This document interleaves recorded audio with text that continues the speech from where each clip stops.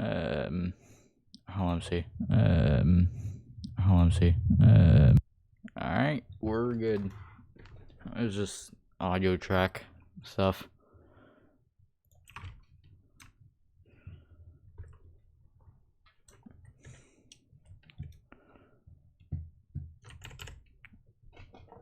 Alright.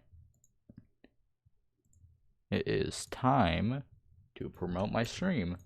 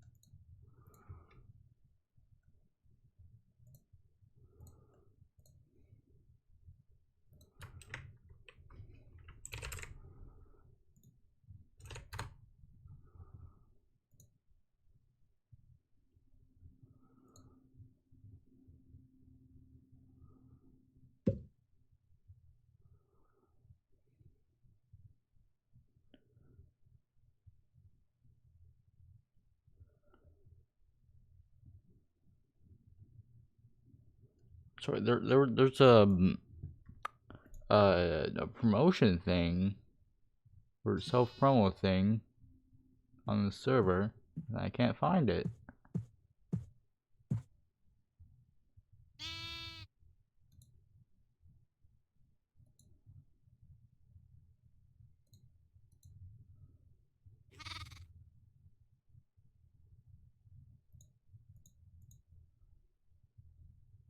It's not a thing anymore? What the fuck?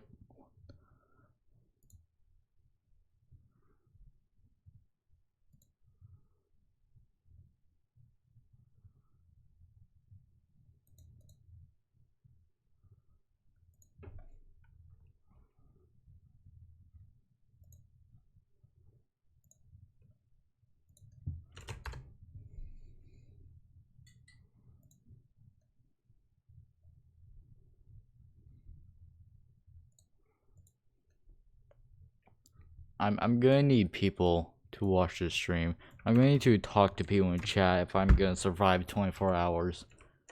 Or else I'm just gonna listen to Redditor.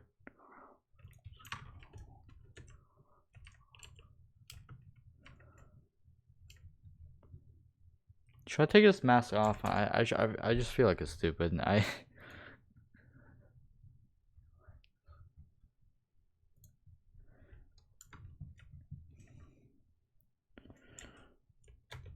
Let's get into party games. Oh, it's starting already.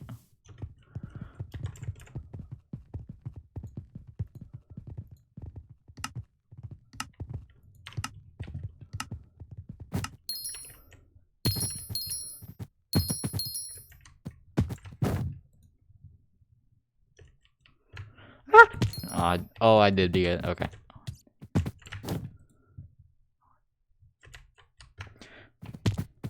Damn.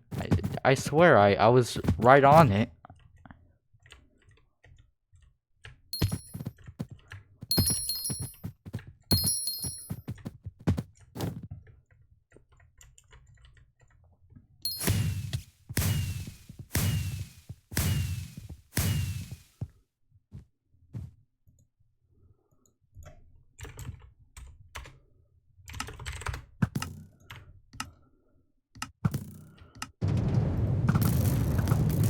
That's the wrong color.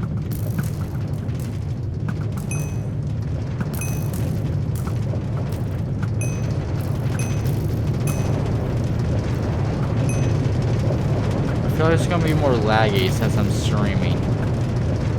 That's gonna be unfortunate. It's loud.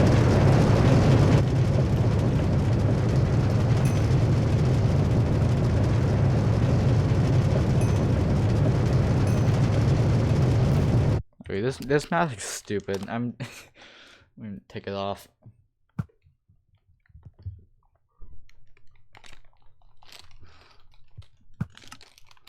Alright.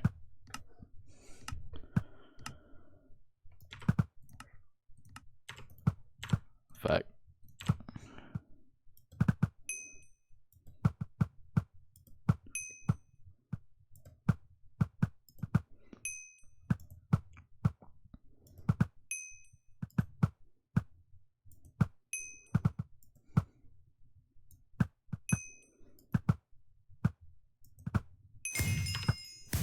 Hey, I leveled up.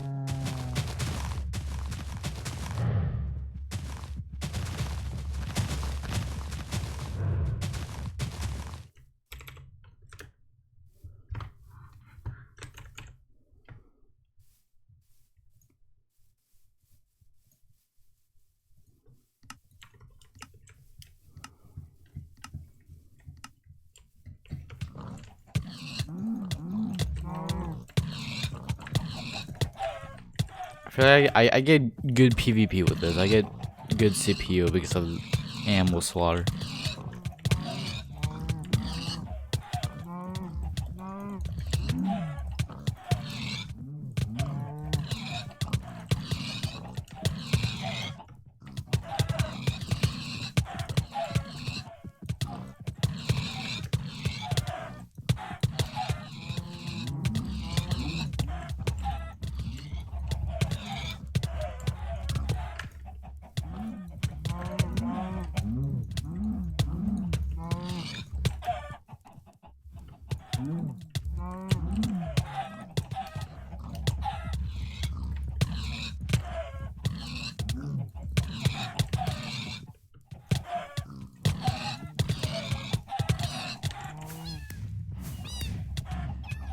I'm looking at my own stream.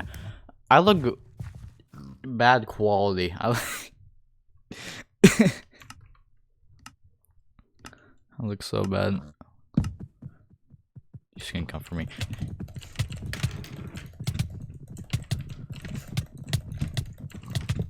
Oh, you fucking... Two people came after me. The first person, he ran out when he was low health, and the second person just... It came in.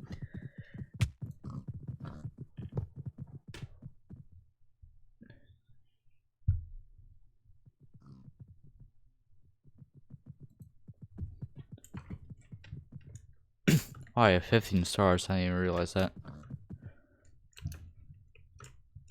Oh, I'm stuck.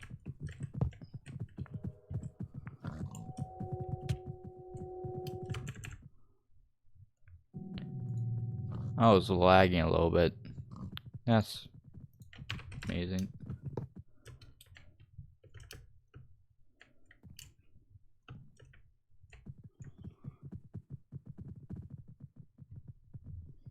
Who's gonna win? Bug 12. Congratulations.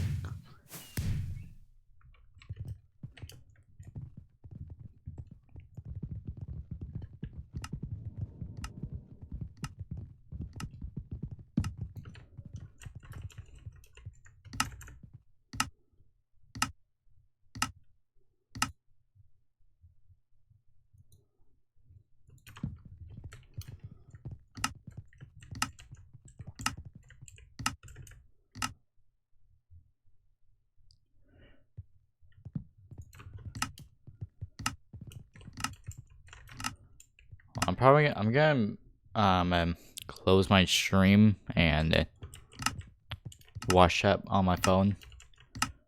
That'll probably help with lag. I'm lagging in game as well. What the fuck?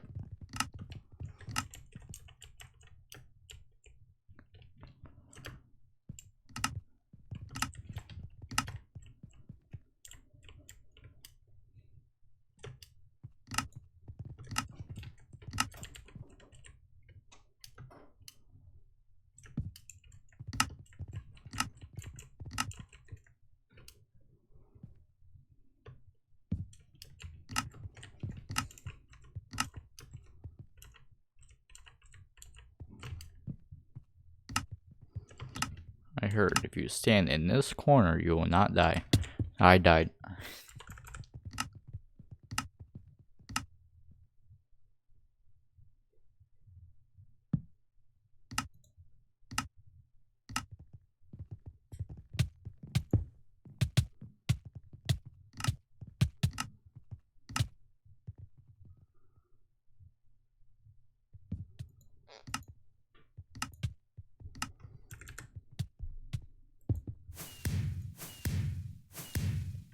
I'm gonna join a VC.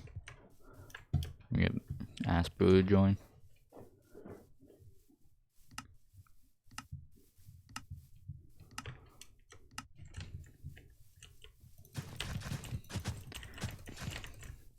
L.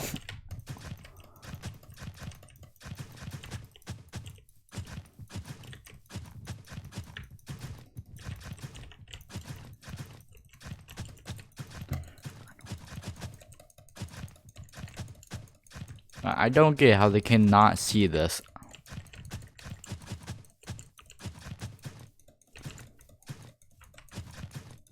I've gotten like really bored of party games.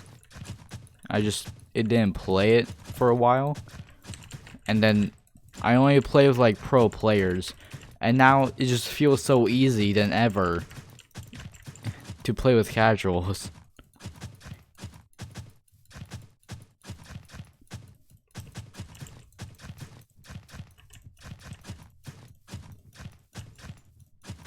God, poor Black.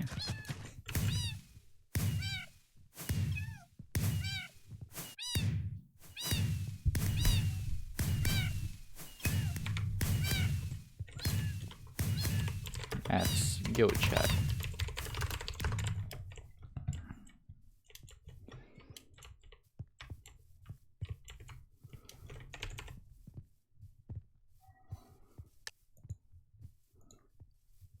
I'm gonna turn face cam off. I don't really like it. There you go. I'm gone. Just like that.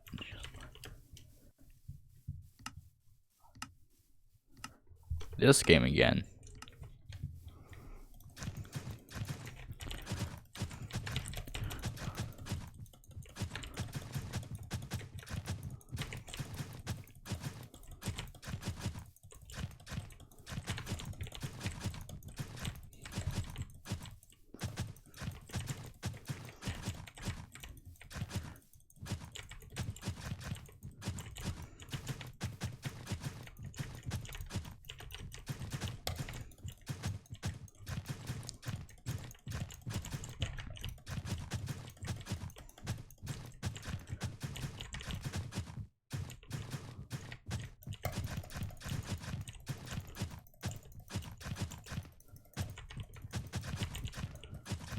Oh, Blue found a way, but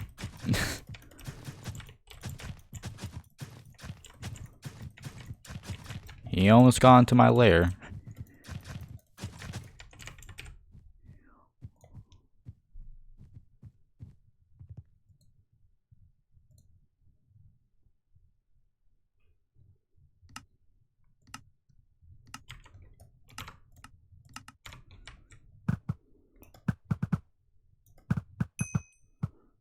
Oh, fuck. Some unfortunate events. Alright, we're good.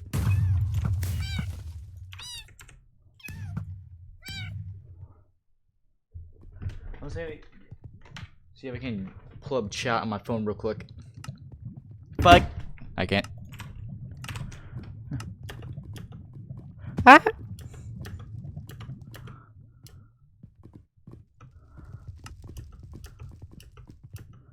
I really hope the top player dies. He did. Let's go. And I died too.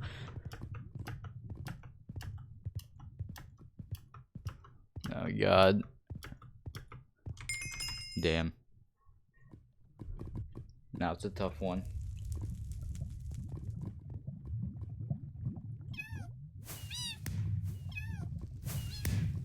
Alright, I now have chat pulled up on my phone. I can now close my stream.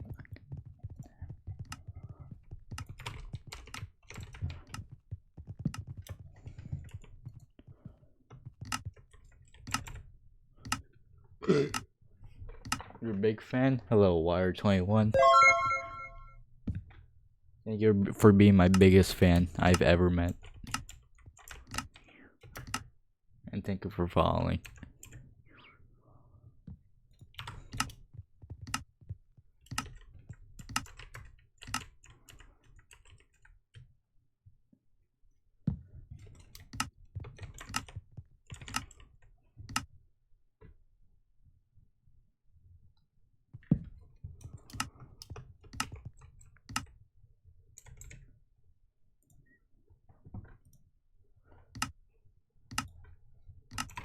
Oh, fuck.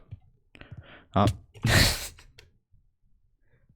I was checking Discord. Should probably not do that.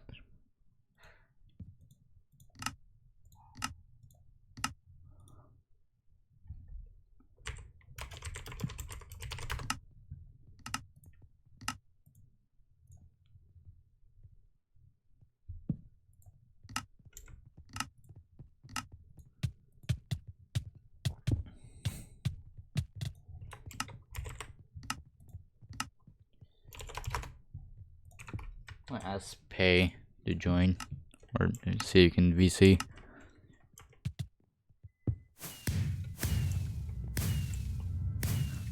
This guy's in cape on. Look how cool he is.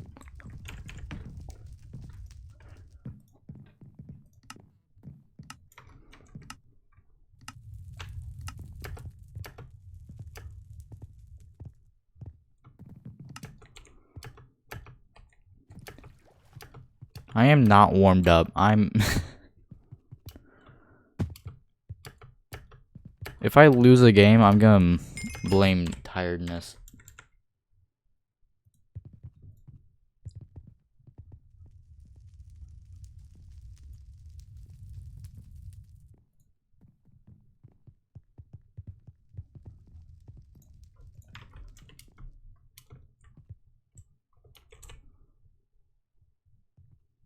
Nah? What do you mean, nah?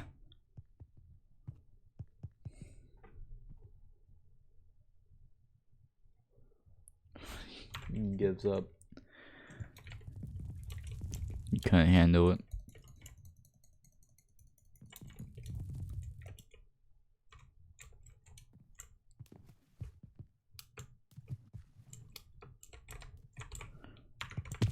MM Heroes is...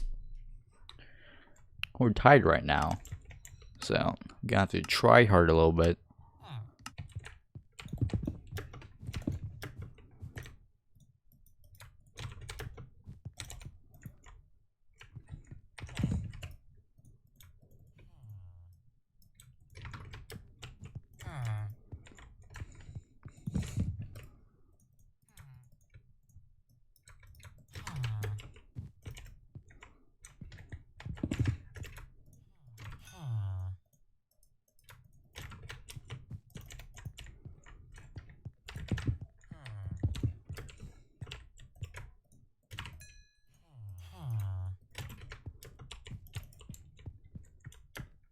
Get absolutely destroyed on.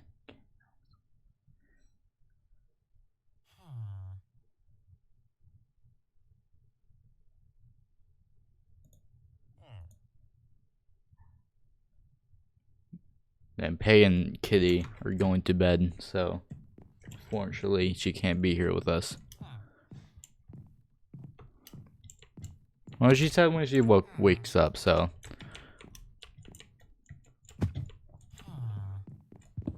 And I'll be doing 24-hour stream, so she'll probably be up by then.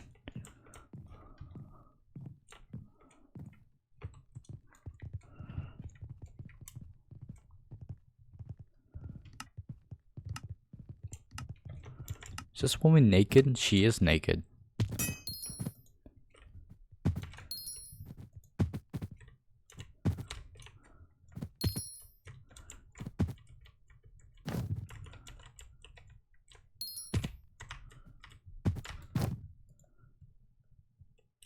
I'm not gonna get that.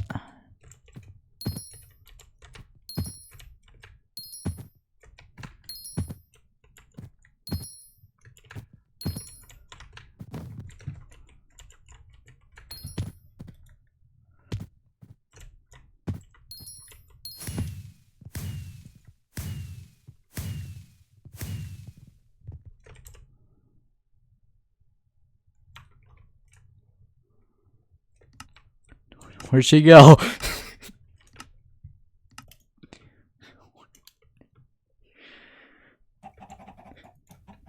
She's gone. Never to be seen again. Oh, there she is.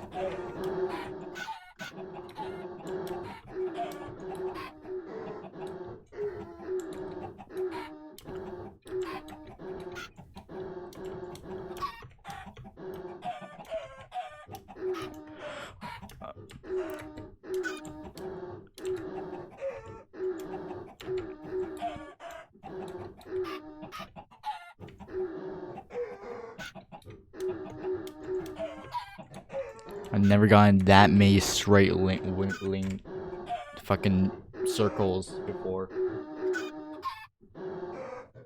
Very high FOV. You're saying you don't use Quake Pro as your FOV? What is wrong with you? Hello, AOS 39.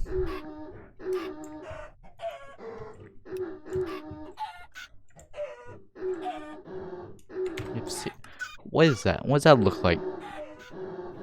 That's below normal. This looks like shit. Mate. If you don't use max FOV for every game, then you're just playing it wrong.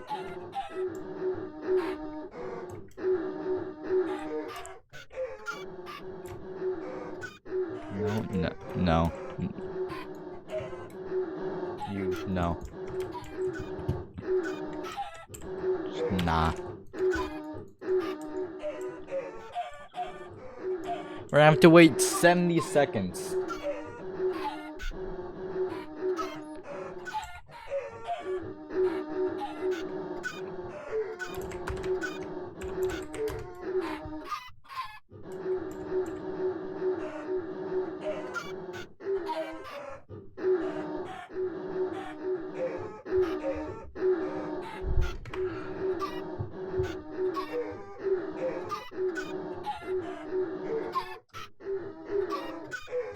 Why is my phone connected to a charger? It doesn't mean connected to a charger.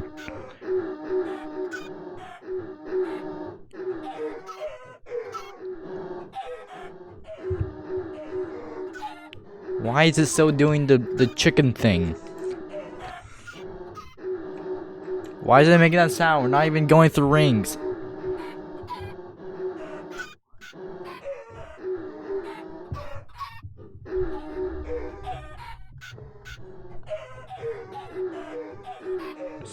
It's my chat over there.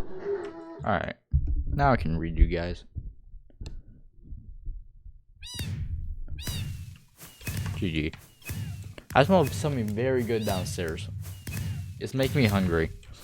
But I can't quit.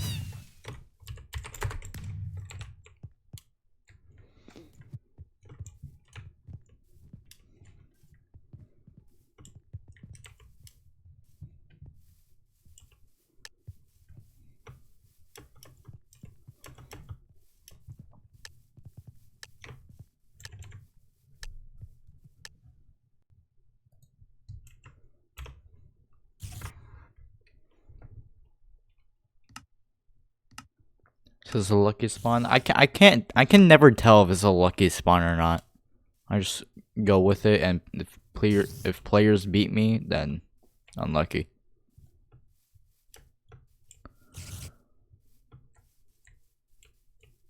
But these are none, so I think I'm good. Yeah.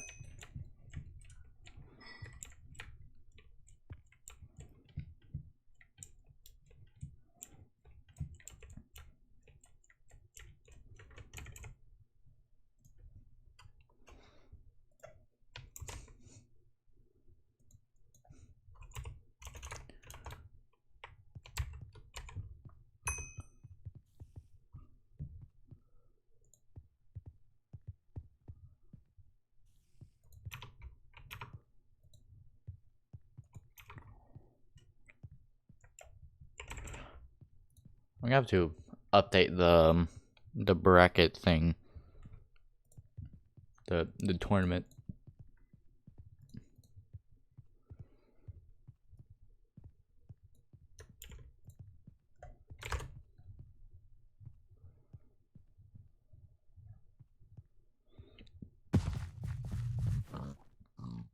Another time.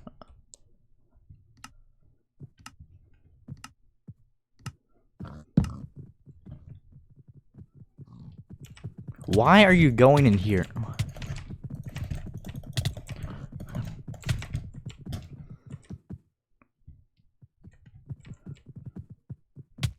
Oh fuck.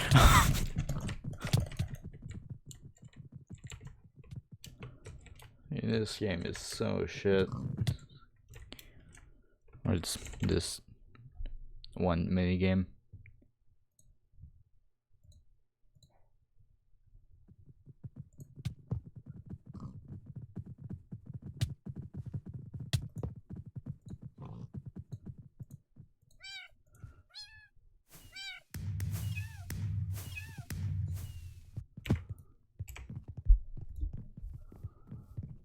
Alright, no score is submitted. He's not gonna make it. Damn.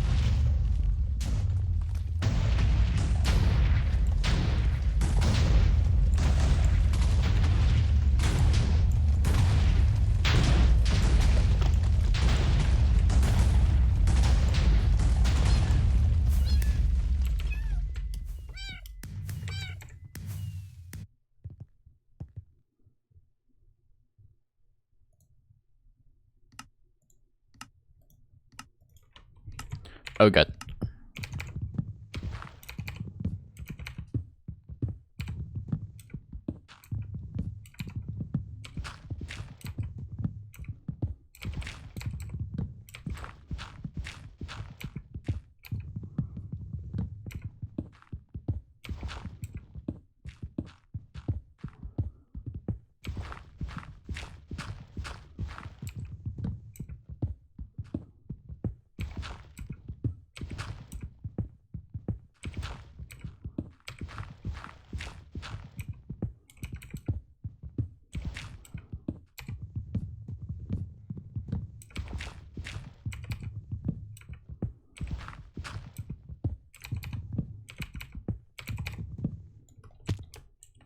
That could have been world record.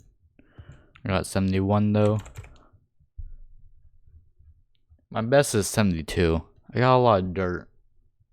It's literally just luck to get the world record.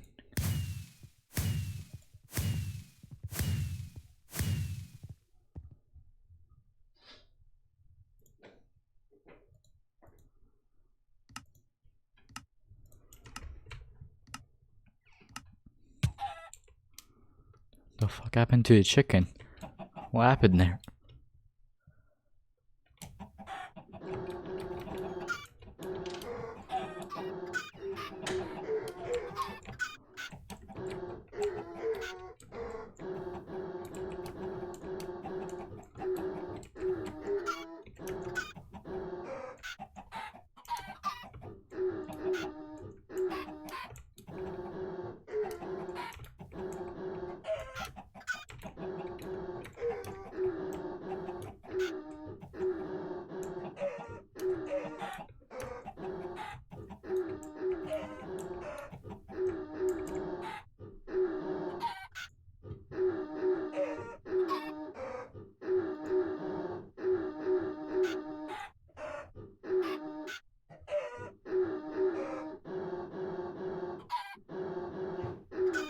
no one use Quake Pro.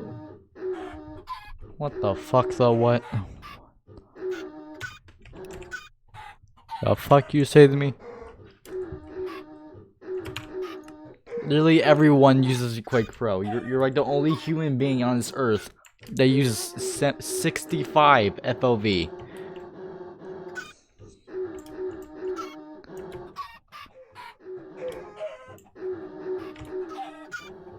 Look, Technoblade uses Quake Pro, so I'm basically Technoblade. Well, if you want to be exactly like Technoblade, you're gonna have to have Quake Pro. I'm sorry, I'll make the rules.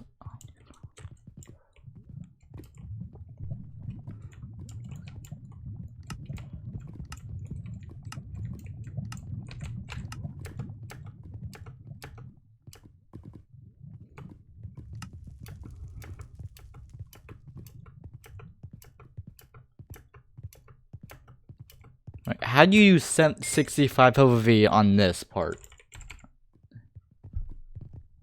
You have to have like really insane reaction time. Let me try that.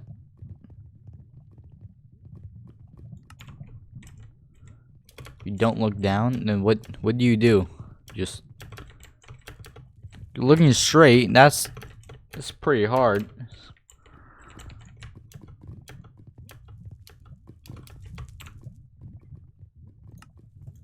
Alright, it's not as I'm not a super sane human being, whatever, superhuman, where I can just look forward and complete the parkour.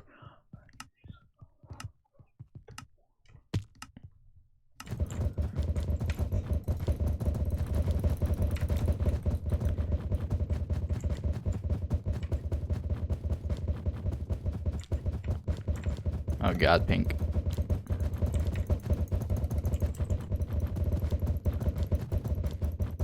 You're just trash. You want to talk shit to me? You just you do. At this specific mini game, yeah, maybe.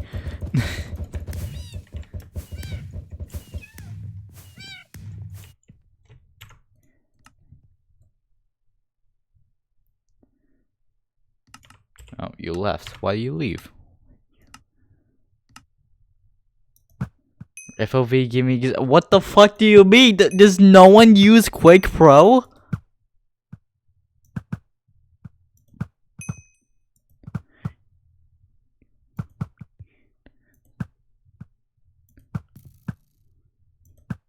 How do you miss? How do you miss the bomb shot? The guy had bomb. He shot it and didn't hit anything. How do you miss?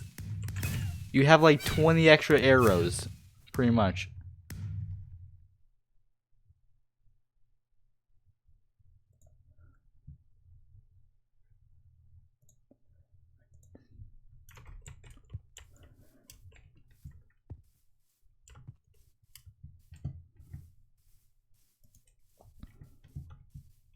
I'm seeing where I'm at the leaderboard.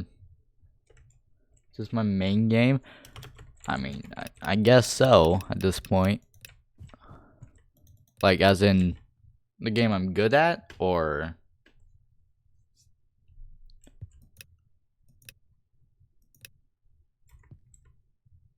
why doesn't it show me? Where am I?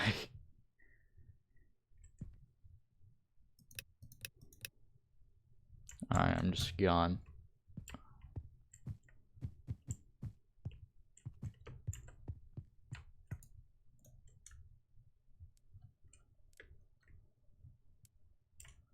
Oh yeah, I forgot to do this. There we go.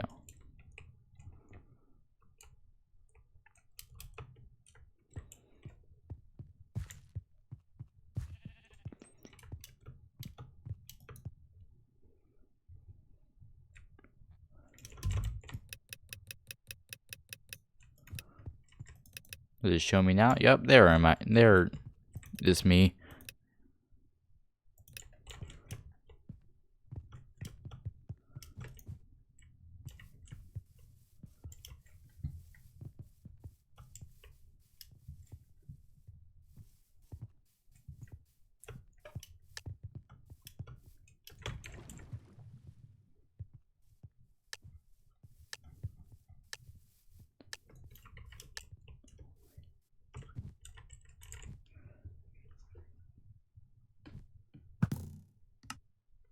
Oh, the what join? He's back, ladies and gentlemen.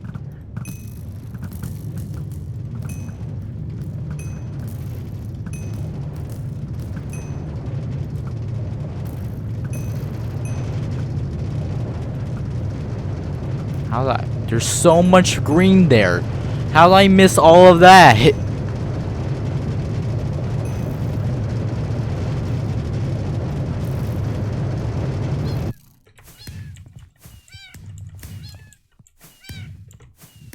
I'm sorry, lime. As this game says.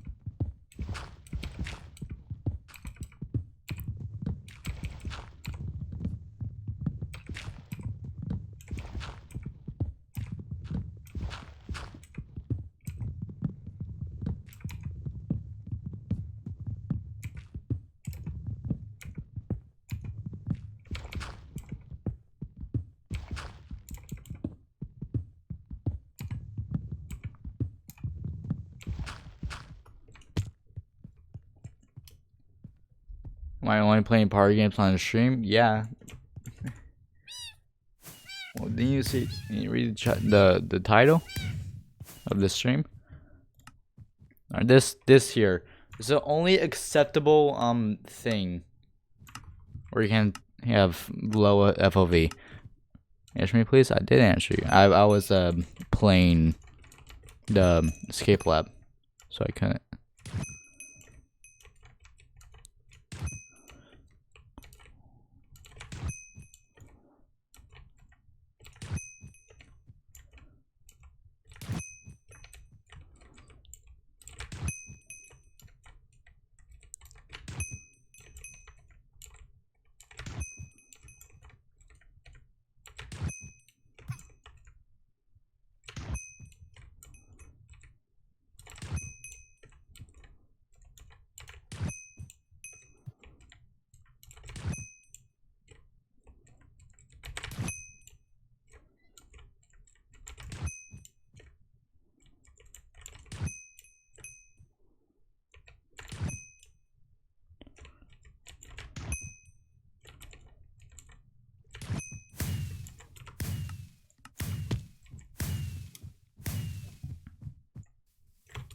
My God, in this game.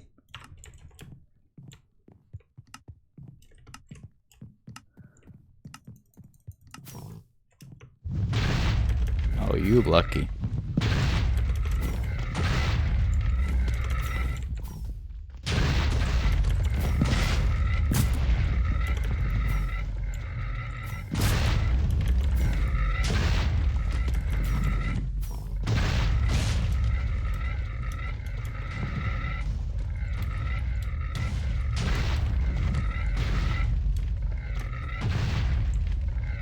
I am at 59 at FPS and it's triggering me.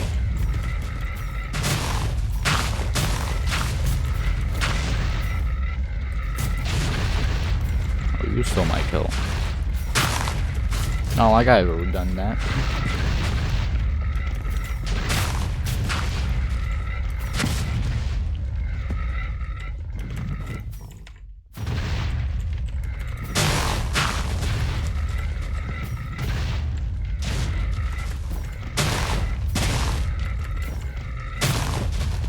Why is he running away? Yes, 59 FOV FPS frames is low.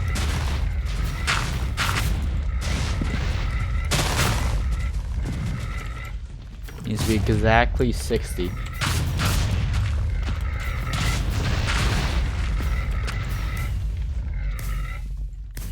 What the fuck? I just rode the pig.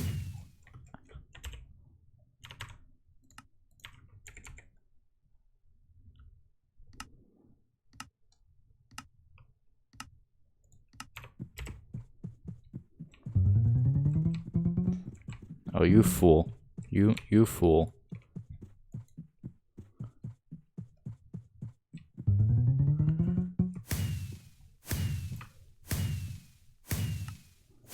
What if I like put it there?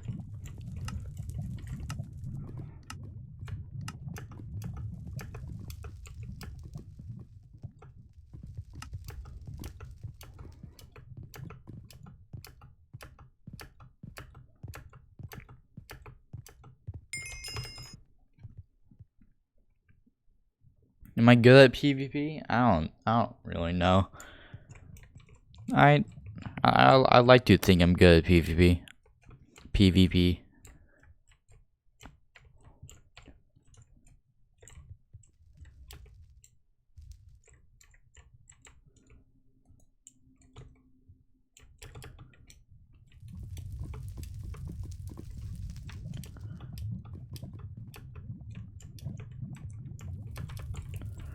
This guy is still at the first part.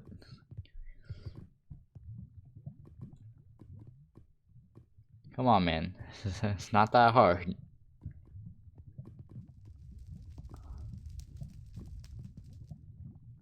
Okay, maybe take it slow.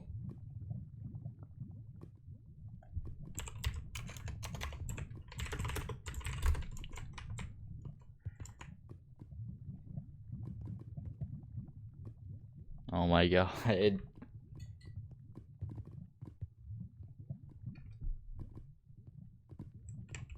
No, I'm not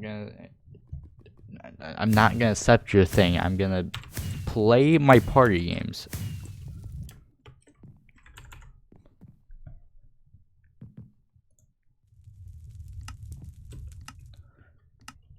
Cause like I said, I'm only playing party games.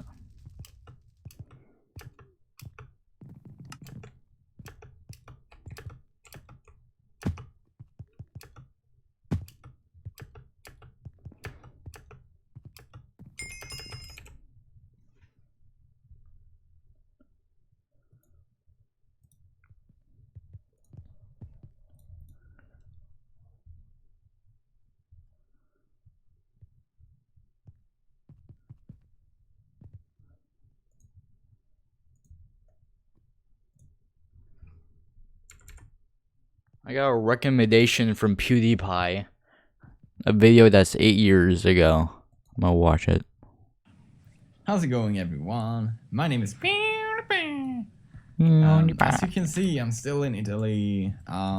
It's my last day here, and I've had the best 5 days, 6 days, or whatever, in a long time. I've been here with my girlfriend. I know a lot of you wanted to see her, but she wants to be reserved, and I can tell you she is gorgeous, so you should be happy for me. I'm sad that I have to leave, but I'm I don't know. Anyway, it's good to I miss making videos still, so that's one thing at least I have forward going back to. I have an exam the 26th that I have to write, so I'm probably not gonna upload videos instantly. No! It's not gonna upload daily! To Sweden. So you have to wait a little more for me. But I really do miss. He lied. He didn't upload videos, daily. Which is pretty much why I'm making for this 10 vlog. years straight. we're going out now for some dinner. I'm freaking starving, and we always eat late as hell. And yeah, that's pretty much it. Bye. Say bye. Didn't know that was a thing. His outro. Everyone always says PewDiePie, but not bye.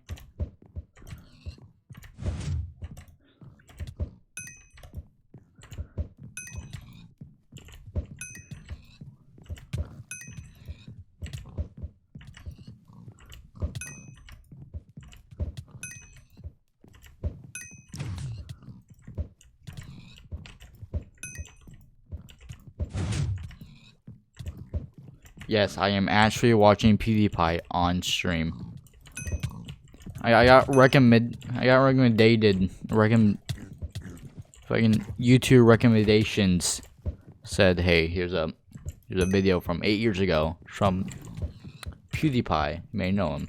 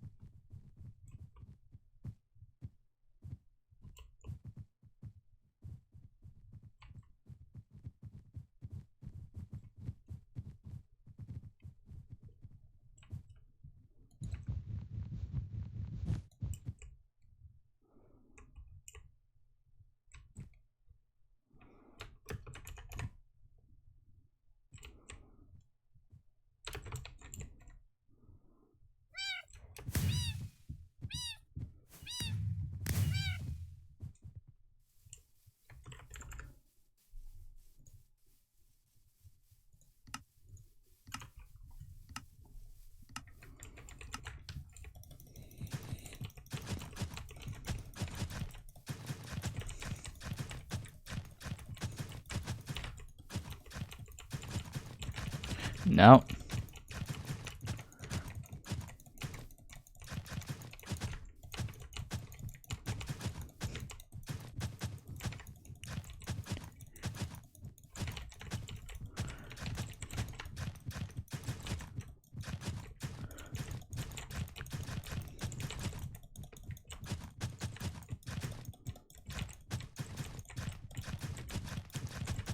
And that's how you defeat an enemy. Peace, I'm out. Alright. Thank you for joining the stream. Goodbye.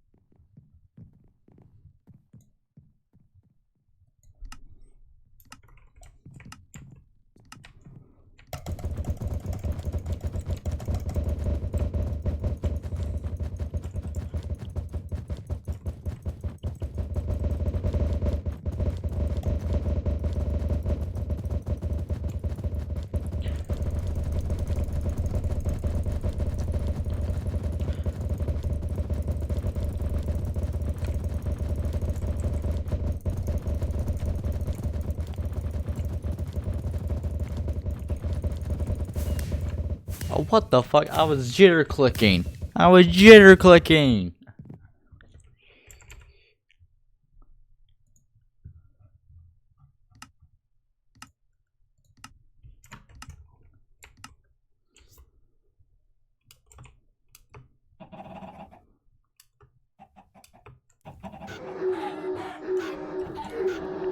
At CBS won't make a difference. I've seen the difference though.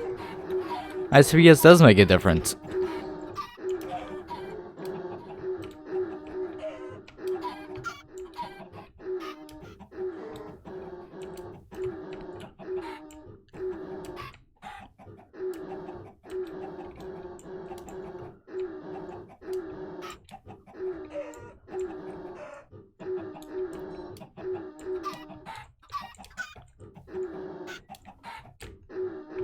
What? So holding left click? Well, I don't know, man.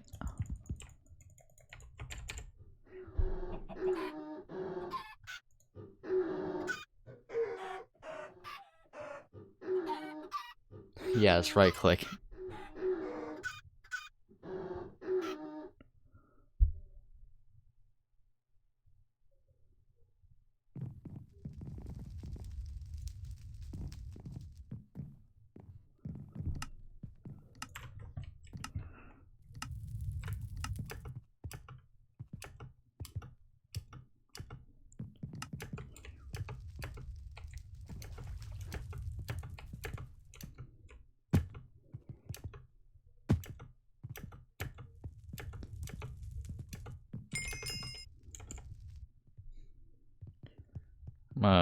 I'll watch Pacific Critical. Rim ripoff movie.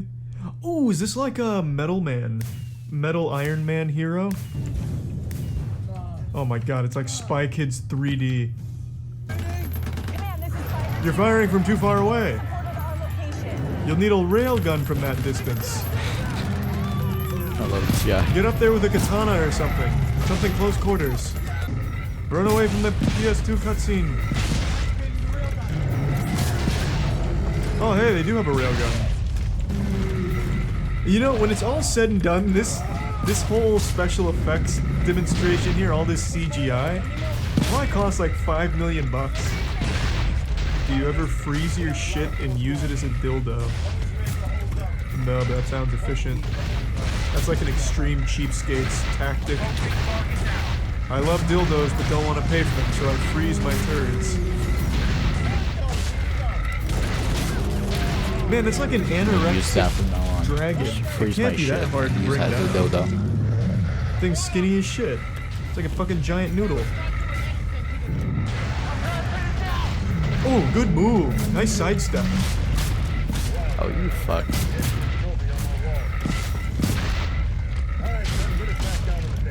Whose dad is this? He's not putting any effort into this role at all. Oh my They should have god. had me play that role. I would have put some real passion behind it. God damn. Fucking delivering that line flat. He needs to put emotion in it. I'll have his head on my wall. Like that. Charlie, like So this you know says that it's anything in about French. emotion. But does that just mean it's subtitled in French, or do they have like the SpongeBob French crew dub it? How the fuck can Asylum have the budget to have an entire French dubbing crew do this? I wonder if 10 clips is enough to get the whole movie. I love the wetsuit Power Rangers. Case for some very expensive toys. This man, I can feel it in my bones. He has latent What the potential. f- And what you expect to find. Okay, I'm a sure. doctor, but my team is not expendable. Is that understood? It's like a cyborg that had a dream of acting, but it didn't quite have human emotion, but it still said, fuck it, I'm gonna try.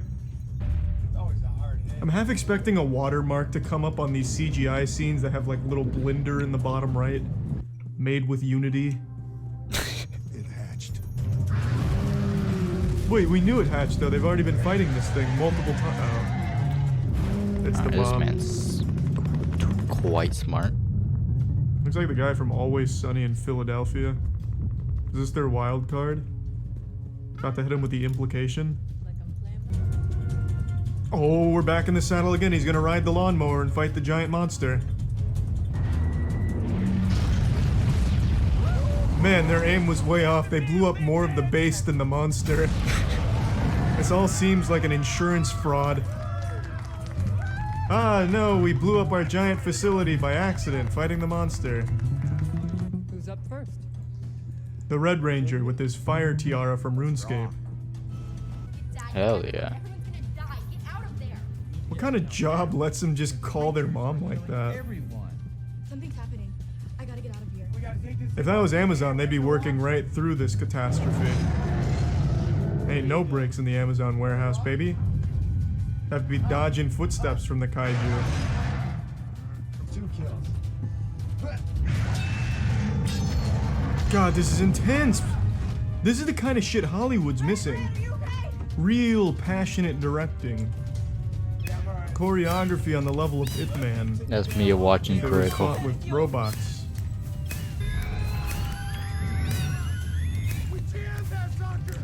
Wait, what? How? What did he do? Think hard enough? I'm gonna need Critical for me What to did he- survive what- this. Did he just wish it away? How did he jam it? What the hell just happened? Your bomb's been jammed, guys, so sit on it and spin. Well, what does that even mean, though? Your bomb has been jammed.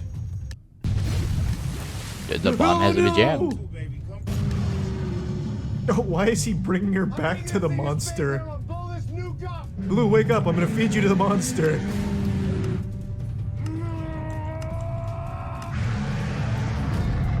Oh, baby. He's a hero, baby. Oh, God. That was huge. Fucking drop kicked him in with the nuke inside. Brilliant. All things considered, that could have gone Oh, worse. what?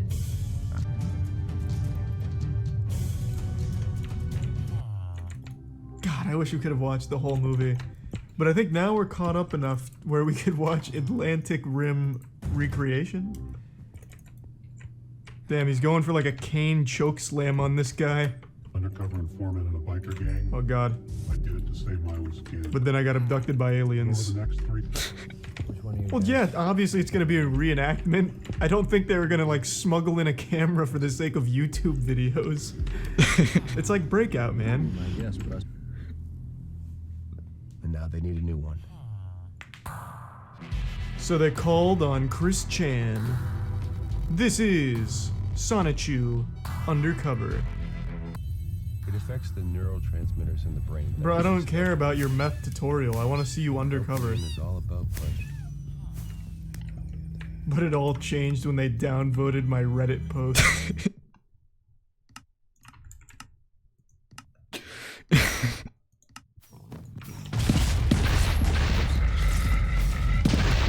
Why is the helicopter pilot I still got coming after me? He has destroyed. no one to shoot at me with. Is he gonna ram me? The wing stops, but no. You know, I don't know what is. Lagging, so that's not good. I'll intimidate him to death, and then I'll kill myself in front of him. That'll teach him to rebel. What a beautiful pilot, thank God.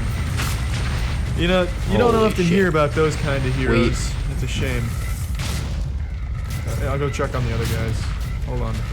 I cannot hit a single thing. You boys need help? I'm swooping in. You guys needed help or anything?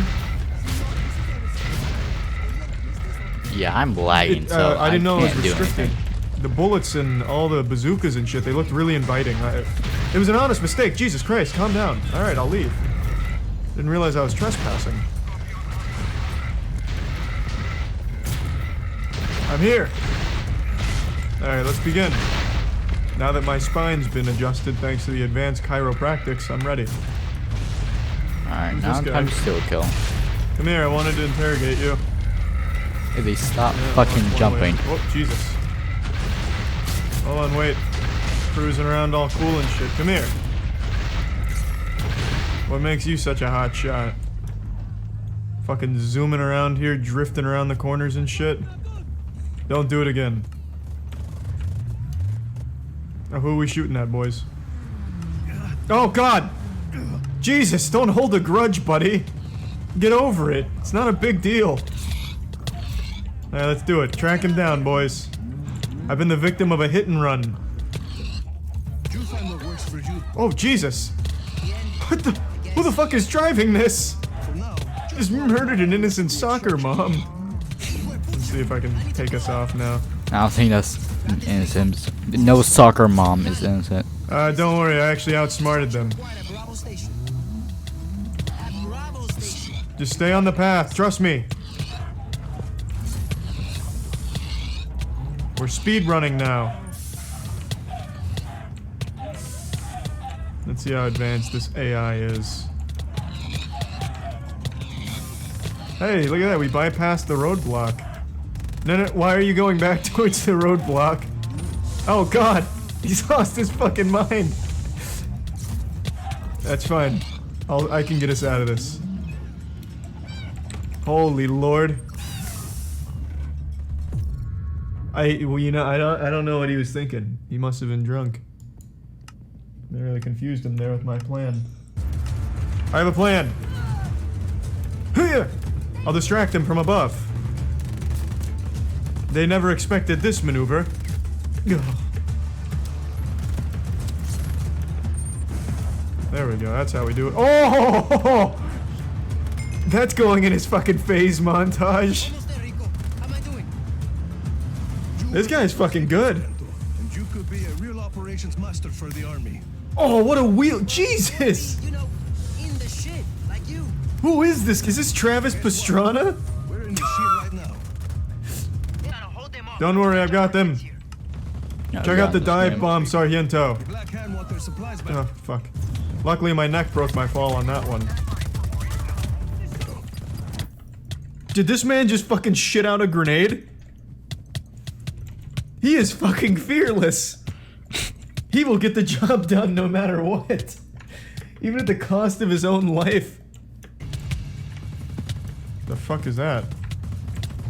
The fuck is that thing? We've stumbled upon a rare Pokemon. What was that? I'm not letting it out of my sight. Was that a flying car? Let's look for the intruder together. My favorite pup. He my could, yeah, favorite he could be Pokemon. this way. Flying He might be car. inside of this wall. I think he's still there, guys. Why is this shit just floating? It's like they don't even care about their game. What is it bolted to if it's floating? Jesus, take a fucking physics course. You find him? Found him over here. Oh god, Jesus, yeah, he did. He was right behind us the whole time. There we go. Alright, that looks... Ooh, it's like a big old penis now. There's the two balls. The shaft. This man tugging on it. That's some poetic shit. Oh, no, those are some cool stunts. What happened to Oh, baby. Critical to be this dirty? Where is Make it? this many dirty jokes.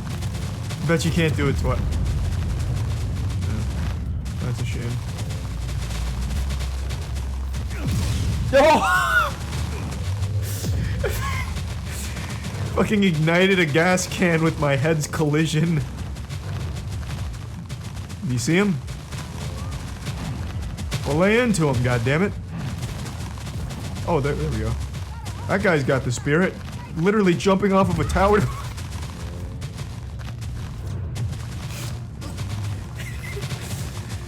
What beautiful AI. Man, oh man. I don't know how we're actually beating these guys. They're so well trained. Jesus Christ. What? I didn't even do anything over there. That guy just can't fucking drive. No, who's shooting at my blimp? Who's shooting at the Goodyear? Hey, man. Hey. Can I come aboard? Nope. Guy's been lobotomized. Looking like Spider-Man about to go for the kiss on this guy. A booster for you as well, baby. It's that movie magic. Yeehaw. Oh, she's fucking feeling herself now. My magnum opus. Your magnum opus, huh? Oh. Yeah. I'd love to hear more about it. It looks like a paradise, but everywhere you go. I hope it takes place in Atlantis. Yikes. That was one hell of a submarine right there. Oh shit. Too many G-forces. Fuck. I overloaded him. Run, Brooklyn. I've killed an innocent man. Oh, fuck. I will be getting you to your destination lickety split. I want to kill Ricardo. Some crazy taxi shit, Let my me kill friends. Ricardo. Alright, never mind this guy. Here we go. Oh, that's what I want right there. Give me that. Give me that. Who is this hero that's fighting crime in a Fucking bulldozer. Hold on a second, I gotta... Only a true hero. Wow, I can like bunny hop with it. I don't even need the boosters for this. Check this shit out, ready? And then I hit him with one of these, and then I bounce on him. Outplayed. I can fight this tornado. Everyone knows Tornado's main weakness is badassery. Said like a true American, amen. And I took a bite out of my hamburger, dipped it in a Budweiser. Yeah, I'll be the first one to kill the tornado. The final raid boss of Just Cause 3. Shit! Ugh. I'll shoot it to death. Where's my rocket? Oh god! Losing stability! Ugh. Yeah, I got it. Oh god, my rocket. It's taking control. Maybe I can grapple it to the ground. Shit. Its defense is impressive. What is this guy doing? He's driving towards the tornado. Alright, well, you know what? I'll just let him guide me then. He's got a plan. He must be like an action news reporter. He's the only one strong enough to defeat it. Oh god, another one. This guy's smart enough to run away. Don't be afraid. I'm a trained professional. Oh boy. Oh god. It's not too late. I'll carry on in your Oh.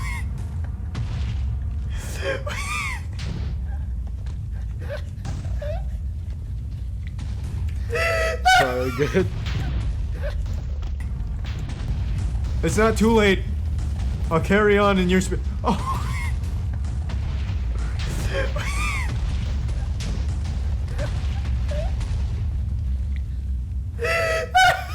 I won.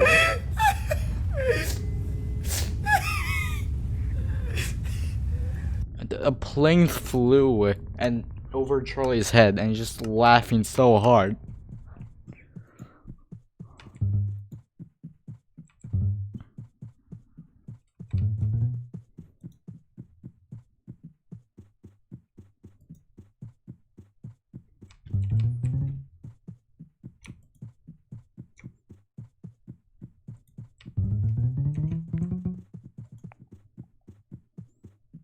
Did he turn that way? He did.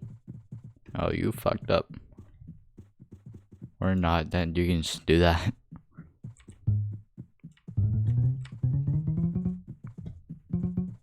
Alright, you fucked up.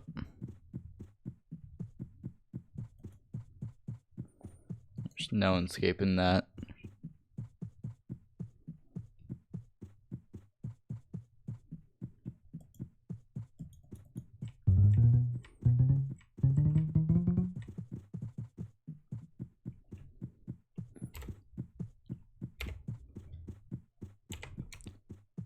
So there.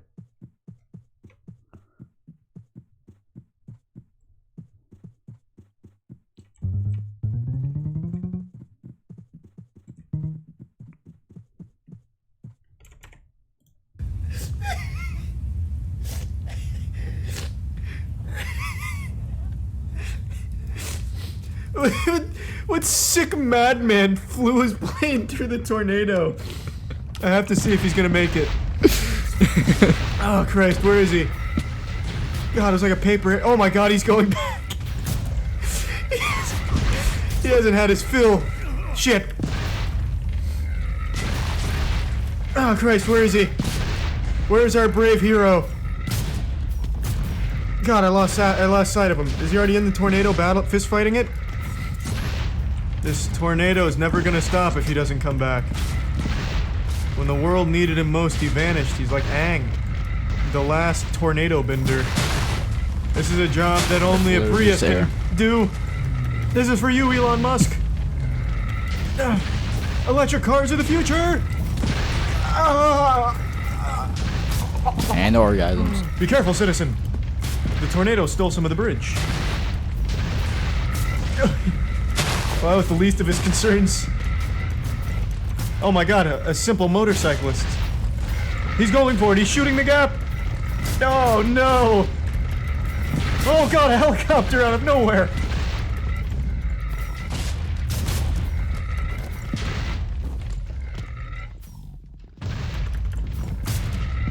I'm gonna get this out of the way right now. I do not really like the Far Cry series. What? Not my cup of tea. But I'm still going into this one with a positive attitude and a slight stiffy. Damn. Oh my god, it's Jared Leto. You think I'm afraid of you? Huh, pussy boy? Looking like a fucking Neanderthal out here? What are you burning? Project.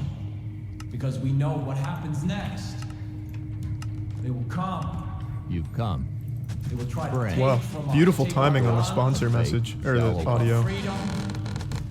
Don't cuff him. I didn't even know the cuffing was coming up. He seems like an innocent man to me. Why would I even bother cuffing him? And walk away. Alright, fuck it, man. That sounds fine to me. I don't know why you have 2 bananas tattooed on your chest under your collarbones, though. It's kind of weird. You put Not those the cuffs man on him. fantasized by his bananas. None of us get out of here alive. Exactly. The Lord will smite us. So be it. Huh. Talk about a speed run. That was fucking easy. Well, thanks for tuning into the 100% Far Cry 5 run. Was that a world record for the speed run? I think it probably was, right? Watch out, there's deer! Oh god, Blue, where did he come from? Oh, they're invincible. The Father has blessed the wildlife with immortality. I think I picked up some dynamite or something, though. What? How do I take the baseball bat? Oh, fuck yeah! And now the pipe! Shit. Oh, wait, did I blow that up with my pipe? If we can unfuck this situation. Words well spoken, Heisenberg. Wow. Now there's white trash. Alright, yeah, that's what I'll go for. I'll go for the biggest inbred hick character I can make. Oh yeah, the camo. Fuck no, that ruins the beautiful hairstyle. Yeah. Yeah, it looks good. That's like a retired father who went into a biking gang. Looks good. Alright, let's hit him with it, Cletus. Oh, shovel. Oh, baby. A retired father. Time to go full Yorick mode on him. Confirmed. Roger that, Dutch. By your orders, Dutch oven, I'll go for the civilians. Any culture you see. Alright, I'm gonna wrestle some crocodiles first. Let's start recruiting the marine life into our ranks. Hey, Lance. Ha! Hiya! You should have never fucked with me, boys. Bang! Oh. Well, that was sexist. They got melee weapons to the mouth and she got a fucking bullet. Swear to God, I'm not sexist. Oh, wow. That was easy. Who the fuck are you? High school frat bro? Shit. Kid. I just saw the cult grab a guy down by the docks. You help him out. I don't trust you yet. Be willing to pick up a gun and return the favor. Oh. Oh, wait. That's not good. Wait, hey, it was a joke! Can I just do it like Fortnite and bust through the ceiling? Just collecting metal. Take this, Martha! I've got a bone to pick with that cult. Yeah, I would think so. You were just getting beat to death on this dock. I don't think you'd be too Playing party pleased with them. party games with 6 people and just left of the Really? fire leapers. Why though? Why you leave? Alright, let me go get those arrows. Well, needless to say, it probably wasn't worth that for the arrows. Damn. Well, I don't want to give up. I have full faith in Aaron's medical prowess. I think he can CPR me back into life. Yep, sounds about right. Thanks, Aaron. Yeah, I don't know what happened there, Aaron. The water was shallower than it looked. Get away from it, Aaron. It's gonna blow. Oh, Jesus, Aaron, I gave you... Aaron, god damn it. Did I not tell you what was gonna happen? It's like you just didn't believe me. Now you got your hand in the cookie jar, don't you, huh? God damn it, Aaron. Oh, all of them left, not Don't you ever Okay, make a never rookie mind. mistake like that again. You listen to my orders. I know physics. I went to school once. That guy over there.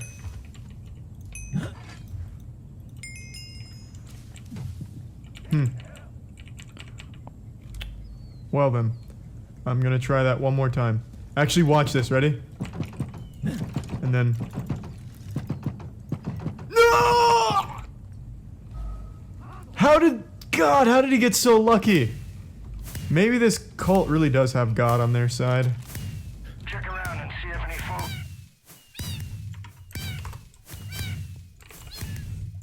I'm gonna watch Redditor.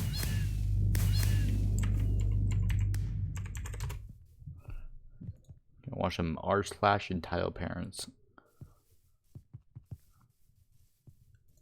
I don't work here, lady. Let's watch that.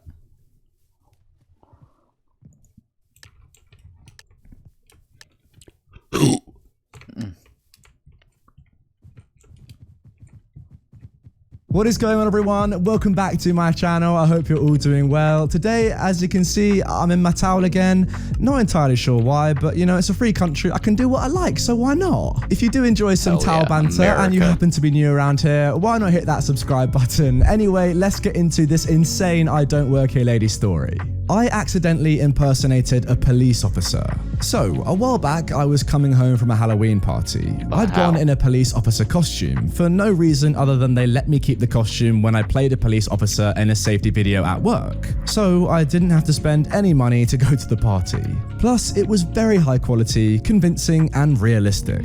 A network TV show had donated some old costumes since we do a lot of charity work with kids. I'd had a few too many, and by the time I'd left the party, I couldn't really Turn tell down you low. what I was dressed as, or where I was coming from, or where I was headed. I was just on autopilot, stumbling back to the bus stop to home. As I was making my way, someone seemed like they were flagging me down. They were yelling, "Hurry, hurry, there's a couple fighting and I think she's about to stab him. You have to come quick." Still on autopilot, I ambled over in their direction, not in any big rush, so the girl was really floored and kept yelling at me. And I'll be danged, there was a fight going on. I wanted to say to the person who'd flagged me down, how considerate of you to clue me into this awesome fight so I can watch. But I wasn't feeling articulate Hell enough, yeah. so I just kind of gave I a love thumbs fighting. up and watched the two people screaming at each other. It was a young man who looked as though he'd just been woken up and come down from his apartment, and a woman who was dressed for the clubs but looked a mess. They were screaming at each other, and she kept shoving him and making threats like, "It was always $50. Are you really gonna let me have to F you up over $50? While the guy I just mean, kept $50 saying, is "I'm not quite a gonna bit." argue with you, I'm not." It seemed like people were looking at me, but I didn't have the slightest idea why. Finally, the person who had flagged me down said, "Well, are you gonna do something?" I was baffled and a bit flattered, but also confused. I was trying to make sense of the situation. Was I somehow involved in this altercation? Did I know these people? Did I cause this fight? But it was clear everyone expected something of me, so I decided the best course I don't was know, to maybe fake we got it a until I made police it. officer I charged outfit? over, doing my best impression of authority while trying to place the face of either person in the argument. I can't remember exactly what I said, but I'm told it was along the lines of, Hey, guys, chill. What's the matter? What's happening? Let's just talk." As I got closer, I saw the woman was holding her car key between her fingers and I'm jabbing game. it out like she All the planned to games I stab don't the like. man with it. I just giggled and said, "Okay, first of all, that won't work. Haven't you seen World Star? Man, how are you letting her back you up with a car key? Come on. She couldn't open a can with those." Now, I don't know the first thing about physical altercations. Sober me wouldn't be the slightest bit emboldened by street fighting videos I watch at 3 AM, but apparently drunk me felt qualified to proffer advice. There was a moment of stunned silence as the bystanders wondered just how all I turn could be AFK. so ineffective, and the arguing people wondered whether or not I was going to arrest them. When it became clear I was as clueless as they were, the argument continued. Someone in the crowd said, "What? Did you hear that?" And someone else suggested, "Oh, we should call some other police, like 911. I was thinking, what? Yeah, of course. I can't believe no one's called the police yet. This is really getting out of hand.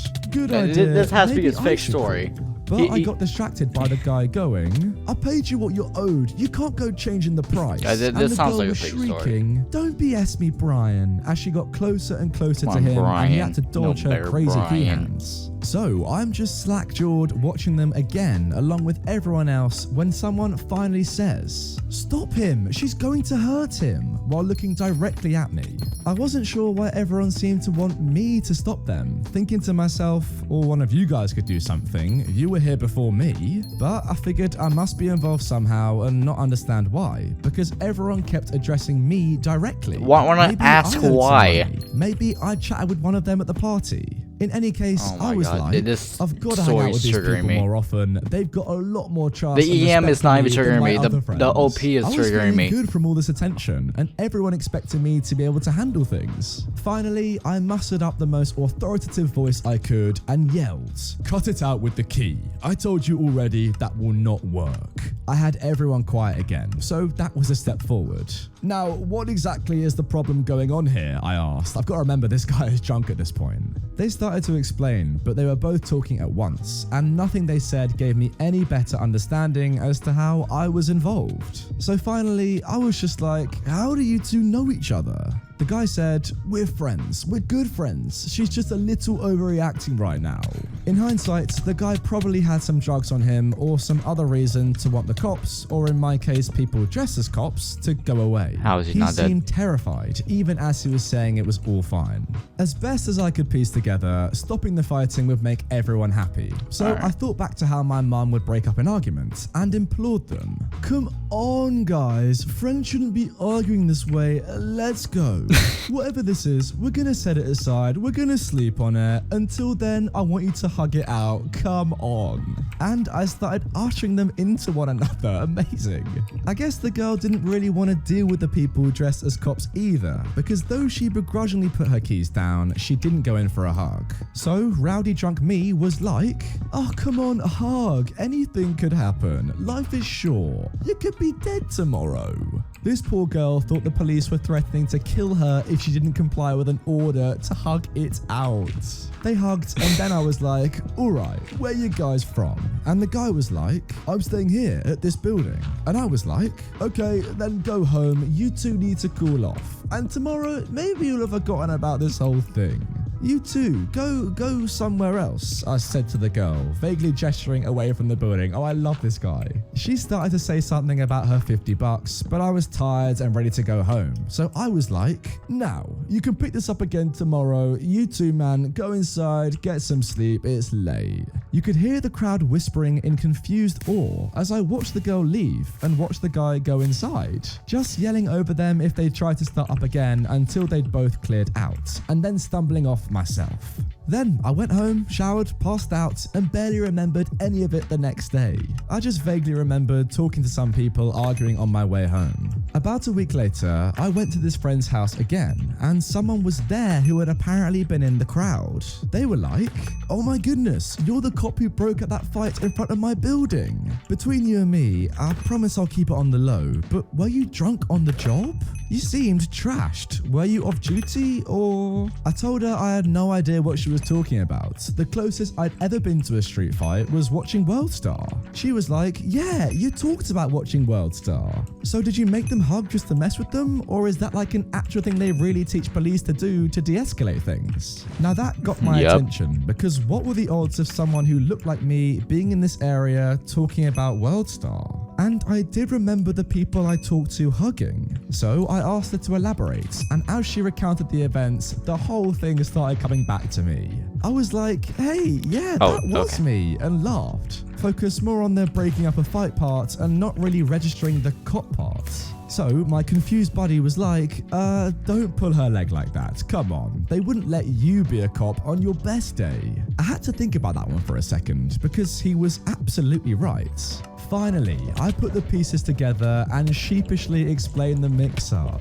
We all had a good laugh over it, and I learned never to drink while dressed as someone it's illegal to impersonate, even accidentally, because you never know what could happen. guys, I promise you, I swear this towel is good luck. I mean, 2 times I've worn it now recording a video, and all the stories in the videos have been incredible. This one's no different. Like, what an amazing story. This is Honestly, not a have you good ever story. This heard is a more fake. I entertaining swear story that's in, a the fake past few story. weeks? There's I'm no not. way that That is happened. so good. I love everything about this story. OP, I you hate seem everything like an about the absolute story. legend. Fair play. You de-escalated the situation amazingly well. And it's just an amazing story. I love it. Everything about it is amazing. Thank you so much. What's genuinely funny about this story is the way that OP went about this is actually the way that a policeman should go about this. Policeman or woman, I should say. You know, everything you did was actually right. You de-escalated the situation. You made everyone calm down. And then you sorted it out easily without anyone tell getting each other arrested. to An hug each amazing other. job. You know, apart from the fact that you were absolutely drunk, that doesn't matter. We'll leave that to the side. Apart from that, amazing. I know it's a bit unnecessarily serious, but with all the stuff that's going on right now, you know, the police brutality, I think all policemen and women should read this story and remember what it's like to actually be a policeman. For those of you that don't know, if I wasn't going to be a YouTuber it's not how you right be a now, policeman. I probably would be a detective or applying to be a detective in the London Metropolitan Police. So I love this story so much. There is so much love about this. Oh, I am OP, number one. I'm just going to get your name, your username, because it's so good. Staring at the sun, or the sun, feet SZA. You're a legend. I'm going to actually write you a message personally and say thank you for this story because it's so good. Yeah, what a story, guys. Anyway, that is going to do it for this episode of our /I Don't Work Here Lady. Only one story this time, but what a story. I cannot say it enough. Thank you, OP, for this. One story? Amazing, Come on. amazing stuff. If you guys do want more of this subreddit, I've made a whole host of other videos now. With your ambulance, I'm taking my guess. So I think I heard this story before. Like a video where the Optimus talked about it, I think. What is going on, everyone? Welcome back to my channel. I hope you're all doing fantastic. Well, I'm gonna put some socks on. Hold on.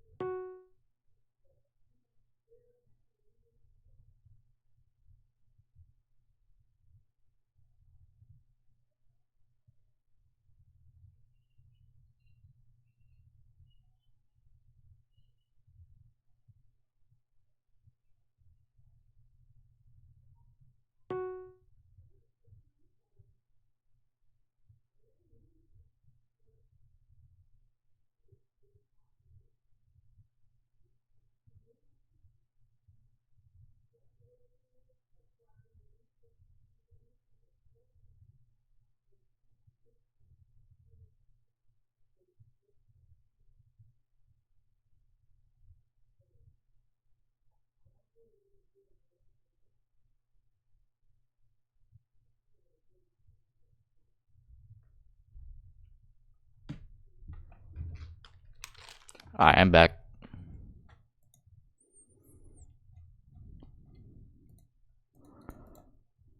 Fantastically well. Today I've got some more Entitled Parent stories for you, so sit back, relax, and let's get into them. Entitled Mum doesn't like where I parked my ambulance whilst we were saving a life, so crashed her own car. Hello, I thought I would tell another tale from the weird and wonderful world of a UK ambulance service. I work for an emergency ambulance service and have done for many years. This happened about 4 years ago.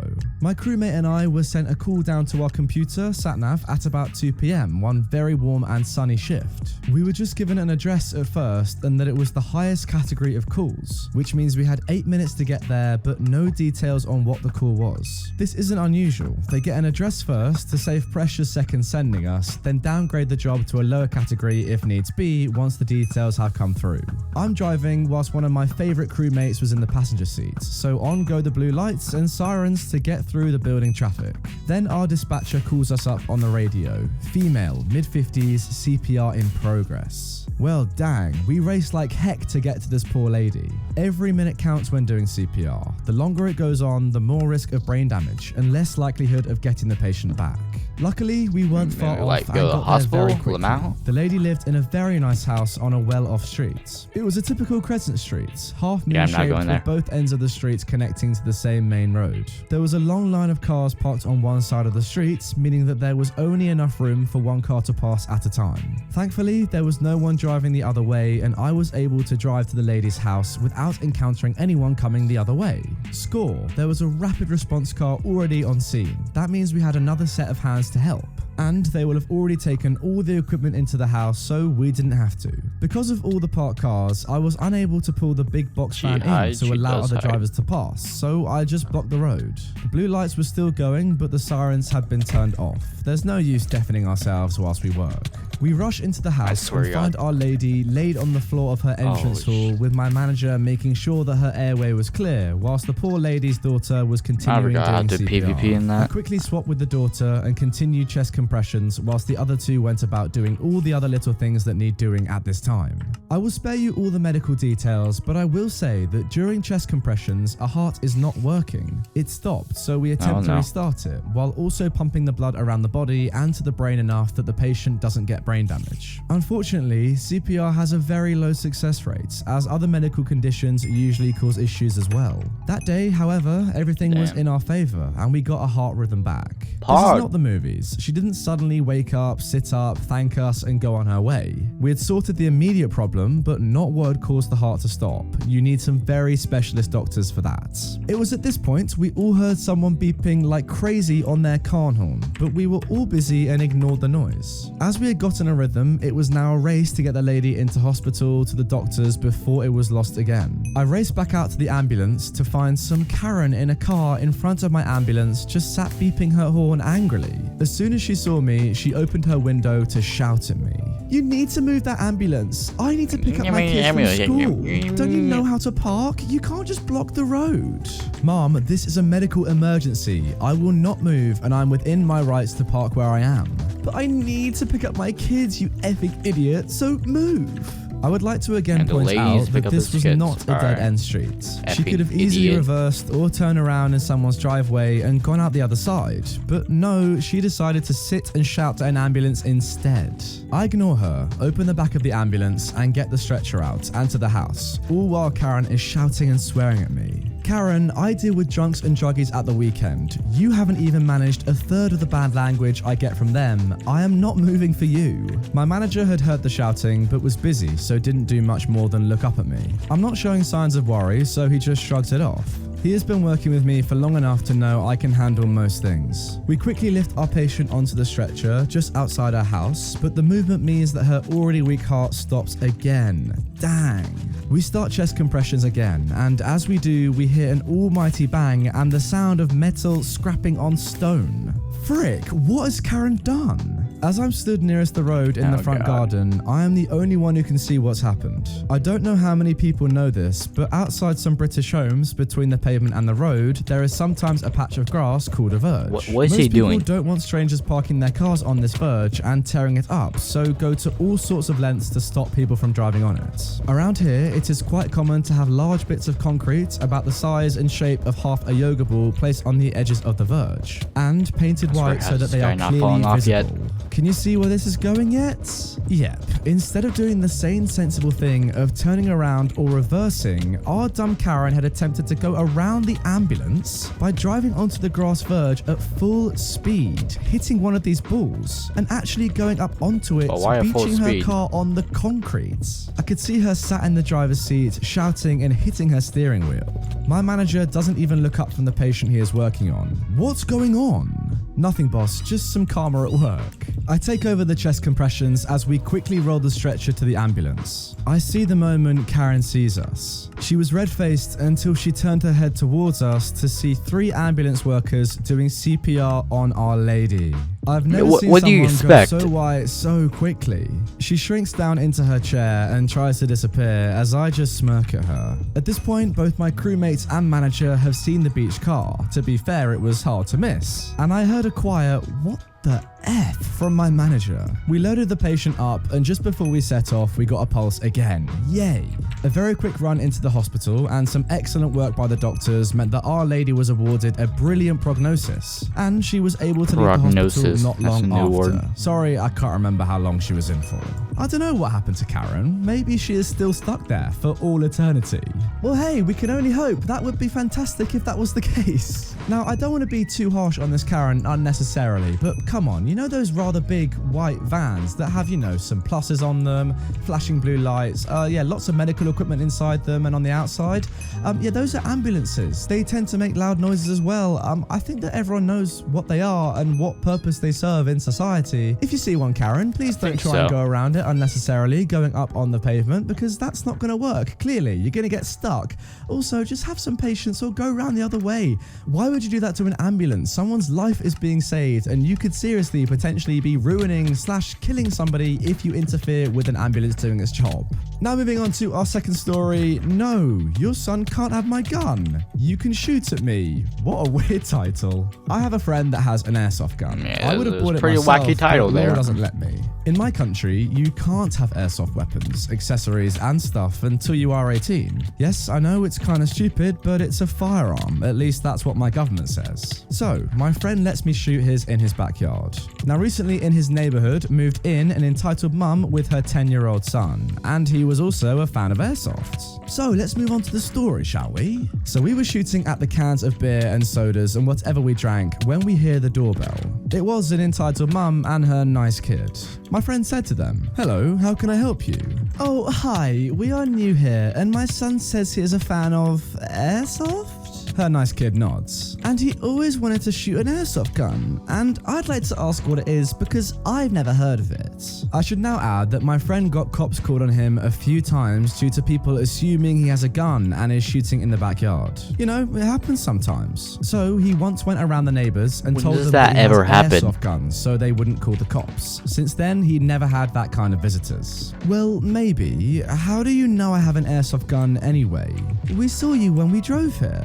"Well, okay, I don't mind if he shoots 1 or 2 mags." So they enter. My friend says some safety things, and I run upstairs to go grab a pair of airsoft glasses. When I come back, the kid has my glasses on his face. "Hey, kiddo, these are my glasses. Take these other ones, please." The entitled mum then activates entitled mode.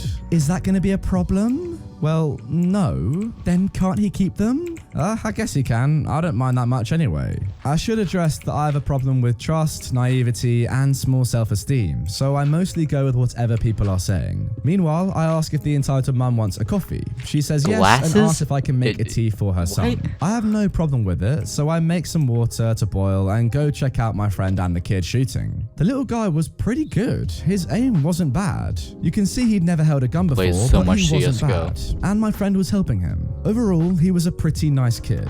My friend lent him an electric Colt 1911, a great gun I must say. He didn't want to let him shoot from bigger guns because A, it could be pretty heavy for him, and B, they are expensive, and C, he is kinda anxious about lending them. I know, it's boring so far, but give me a sec.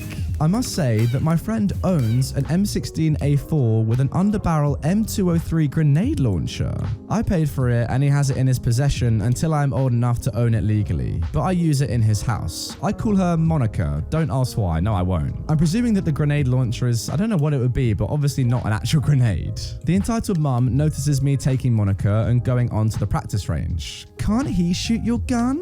No, he can't. I don't lend it to anyone except my friend. Aren't you too young to own it? She then stands up and gets closer to me. Yes, I am, and I don't own it. It's my friend's, but I bought it. Before we know it, it's 5:30 p.m. My friend says, "I'd like to ask you to leave because it's getting kinda late, but you are more than welcome to come back on Monday." "Oh, okay. Thanks for the practice and everything," said the kid. "You're welcome, kiddo. You are pretty good too." "Thank you, sir." Call me OP. The nice kid then goes to give back my friend's gun and glasses, but his entitled mum stops him. "Can't he keep it?" No, he can't. But he was so nice and good with it. Plus, you have plenty of guns. I'm sure you wouldn't miss one. I said no, it's expensive. He's also too young for it. But so is your friend. He shouldn't have it. I told you that all guns here are my friends. I don't own any of this. At this time, me and my friend are pretty annoyed. We just wanted to clean up and go to sleep. I was at a sleepover that day.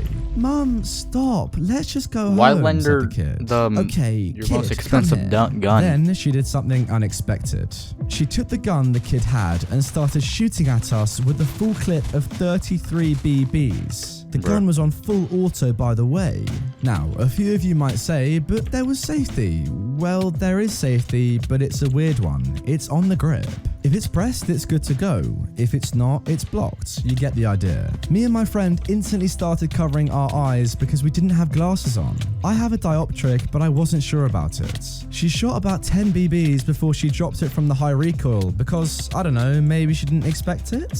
She took her kid and ran the frick out of there. Both of us were in shock, but we were okay. Her aim was atrocious, so she didn't hit us many times. Didn't play The gun was CS:GO. okay too. It was mostly metal and sturdy plastic. It was shooting fine. My friend didn't want to bother with charges, Oh, so he come let it go. on. We then took the BBs and other stuff and started cleaning. The next day, the nice kid came to my friend's doorstep. I opened the door. Oh, hey kid. Hi, I'm sorry for what happened earlier, and I wanted to give you back glasses that I took before I could drop them. I'm sorry. It's okay, kiddo. My friend then comes to the door. Oh, hey, What a kid. nice kid. Hello, sir. I'm sorry for what happened. Don't be. It wasn't your fault, and thanks for returning the glasses. That's all then. Goodbye. I could see that he was pretty sorry about it. Hey, if you ever wanted to shoot sometime, you are welcome. Just leave your mum home, okay? The kid laughs. Oh, all right, thank you. After that, the kid sometimes came to my friend's house to practice, and he is starting to get good too.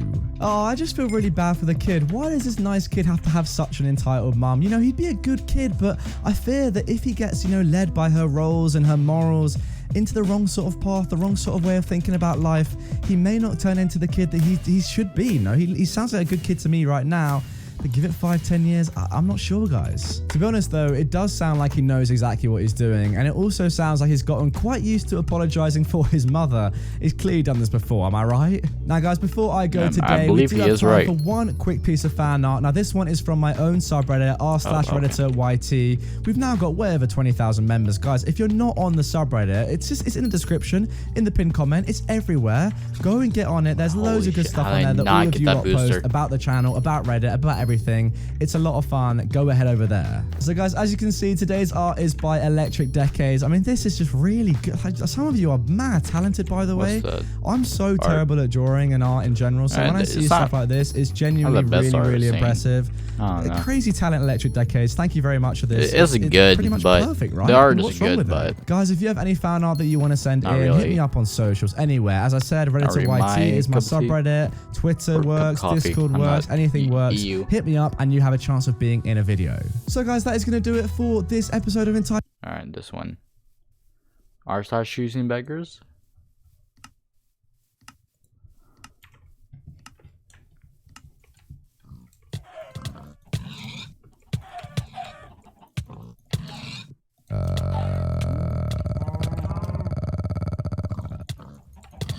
Sounds alright. Anyway. I have no idea. What is going on, everyone? Welcome back to my channel. I hope you're all doing well. Now, before we get into today's video, firstly, I've got a bit of an announcement for you all. Now, a lot of you have been asking me recently, you know what? We love your main channel, but we want a little bit more content from you. A little bit more Reddit content to be specific. No, you don't. So for that reason, I thought, why not start a second channel which is also focused on Reddit? So for that reason, from right now, right this second, you can head over to my second main channel Redditor Memes, and that it talks about subscribe for a Reddit. video every And then other my day second channel, focusing on Reddit as it's well. also about Reddit. The difference is, on that channel, it will be more image-based subreddits. You know, the ones like this one right now, r/choosing beggars, r/mildly infuriating, facepalm, insane parents, stuff like that. Now, don't worry, the main channel will stay exactly the same, but focusing more on stories, you know, entitled parents, pro-revenge, older than you think I am, I do work here lady, etc. There will still be one normal video each and every day uploaded on this channel, but now with the second channel, there will be another video every other day over there for you to enjoy. So if you only like story-based subreddits, nothing changes for you. Stay here and enjoy my normal content. But if you like the more image-based, more meme-based subreddits, head over to my second channel and you get all that content over there as Sorry, well. but you like And you of like course, the best thing Reddit? to do would be to stay Honestly, I like subscribed the here and meme-based also ones. subscribe over there.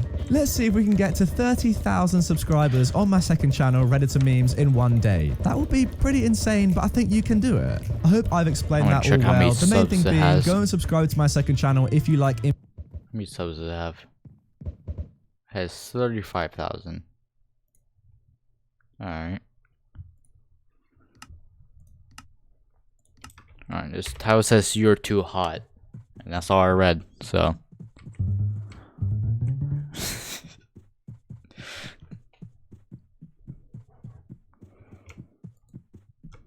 What is going on, everyone? Welcome back to my channel. Today I've got for you one crazy entitled parent story which is gonna blow your mind. Trust me, sit back, relax, and let's get straight into it. Parents demand I quit my gym membership because my older brother and dad aren't as fit as they used to be. Hey everybody, it's been a few weeks since I posted my first crazy family story, so now's as good a time as any to share another one. For some backstory, my two brothers have always been naturally skinny and maintained an active lifestyle throughout most of their life. I, a 31-year-old male, on the other hand, was born on the pudgier side and never really had an interest in sports other than swimming, but I didn't get nor want at the time to work on that hobby. By the time I was in the army, service is mandatory where I live, I was quite heavy at 246 pounds. While I was never teased about my weight, my family and especially my mother enjoyed poking fun at it. You know, my eating habits and so on, mum rolling her eyes whenever someone commented I'd lost weight and so on. Since she was, and still is, quite the blob herself, I just ignore her or commented as such. But being stationed in a faraway base, where combat units were also serving at, most of the guys in my base were quite fit. Me, on the other hand, wasn't assigned a combative role due to a medical condition. No, it didn't have anything to do about my weight, but a very minor birth defect that I was rid of by the time I was 12. But the army is stupid like that, so they didn't want to take any chances to put me in harm's way. So instead of putting me in a combative role, they decided to have me on the oh-so-safe field of heavy-duty machinery. Genius! Anyways, again, most of the men serving in my unit were very fit and very muscular, and while I was never jealous at them, nor teased for being fat, one day I just took a good look in the mirror and was like, I can do better. And so I decided to start and change things. I'd watch very carefully what I ate, drank mostly water, joined the boys on their evening jogs, convinced my sergeant friend to get me an access to their gym, and have him train me in Krav Maga a few times a week if he was able to. I kept on to what I was doing and was very strict at keeping at it until I reached my target weight, and soon enough I had to pay a visit to the quartermasters and get a smaller size uniform. After a year and a half of regular exercise, weightlifting, and a healthy diet, I lost a lot of weight, a few pounds shy of the target, and built quite a lot of muscle mass. In all honesty, it was my sergeant friend who convinced me to visit. Officially, it was exclusive to the combat unit, but in reality, it was available for everyone on base, their gym, and encouraged me to lose weight. Man, am I glad I listened. While I was very proud of the progress I've made, my family, who have teased me about being a fat bart for most of my life, weren't as happy as I was, but they said nothing. The teasing has stopped, but there wasn't much beyond that, other than a semi-compliment like, "Did you take this shirt from one of your brothers?" whenever I wore something that actually fit me, or "Why are you still wearing this huge thing?" if I kept clothing from the time I was bigger. I still got comments during meals if I took an extra scoop, but whatever, I didn't care. I didn't lose weight to get compliments. Okay, maybe I did just a bit, lol. Moving on, by the time I turned 22, I was back into civilian life as well as working myself for a university and also a part-time job. Also, during that time, I had saved enough to afford a membership at a gym close to campus. They were on the more pricey side, but that's due for the location being more high-end. While I was being the healthiest and most physically fit I've ever been my entire life, my older brother wasn't faring as much. He had stopped jogging, his smoking got worse, and he was getting chubbier every day. He's still not obese by any means, but he's not nearly as fit as he used to be, and he's only in his late 30s. It's only got worse at family gatherings, especially weddings, where a lot of distant relatives and those we don't meet too often would also be present. Also, I'm a massive introvert, so fully packed events are not my thing. So I'd often avoid them, and I barely even met with my extended family during my service. So you can imagine some of my relatives' shock seeing me over 100 lighter. Some didn't even recognize me. I guess my brother got some comments from people because he'd no longer look smug whenever he looked at me. About 8 months into my membership there, my mum sat me down. I was still living at home, and the conversation goes as follows. What's up? Is everything okay? Everything is fine, honey, but I just wanted to talk to you about something. Okay. Are you my son? I already had a bad feeling. These conversations always seem to be about me doing something wrong. Well, you know, your father and I are very proud at how far you've come. You're looking very handsome. Thanks, Mum. This is a very rare compliment. But me and Dad are a little worried. With all the expenses we have, along with your tuition and your gym membership, we're getting a little tight. Can you cancel your membership, please? We can no longer afford it. Please, At this point, I'm and thinking, make fun of you okay, again. Here we go. Mum, you guys don't pay for my gym membership. I do. And who gave you that money? It's money I've saved from birthdays, allowance from way back when, and work. Also, I'm on a scholarship, so do you guys know you aren't paying for school either, right? My mum is getting frustrated now. Well, you can't go to your gym anymore. And why is that? Because I need to make fun of you. Think your brother should use it instead. He really wants to go to that gym, but he can't afford it. It really depresses him. Don't you think it's mean of you to keep going there while he cannot? Mum, be real. My brother makes twice the money I make, so he can afford a gym membership on his own. That said, the gym isn't located anywhere near his apartment. That doesn't matter. We decided that you can't go anymore. It's not fair towards your brother. You're going to cancel your membership, and that is final. No. Well, I'll be giving them a call soon and cancelling it for you. This is impossible, by the way, unless you can imitate my voice and had my credit card. Stop being selfish and be more fair towards your brother. Right. Oh, why can't you just do one thing for your brother? It's bad enough he quit jogging, now he's smoking, and you're not helping with what you're doing. Come on, OP, be more considerate. Also, think about your father. What?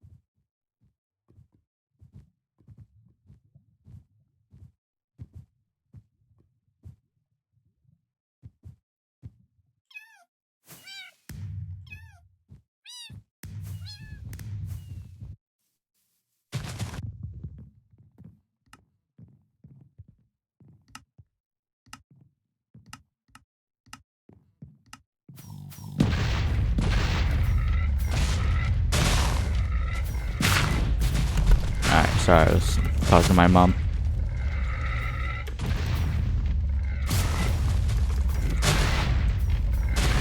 I'll turn the video back on in a second.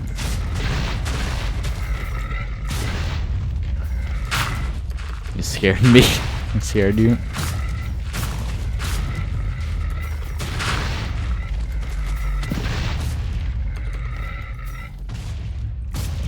Well, I said hold on.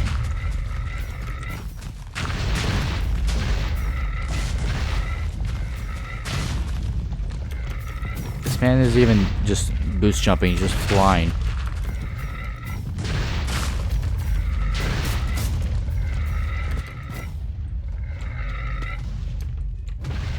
Have I just lost all skill at this game? I'm just dog shit.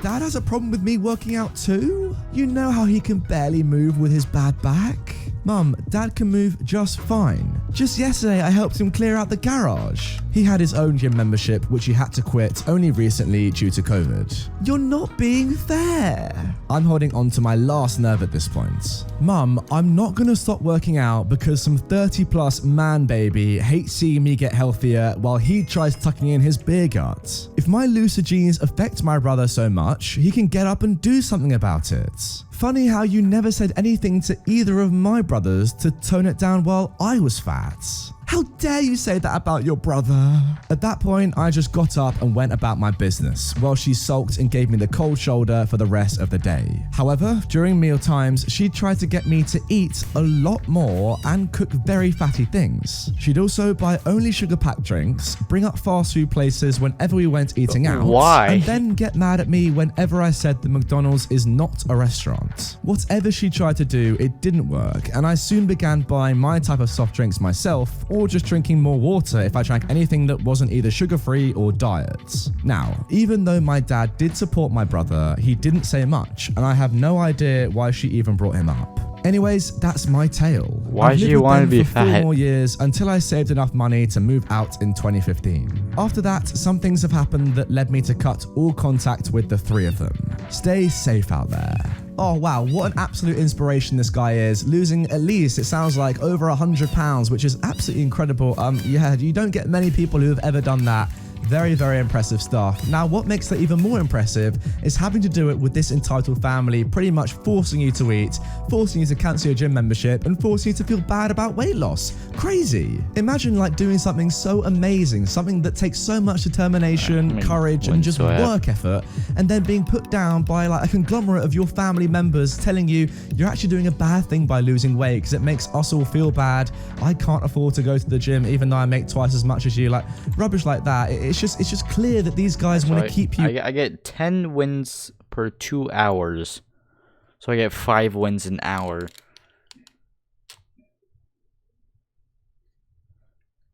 And if I calculate this,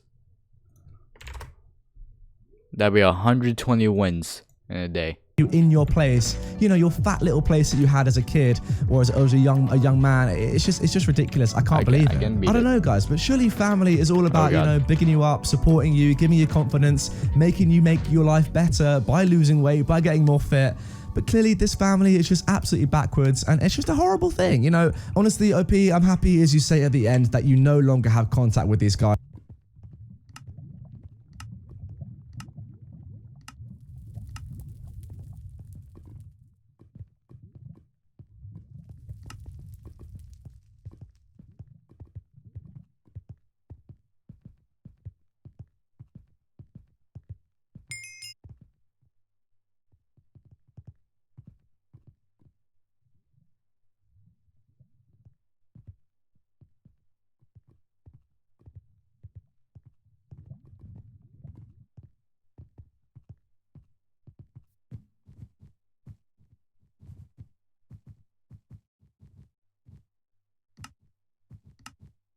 Alright, I'm back.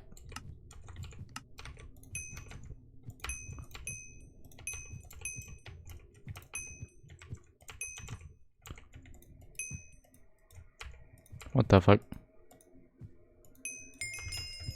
Alright, I almost failed because of that. Because that is totally the right thing to do. Oh, what a toxic environment to live in. Like, surely, if anything, the parents would say to you when you're getting maybe a little bit too chubby, they'd say, have you thought about, you know, maybe eating a bit more healthily or going and doing some exercise? Not saying when you're getting chubby, yes, keep going. That's the way. We want to see you going up and up on the scales. You're doing so well, my son. Just get fatter and fatter until you die of obesity. That is what we want to see from you. Well done, man. Alright, yeah, that might have been a little extreme, but that's kind of pretty much what the story is about. Am I wrong? Anyway, guys, that is going to do it for this episode. Just one story today, but what a cracker. Yeah, crazy parents. That's to be expected on my channel though, isn't it really? If you do want more of that sort of content, the subscribe button is on your screen right now. Hit that and hit notifications so you never miss out on my daily content. And if you want more right away, click the video on screen as well to see more entitled parent stories immediately.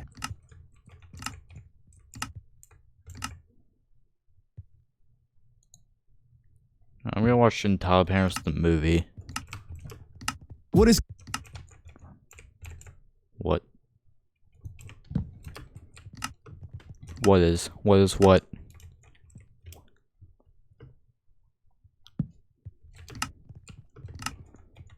going on, everyone? Welcome back to my channel. Now today I've got a very special video for you all. A lot of you may have already seen one of my Entitled Parents movies. We had the first one back in 2019 and Entitled Parents the movie 2020 just a few months ago.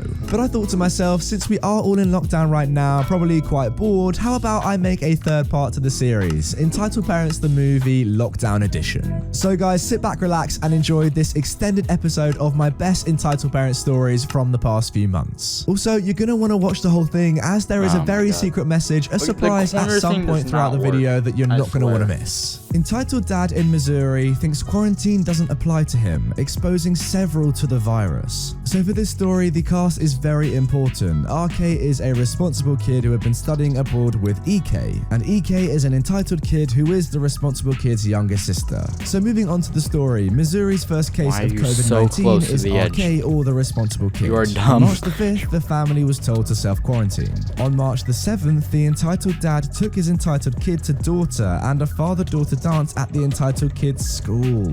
The family was notified that the responsible kid had tested positive shortly before the dance begun, and the entitled dad left the dance with his entitled kid immediately after he found out the positive test results. The entitled dad and his entitled kid have exposed everyone at the school and everyone at the restaurant they had dinner at prior to the dance. Students, faculty, and staff who attended the dance. Why is there a dance anyways? Further information is available. Sunday afternoon, Sam Page, St. Louis County executive, said the virus patient has been acting responsibly and maturely, but her father did not act consistently with the health department's instructions, and instead, he decided to take his daughter to a school function. Oh my goodness me, what an absolute idiot those two are. So let me quickly go over the facts again. March 5th, the family was told to self-quarantine. March 7th, they went to dinner and they went to a father-daughter dance at the kids' school. Why? Okay, so by doing this, they have exposed everyone at their school to the virus, and now they'll have to quarantine, the school will be shut down, all their families are now in danger. It's so stupid. I feel like people are underestimating the severity of this virus so far. Yes, it's not the worst thing that could ever happen, but it is killing people. I feel like this dad and daughter thought, oh, you know what, we're not in danger, we'll be fine, let's just go and infect everyone else. Like, what is that? Now for our next story, mum blows up at Disney cast member, gets VIP seats to nothing. I was working at the Indiana Jones Epic Stunt Spectacular, or Epic as it was known to the cast members. Epic. And we had already closed the theatre like for the Epic start Games, of the show. bro. When the theatre gets to max capacity, we legally can't put more people in there because of fire code, etc. This woman barrels up to me, gets within 6 inches of my face, and waves her paper fast pass ticket in my face. She demanded to be allowed into the show and screams that her child, a little boy no more than 6 years old, needs to see this show, or his day is ruined. She was screaming so loud, veins were popping out of the front of her head. I stood there calm and collected, explaining to her that the theatre is full and we can't let anyone else in. She pushes past me with one arm, holding her child's arm in the other. She marches straight for the ropes that block the entrance and tries to hoist her son over the rope. But before she gets that far, our manager walks up and puts his hand in the air to try to contain the situation. He offers to get the kid an ice cream and provide VIP seats to the next show if she calms down and comes back later. After screaming about how rude I was to her, which I was not, she accepts the token of kindness. We're done through my manager turns to me and asks me how long my shift is today. I told him I was off work at 6:30. He nods and he tells the irate woman that he will have me personally escort her to the VIP section down front. He writes her a ticket voucher for the ice cream and seats, and she fumed off with not even a thank you. My manager turns to me and apologizes on behalf of her. Then he asks me, how many more shows do we have today? I looked at the clock and realized it was after 5 p.m. and well in the middle of our last show of the day. I looked at my manager as a sly smile crept across his face. He had just given an entitled parent a VIP pass to a show that won't happen. The respect I already had for him just skyrocketed through the roof. I was long gone by the time she came back, but I would love to imagine the look on her face when she came back at 7 for the last show. Kid got an ice cream and mum got mad. It was a win-win. Oh, this is literally the perfect way to deal with an entitled parent. I love this story so much. Your manager is absolutely awesome. The only problem I can see is that you won't get to see her face when she comes back at 7 p.m. because you won't be there and there won't be a show, but I guess that's the whole point of it. Anyway, with that being said, let's move on to our third story. Kid tried to knock me off and steal my shared e-scooter ride. Racist entitled mother pulled the "This is America" card to defend him. Man, do I have a story It's for my you. America, I live near my Washington, country. D.C., so Yeehaw. naturally take all visiting friends and family on a tour of the monuments. The best way to do this, in my opinion at least, is on the city's shared e-scooters. It was a particularly busy weekend and all the scooters with any charge left in them were taken. Me and my visiting friends were waiting by the stairs of the Lincoln Memorial, keeping an eye out for available rides when a group of 5 people rolled up and parked their scooters. We walked up to them as they were logging off and leaving and asked if we could take them. We were a group of 4, so we only needed 4 scooters. We logged into our Skip, which is the scooter app, profiles, and linked our payment methods to our respective rides when Karen, EM, and her son, EK, ran up to the last available scooter and grabbed it, quite defensively I might add. We thought nothing of it as the entitled kid was about 7 or 8 and really quite small, so I assumed they would ride on it together. Nope. We were discussing which monument to see next, all standing there with our rides between our legs and connected to our phones. Payments already going through, that means, when the entitled mum asked the entitled kid to go and ask them for one. We figured they probably thought we were stopping, and when the entitled kid came up to my friend group, we told him we had just started our rides. So sorry, hopefully you find one soon. We had to wait 20 minutes to find these. Yes, unnecessary extra words, but we were outgoing, happy, and generally excited to get a move on our tours. The entitled mum said, can't you just share and give us one? If you had to wait 20 minutes, you surely can't expect a single mother to wait that long, right? What? I just said sorry, there are loads of people around. I'm sure you can find another one soon. Plus, we've already linked our credit cards, sorry. So what? You can ask them to refund you. I'm sure they have cameras or something. Just share. My son has never ridden one and wants it. My friend said, no, sorry, that's not how it works. Good luck though. All of us just said sorry. We just share a look and start directing our rides to go in the same direction. We took a few steps and started our scooters, going really slowly in the heavy crowd. All of a sudden, I feel something hit me really hard and knock me off balance, taking me down with my scooter. I'm a loud person, so naturally a little loud scream comes out of me and I hear someone say, "Oh, shut up." The scooter is still between my legs, but I'm on the floor in a sitting position and look up to see the entitled mum bending over me. Her entitled kid was beside me, also on the floor. My friends run up and say, "What the frick? Why would you do that? Are you okay? Is everything okay? What happened?" The entitled kid grabbed the handle of my scooter, which was pressed against my stomach, and grabbed my sweater with it too, probably unintentionally. So when I felt him tug, almost ripping my sweater, I slapped his hand away and said, "Don't," just to have him start crying. A really loud, piercing cry, really kind of weird for a kid of his age. "Don't you freaking dare yell at my child, you female dog. How dare you? You come to our country and try to take everything from us, you freaking freeloader? Well, this is America and we own that scooter. That's my son's scooter, my you country. female dog. We pay taxes so we can use that scooter." Kind of getting some Donald Glover vibes from this line right here. I should have mentioned, I look very obviously Indian and 2 out of the 3 other girls were also South Asian. We do not speak with an accent and have lived in the US for a very long time. My friends and I are stunned and honestly don't understand what's just happened. What? What the frick are you talking about? Did you hit me? My son was running beside you trying to ask you to give him your scooter, you thieving idiot. This is America. You can't do this here. The entitled mum grabs my scooter too. "Give it and get out." My friend said very calmly, "Mom, I suggest you take your hands off her immediately. This is assault and we will have you arrested. We are literally in a public place and have multiple witnesses. Stop freaking out now." "Yeah, call the cops. Call them. I will have you all deported. This is America. You are stealing." "Hello, you are literally stealing from me. I have paid for this service. You can take the scooter. Just let me log off so you can't use my money." "No, it's time you people paid your dues. Kid, pull harder now. You will pay. You will." My other friends literally pushed the entitled mum off me and started yelling at her to back off, and we're calling the cops. Fortunately, it seemed like someone else already had called them, someone from the crowd around us. We have no idea Where am I supposed to go? The 3 officers came up to us after about 3 or 4 more minutes of this back and forth, with me still on the ground because the entitled mum and her kid would not even give me enough space to get up and untangle my legs, along with my clothes from the scooter. They walked up to speak to us and literally told her to calm down, stop screaming, shut up, stop screaming. More cops show up, frisk all of us except the child, and finally I'm able to untangle myself while she is still mumbling about us freeloading. The cops ask us if we are okay. They ask me if I need medical attention. Did she hit me? Am I in need of any help? Etc. They pulled the groups aside. They separated us from the entitled mum and her entitled kid. Then they listened to me explain, take statements and our contact details, apologize on her behalf in front of her, and immediately ask us to leave if we would like to and tell us that there is nothing more to do here. They held the entitled mum and her entitled kid back, and we had no idea what they were doing with them.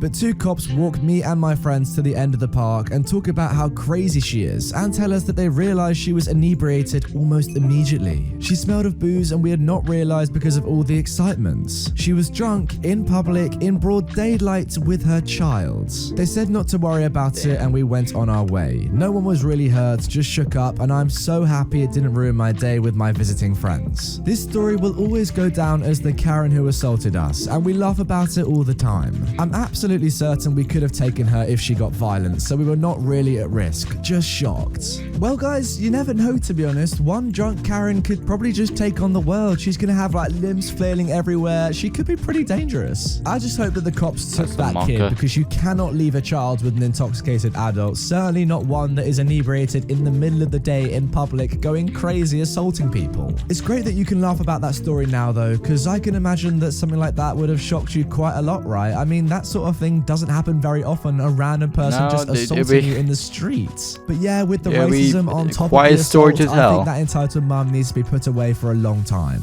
Entitled aunt freaks out when I get a purple cast for my broken arm.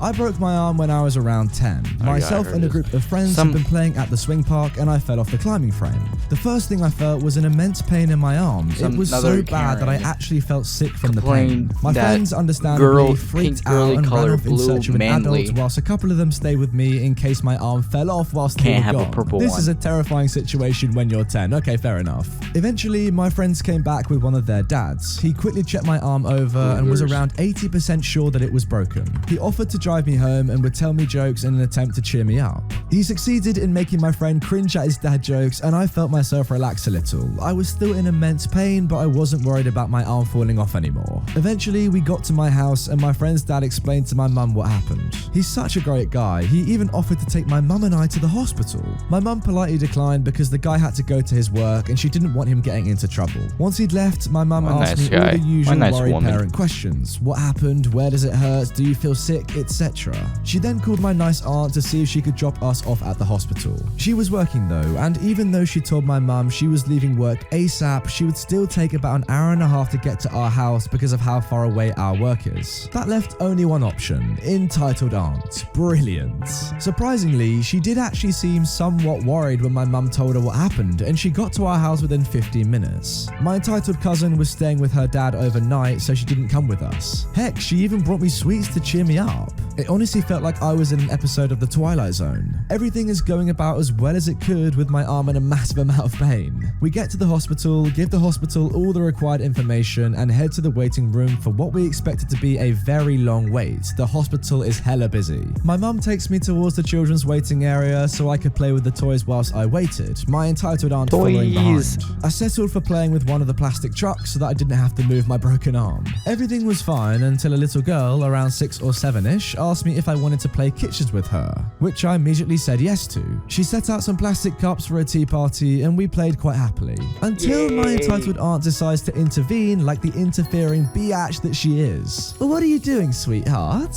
Playing kitchens with Sarah. I don't know, just figured she needed a name. Yeah, that's not her actual name. I thought you were playing with the trucks. Why don't you go get one of them? They're so cool. But me and Sarah are playing? OP, little boys don't play kitchens. That's for little girls. But Uncle, who is my mum's brother, is a cook and he's a boy.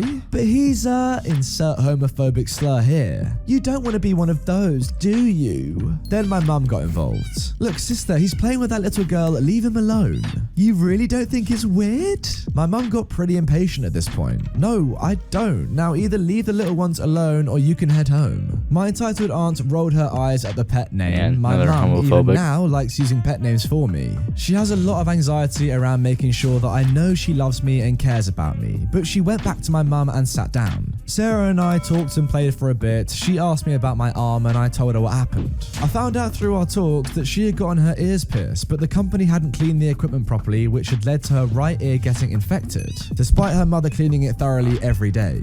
She went on to tell me that she was going to get the earring taken out, and once she felt better, her mum would take her to get her ear re-pierced at a different establishment. Despite the hassle she was going through at that point in time, Sarah was pretty proud of her ear piercings, which in turn made me think about getting my own ears pierced. I had run over to my mum to ask about maybe getting my own ears pierced with the money that I had saved up. I got pocket money for helping around the house and always like to save it for things that I really wanted or for my mum's birthday and Christmas presents. But my entitled aunt scoffed and made faces of disgust. As my mum would say, she looked like a dog chewing a wasp, but she didn't vocalize any of her concerns. After about an hour, I was called up to get x-rayed. I said my goodbyes to Sarah and headed to the x-ray room with my mum. I'ma skip all the more boring stuff. Basically, I got my arm x-rayed, it was definitely broken, and we were taken to a little room. There are about 4 beds in the room, each with a curtain for privacy, where we were to wait for one of the nurses to arrive and sort out a cast for my arm. My entitled aunt had been allowed to join us at this point, as the hospital only allowed one adult to accompany the child into the x-ray room. Never really understood why.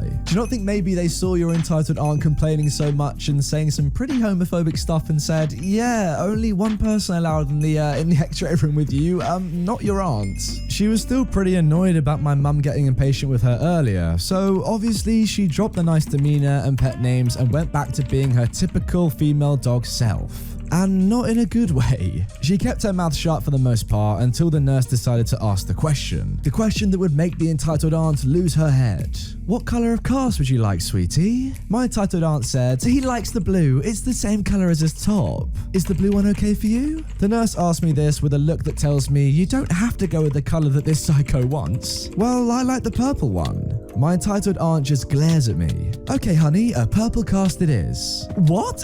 What, you're actually going to give him a purple cast? Purple? Well, that's what he wants. Then my mum said, look, entitled aunt, give it a rest. It's a dang color. So, it's purple. Little boys wear blue, not purple. It's not you that has to wear it. Stop being a dang drama queen. You're loving this, aren't you? You want him to be gay. You're encouraging this kind of behavior. Sorry, what? At this point, my mum was looking like she wants to throw hands. I want my child to be happy. If a purple cast is going to make him happy, then he's getting a purple cast. If you don't like blue, shouldn't be wearing purple. He's getting the blue one. It's almost the same as purple anyway. But if blue's the same as purple, can't I just have purple? Yeah, I mean, surely the entitled aunt's just contradicted herself there. She's just said it doesn't matter, they're so similar, so then why does it matter, right? Are you a girl?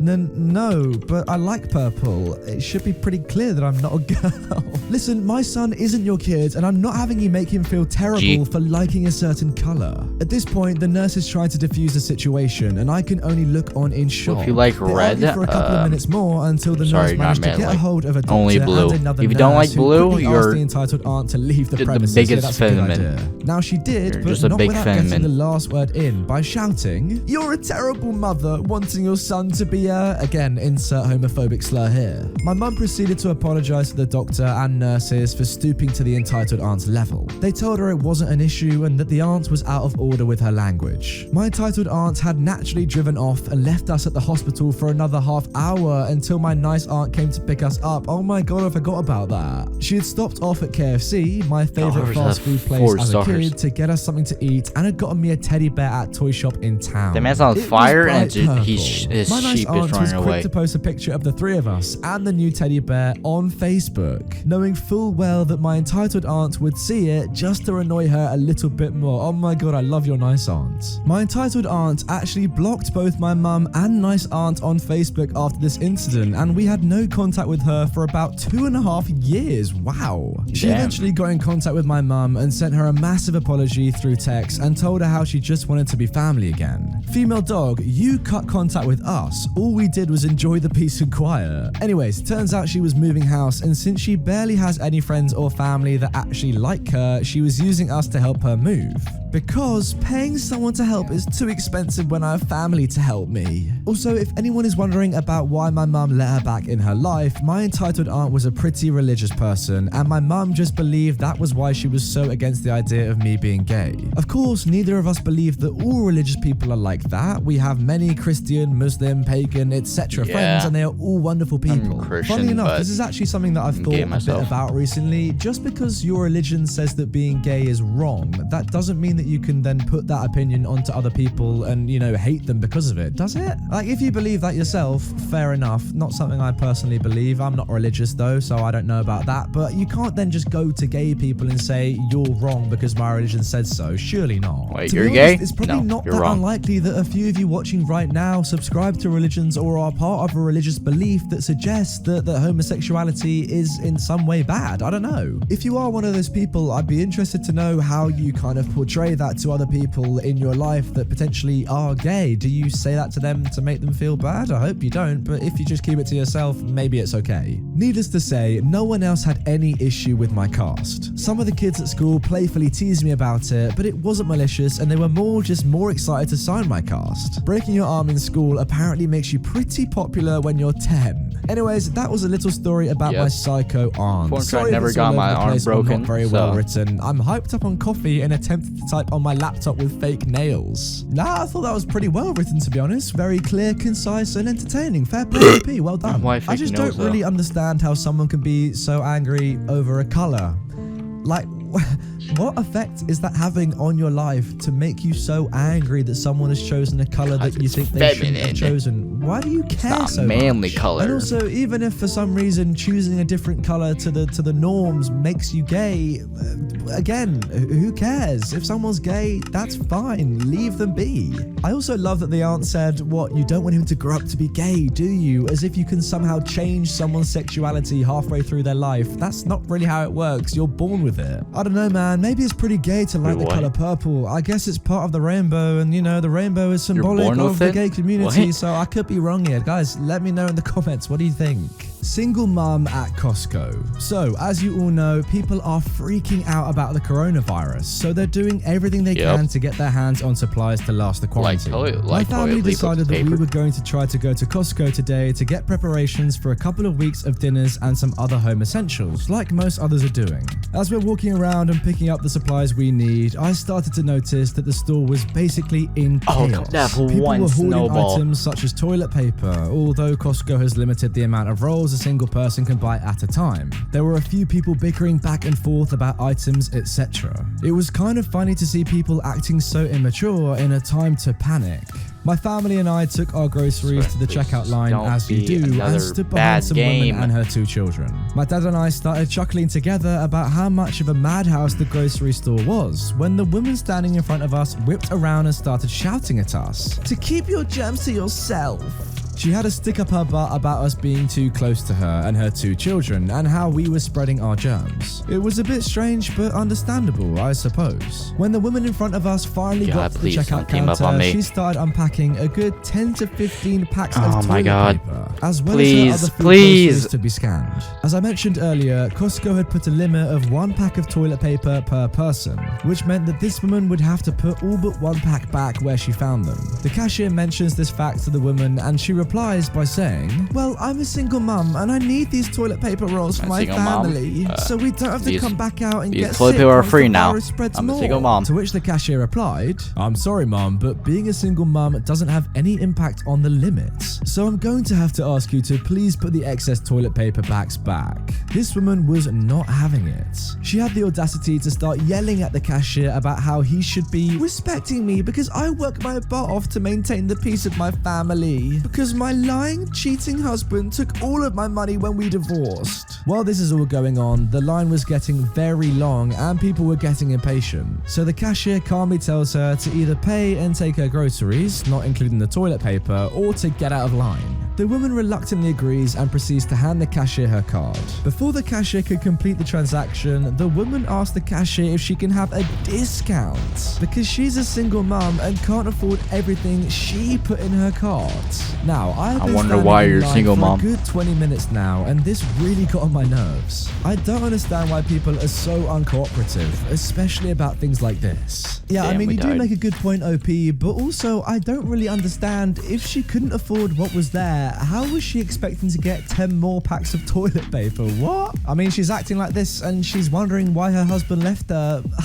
It's kind of obvious to me. It should be obvious to you, lady. Well, to be I'm fair, saying- I reckon what you should have done to avoid this entire situation is just cough straight at her, see what she would have done. Guys are A little bit cruel, but kind of funny at the same time. Anyway, that is our one Corona story done for today, I hope. Let's jump into another one. Oh, wait. Entitled Mum steals paracetamol out of my trolley. Ah, snap. Here we go again. So, in the midst of a global pandemic, I managed to break my foot. Oh, Jesus, what a Good job. combination. So they put me in one of those walker boots so I'm not completely one-legged. Me and my partner decided to get some bits from the shop tonight. We certainly weren't panic buying, but did buy some stuff extra so we could double up when we're cooking to freeze. I was leaning on the trolley a lot for support, and my partner was walking back and forth to certain aisles and leaving me to get some bits without making me walk too far. It's quite obvious that I'm wearing the boot as it's the middle of winter and I'm wearing a dress because I have no trousers that I can comfortably wear with the boot on. I assume this person must be from the southern hemisphere. Obviously, with a broken foot, I'm in a slight bit of pain, and although I've been looking for painkillers, most seem to be sold out. But I went for a hunt and managed to find 2 packs left in the shop. I didn't notice the entitled mum behind me at first, but I carried on limping away when I heard someone clearing their throat a bit too obnoxiously.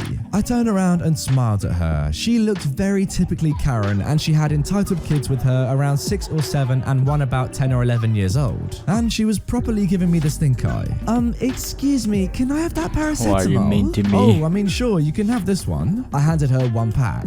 Sorry, And, you're good. I'm sorry? I can't play with I you. can see you have another pack here. I'm bewildered at this point. Yes? Well, you're not going to give it to me? Oh, God. At this point, I gestured down to my leg.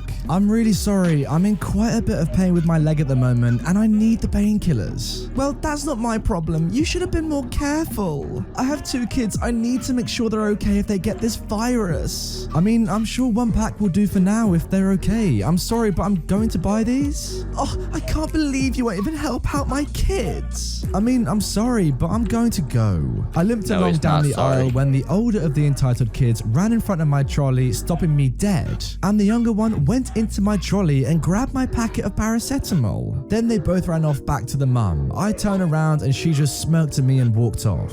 My partner came back at this point and I told him what happened. He was just as annoyed as me, but there wasn't much we could do about it at that time. As we went to the checkout, I noticed the entitled mum unpacking her shopping. She didn't notice me and I saw the paracetamol just on the checkout line. So I reached across and grabbed both, hid behind my partner and limped off to another line. I was watching her to see her reaction, and as she got to where the paracetamol should be, she looked down, looked Yeah, on the that's line, why I and don't then wanna looked play with up, you. utterly confused. That's when she spotted me. I held up the packets and smirked back. We paid and walked out, so didn't see the aftermath, but it did give me a lot of satisfaction seeing the utter grimace across her face. Awesome.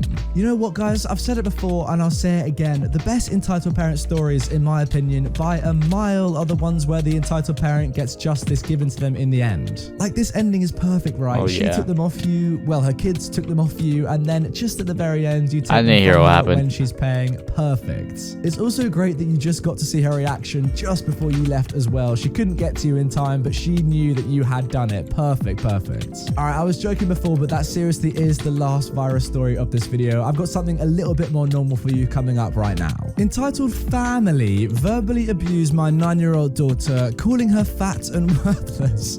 Jesus, I lose it. What a title, man. Okay, so for some background, I'm a father of a 9-year-old girl who's my whole world. Her mother and I split up 3 months after her birth when I found out she had been cheating. Naturally, I got a DNA test and thankfully she was mine. Problem is, her mother doesn't care about her health. She feeds her whatever she wants and even gives her coffee and donuts for breakfast sometimes. What's wrong with that? Sounds lovely. Anyway, it's a mess. I've called CPA and the police in the past for wellness checks, but it's gotten me nowhere. So, since she was about 4, she's had a weight issue. Now, on to today's story that happened about an hour ago. So my daughter is aware she's overweight. She's teased constantly at school, so I've made it a habit to visit her at least 3 times a week each week for lunch, as she always asks me to come so she can eat lunch in peace from the bullies. This weekend was her weekend with me, and she's taken a liking to basketball, which I think is great, and she asked me this morning to go to the park down the road in our community to shoot some baskets with her. Of course, I say yes and we go.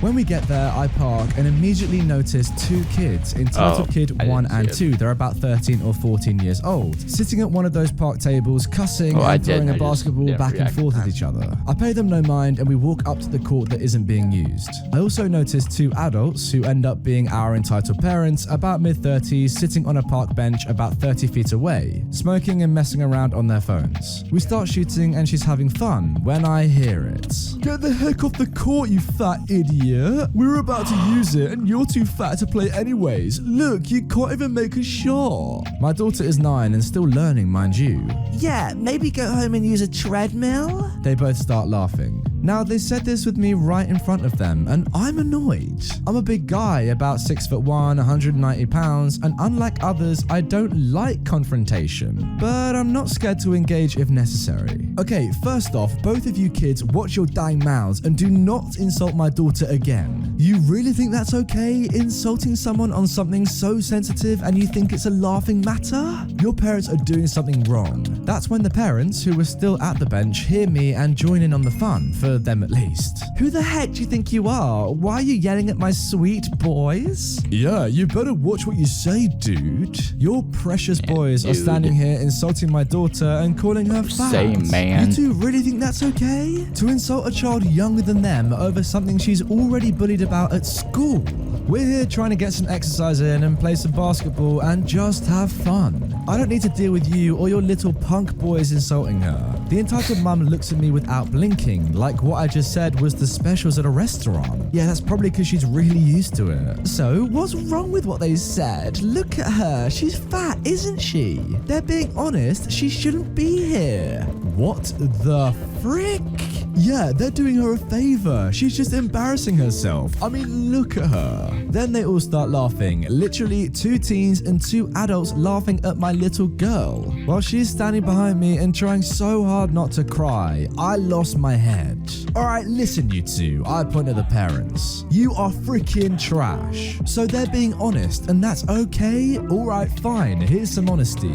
Your sons are punk bullies and I promise you eventually another kid will stand up for themselves and knock their teeth out. I, as a normal adult, freaking despise bullying. You both are trash parents thinking what your kids are doing is acceptable.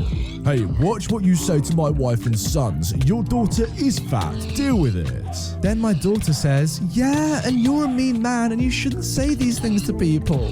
She's crying and I'm annoyed and even more upset at this. Watch what I say or what, bud? What are you gonna do?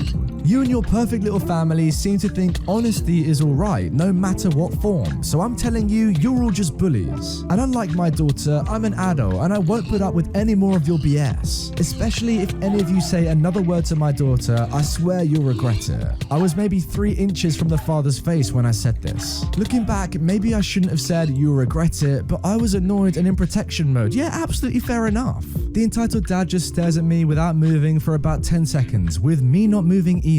We're not leaving. My daughter just wanted a fun day at the park and I won't tolerate another negative word said against her. Test me if you want. The entitled dad and entitled mum look at each other before finally the entitled mum scoffs. Kids, let's go. We're going home.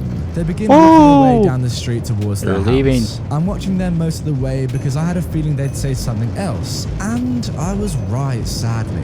When they're about 100 or so feet down the street, the dad yells, "Have fun with your fat daughter, punk!" And they hurry their walk. I start running after them. I was done and not putting up with this anymore when I hear my daughter say in a calm voice, "Daddy, just let them leave. Now we can play alone." She's smiling now and I can tell she's right. She just wants to have this all be over with. All right, sweetie, want to play horse? Yeah, you go first. And thanks for sticking up for me, Daddy. I'm so sick of bullies. Always, son, and I know. Don't worry, let's just have some fun. I'll always be there to help you when I can. I give her a hug. We had a good time for the next hour shooting hoops and then went home. Thanks for reading, guys, and don't put up with bullying. Oh, this story makes me happy and sad at the same time, you know. The way you guys dealt with them, especially you confronting them and saying, you know, you can't bully, and then your daughter saying, you know what, it's okay, let's just play, is amazing. But then the fact that there are people like this that even exist in the world is so terribly sad, isn't it? Like, I kind of feel for the entitled kids. They've been brought up by their entitled parents and not been told that bullying is wrong. What chance do they have?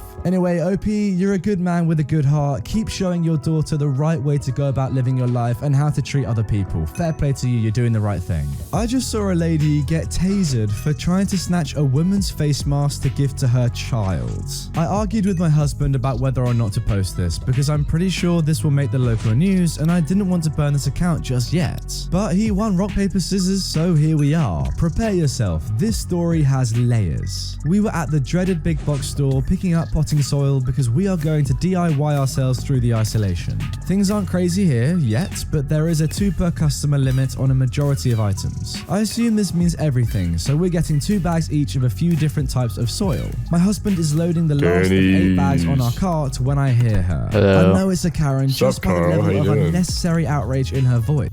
Hello, Andrew. How you doing today, man? I'm gonna stay up for 24 hours and play party games. Dude, you know what? I like it. Me too. Bro. I'm gonna try and be top 10 for this weekly. I'm already top 1. Well, I just started playing a few minutes ago. And I've already won 1, so let's go. I've won 14. Well, I just got on, so... Okay. But what time did you get on today? What time did you get on tonight? Or today? Was it last night or was it up? Well, I started playing at like 9:30. Yeah, I woke up at like 11. I woke up at like 12 p.m. or not p.m. a.m. And you just stayed up since then? Pretty much. So I did all nighter. Nice. You like that. You like that. Yeah. Also, people are so slow at chicken rings. Come on. I've been done for 5 minutes. Come on, her Crux and Nico Dem. Bruh.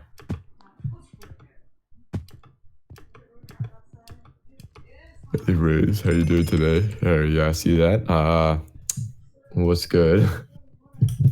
That's a new one. What? How's your 10-second sleep? Me? Yeah. It was alright. You'd love to hear it. Yeah. This guy is AFK. Let's go. I'm just gonna start going back. I'm literally starting to go back on chicken rings. You can't do that though. Yeah, you can. It doesn't teleport you back? No. No, it does. Does that for me? It teleports you back if you go like past the finish line. Oh my god, there's another minute before the freaking game ends. Come on, Nico Dem. I passed him. I passed him. I'm at the start. And do the whole thing again. Yeah, you know what? I'm probably gonna. This other guy did it with me again. Also, how do I get ranks with the server? I have like 100 wins. What? The hell you get ranks? Yeah, I just passed Nico Dem, by the way. Pretty sure you just buy them? No, in the server. Like, I have 100 wins in party games, and there's like a rank for 100 wins. Oh yeah, you just there's a channel called Roll or something. You send a picture of your lifetime How many wins. I have? Yeah. Oh, my lifetime. Okay, yeah. Nice. All right, I can do that later. I'll do that after freaking Nico Dem finishes. There's 5 seconds left. I can do that for you though. Oh, dude, you know what? You'd be a Chad if you would. I'll still send proof. Just so, like, I'm not leeching. 100 Oh, I hate this one. Yeah, 100. Dang. You're such a pro. Thanks, man. I got them in 2 days. Dang. Because I decided... No, actually, no. Let me rephrase. I had a few party games wins, but I decided I wanted to be a party games main literally like a few days ago. So... Because I would always beat the shit out of my friends, so... I was like, this is the one game I'm good at, because I suck at PvP. Honestly. It's partially the reason why I became a party games man. I just played this one day and realized, hey, I'm pretty good at this game. Exactly. Keep on playing more. That's my point, bro. Alright, well, I'm gonna listen to some music and grind, so... Catch you later, brother. I'll let you know how I'm doing on my leaderboard adventures. Alright, I'm getting 100 wins in a day, so I'll let you know how I'm doing on that. That's a goal of mine. 100 wins a day someday. Yeah, I'm doing that right now. Alright, well, my goal today is 50, so... That's not that hard. Yeah, I mean, considering I'm a fresh main... I want 50 because I feel like that's a nice, comfy, easy number to start with. Yeah, fair enough. Well, you got 100 wins in 2 days, so... Yeah, so... How many wins do you do each day? So, I did roughly... Because I played all day one day. I got roughly 70 wins that one day because I just played from 12 to 12. So I was like, damn. Then you already got 50 wins in a day. Okay, yeah, but like I didn't mean to, but like I want to try and get consistent 50 because the next time I got like 30 wins and I called it a day there. I want to try and get consistent 50s. That's the word I was looking for. Oh my god, dude, Nico Dem just said F you. I feel really hurt right now, dude. Oh my god. All right, well, I'll catch you later. All right. Back to listening to Reddit. Are you kidding me? Not a lot of people out here in the garden centre, but we all look at her. I was almost disappointed to see she didn't come with the requisite haircut. She actually looked like a frazzled mum, her kid tugging on her hand and an overfull handbasket of groceries. And I had a moment of, girl, I feel you, but dang, she was pointing at us. You can't buy that many, you are hoarding. My husband said, yeah, we can, we're getting 2 each. Oh, you don't fool me, I know what you're doing. So do I. F off. I'm just sitting there. Entire parent stories in stores are always the best stories. Well, Karen huffed at that, span around, and yanked her kid back inside to go complain to the employee working the register nearby. Now, we already paid for our items. The employee had come out and scanned the bags earlier, and he could easily see our cart from inside. So, being finished, we pushed the cart out of the garden centre into the parking lot. And then the automatic doors open behind us, and I hear, now they're stealing. Just great. We load the soil in the car and turn around to bring the cart back and look at plants. By the time we get back, Karen has given up on trying to convince the employee we're the Bonnie and Clyde of dirt and is now trying to negotiate skipping somebody in line. She has a child, you see, and her handbasket, well, it's just so full and heavy. Could she please just scooch right on in here real quick and it'll just be an extra second, she swears. The woman Karen is trying to skip is young, maybe college age, and wearing a face mask. Not a medical mask, but the stretchy kind you'd wear while riding a motorcycle or when you're skiing. My husband has just informed me it's a neck gaiter. The mask is black and has like scary wolf teeth on it that honestly made the girl look like somebody you should not F with, even though she was wearing a Gap t-shirt and flip-flops. The mask girl is just shaking her head no, and that's all I got as we dropped off the cart. I browse, pick up a couple plants, and we head inside to wait in line. Now it's showtime. Karen and Mask Girl are near the register facing off, no pun intended. From the looks of things, Mask Girl finished her purchase and Karen stopped her before she could leave. What pun was there? I don't know if she grabbed her or anything, but Karen was still holding her full handbasket, so she hadn't checked out yet. Well, she hadn't paid for her groceries yet, because clearly Clearly, this woman had checked out. But you don't even need it now. You're leaving. My son could get sick because you won't give it to him and he needs it. The masked girl then said, heck no, you can't have it. Back off, lady. But my son really likes it and it's obviously made for boys anyway. Why would you even want to wear something so scary? Because I like it and it has my germs on it. Why would you put a stranger's mask on your kid? Why are you being so rude? You wouldn't let us go through the checkout first and now you're making my son very upset. That's your problem, not mine. And then the masked girl turns to leave while Karen manifests the biggest balls ever and grabs the masked girl by the back of her mask. Let me make a side note here. When all of this is going down, we're all just standing in line and watching. The register is still going boop, boop, boop as the employee scans items. But otherwise, we are all just inside this hypnotic bubble. But when Karen reached out towards masked girl, it was like the bubble popped and made everything crystal clear. Not slow-mo or anything, but I absolutely felt hyper-aware, like Spider-Man. Karen reaches out. People on both sides of me inhale loudly. Karen grabs the mask and yanks. A lady on my right yells and my husband steps forward. So getting late tonight, Jesus. Masked girl tucks her head down and she turns to Karen like an annoyed bull with a bright and shiny new target. I think Karen was going to say something like, don't walk away from me or something, but all she got out was, don't, and then crack. I looked around because the noise was so loud. I figured the roof was about to cave in, but out of the corner of my eye, I see Karen spasm and drop to the floor, writhing. Little Miss Masked Girl had a freaking taser. I don't know when she pulled it out, this tiny little flashlight looking thing, but she laid Karen out with it. And not one of us moved for what felt like forever, like we were frozen. And then it was freaking bedlam. Security guard shows up, more employees show up, Masked Girl is chilling like she's been through this before and knows what comes next. The kid is screaming that the wolf girl killed his mum, even though she's groaning and sobbing on the floor and clearly not dead, but maybe wishing she was. The people that had been in line with us were all talking at once, trying to tell the security guard what happened. We hung around just witnessing the insanity for maybe 2 minutes before Karen started choking out demands for an ambulance, the police, a lawyer, the mayor, restitution, and reparations. My husband made eye contact with an employee and got a thumbs up when he put the plants on a shelf and pointed towards the door. We got the frick out of there. We drove home in silence until my husband parked the car in our driveway and then we just burst out laughing. Neither of us have ever seen anything like that before. We live in a small beach town. People are super laid back and mellow. Karen was anything but, and I hope to never see her again. I just love that this Karen thought she could get away with being entitled, but no, don't mess with someone in a mask. They might just have a taser and just lay you out. Fair play. I also love that the masked girl didn't even let Karen say a proper sentence. Like she knew she was so entitled, she just had to do something there and then, just bang.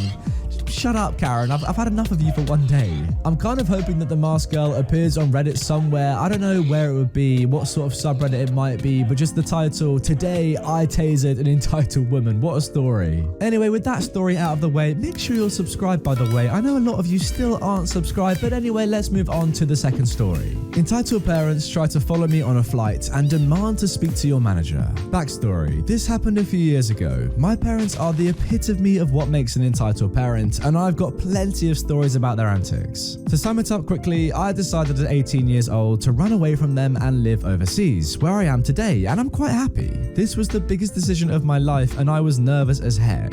They had done terrible stuff since my childhood, and I needed to get away for my own safety and well-being. Well, sounds like a good decision to me, that is for sure. I planned the flight about 2 weeks before the date, and my parents the whole time didn't think I'd go through with it. To be fair, they only thought I was going on vacation for a short bit. Then came the day, and after me calling an Uber to take me to the airport, they caved to save face and took me themselves. I checked in and did all the good stuff before I had to go through security. I waved them off and began to walk forward until the following goes down. The security guard said to me, "Excuse me, where is your boarding pass? I only see one here." He points at my boarding pass. Now guys, as you've probably deduced from the title of this post, these entitled parents were not going anywhere. They were following their daughter through security, through boarding, everything. The entitled mum said, "Oh, don't worry, we're just going to take our daughter to the gate." No, I'm afraid you can't go past this post without a boarding pass." "What? But she's our daughter. You can't tell me what I can and can't do with my own daughter." The security guy sighs and looks at a flustered me up and down. I have a baby face and I've always looked much younger than I really am. "Right, how old is she?" Well, she's... I'm 18, sir. My entitled mum glared at me. Shh. Well, she is an adult and does not require accompaniment from her parents. I'm afraid I'm going to have to ask you to leave. But she does. She's not mentally 18. She's mentally regressed and has issues. I'm shocked and embarrassed by this. I had depression brought on by diagnosed PTSD. Those were my issues, yet she worded it to make it sound like I was intellectually disabled. So I just said, what? My entitled dad then said, she's mentally a child. She still likes Chinese cartoons. Now this was in reference to anime and manga. Jesus, I can only imagine how annoying that might be for those of you watching right now that are into that sort of stuff. I don't see how that applies here. She seems capable enough. Do you feel you can go through on your own? Yes, I'm okay. Liar! She begins stomping her foot in frustration like a toddler. Just let me through right now with my daughter. Yeah, and me.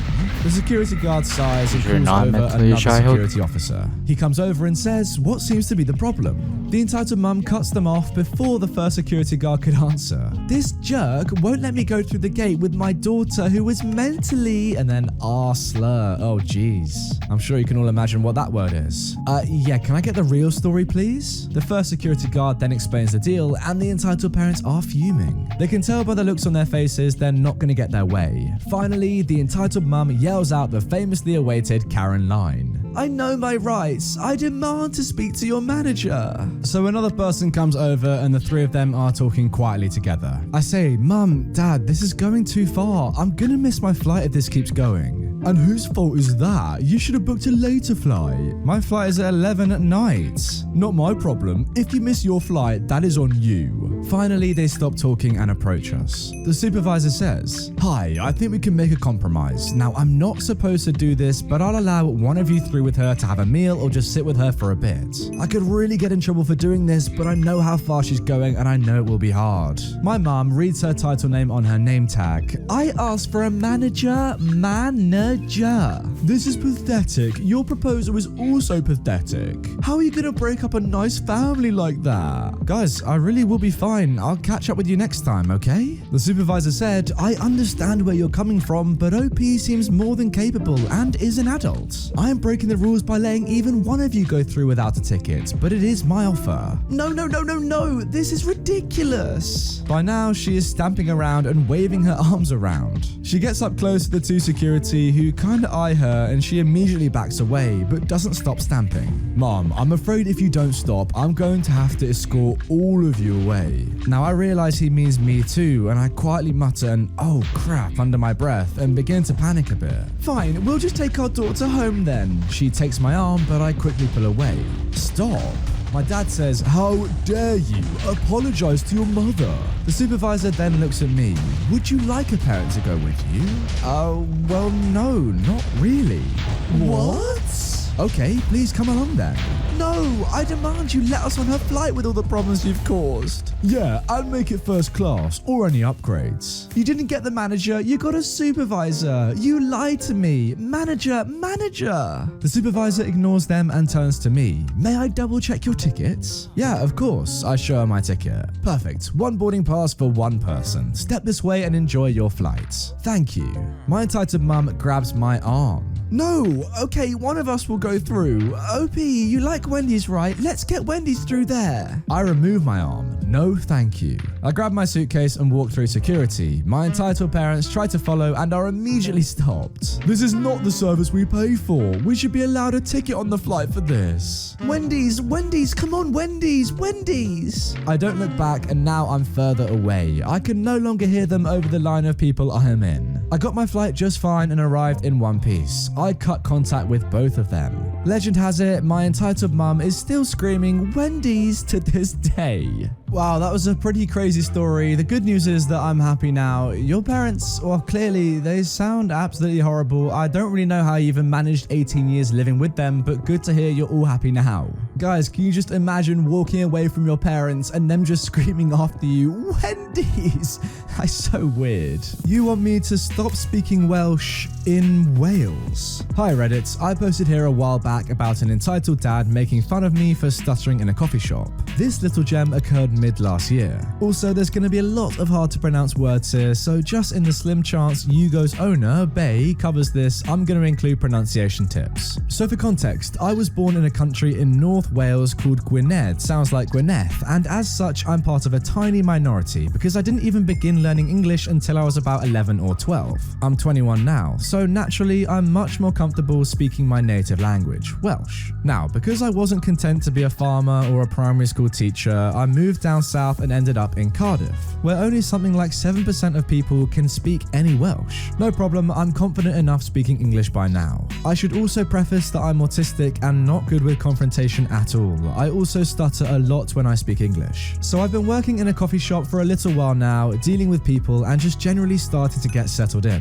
One day I meet a kindred spirit, this elderly man who's been coming in regularly, more for company than for coffee. Whenever I see him, I get his order ready right away and I sit with him when I've got a spare few minutes. I say he's a kindred spirit because he's another native Welsh speaker but speaks very little English. I find that a bit odd considering he lives in Cardiff, but over the next few days he tells me about his life. The old guy tells me how he grew up in Pwllheli, sounds like Pwllheli, okay, I'm sorry about these pronunciations, which made me really happy because I'm from Caernarfon, okay, which is just a little ways north. He tells me how he owned a fishing boat and used it to make his living while his wife worked as a teacher. They moved down to Cardiff together into a really big house when his wife finally retired, and this went pretty smoothly since she could speak fluent English and handled most things outside. But recently the old guy's wife died of leukemia, which has made life a lot harder for him. The guy had a fantastic sense of humor and I was happy to sit and keep him company, if only for a little while here and there. I guess it was nice for him to actually be able to have a solid conversation with someone. My manager used to know the guy's wife as both of them came in here a lot before I started working, so he was always sympathetic and made sure to pick up the slack a little bit as a result of me chatting with him. Even though I'm not fantastic at being social, the old guy had a great outlook on life, even for a widower. He always had the most interesting stories to tell, including one time he recounted how he swam back to shore after his little sailboat capsized in a storm. He always just had this F all of you, I'm my own free guy kind of attitude, which I admired a lot. One day we're gibbering away and an entitled mum comes over with a little boy's hand clutched in hers. Shouldn't you be doing your job? Oh, it's fine, don't worry. I'm still clearing tables, but my manager asked me to keep an eye on this gentleman. The old guy is confused at this point, barely understanding a word, so I explained to him that she's just asking about something. What was that? She's getting really in my face now. I'm starting to get extremely nervous and I can barely get my words out. What did you say to him? Here you are slacking off, speak English. So the old guy then says in Welsh, who's she? I explained to the man she's demanding we speak English. At this point I'm just kind of stalling talking directly to this woman as I'm not even sure what to say. The little kid she's with is looking slightly alarmed at what his mum is doing. You're in Wales, speak English for God's sake, not this Middle Eastern crap. Excuse me? You heard me. Then her little boy said, Mum, are we getting food yet? Not yet, Mummy's talking. Then the nice old guy said in Welsh, but I don't know any English. This sends the entitled mum into a right huff and she looks around the shop appealing to other customers. Sorry, but I don't appreciate lazy foreigners in my country, in my coffee shop. Yes, she really said my. What kind of example are you setting for my son? At this point, another customer, who undoubtedly heard the old guy and I having a very animated conversation, calls to her from the other side of the shop and says, Hey lady, you're in Wales, they're speaking Welsh, you knew that, right? A few other customers start giggling a bit before shaking their heads dismissively and going back to what they were doing. Stay out of it, she snaps at the customer, then turns back to me. Although she's certainly gone a deep shade of red now, she's obviously doubling down, oh god, here we go. At this point, I'm kind of just frozen in social anxiety. I'm not sure how to turn my mind words into mouth words anymore. Yeah, we're in Go on then, let's say something then, and it better be in English. I look briefly to the old guy who just had this evil, malicious compliance-like grin on his face. The nice old guy said, in the thickest Welsh accent you can imagine, Turn around, go right now, finger your mum, cheeky cat. Oh my god. Anyone in the immediate vicinity just goes silent and stares. Even I was straight up not expecting that to come out of the guy's mouth. No, neither was I. In a right half, the entitled mum stomps out of the shop, wailing little boy clutched in hand. I look at the old guy who just burst into a fit of laughter. But how did you know how to... He then cuts me off and goes on to explain to me that his wife taught him to say that because she had this friend who would constantly poke fun at him knowing he wouldn't understand. His wife would nudge him and he'd deliver that line to shut her up. Old guy, even though you're not with us anymore on Earth, I will never forget you and your refusal to take anyone's bullcrap. I wish I had you for a granddad. Rest in peace. Oh, well, I wish I had him for a granddad as well. He sounds absolutely awesome. Guys, if you couldn't tell by reading this, it was a little bit confusing. The old guy said that famous line in English, not in Welsh, which shocked everyone in that coffee shop. Let's talk a little bit about how stupid this woman is, though. I mean, you live in Cardiff, you're in Wales. How do you not know what Welsh is, first of all? Fair enough, you don't have to speak it, but at least recognize it as Welsh, not some Middle Eastern crap, as you said in the story. And secondly, surely you should have some respect for people that know Welsh. You probably are Welsh yourself. You should probably know a little bit of Welsh at least. Fundamentally, this story just shows how racist this entitled mum was. I know she didn't know it was Welsh, she thought it was Middle Eastern crap, but there you go, that's still racist. Like if you saw a Chinese person speaking Mandarin, you wouldn't go up to them and say, "Oh my god, speak in my language." Nobody says that, come on. But seriously, OP, you're absolutely right. That malicious compliance in the end, just telling her to go and finger herself.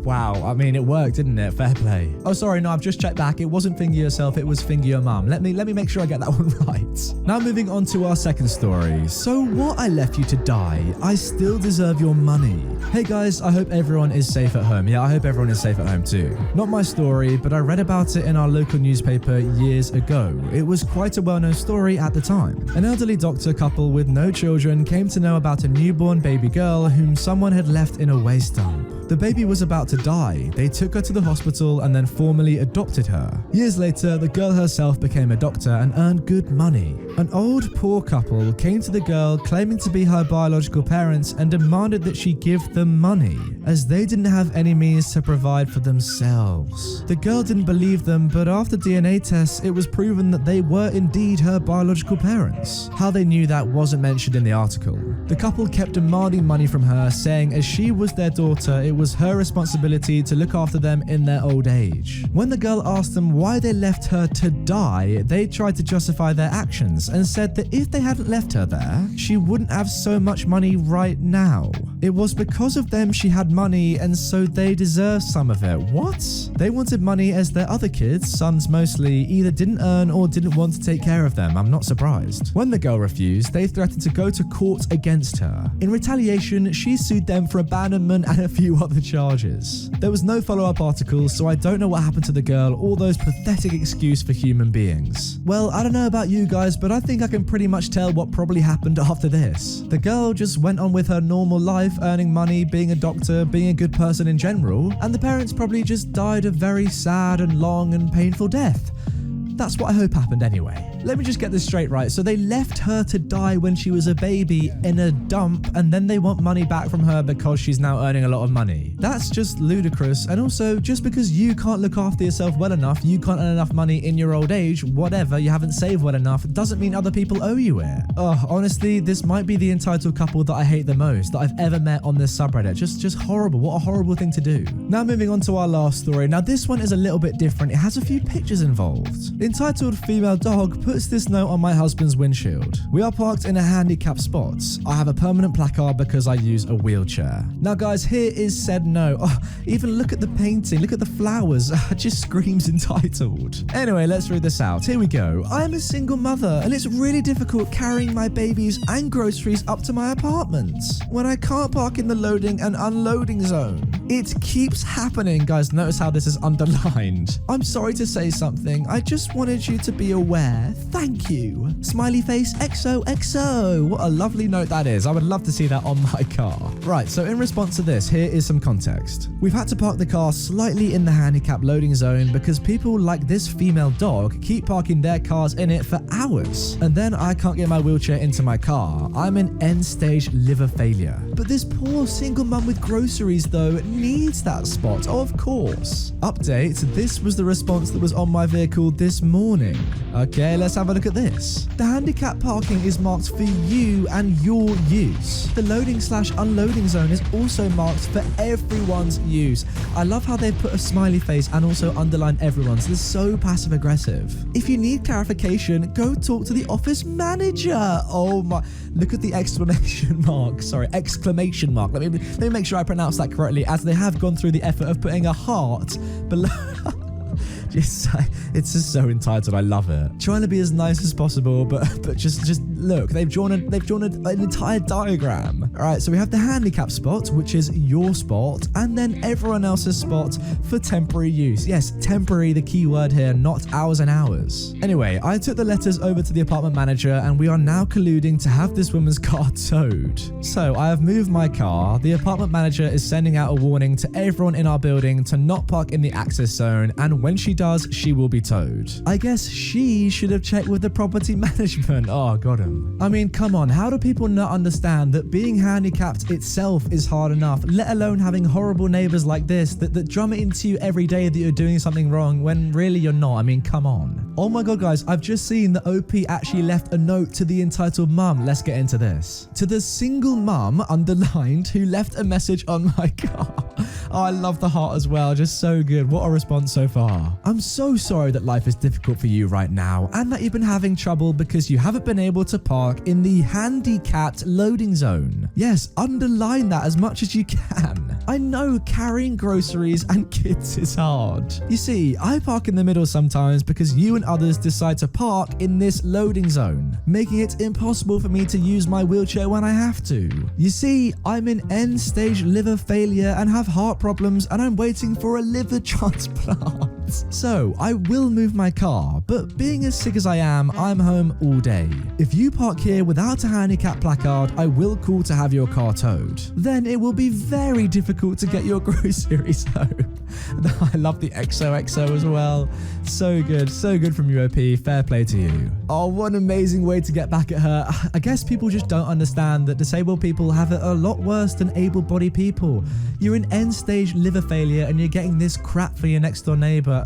Can it get any worse? Anyway, OP, fair play to putting up with this horrible female dog and going about this the right way and not getting too angry. That must have been very difficult. Also, I love that your manager had your back. I mean, it makes sense. A normal person would have your back, but yeah, going against this entitled mum, that must be pretty difficult. Entitled mum calls police on my daughter for not playing with her daughter. This is my first time posting. I will try to keep the story short and to the point, but there does have to be some backstory for context. Here we go. This happened about 12 years ago. I had just moved to a small town. My 10-year-old daughter made friends with a girl down the block. The girl didn't have many friends because her mum was drama and nobody in the neighborhood wanted to deal with her. I didn't want to punish the entitled mum's daughter for her mum's behavior, and our daughters were thick as thieves in no time. About 6 months later, my daughter comes home from their house crying. Apparently over an argument over who got to play with what Barbie, the other girl called my daughter an N-word. Oh wow. When my daughter became quite visibly upset, the girl told my daughter something to the effect of, "It's not a bad thing, it's just what my mum says you and your mum are when you act like you are better than us. Just stop acting better and you won't be an N-word." Wow. The entitled mum called pretty quickly to apologize for her daughter talking out of turn and sharing personal family conversations. I explained to her that I was okay with the girls still being friends as long as the four of us could have a sit down and just kind of talk through why that word would be so hurtful to my kid. She agreed, but made comments that made me feel she thought I was overreacting. At the end of our conversation, I made it very clear our daughters would not be around each other until the sit down happened. The entitled mum snaps. "This is what's wrong with you people, always playing the race card and making a mountain out of a molehill. You aren't going to punish my daughter because you can't get over yourself." I hung up and that was the end, or so I thought. 1 month later, my daughter is at the park down the street from our house with the neighbor and her kids. I'm cleaning my house when I get a phone call from the neighbor. The neighbor said, "Oh my god, the entitled mum is here. She is screaming that the kids can't ignore her kid at a public place. By law, they have to play with her daughter. I'm packing up and coming back, just letting you know this female dog is acting nuts. Do you need me to come?" "No, I'm ignoring her. We will be home in a sec." 2 minutes later, I get another call and can hear screaming in the background. It was the neighbor again. You won't freaking believe this. She called the police on your daughter. The cops are here. You need to get down here. I arrive and my daughter is shaking and crying, thinking she has done something wrong. The entitled mum is screaming like a mad woman at the top of her lungs about how my daughter being in a public place means she has to play with her daughter. So what are you going to do about this? Are you seriously just going to let this girl stay at the park when she is refusing to play with my daughter? The police officer said, "Mom, I'm sorry, but as I was saying, there is no law that kids have to play with each other in public parks. If she doesn't want to play with your daughter, she doesn't have to." The entitled mum grabs at the walkie-talkie thing on the cop's shoulder. "I want to speak to your sergeant or commanding officer or whatever. Someone needs to come do their freaking job." The officer called his commanding officer. I was stunned. I asked if my daughter could sit in my car as she was visibly shaken. He said she could, which of course sent the entitled mum on another rant. The commanding officer pulls up as she is screaming about how my daughter needs to get out the car and play with her child. What, right there and then? The commanding officer comes over and the officer is trying to explain to him what's going on as she is screaming a foot away. He comes over to me and I tell him the backstory on how this all started. Then he says to me, "At this point, I don't see a reason for you to have to still be here. You can take your daughter home." The entitled mum then turns bright red. "This is why they are like this. Nobody holds them accountable for anything they do. She should at least get a ticket or something." I don't know what was said after all of that. Me, the neighbor, and our kids got out of there quick. I did start looking for an apartment right away and found something about 2 months later. While I was packing, I got a call from the entitled mum. I let it go to voicemail. "I hear you're moving. I just wanted you to know if you or any of your kids walk by my house before then, I'm calling the police for harassment. I don't even care if it's James, my son that was 2 at the time. And I can't wait to hear what stupid rubbish you have to say about this when you call me back." I'm not gonna lie, I was tempted to call back but didn't. We moved a week later, thankfully. Alright, clearly this entitled mum is just insane. This story is pretty funny, but I'm not gonna lie, it is also quite sad. The fact that you had to move out of your neighborhood, OP, just because of this one racist, horrible neighbor is just a travesty. If it were me, I would have tried to catch her saying something racist and then recorded it. That is illegal. You can't do that. What I'm saying is, I don't think that you should have had to leave your neighborhood just because one of your neighbors was openly racist towards you. That's not how society should work. Fair enough, maybe you had no other option, but I don't know, you should have stuck around for a bit and tried to get some real justice, in my opinion.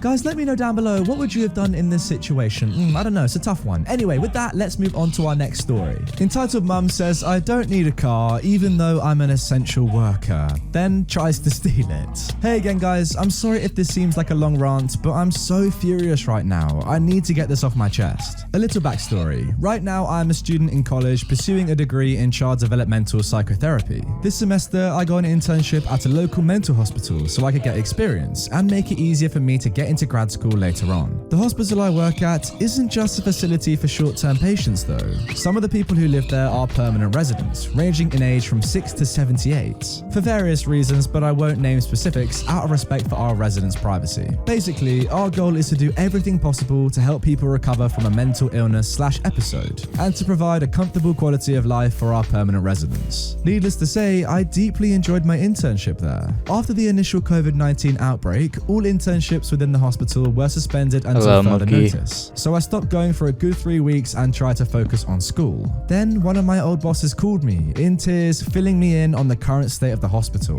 There have been 3 positive cases of COVID-19, out of which 2 had passed away. 12 employees had quit or simply not come into work at all anymore. And to top it all off, there was a surge in people admitting themselves or others to the facility. A good chunk of people admitted were children whose parents claimed they had some form of mental defect, although I suspect that they simply didn't know what to do with them. Once she had finally told me about the situation, I immediately begged her to put me on the next work schedule. She agreed and I've been working there ever since. Wow, what a good person you are. Now, I don't want to come across as arrogant or pretending to be a martyr or anything like that. In all honesty, I think I am very underqualified compared to someone with actual medical experience and or training. but all I know is that these people at this hospital are dependent on us for care, support, love, and help. And I will be god danged if I just sit by and watch bad things happen to these people. Simple as that. Sorry for the long backstory, on to the actual story. Well, I'm sure it was relevant. Now, ever since I started working at the hospital, my hours have been absolutely insane. There have been times where I've spent 48 to 50 hours straight at the building. Wow. I eat when I can, I sleep at 3-hour intervals so I can get up in the middle of the night and check on our residents and patients. I do my virtual lectures and homework while organizing patient files. As awful and maybe selfish as this sounds, I do try to get on my Switch around midnight and take care of my Animal Crossing town. I'm weak. Basically, I'm lucky if I'm able to spend 30 hours at my home. That's where our entitled mother, EM, comes into the picture.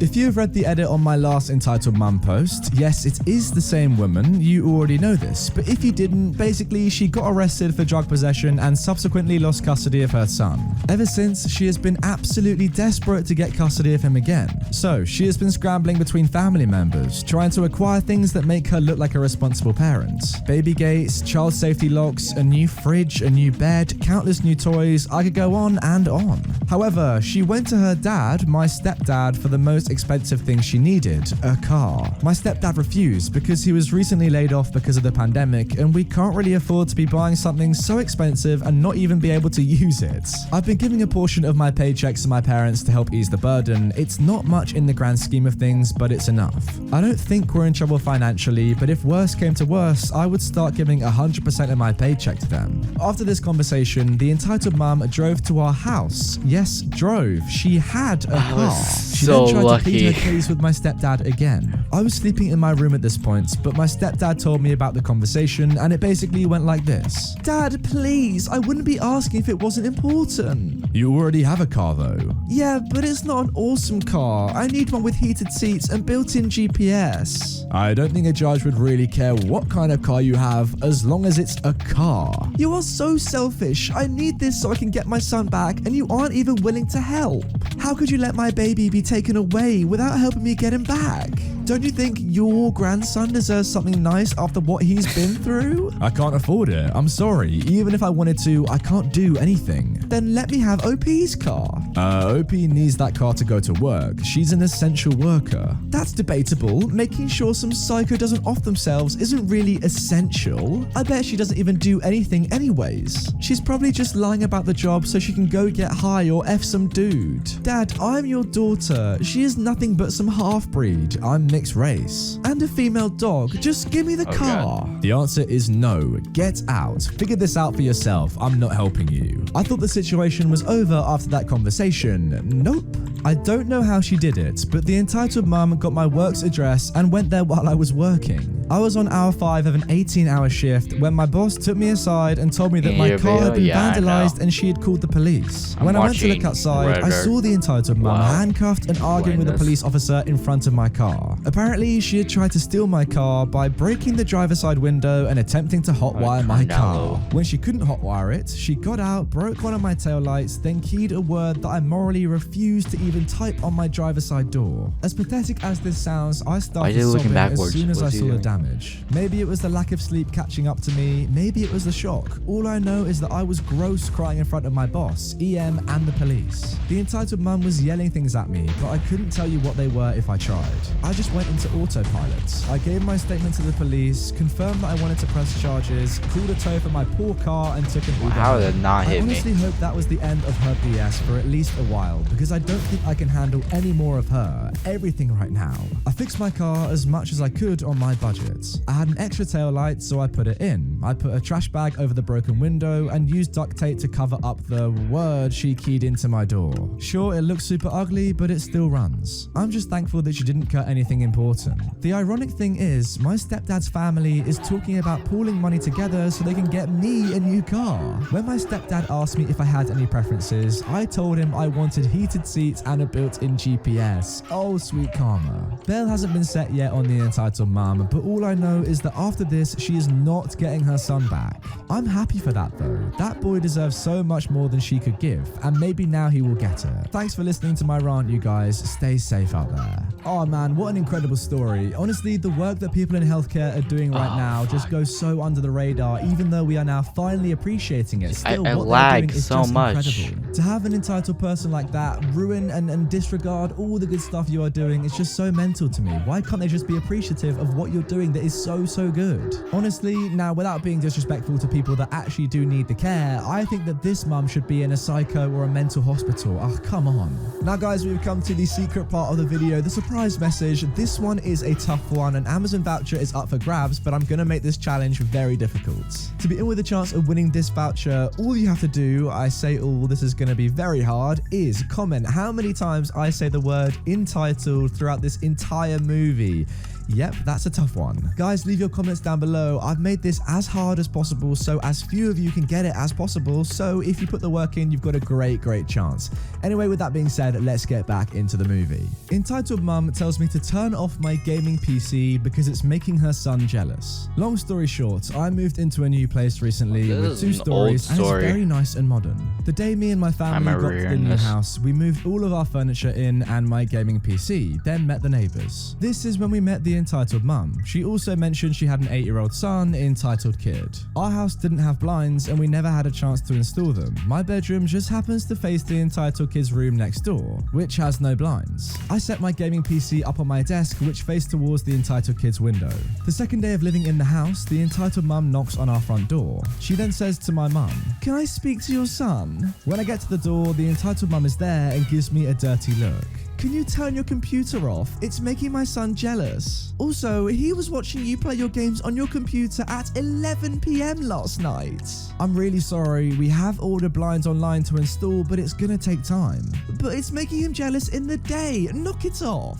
Why are you being so rude? It's my room and my computer. Oh, don't you play the victim. You're disturbing my family. I make barely any noise and I have headphones. What? It's your son who was watching me from his window and yelling last night. I'll have the police know about your trespassing light into our property. Wait, what? Go ahead. I slammed the door. She didn't come back. Fucking trespassing light. Let's go. I've never heard anything like that before. That's got to be an upvote from me. What? Sorry. How can light be just so stupid, man? Imagine just moving into a new neighborhood. Oh, you've got this lovely, nice modern flat. Then you meet your neighbors. Oh god, I regret everything I've done. Hey, you know, I don't think it's that bad that kid was jealous of your gaming PC. I mean, my gaming PC is about 5-6 years old. I need a new one. I'm a little bit jealous. But his mum then said that the light is trespassing. What is that? With that crazy story out of the way, let's move on to our second one. My son wants to go in your electronic wheelchair. Get out so he can have a go. Oh god, it gets better and better. I've been browsing this sub for a while and never thought I would post on here. Oh, how I was wrong. Backstory, I'm a 29-year-old female and have been confined to a wheelchair since I was 17. I'm a quadriplegic and can use a manual wheelchair at home, but use a power wheelchair in public for practical reasons. I've mostly full use of my upper body and partial use of my lower body. I've been mistaken for a paraplegic a few times. This happened about a month ago before the poop hit the fan with COVID-19 in my town. I was downtown shopping for supplies for my inevitable self-isolation when I heard a deafening squeal of a child about 12 years old. Of course, it was an entitled kid. Oh, that's a cool scooter. How fast does it go? There, thanks, little man. Yeah, it goes pretty fast. Can I have a go? At this point, I think that he means to sit on my lap and I drive him around, which in any other scenario I would have been happy to do. But you know, COVID-19 and all. Sorry, dude, but not today. The kid says, "Oh, okay," and stomps away, and I thought that was the end of it. But you know, I wouldn't be here if it was. A few minutes later, I hear the ground start to tremble as the Megatron Karen approaches. Oh boy, I thought, this is gonna be fun. Excuse me, what did you say to my son? I'm a bit confused here. He wanted a ride in my wheelchair. I said no? What did you just say to me? You need to respect your elders and not talk down to my poor little angel. You don't even need that wheelchair. I know your legs work. Oh my god. You're just faking it to get attention. Now let my son have a ride. What am I reading? Minecraft. She wouldn't have been much older than 35, so obviously not my elder older, but even if my nan spoke to me like that, I wouldn't reply kindly. Yeah, fair point. So at this point, all of my patience has officially gone. My wheelchair costs more than your car, because I have and you want nothing me to else to listen kneel out of to my chair so your dirty crotch while goblin playing. can take a joyride? Okay. Also, the crotch goblin was smirking at me the entire time. Well, of course he was. Now here's where the story gets graphic.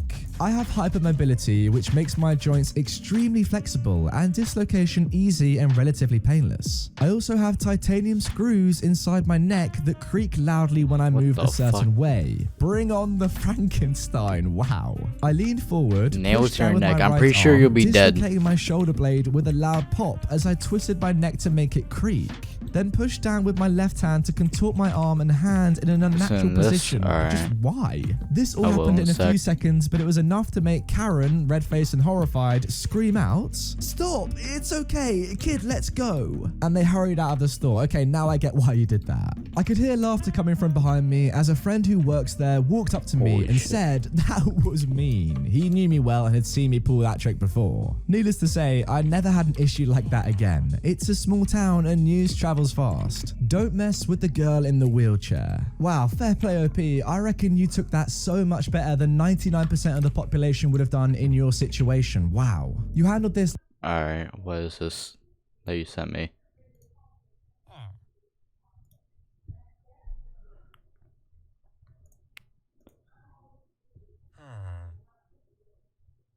I can send it again. Please.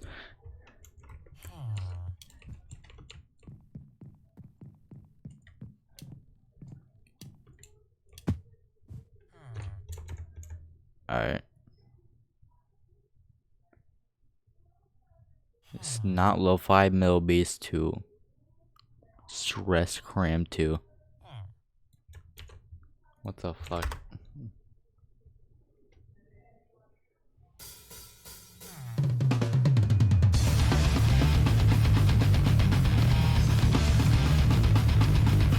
I mean, I guess.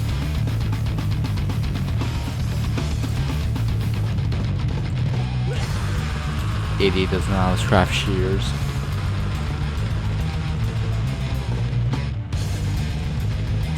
Alright, that's enough. Back to stories. Like an absolute pro, which makes me a little bit sad, to be honest, because it suggests that you get this situation happening to you more often than not. I feel like the majority of people do have a lot of respect for disabled people and understand their troubles. I just don't understand why there's this small minority that do just not have don't get gacha it. base How old is this kid enabled. again? I'm so gonna say, sorry. yeah, 12 years old. Fair play. He probably doesn't really know what a disabled person is at that age or understand that the full disability that you probably have. For that reason, I reckon it's okay One that he PC, asked. sure.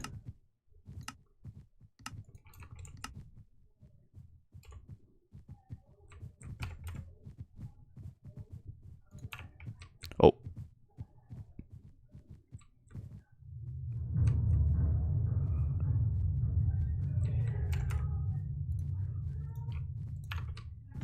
Oh, you just made me fail.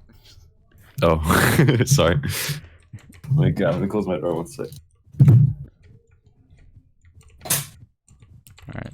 I'm pretty sure the guy who was beating my ass, failed, so I think I'm good.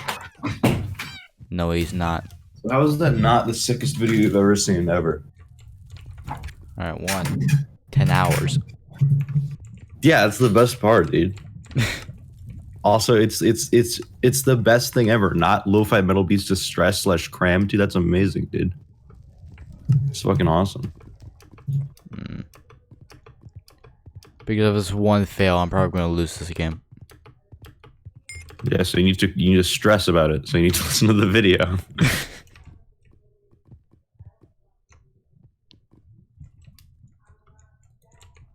Wow, I hear you're doing a 24-hour stream. Yep.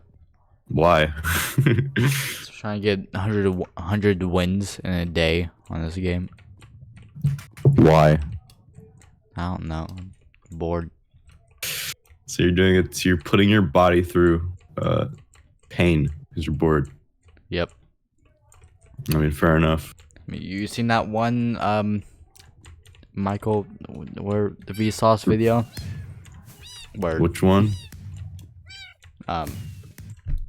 about boredom, I think, and Oh yeah, where people rather touch the button, right? Yeah. That gives you pain. Yeah, yeah. That's fucked. I don't. Can I say that? Can I swear? What? Can I swear? Fucked. Yeah. Yeah. Okay. I just can't say the word. I know. Right. Yeah. Right, that's say fucked the up. word. Yeah. I don't know if you're a PG streamer or not. I don't know. Bro, what are you doing? You're playing like Superman 64. You're like flying through wings here. Basically, I am.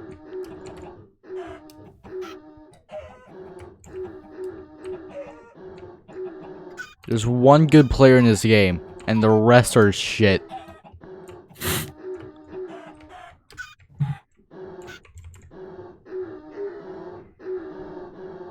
And he's beating me.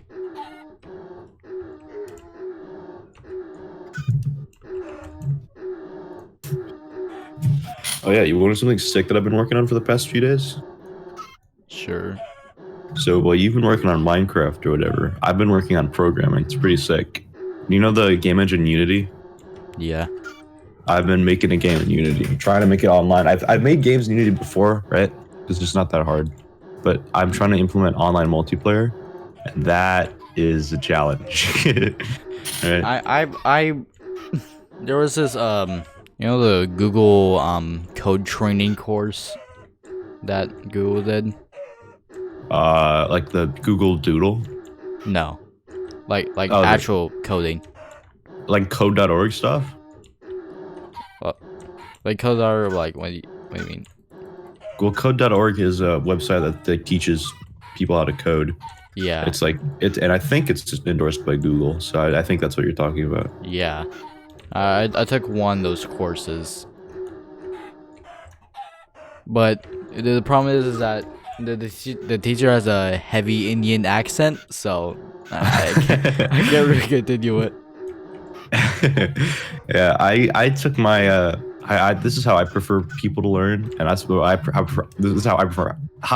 This is how I prefer to learn. Right, it's in person. So what I did was I took my programming courses in person with like a teacher, you know, that would come around and help everybody, and that's the best way to learn, because like if you screw something up, teacher should be like, well, here's why you screwed up, right? So now go fix it yourself.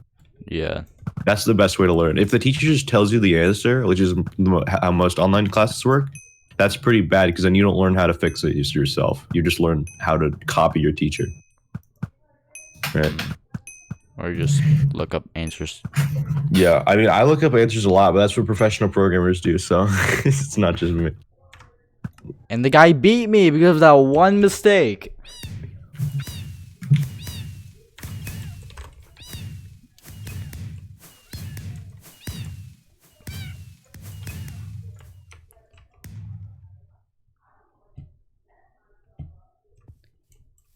Fuck you, clean rain. I'm like dirty rain.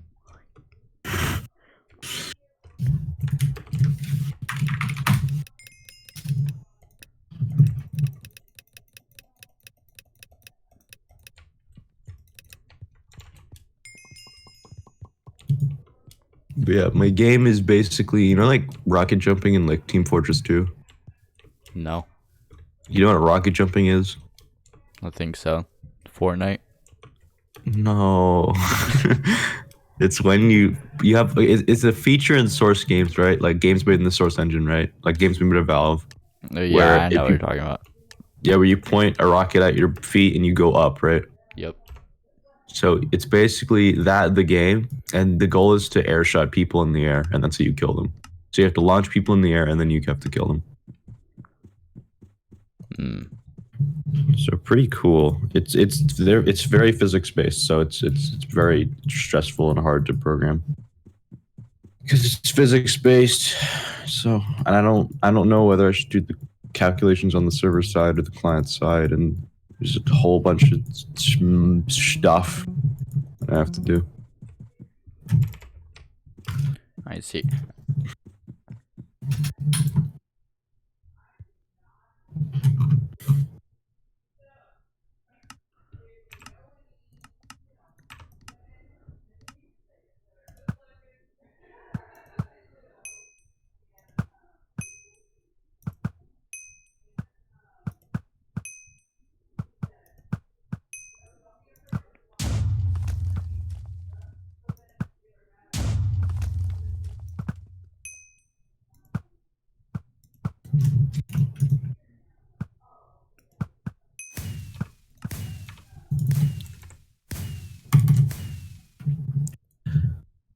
But yeah, I'm using this API called Mirror, right? So I don't think you know what Unet. Yeah. So this is Unity had this online thing called Unet, right? It was like Unity's own online API, right? But they discontinued it, right? Because it sucked. So they stopped making it. Okay, so they stopped making it, right? Because it sucked so bad. Oh, what does it even do? It was basically Unity's own online networking stuff. So like you could make a game in Unity be online with Unet. Oh, okay. Right? But Mirror is a continuation of Unet, but better. So I see. A lot of if I have to look something up, I can just look up Unet after it, and there's a lot more results. That's pretty good. But the problem with Unet and Mirror is that they're very fucky, and a lot of times I don't know what's going wrong because there's just random bugs. Because physics is very strange on Mirror and Unet, so it's not very fun to program. So, do you know the difference between Java and Unity to program on? Like Java, like the language? I guess so. Well, I 'cause glitched Java- in the block and they kicked me out. What the fuck? Oh, I saw that. Okay, but yeah, so Java is a programming language, right? It's one of those. It's Java's like C++, right? They're both used to make like applications and stuff, right? All right. Unity is a game engine, so it's made specifically to make video games, right? And Unity uses a programming language called C# for everything, right? Sorry, what? So Unity is a game engine, meaning it's specifically made for building games, right? And in Unity, in order to do anything, you use a programming language called C#, which is a variation of C. All right. So Java is just a programming language. Unity is an actual game engine. If you're asking which one to learn Java. That'll be immensely more helpful to you. Because, like, who cares about Unity? It's just C#. It's literally just JavaScript with different. Alright, so the course things I was about to that if I were to continue I have to pay for. Can I just look up tutorials of how to code?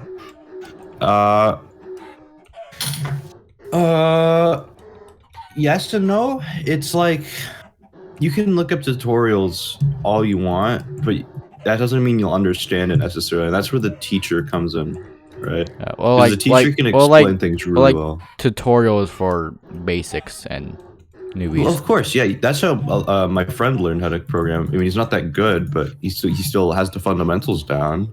So, of course, you can do it. It would just be a lot harder than having like a teacher. Also, if you are going to pay for anything, I'd recommend paying for when coronavirus opens up, getting in-class lessons, like outside of school, because those will help you so much more than online classes, in my opinion. Oh yeah, that's what I'm doing. I'm doing it in person. All right, that's good. That's good. Yeah, that's how I learned, and I really don't think I could have learned very well if it was online, because when it's online, only really one person can talk at a time, right? So if you have a question, you gotta like wait your turn. Whereas with everything, the teacher can just like address a problem everyone has at once. It just works. I don't know. Yeah. Well, I'm going back to school for this year. You doing online or what? In person. Really? Yeah. When do you start up? You don't have to tell me the date, but just like a few weeks. I'm pretty sure the next month. Damn, I start up next week, so that's all online. So yeah, I don't know how that's gonna work for you. So I would bet that they're gonna change that soon. It's all online. I just hoping that coronavirus. Yeah, I would be fucking worried if my school went back all physical.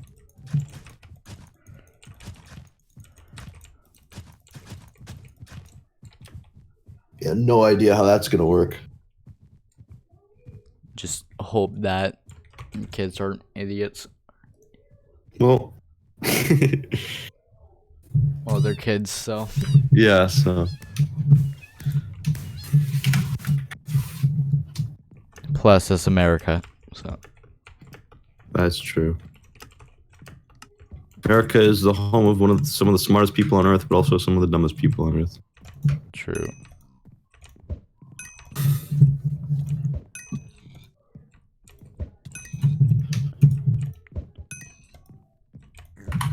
Alright, time to see why this is bugging out.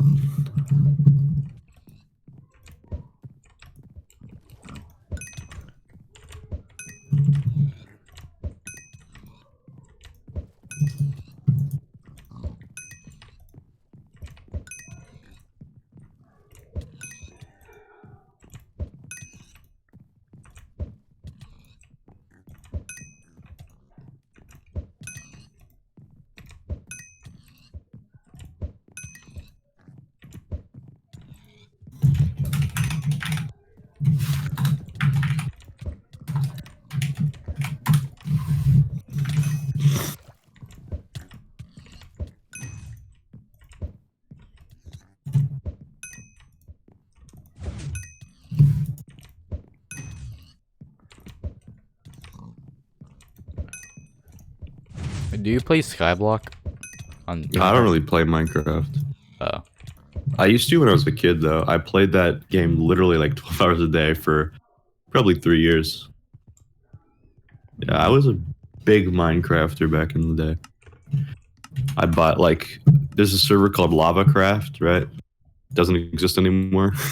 I bought like a $300 rank on it. Dang. What rank cost $300? It was the highest rank, and it was like, What? Why? it's just like, I don't remember like what you get. You just got a cool name. I remember that. The rank was Lava God, right? Had a cool name. And I used the server so goddamn much, right? Like I used it literally every day. I was like, I might as well just buy a rank. And then you got creative mode and plots. That was it, I think. So you're just instructable Yeah, basically. or invincible. Yeah. That's where I met Dean, actually, on LavaCraft. So, good times. Yeah, I used to play a lot of Hypixel and Mineplex. I Yeah, still we do. didn't have any of those big servers when I played. All we had were the moderately big ones that people just talked to through word of mouth. Like, there's LavaCraft that was pretty big. There was like Cheesecraft, I think. Lichcraft. No, that's the server. Wait, I think there was Lichcraft back then. Oh, I remember when I took my coding classes, right, way back when. A kid was playing on Lichcraft. I'm like, what's that? And he's like, that's Lichcraft. Lichcraft is the MMO thing, right? Witchcraft? Lichcraft. Lichcraft. I'm pretty sure that's. I think I'm thinking of the right thing. Let me look it up. Oh, Windcraft. Sorry, Windcraft. Oh. Yeah. Windcraft. That was around. I never played it, but I know other people did. Yeah, sorry, I don't even know Lichcraft. Yeah, Windcraft. Lichcraft. Yeah, Windcraft. Yeah, main server I played was LavaCraft because there's basically everything on there. There was factions, there's plots, there was not Skyblock, I don't think, but oh yeah, you could if you had the highest rank, which I did, right? You could disguise as people. It was so sick, and I got like kicked one time. You had to disguise as Herobrine, and the mods thought it was real. The mod's like 9? Probably, I don't know. It's the funniest shit ever. I paid for this rank and they're just like, stop. Fucking great. You've gone too far. You're here, Brent. It was such an. You was basically pay to fucking win because, like, on plots, right? You didn't have creative mode if you were a normal rank. right? So you're like just play Minecraft normally, or Basically, what you do is there were these dedicated like faction areas, right? But they weren't faction areas. They're like survival areas, right? And you would go to there and get all your materials and go back to your plot, or you could just pay like $50 for like the diamond rank, and then get creative mode and just have fun. yeah, like higher ranks nowadays on public servers are like $20 and stuff. Yeah, it was crazy back then because servers had to make money somehow, right? Pretty much. Well, yeah, not a lot of people like played back then, but now on Hypixel there's like 55,000 players average. Yeah, that's amazing to me. How so many people can play this game.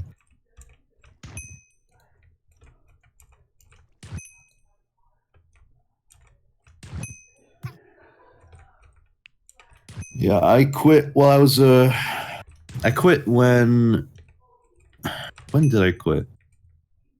I just kind of gradually stopped playing, I think. I don't think I really quit.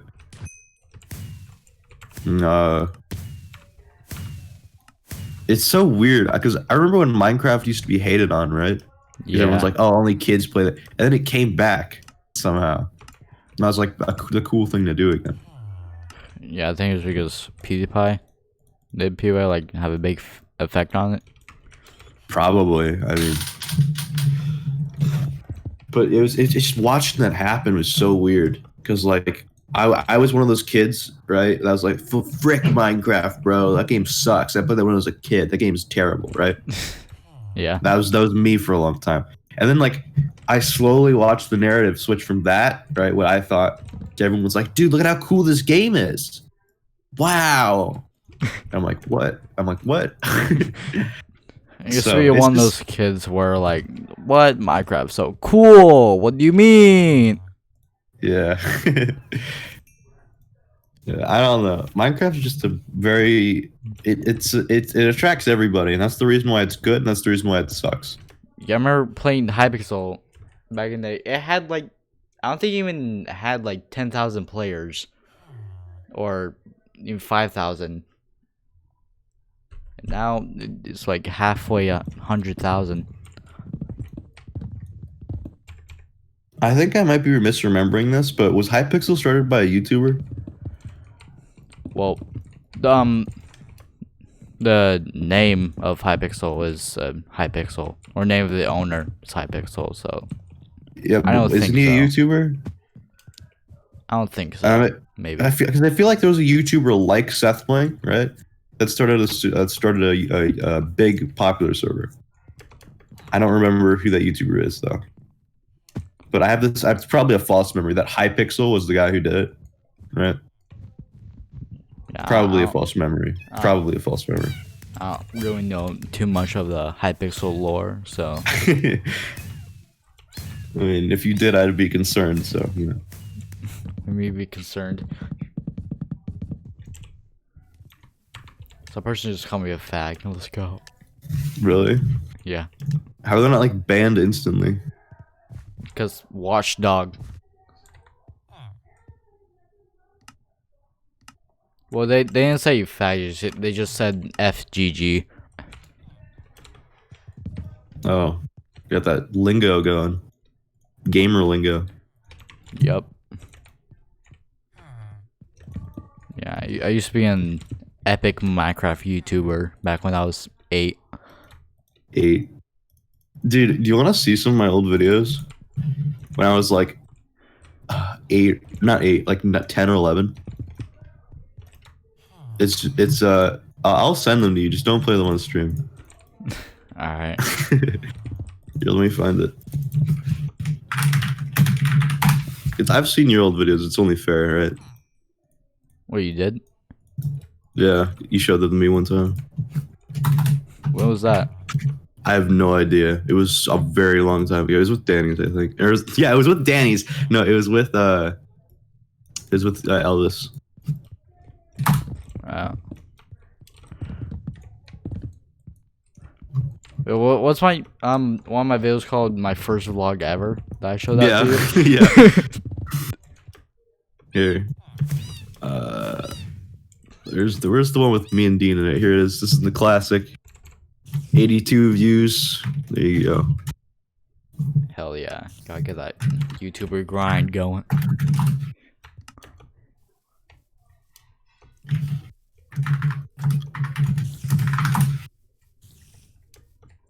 Oh, I was 9? I was 9 in this. I think, if I'm doing the math right. Hmm.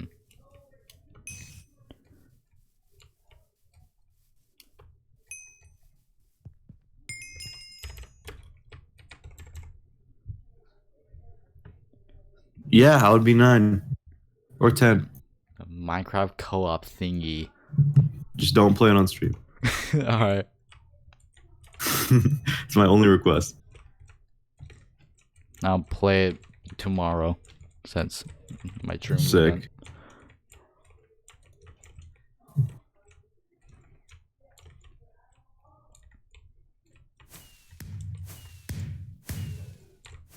I am almost 4 hours into this live stream.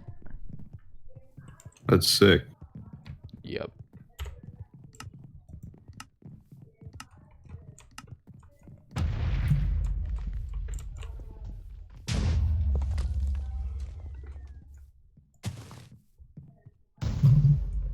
I have Dean's full name in the description of the video.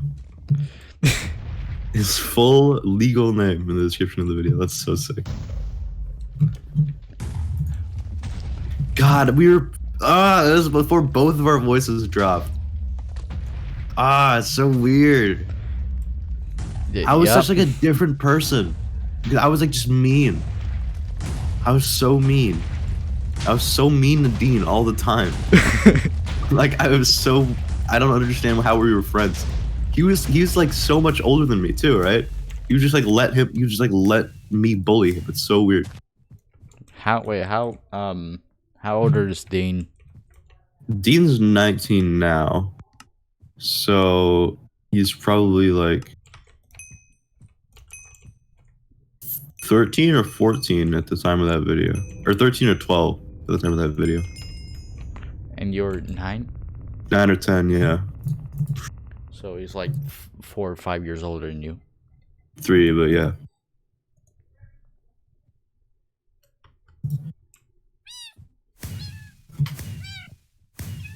Yeah, check this out.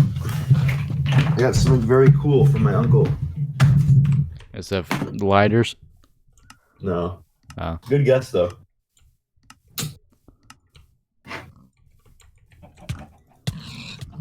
Some would consider it cool. Actually, most would consider it cooler than a lighter. Oh.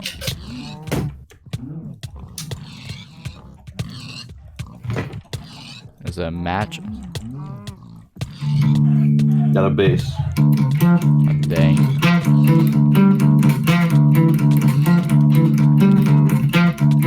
I also have a bass for my 2 guitars I never play.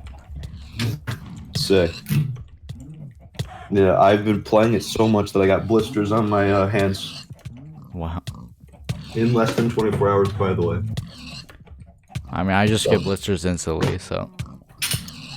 I mean, I already have calluses, so it's super weird that I got blisters so fast. Because again, I play guitar, right? Yeah. So I have calluses, but you need really strong calluses to play bass. You need bass calluses for that. Like my index finger in my left hand hurts a lot. Because it can't blister because there's calluses on it, but it wants to because it hurts so much.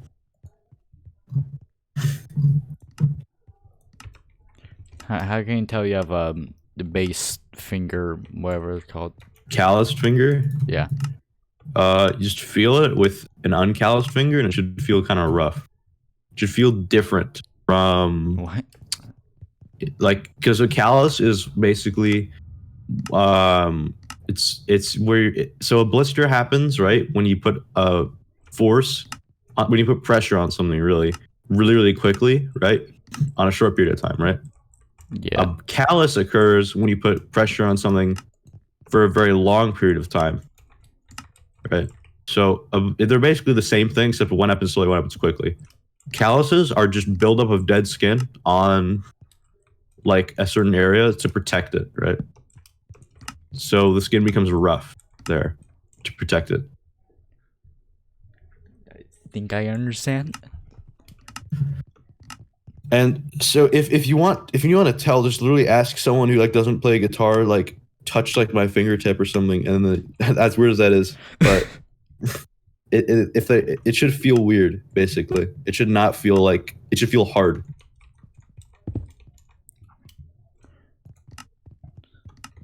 It's kind of hard to do it yourself because both my fingers are calloused, so it's hard for me to feel. But if I use like my pinky, I can feel it.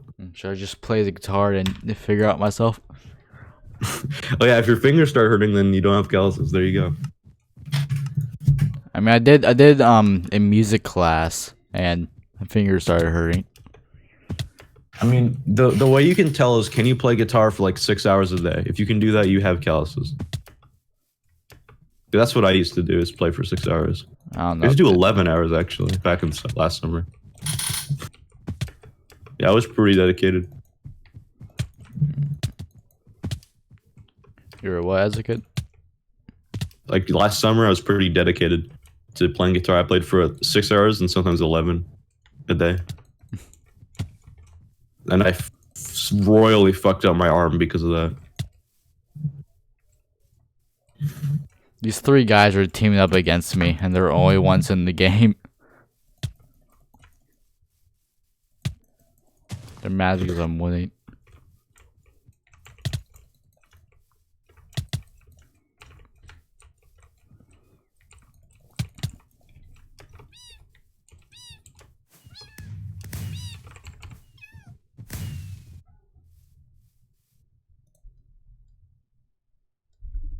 Yep, I'm still doing party games. Do you not read the title?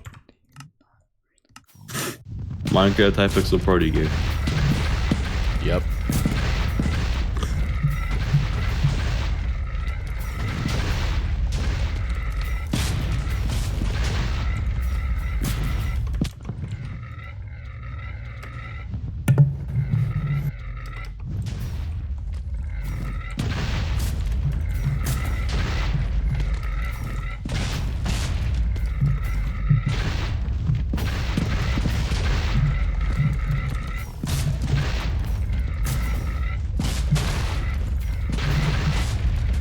I just killed 3 people just out of pure luck. I wasn't even paying attention.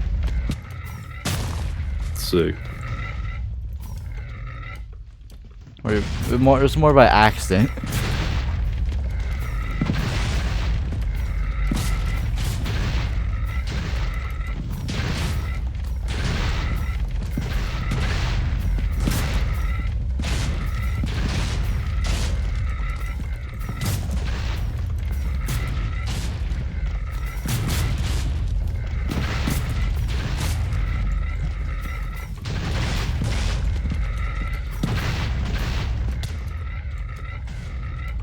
Alright, so why does Elvis say that he'll do something tomorrow and then never does it? Who's Elvis? Alright, true. I haven't talked to Elvis in forever, dude. Bro, why? I don't know.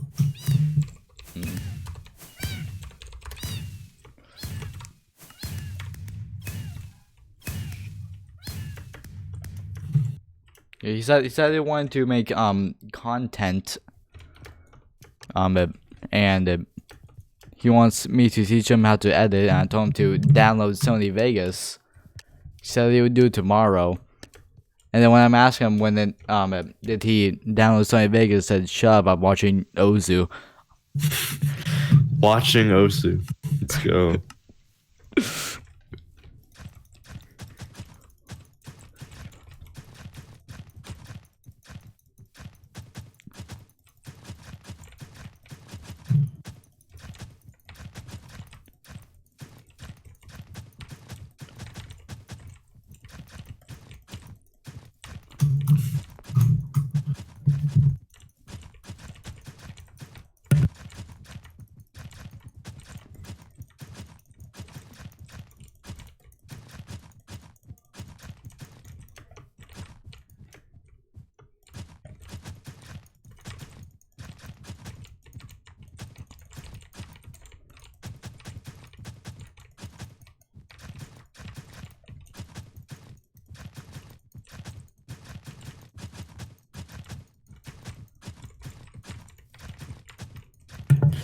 There you go. I had my mic muted on accident.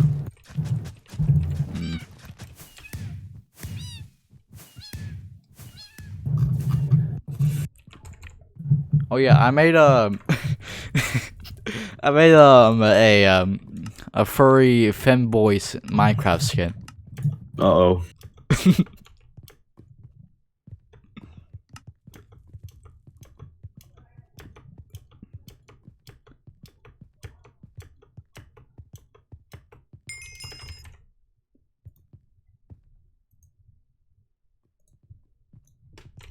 Here it is. Why?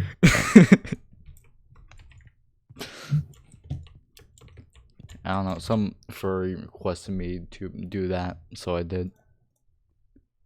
Sick. Not sick, actually. Disgusting. Nah, you said sick.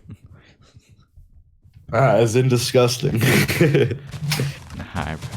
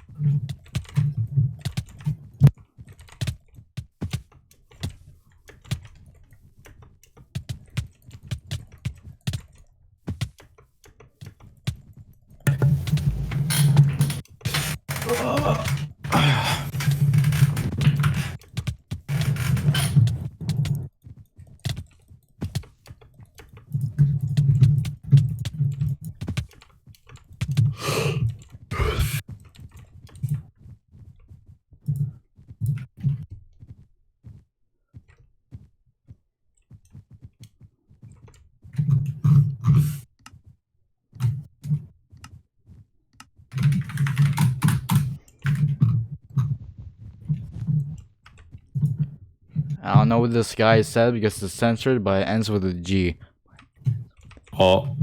And he was talking to me.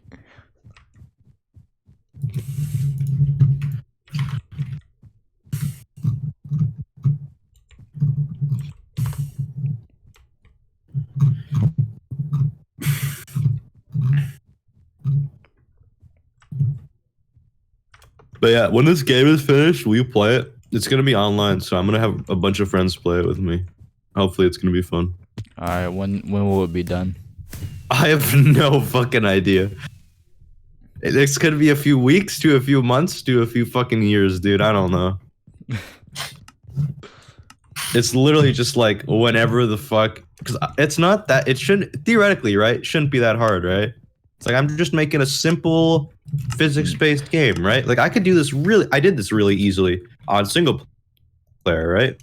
Like I originally made a single player game for this, right?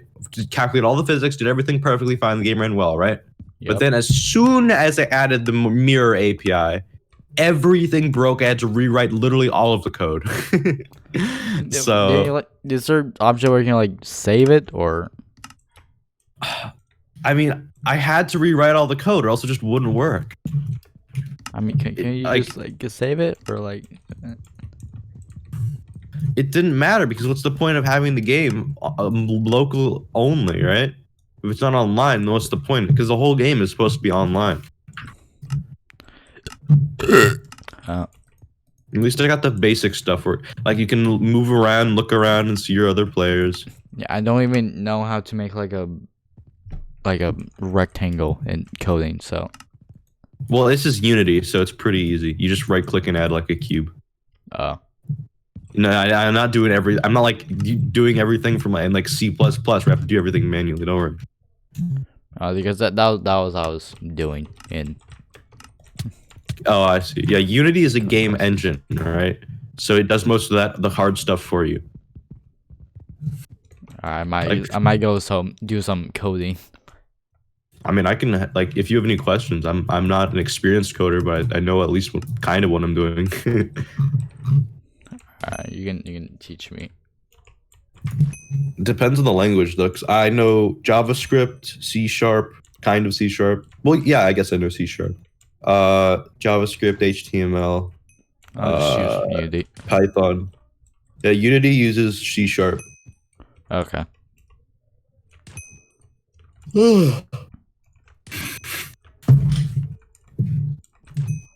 This guy says my name and then by 4. I don't know what that means. I don't either. Maybe it's telling me that I'm bi. I don't think so.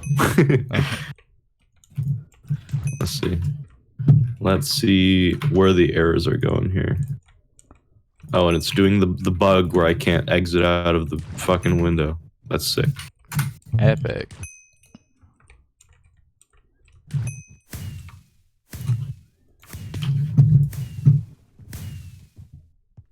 No errors. So right now the main bug, right, is that the server, the host of the server, right, can, like the player one basically. Player one can shoot bullets and they work, right? They work fine. But player two, when they shoot a bullet, you can see the bullet, right? But it doesn't do any explosion. It doesn't explode. So that's the main problem I'm having. So it doesn't explode, or you can't see the explosion? It doesn't explode at all. Oh. It would be if it didn't. If it did explode, but you couldn't see it, that would be so much more easy to fix. Because I would actually know what would happen if that situation, right? But because it's just not working at all, I have no idea what's going on.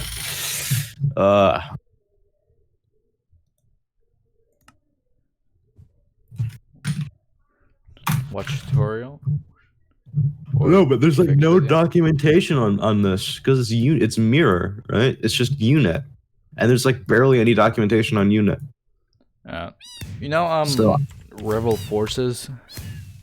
Rebel Forces. Yeah, I've played it before. Let me see.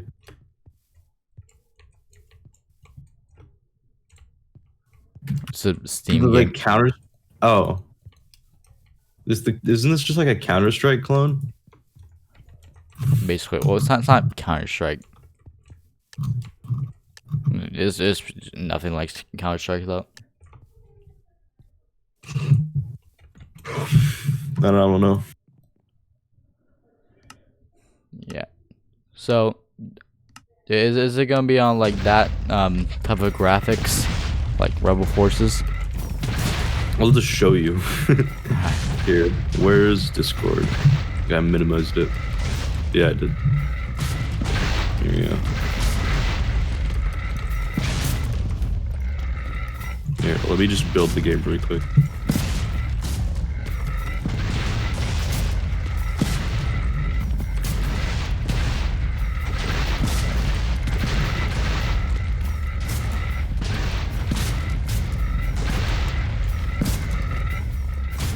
It's gonna look pretty fucking basic, I'll tell you that. Right here. Unity, like, it gets a lot of shit because of bad games. Dude, look, this is what it looks like. Alright. Oh, wait, I'm the client, that's why I can't. Yeah, see? Look, they don't explode. Like, I'm rocket jumping at my feet and nothing happens, right? Oh, Whereas you're if I screen go sharing. Yeah. Whereas if I do this, I'm on the client, the host right now, right? If I do it, boom, boom, it's not working. I am playing Minecraft. Hold on. A working, functioning game. Let me just demonstrate really quick. I think I fixed. That's one of the. All right, show it again. Oh. Discord just crashed. Pretty cool. Let's go. No, so check this out. Yeah, it basically just looks like this. Like you jump. It's like kind of broken though. Like you jump really high for some reason. I don't.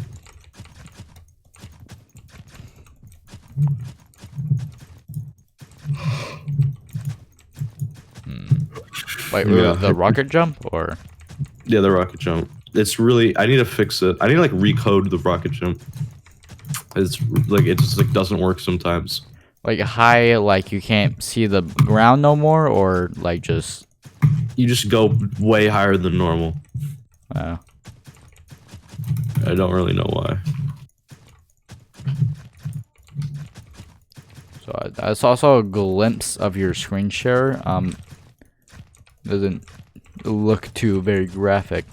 Yeah, it's just everything's gonna be cubes. Or later, I might down the road, I might do voxels because those are pretty easy. Voxels? Voxels are the. It's like pixel art in 3D, basically. Hmm.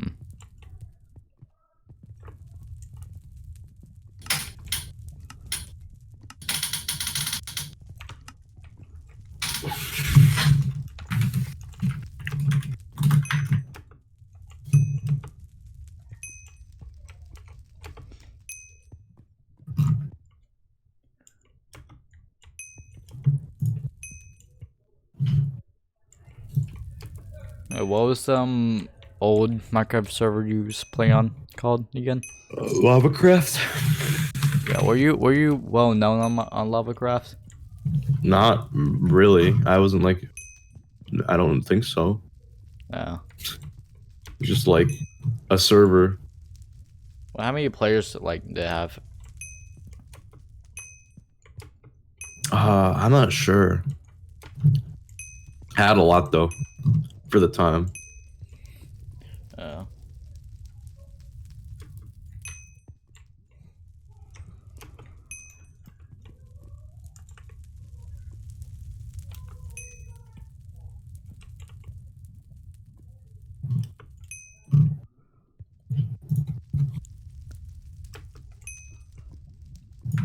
Yeah, lava-craft.net that does not exist anymore. Damn. It's gone. Gone forever.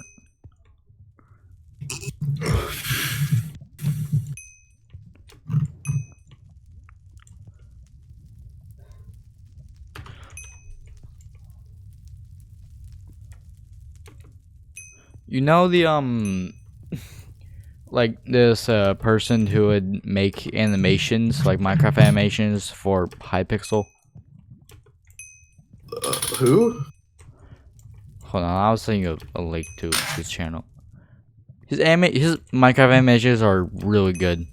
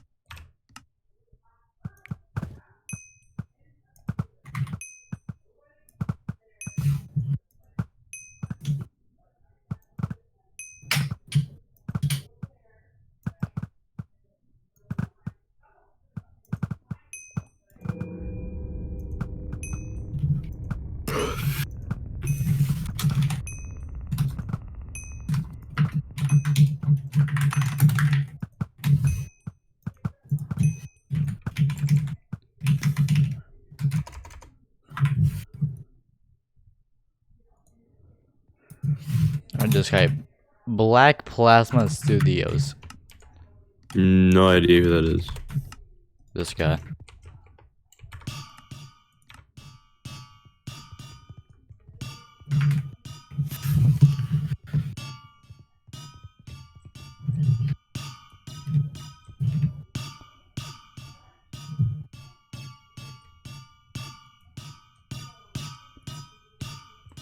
He hasn't posted anything in like 11 months. He might be dead. You posted something 1 week ago. Wait, he did? Yeah. Like a video or? Yeah. Yeah, I watched it like 3 days ago. Though. Look, uploads. Bees fight. Alex and Steve life. Minecraft animation. 2 weeks ago. Mineshaft bloopers. Alex and Steve life. Minecraft animation. Hold on, I'll check out this.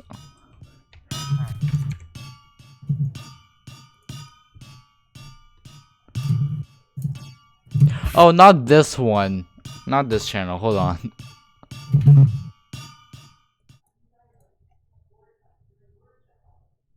Ninja Charlie. This guy.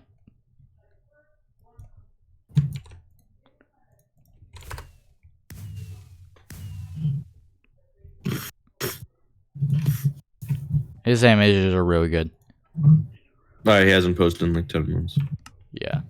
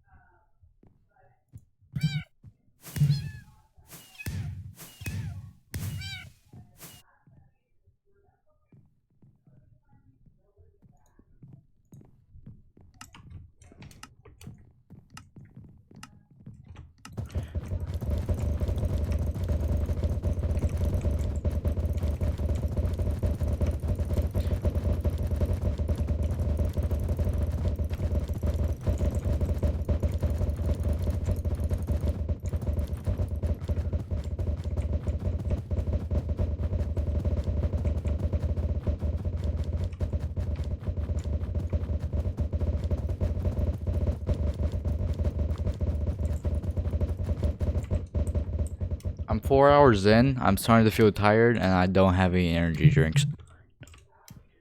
That's sick. What do I do? I don't know.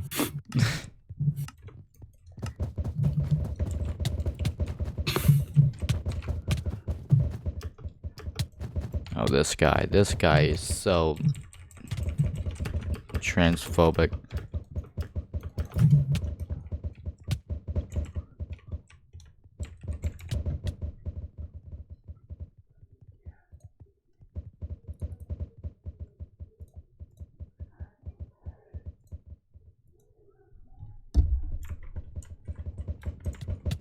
It's the last game I'll win overall.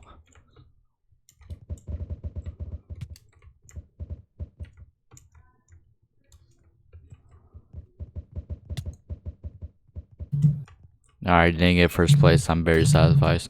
Very satisfied. Happy.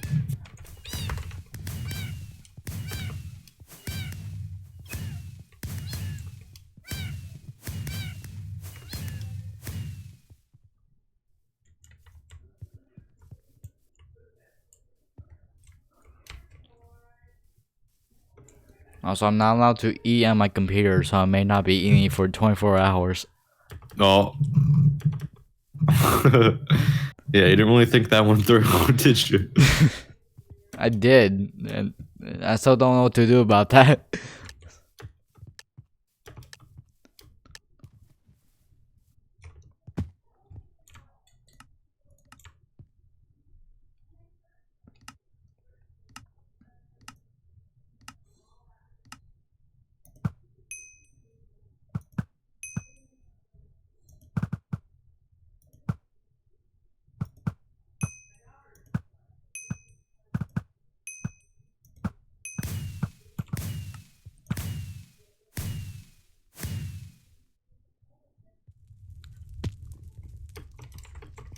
I swear, if I get kicked. Okay.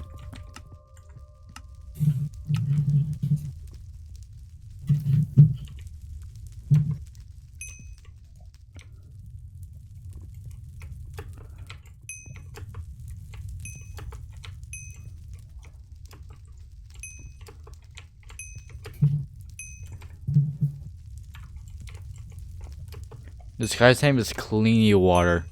I'm highly convinced this is Clean Water's ult.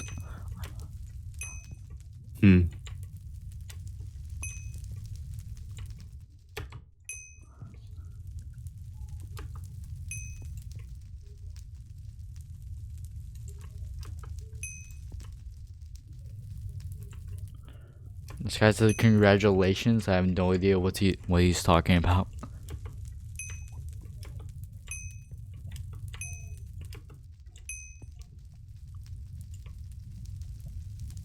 I have made it, he says.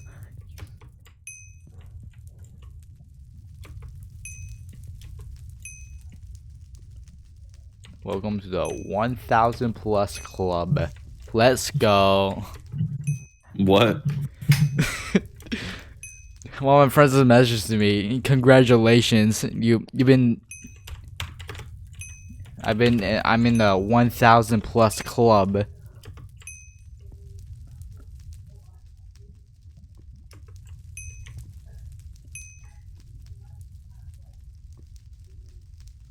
I didn't even jump. How did I not die? Yeah, what? You didn't. I saw that.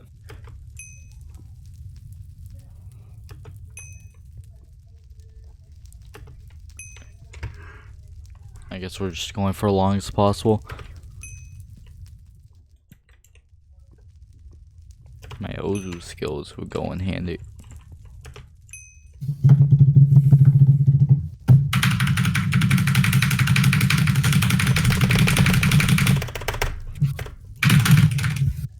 Me when I play Ozu. Firefox prevented the site from opening 2 pop-ups. All right. Hold on, I got this. Check this out.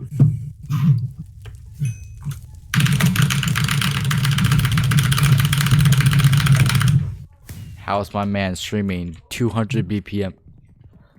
I used to be able to stream 220, dude. Bro. Consistently. Dude, I was stamina god back in the day when I played Osu. So you could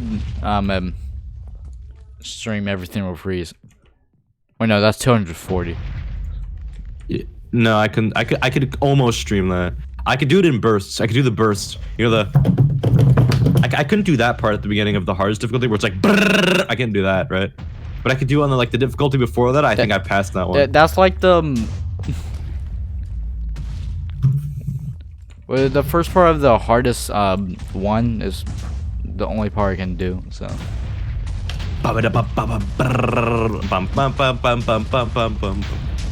Yep. Sick song. That's how the song goes. Yup, that is how the song goes. Thank you, Toxin. Shut the fuck.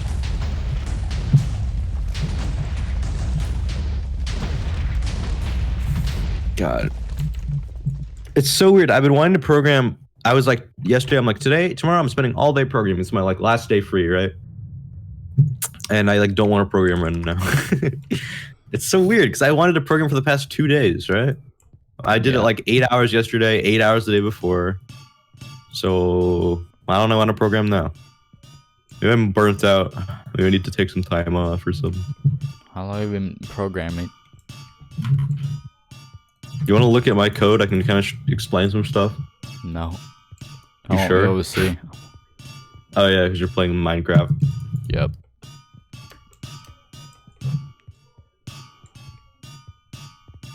The Minecraft was built off of Java, right?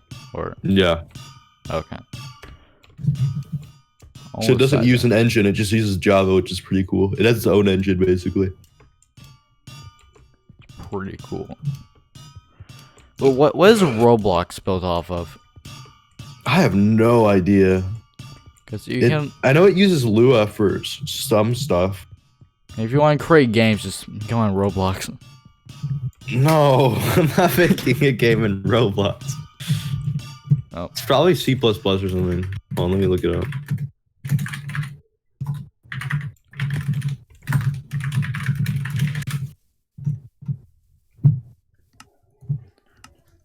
Oh, I hit 1,000 wins. That's what he's talking about. Okay.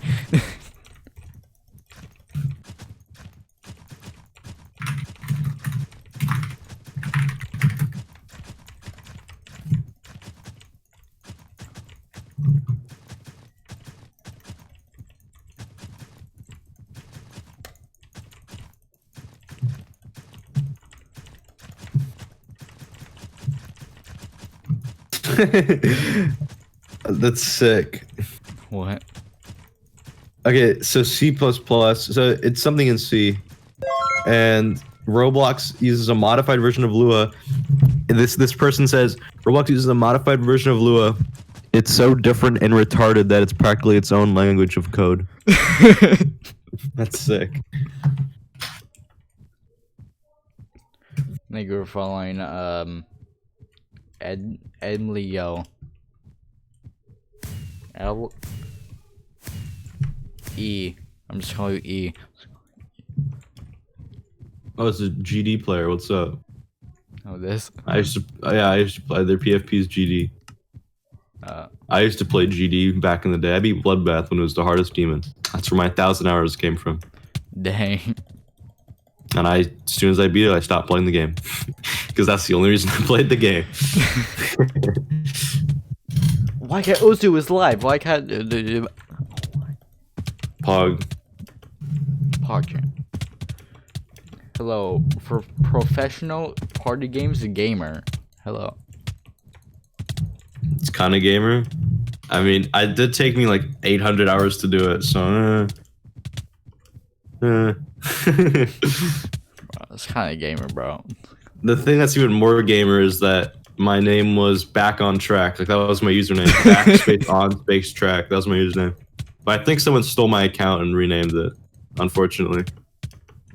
So that sucks. Back on Track? Sickest name.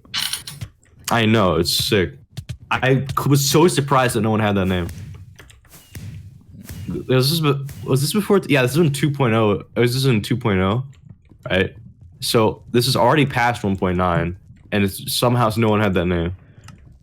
And I was just like, oh, cool.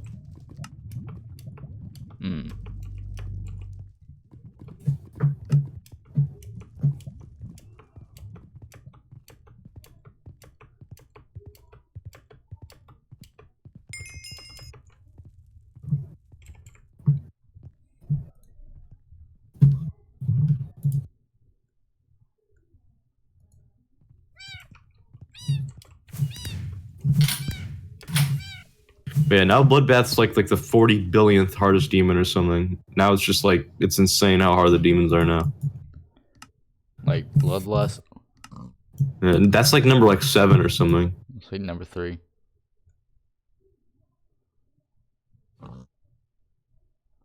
Yeah, but Back on Track was a meme, right? So I was surprised that no one had that name.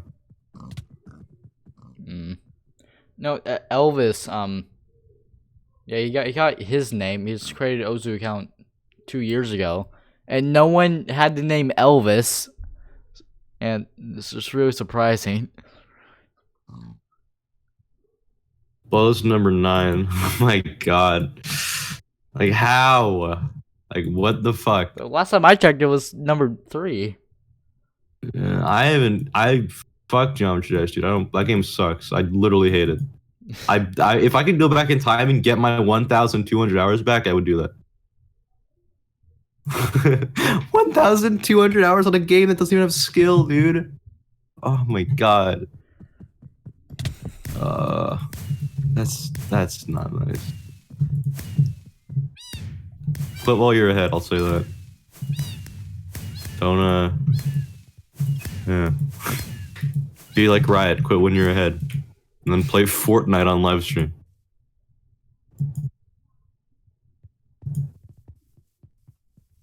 NS Wish? I don't know who that is. I don't know any of the new players or new mappers. All I know is like Sunix, like Cyclic, like Riot. I only know Noble Boy. That's it. Yeah, him too. Like Manix.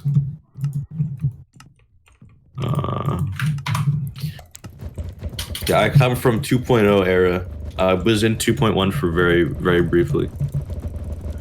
I've only played like Geometry Dash a little bit. Best player right now? So Sunix fell out of style, I guess. Because Sunix used to be the best.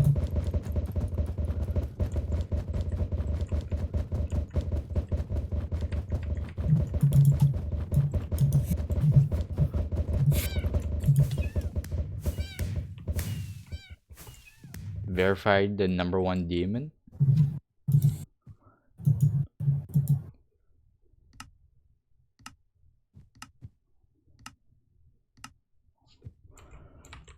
Damn, one gamer.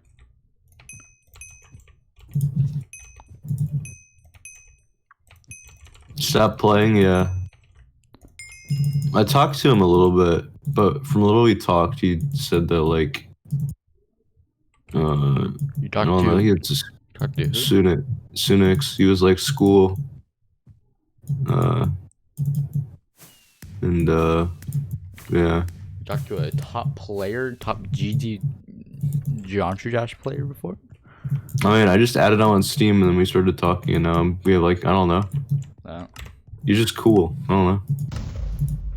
I see. It's not like a big deal. It's just like, huh? Because you wouldn't expect that from someone like a top player, but no, he's just like a guy. It's pretty cool. I think we talked on Discord like twice. Should check in and see what he's doing. So yeah, he's just like, school getting in the way of shit. He wants to focus on his education, and like, I respect that. I do education when there's Geometry Dash. I don't know. Yeah, that's a good point.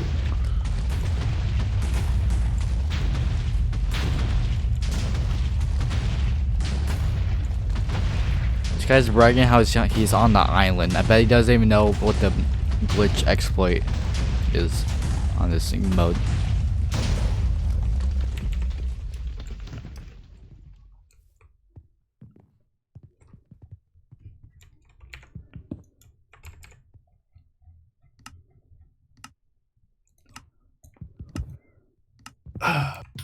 Let's see. Is he still on my friends list? I'm curious. Let's see. Probably not. Oh, he is. I think. Let's see. Yeah, he is. That's sick. All right, message him. Our last conversation was, "Yo, holy shit, man! It's been forever. How you been?" XD says, "Fine. What about you?" I said, "Pretty good, XD." Man, dude, how old are you? It's been so long. He says, "Turning 16 next week." I say, "Nice," and that's the end of the conversation. Well, that's how old you are. That's what he said. Oh. Oh my So- god, we last talked in 2017, dude. We go that far back? What the fuck? 3 years ago. Yeah. Damn. I mean, we've talked like twice, but still, that's... I don't know. I don't fucking know. Gotta work on keeping my friends, I guess. Or actually getting friends. Like, because I wouldn't consider Sunix a friend. We're like acquaintances. We talked once. You know. So we probably should work on that. I just only call him a friend because it sounds cool. Friends with a top elite GT player. I guess. You see my 2 conversation with him?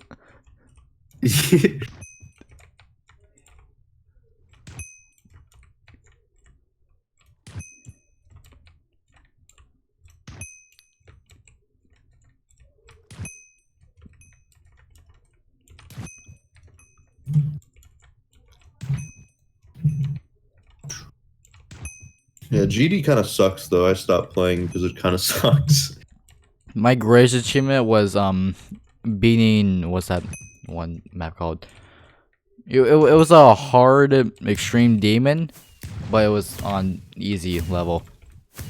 Oh yeah, what happened to fucking Crazy Man 50? Who? You don't know who Crazy Man 50 is? No. Do you know Low Death, the lab? No. I only know Technoblade. Or not Technoblade, Novel Boy. Isn't that a Minecraft YouTuber? Yes. Let's see, Crazy. Oh, he rebranded to Kerma L. What?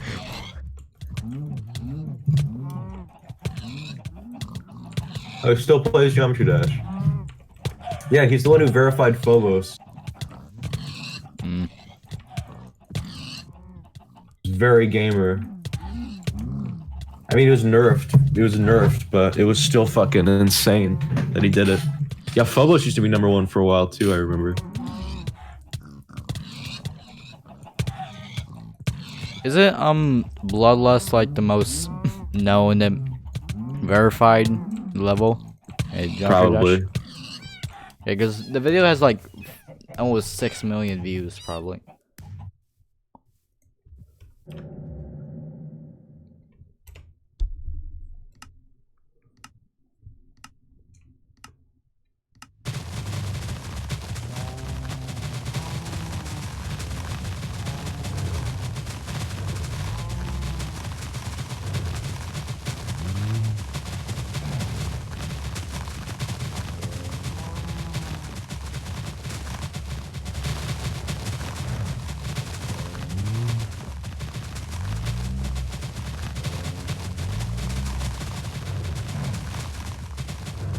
And I know there's one other GT YouTuber. It ends with Junior, but I don't remember his name. It was like Junior. It was like a comedic GT YouTuber. Oh yeah, what happened to Sir Geoster? Who? He's another really good Geometry Dash player. Sir Gillister or whatever. Does he still make Geometry Dash videos? Yep. Still making clickbait Geometry Dash videos. Let's go. Yeah, he's doing it yeah. Oh yeah, Duo Maestro. I remember this one. This level was so popular and insane for the time.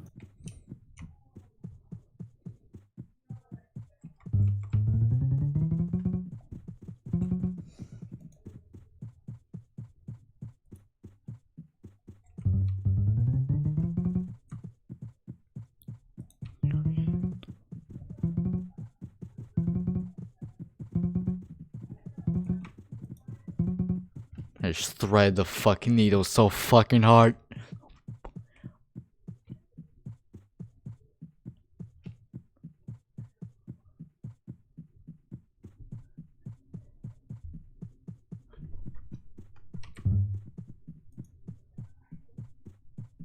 Yeah, drop symmetrical. Yeah.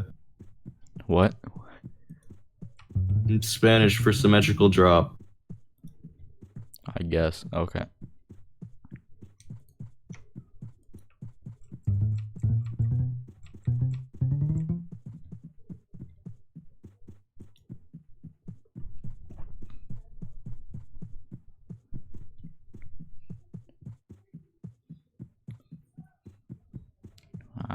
I'll just do this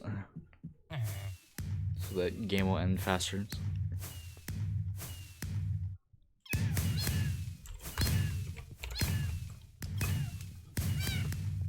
Oh, we were neck to neck. I could have lost that.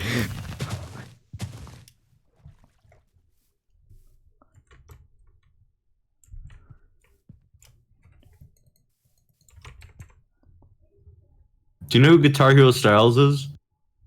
Yeah, isn't he like the biggest like GT player or YouTuber? Yeah, he speaks Spanish. It's sick.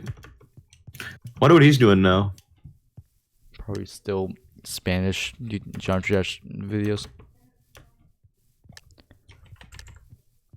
My man has a Guitar Hero in his name.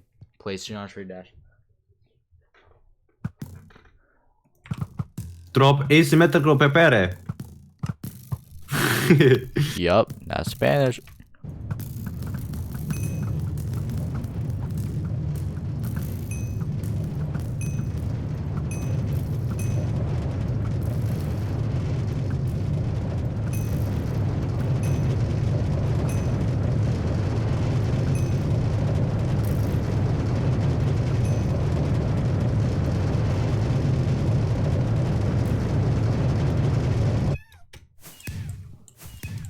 This level was way ahead of its time.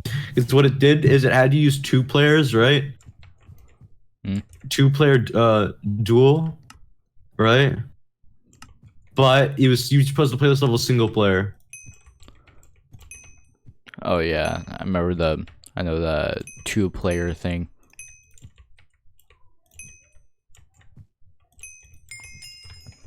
Guys, finished. What the fuck do you mean you finished?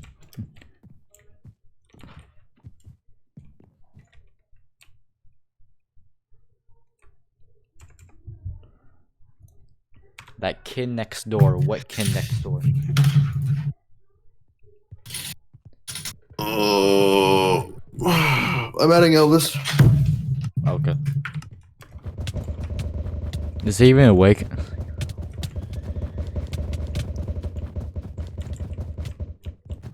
How is this guy not dead?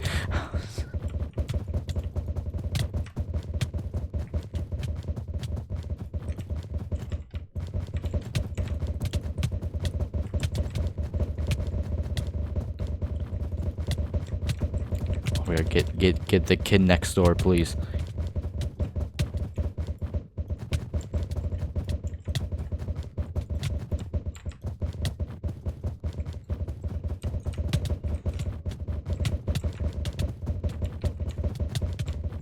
Oh.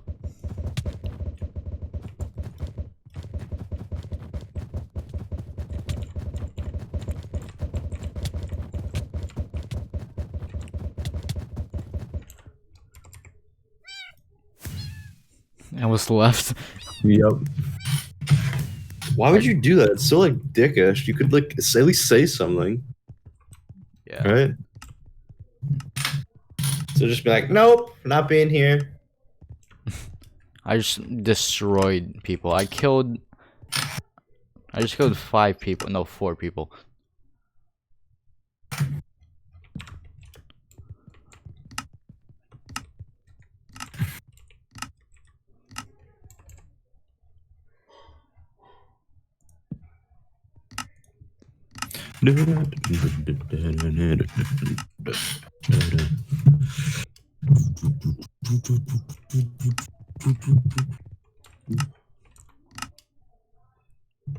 Bro, I'm already starving.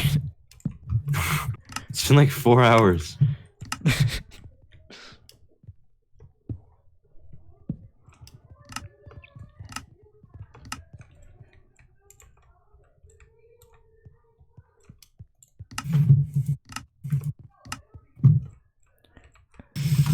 Oh God. Okay.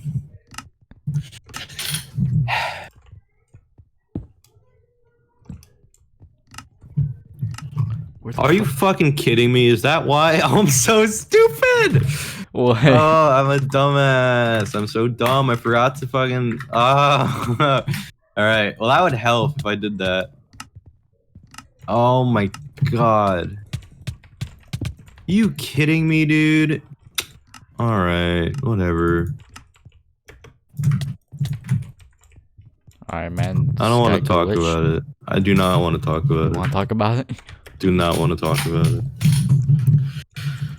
God, are you kidding me? Is that why it wasn't working server side? I'm so unbelievably smart, dude. I am the smartest person on planet. There we go. There we go. He figured it out. Let's go.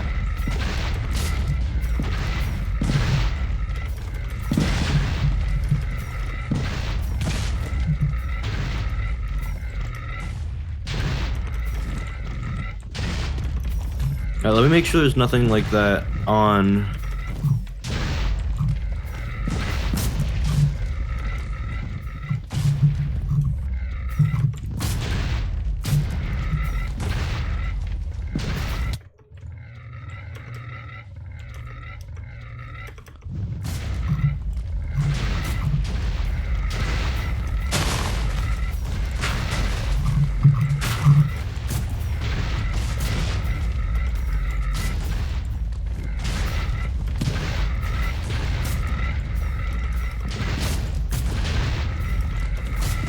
This man just got shot with a pig in midair. What the fuck? Plog champ. No, it's pork chop. Oh my God. Pork chop. Pork chop. Pork chop.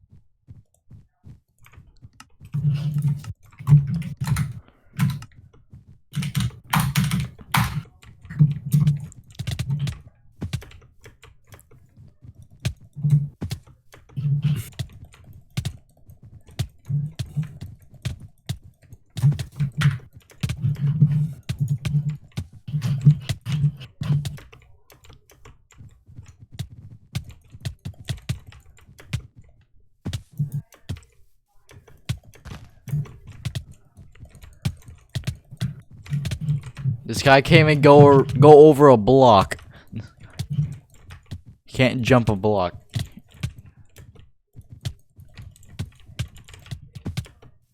Or girl. He has a Minecraft girl skin.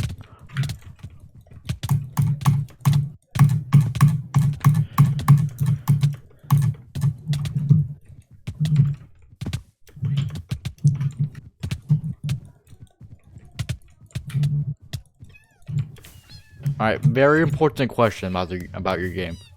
Can you rocket ride like Fortnite? No. Oh. Also, speaking of my game, I think I'm gonna like I don't know. I think I'm just gonna like power down and just fucking work on it. So I think I'm gonna leave. No.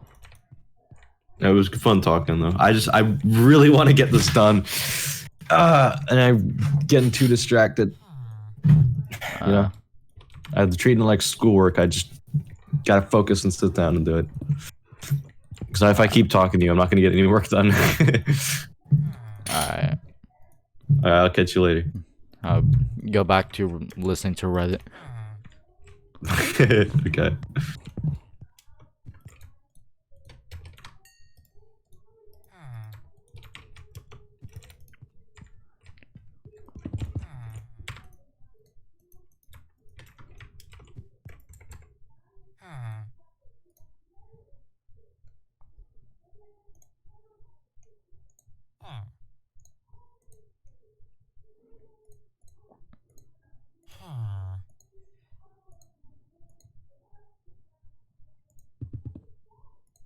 I was back at 4 minutes and 40 seconds? What?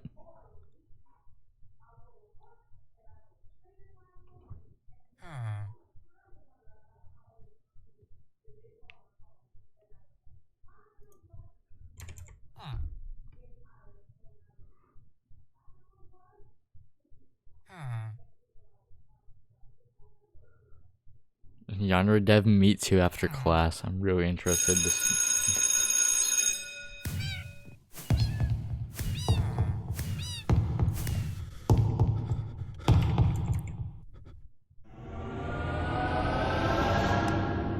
Somebody once told me the world is gonna roll me.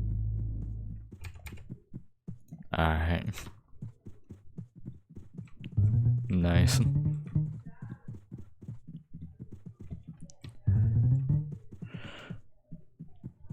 You thought.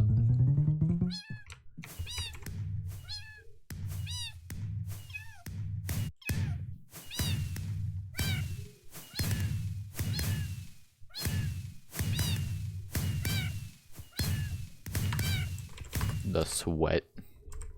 Yep.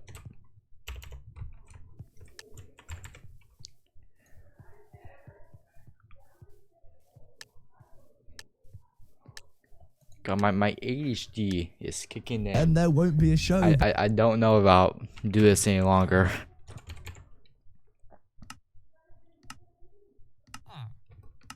Okay, I need to.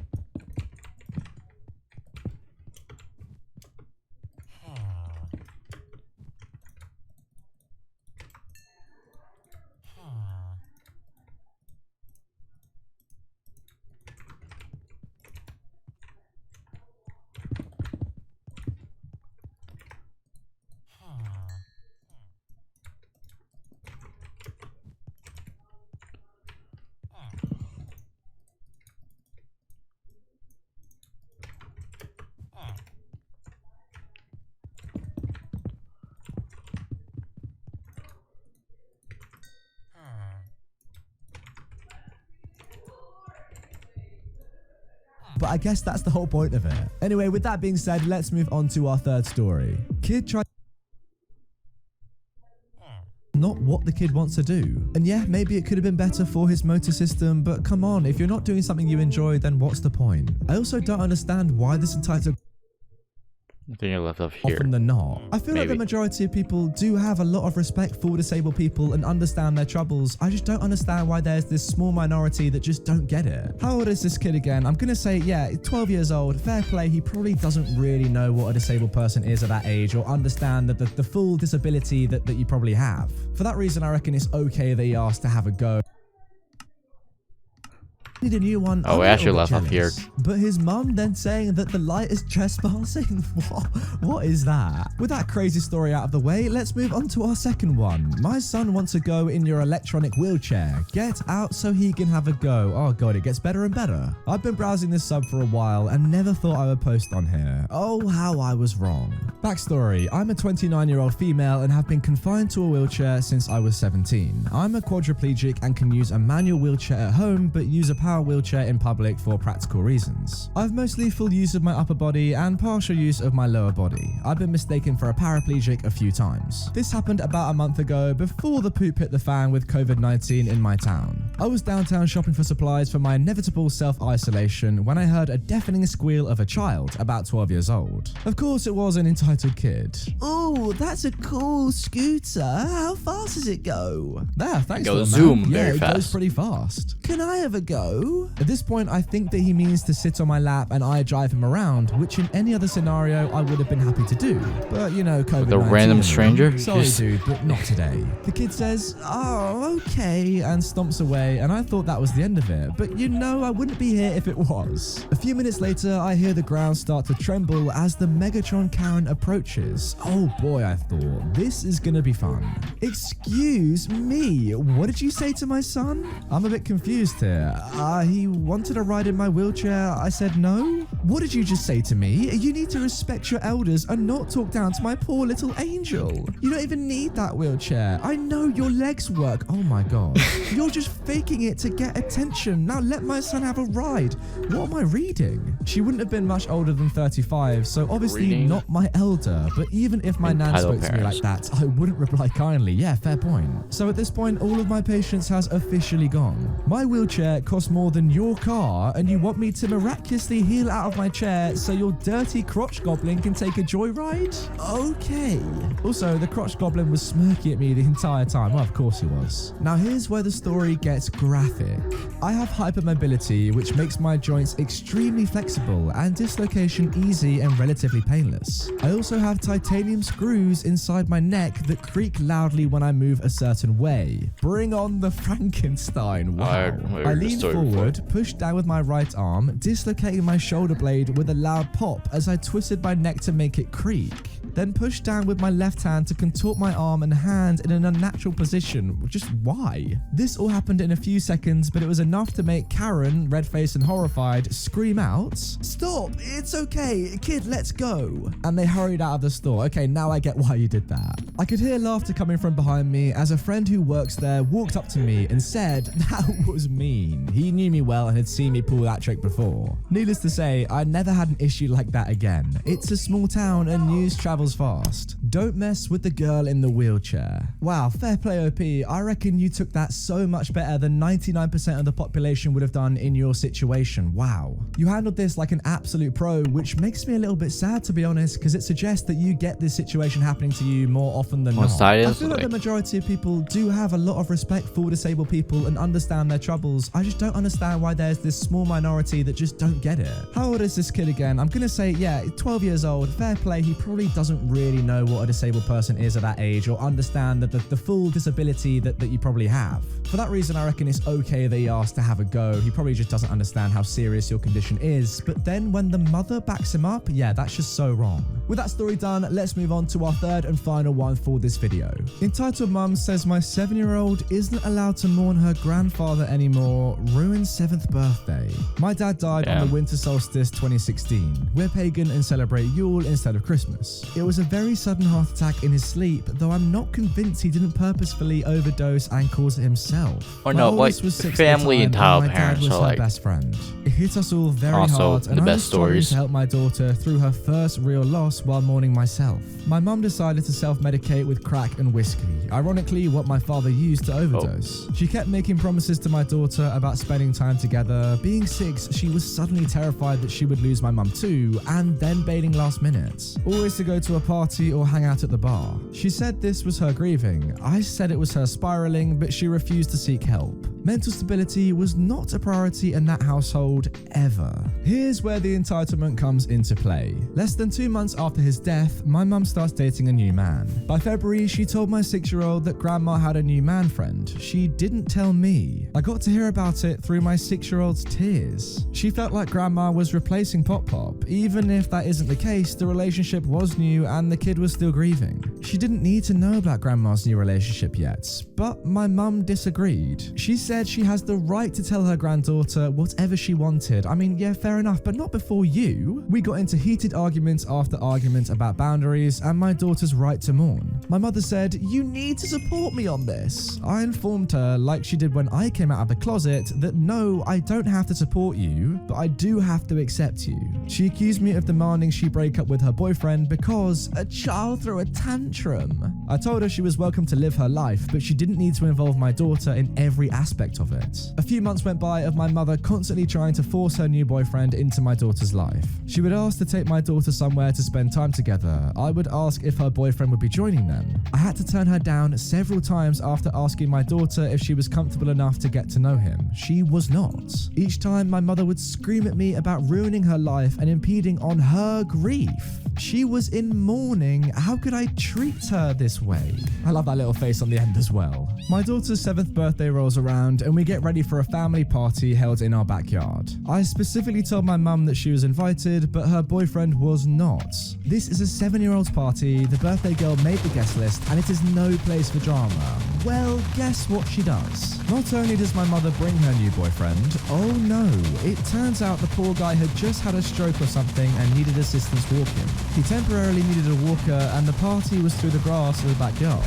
My mother left her date to fend for himself at the side of the road and strode into the party area with a look of absolute triumph that didn't make sense at first. Then I saw him come around the corner. A man I didn't recognize and could only be one person. On either side of him were my in-laws holding his arms to help him along the grass. They didn't know him either, but they saw him struggling in the front yard and decided to help him make it to the backyard. The moment my daughter saw him, she started to sob. Seeing just my mum without my dad was hard on her enough at the moment, but seeing another man in the place where Pop Pop is supposed to be, it broke her. She ran inside to her room, and before I could get someone to cover the grill for me, my mum chased after her. I found them in her room, my daughter trying to pull away from my mum, and my mum hugging her tight and muttering in her ear. Something inside me just snapped. I knew that position well. She was being told she is a selfish child for having emotions. I jerked my mum away from my child and pulled her into the other room where the yelling began. My mum said, "She needs to learn to get over this. She's 7, mother. This is hard for her. You're being so mean to me. I just lost my husband. And she just lost her grandfather. We're all hurting, mum. I told you he wasn't welcome. She wasn't ready to see him. Well, he's already here, so there's nothing she can do but get over it. You need to leave." "But you can't kick me out. This is my house. Now leave." She didn't go quietly. Everyone at that party knew she was thrown out by my own daughter. I'm just here to celebrate with my grandchild. When she was finally gone, I hugged my still sobbing 7-year-old and asked her what grandma said exactly. She said I can't be sad anymore because he was just my grandpa, but he was her husband. So I can't be sadder than grandma. My stomach churned and I was suddenly very sorry I didn't pop my mother across the face before she left. Oh my goodness, what a contrast to the first 2 stories. stories. This one was just sad. I'm kind of sorry I brought it to you guys, but this is what this entitled parent subreddit is all about, I guess. Look, I get it. You've moved on faster than both your daughter and her daughter. Fine. But that doesn't mean you ruin your daughter and your granddaughter's lives. Let them mourn for their grandfather, their father. What? That's the first point. And then to ruin their birthday, a 7-year-old's birthday as well? That's just literally the devil's work right there. OP does actually say afterwards they did go into no contact with the grandmother for a year after that. Yeah, that's what you got to do in this situation. What a horrible person. I just feel so bad for the granddaughter, you know, 7 years old and told you're not allowed to mourn for your grandfather because I was his wife. Who cares? It doesn't change anything. Let her mourn. Entitled mother yells at me for infecting her family with Corona music.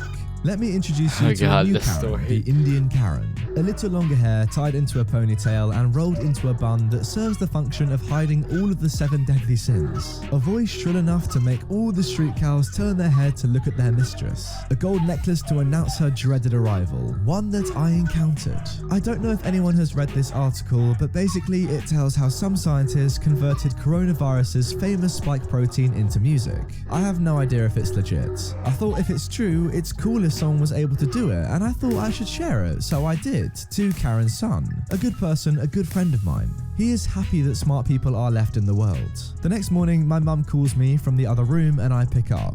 This was the conversation. In Punjabi, this is a rough translation. Hi ma, you D-sucker, sister effer, son of a female dog, how dare you infect my family? At this point, I had just woken up and I'm still in the weird half-sleep phase. I'm wondering which sister I never had that she was talking about. Then my mum says, shut up Karen, don't you dare speak to my son like that. I'll speak. Shut up or I'm hanging up. What is going on? Who are you? My mum says, I have Mrs. Karen on conference. Did you give her son coronavirus? That's a lot. What? No. Don't you lie. I have seen the music you sent my son. It's coronavirus. It took me a full minute to realize what she was talking about, and then it hit me. Have you even read the article? Don't talk back to your elders. Then my mum said, you're acting pretty elderly now. Those two argued for 15 plus minutes. They started yelling at each other about other things like I'm a bad influence, Karen doesn't know how to talk to anyone, stuff like that. It's a translation of what a scientist at MIT. I put the phone on speaker, opened the article and started reading all the technical terms which her 5th dropout butt would not understand. You are not making any sense. You're lying. She then says to my mum, you told him to lie. What kind of mother are you? This finally breaks me. Apparently better than you. Did my friend show this to you or did you open his phone without him knowing again? That is none of your business. I cut the call and immediately call my friend. I tell him everything. He's mad. This was the 6th time this month she has gone through his phone. Her excuse being, I don't want any local harlot to corrupt his son. It is her duty to make his son marry a proper Sikh girl without any distraction. Okay, so according to this entitled parent's logic, apparently sound or music can transfer a virus. I've never heard that before, but I mean, imagine if that was actually true. That would be scary. Corona music, does it sound good? I haven't listened to it perfectly. You know what? I'm going to link the article below. You guys can go and listen to the music. Let me know. Does it sound good? Sorry, I just can't really get over that logic that music link can it down cause below. coronavirus. Just so stupid. Imagine if, say, like death metal virus was a thing. You listen to one death metal track and suddenly you get the death metal virus. Is that sort of stupid logic? What is this? Moving on to our next story. Karen is confused for getting the police called on her. It's kind of already a virus. After I went on holiday. Backstory. This happened in 2015 and still makes me wonder how dumb people are. I was on holiday with my mum and dad in Spain for a week. To make sure our house stayed well maintained, we would give 2 to 3 copies of our house key to our neighbours and told them to make sure nothing is taken. One of them was Karen, who was the only person in her family who was entitled. So the story. So my family was back from our holiday, and by the time we got back, we were so tired we left the luggage in the hall and went straight to our rooms to sleep. It was about 3 hours later when we heard something like glass break in our living room. If you have read my other stories, then you would know I play airsoft, so I had a pistol with me. I took it with it loaded with BBs, airsoft bullets or pellets, and went downstairs with my dad, who was looking for his airsoft rifle. But it wasn't in its case, so he followed me down. I walked into the room and I see Karen trying to rip the TV off the wall. In the process, she knocked over a glass vase which made a loud crack that went through the house. The conversation went like this. What the F do you think you're doing? Borrowing your TV? What does it look like? My dad then said, no, you are trespassing. Get off my property now. You gave me a key, so I have a right to take all your stuff, as having a key means I own this house, so go away. Oh my goodness, surely some of the worst logic you've ever heard there. At this point, Karen notices the gun and goes white. I take advantage and say, go over to the kitchen. Next to my kitchen is a small bathroom, so as soon as she is near it, my dad pushes her in and locked the door. Afterwards, he called the police. About 20 minutes later, they arrived, and when Karen heard them, she started screaming through the bathroom door, saying that we kidnapped her and how we refused to let her go. I tell the police what happened and offer to show them camera footage, as we have cameras all around the house. They took the footage and took Karen into custody until they looked over the footage. To sum this all up, Karen was stealing from us the whole week with stuff like radios and phones. We pressed charges and she got 18 months in jail for robberies and trespassing. Yep, that sounds like a good amount of karma was served to her. Why does she think that being given a key means that she now owns the property and can steal, I know she says borrow, but let's be honest, steal the things that are inside that house? So weird. You know, every day I log onto Reddit and I come across stories like this and I think to myself, wow, Reddit truly is an amazing place. It amazes me every single day how stupid people really can be in this crazy world. Same thing with anyway, me, except it's Twitter. Dad, I hope you got all your stuff back and you were compensated in some way for the stuff that she stole. I mean, she ripped your TV off the wall. That's going to cost a little bit of money to fix. Moving on to our last story now. Entitled Grandma gets mad at me for telling her grandson he does not have to participate in class if he doesn't want to. Hi Reddit, this incident happened a few years ago when I was volunteering part-time as a children's martial arts instructor. Back then, I was maybe 20 or so. It hit me pretty hard because I always had the kids' best interests in mind, but I also understood the grandmother's point of view. Anyway, on to the story. As I said, I used to volunteer for years as a youth martial arts instructor and coach. I started when I was maybe 15 or so with supervision, but as time wore on and our club fell victim to mismanagement and petty politics, I often ended up managing a class of 30 children on my own, which was pretty stressful as I had to make sure they were all safe and nobody was doing something they shouldn't. At the time, I worked with two age groups, 5 to 8 years old and 9 to 14 years old. I've always loved kids, and while I've never had any formal training on handling children with disabilities, I've very much believed in giving everybody a chance. So at no point was I averse to trying to include kids with difficulties. One day, an entitled grandma walks in with her grandson. It is obvious from the start the child has some issues. He is very small and scrawny for his age, never looks anybody in the eye, and constantly kind of sways back and forth. The entitled grandma explains to me that his mum had a drug addiction and his dad was an alcoholic and walked out on him, so she's raising the boy. She's upfront about his situation and asks if he can try out with us, which I'm fine with. We get the disabled kid a suit. I briefly work with him one-on-one to get some basic safety rules in, and then we get started. A few weeks in, I realize it's not working. Managing a class of 30 kids on your own is hard, but now I find that 75% of my attention goes to the disabled kid.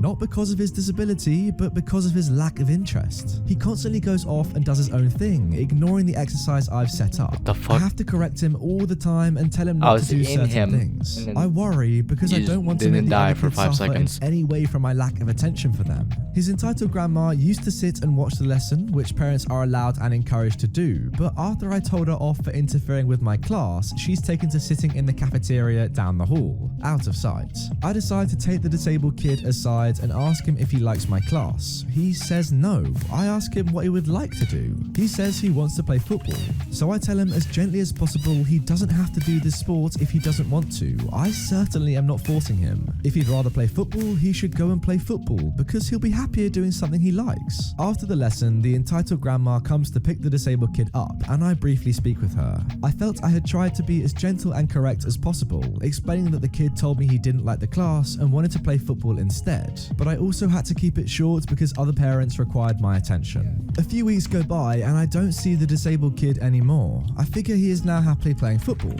One evening, however, I run into the entitled grandma at the bus stop in front of the hospital where I was studying at the time. I walk up to say hello, but she immediately goes ballistic. yelling at me for excluding her grandchild and discriminating against people with disabilities. I am stunned and try to explain that I never said he wasn't welcome, just that he doesn't seem to be enjoying my class or the sport and that he may be happier playing football, but it's no use. She says that his physiotherapist was so elated he was taking my class because his motor skills had improved dramatically, and now that I won't let him participate anymore, he's doing worse. I try again to explain that I never excluded him and the kid literally told me he'd rather play football, but she just walks off in a huff, gets on the bus and leaves, never to be seen again. Sorry for the lack of karma. To this day, this story bugs me, and for the longest time, I thought I was the butthole here. I tried my best to be correct and polite and gentle. I know disabilities in children can be a touchy subject, but I also understand her. The poor boy had probably faced a lot of discrimination and exclusion before they came to me, and she was likely at her wit's end. Oh, you know what? No way. I'm not having that for a second, OP. I think you did absolutely everything you could to try and give this kid what he wanted, right?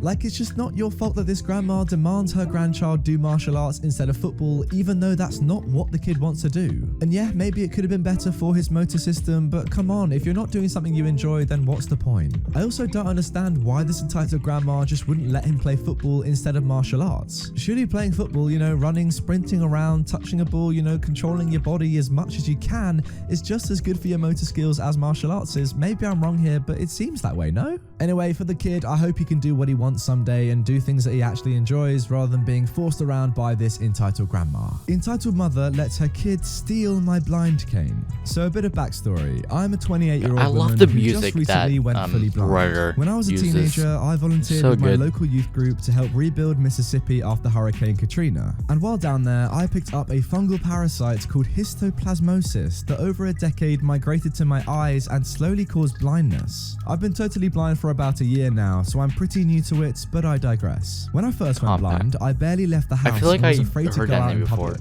I felt like everyone was staring at me, and in all honesty, I barely knew what I was doing. The transition had been difficult, and I didn't have any support group to teach me. One day, my husband asked if I can take an Uber down to the bank and deposit a rent check, and I reluctantly agree. While out, he messages again and reminds me that we're out a few crucial groceries. There was a Walmart grocery literally across the street from the bank, so I figure everything in life is an experience and I'll have to learn how to shop alone eventually, so why not? Everything was fine at first, and I was only grabbing a few things, so I didn't need a cart. I was using my cane and what little echolocation skills I had at the time to get around, but was still bumping into things as we blind tend to do sometimes. My cane suddenly hit something a bit softer, and I figure maybe I'd whack someone's leg and apologize. Cue entitled kid and entitled mother. Shoo, I'm sorry. Hey, you just hit my son. I'm so sorry, mom. I didn't see him there. The entitled mum then begins yelling. How could you not see him? He's clearly right there. Now, I'm fully blind, but I don't wear sunglasses. Mostly because I can't afford a good UV blocking pair, but also I'm not ever looking for pity or to play the part of a generic blind person. I just want to be treated like a normal person, but I do understand her confusion as blindness is a spectrum, so I try to calmly explain. Mom, I'm blind. I can't see anything, let alone your son. That's why I have to use the cane, so I can get around with that. If you're blind, why aren't you wearing big sunglasses? Now, as a blind person, I get a lot of stupid questions, but I understand a lot of them are just people who don't know better, so I try to happily answer as many as I can. Those are really expensive, around $200 for a good pair, and I really don't need any inside. You're not blind, you're faking it. Well, there's the title of this video, guys. Here is where my blood starts to boil. I can't think of any reason someone would want to pretend to be blind. It's an actual hell, and nothing annoys me more when someone calls me a liar when I'm actually not. Just as I'm about to respond, I feel a tug, and before I blink, I realize this little demon spawn has snatched my $100 cane from my I've heard him hands. before, I think. For those of you that don't understand, that's like if you're shopping and suddenly the power goes out and you can't see a single light. Without my cane, I can barely move at all without crashing into anything. My voice gets shaky as I begin to panic. Please, give that back. I really do need it. No, you don't, you liar. My son deserves to play with this more than you. I hear her shuffle away. fucking and cane. What can you do with a fucking cane? Displays and such as they leave. I start crying and waving my arms in front of me to grab onto something, anything, and end up crashing and falling into a center aisle display, making a loud scene. Without fail, I somewhat curl into a ball and cry. I'm alone in public, in the dark, and I had no idea what to do. Suddenly, I felt a hand on my shoulder and a man's voice. We'll call him AG for awesome guy. Now he asked if I'm okay and to stay right there. I do, but begin to at least sit up and listen. This man must have been tall and built like a tank because his footsteps sounded like a giant, and I felt a suction of wind when he took off. Maybe about 30 or 40 feet away, I heard this loud bellowing like an angry lion and a loud crash. Then before I know it, the man is back and helping me to my feet. He takes my hand and puts my cane into my palm and helps me pick up the items I dropped when I fell into the display. So I, wiping tears from my cheeks, say, thank you so much. I didn't know how to This handle game is this. so loud. Don't worry about it. Some people are just monsters. This guy restored my faith in humanity and even helped me finish shopping and helped me out of the store. As we're leaving, I can hear the familiar screeching of the entitled mum. Something about the awesome guy grabbing the cane and pulling hard, flinging her little devil chart into a shopping cart. I don't know if she was exaggerating or not, but it would explain the crash I heard. It's easy to feel alone in a world without sight, but even through the sheer terror of being stripped of my cane, at least I know that there are people willing to stand up for me when I need it. Oh wow, this is an amazing story, and I guess it just shows that although there are monsters, entitled people out in this world, there are also heroes like this awesome guy to help you out. I just can't even understand how difficult it must be to be blind, let alone have someone strip you of your cane in public and just leave you to deal with that. I guess perhaps to people like this, the cane just seems like a toy. And also that comment about not wearing sunglasses means you must be faking. That is so ludicrous. I'm just happy that this awesome guy did help you out in the end. If he wasn't there, I don't know what you would have done. You would have been in a lot of trouble. Yeah, thank God he was there. Now, just quickly, OP did leave this little comment here at the end for those of you that may be wondering how they typed all this out without being able to see. Because of the sheer overwhelming amount of people asking if you're blind, how are you typing, I'll first answer with my fingers. And secondly, I'm using a screen reader called Narrator that reads the screen. Wherever my cursor or finger is over the screen, it reads. When I type a letter, it reads. Guys, just like Google it or something. Yeah, I guess that shows that little comment at the end, those of us that can see, how little we know about blindness. I did read down, there are a lot of comments saying, how did you type this then if you can't see? I guess we just need to educate ourselves more. Moving on to our next story now. Entitled mum tries to steal my sweets for her entitled kid, then tried to claim I wanted to poison him. Hello all, hope you are doing well during these unknown and uncertain times. I hope you're all finding the best out of the current situation. So here's my story of what happened to me a few months ago. This was before everything sparked up and went into pandemonium. I love wrestling, and whenever there is a wrestling event on, I'll try buy something for the night, like sweets, because wrestling events are on really late in the place I live, England. Yes, they are, like right in the AMs. So I walked down to my local Wilko, which is a shop, on a Monday. They just explained, of course they do. A British shop which sells all types of things ranging from calculators to wallpapers, but most importantly for me, sweets. Try saying that 3 times quickly, wow. My favorite type of sweets are called pick and mix. You get a cup and fill it up with different types of sweets in different pots. You can pick which sweets you want, basically. Quite cool, and I'm sure most British people on this subreddit will know what I'm talking about. So I picked up my cup. He does it so slowly. You have so much land, but you're doing it so slowly. It's best for me. But as I'm at the lights, waiting for them to turn for me to walk, I see an entitled mother and her son next to me, and this is what I hear. Mummy, could I have some sweeties? He says this while looking at my cup. Okay, sweetie, Mummy will just talk to the boy real quick. She then turned to me. Could my child have one of your sweets? No, your child should never take candy from a stranger, to the man no matter real what. quick. What if he has allergies to the sweets? I'm sure he won't, so just hand it over. Why should I? I spent money on this, and I don't want to be liable if your child has a reaction to it. For all you know, I could have poisoned them. By this point, the lights have already passed and gone back to red. I should have left looking back on it now while the light was green. The entitled mum then proceeded to try to take the cup out of my hands. I prevented her and pulled back, making the entitled mum stumble backwards and almost fall to the floor.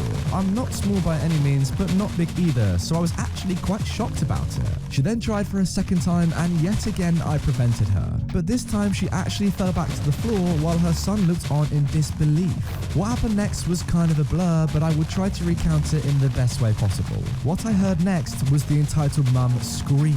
This pervert is trying to molest my child and poison him. Somebody call the police. I looked at her shocked and her child started screaming alongside her. By this point, there was quite a scene being made and people almost felt like they closed in on me. This is where it became a blur. I think it was a man who asked me, "Sir, is this true?" No, obviously not. She tried to steal my sweets for her child. He's lying. He said he might have poisoned the sweets and said he wanted to molest him. I then saw the man pull out his phone to call 999, but just then everything became clear. There was a man in a bandana who I will call my guy for this story. My guy says, My guy. I was on the other side of the street and I saw the whole thing. The kid was just using self-defense because you tried to rob him of the sweets. He didn't want to do anything to you or your child. The entitled mum then turned to the guy on the phone. That's not true. Tell the police my side of the story. The guy said on the phone to the police, "Hello, I want to report an incident down in my town." The entitled mum gives me a poop-eating grin and I was horrified. But just then, the guy continued still on the phone. "Yes, this mother just tried to rob this child of some sweets that he brought."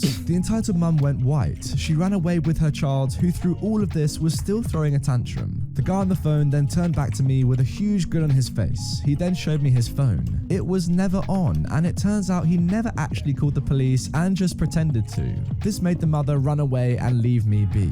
God dang, that guy was a good actor. I thank both of them, my guy What a especially, and I man. then walked home with a sense of victory. And let me tell you that those pick and mixes tasted 10 times sweeter that day. This was great. I can't believe that she acted that way over literally just candy. If you want some so much, just go and buy some. They're not really that expensive. You know, halfway through this story, I was just thinking to myself, you know, you could have just given the child a sweet or two to make them go away. But then seeing how the story progressed and hearing them say, yeah, you tried to poison and molest my child, yeah, it's probably a good thing you didn't actually give them anything. Finally, good job to the people that helped you out. They did a good job. Without them, yeah, you might have been in a lot of trouble, just like the first story. I do like how throughout all these stories, it seems to be a common thing that we do see a lot of negative people, but also heroes that help other people out. Anyway, guys, that is going to do it for the third part in the Entitled Parents, the movie franchise, as I am now calling it. Dang.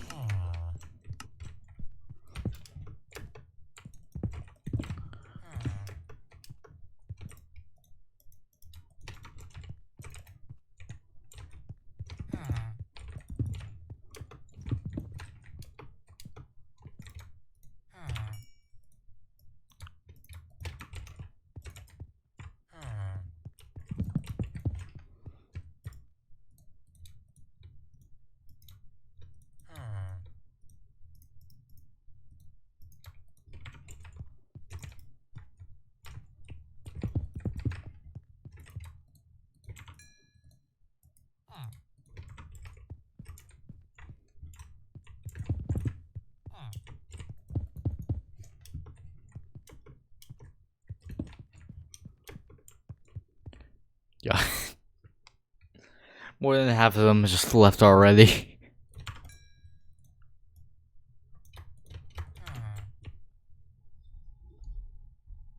Just gonna wait till they get to 5.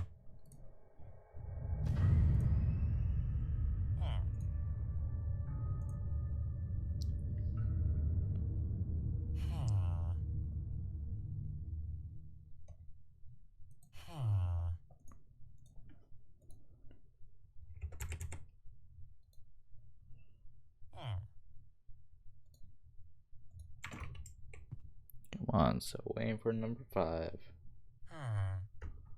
Oh, there we go.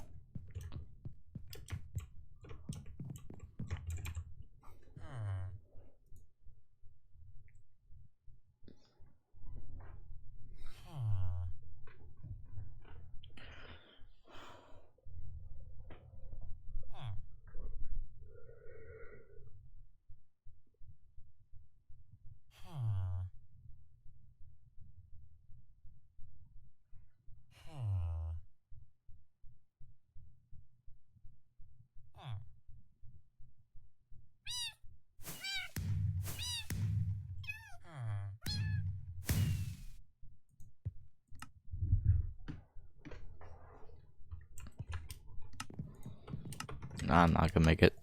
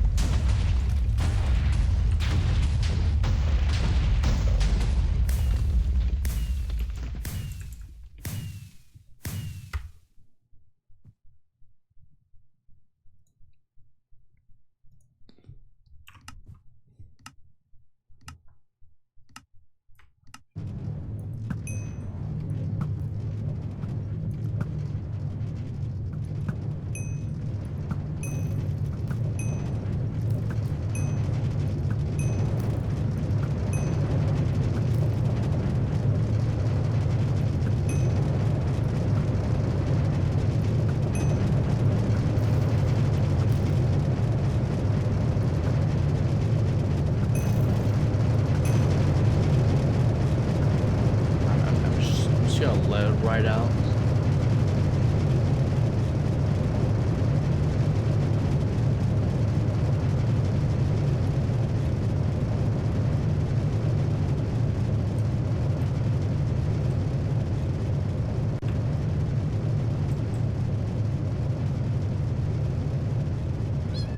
There you go.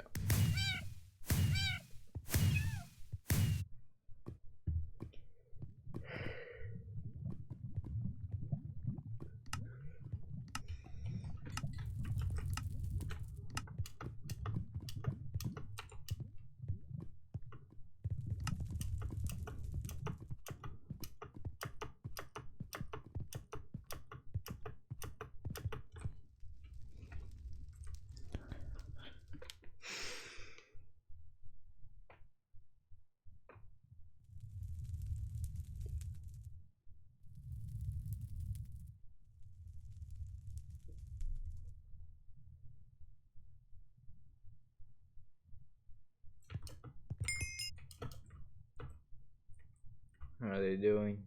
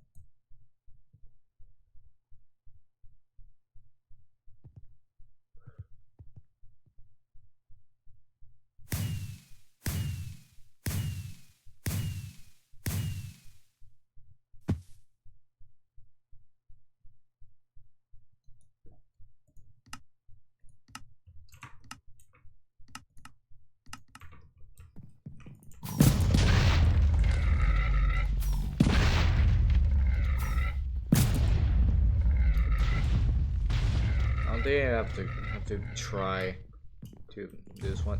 My mic is like covering half my screen, so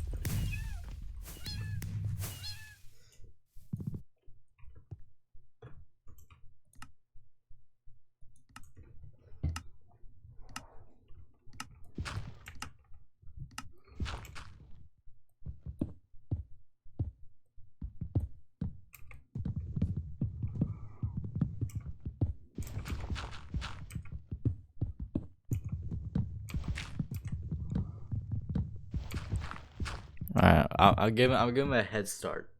1, 2, 3, 4, 5, 6, 7, 8, 9, 10. Alright.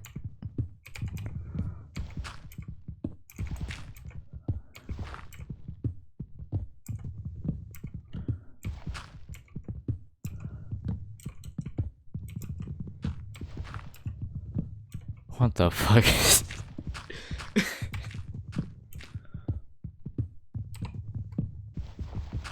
I gave you like a We got 20-second head start.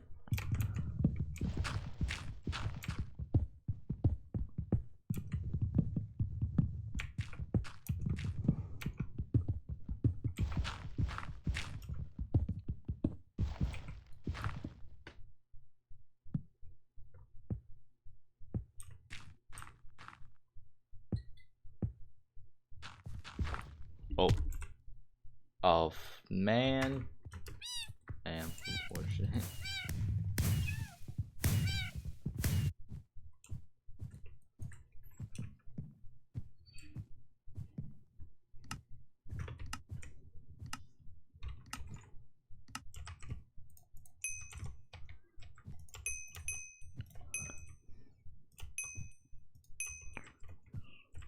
I'm gonna be so confused with this one. How are they doing?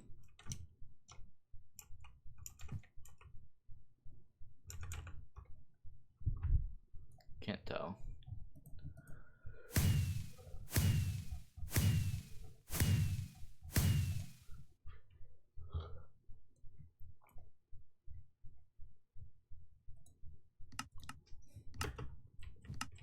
I'm gonna do this with Quake Pro.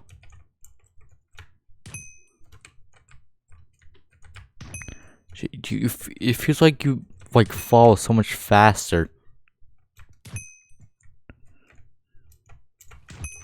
What?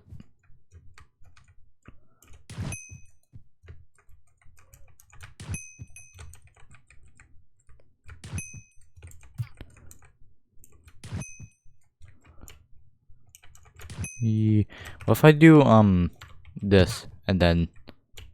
Oh God.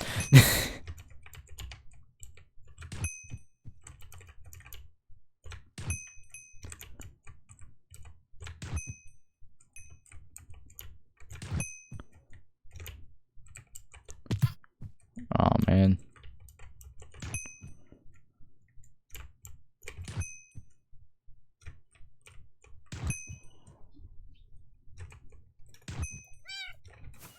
If I didn't go easy on that lab escape, would have been easy 24 stars.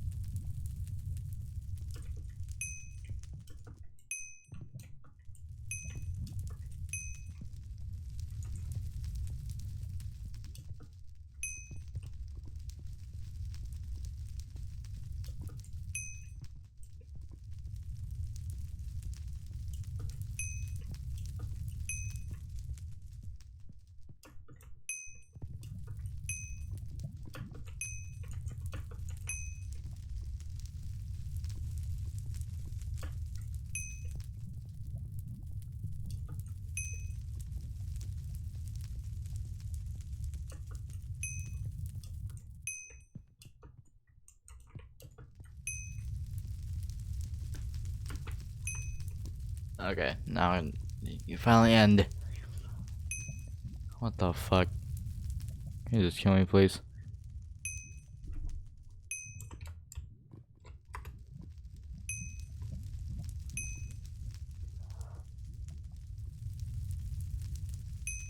What is this? Why am I not dying?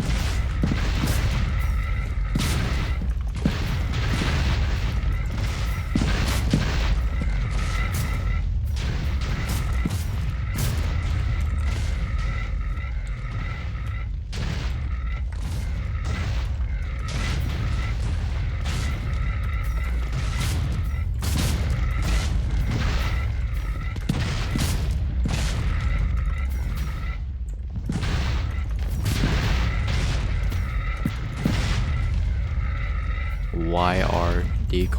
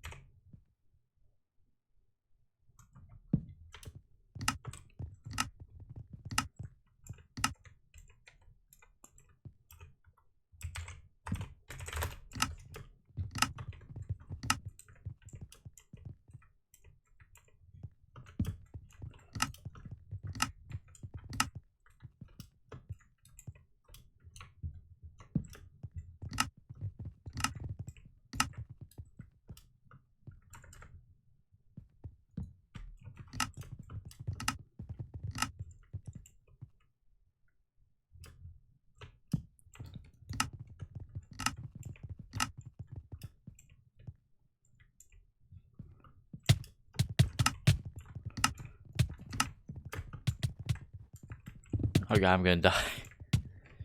There's like 4 snowballs coming in my ass.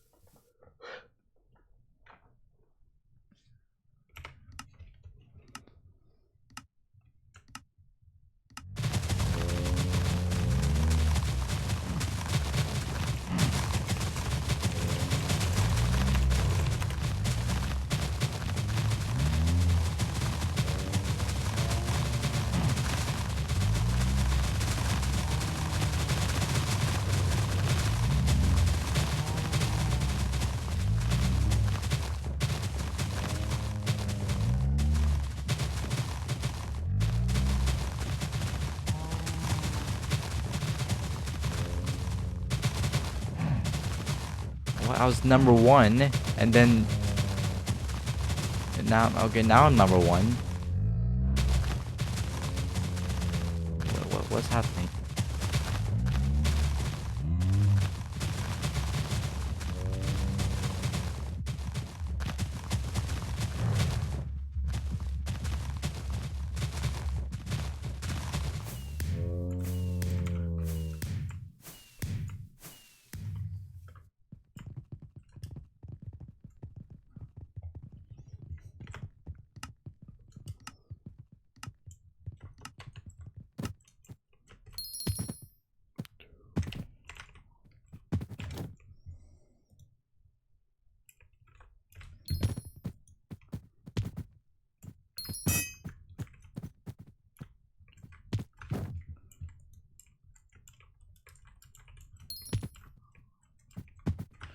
Oh, you cuck. Can I please?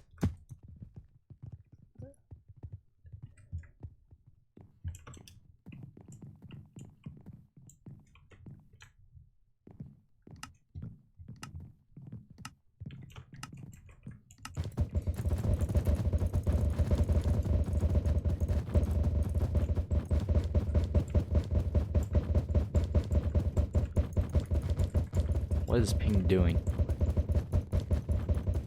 Okay, why are you doing that? What's the point?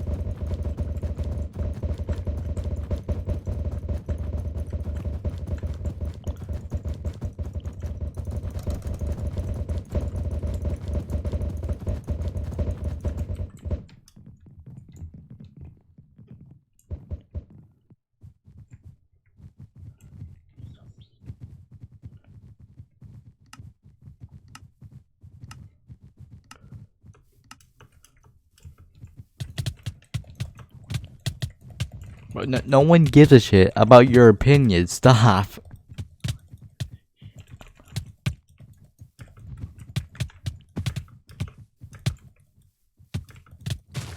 Why are you targeting me? I guess I am number 1. But why? I don't fucking get it.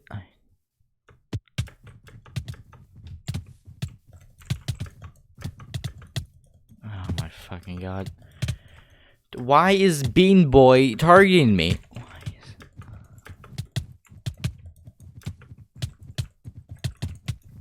And why is no one targeting this girl?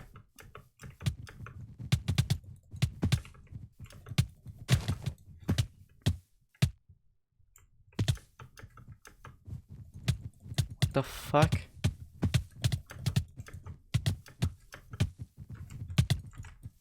Okay, but why? Why?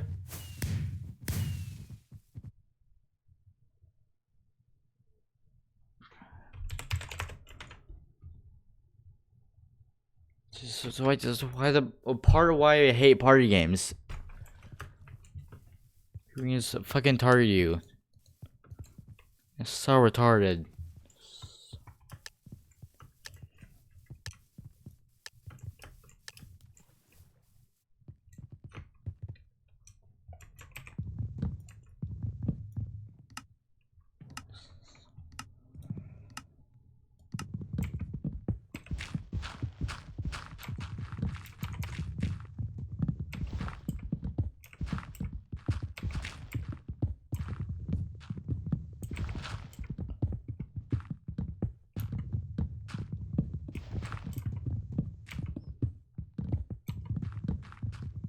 That's why High Ground is such a bad game. It can be either an easy game or just a really bad game because they let that girl win and then just completely target me. For what fucking reason?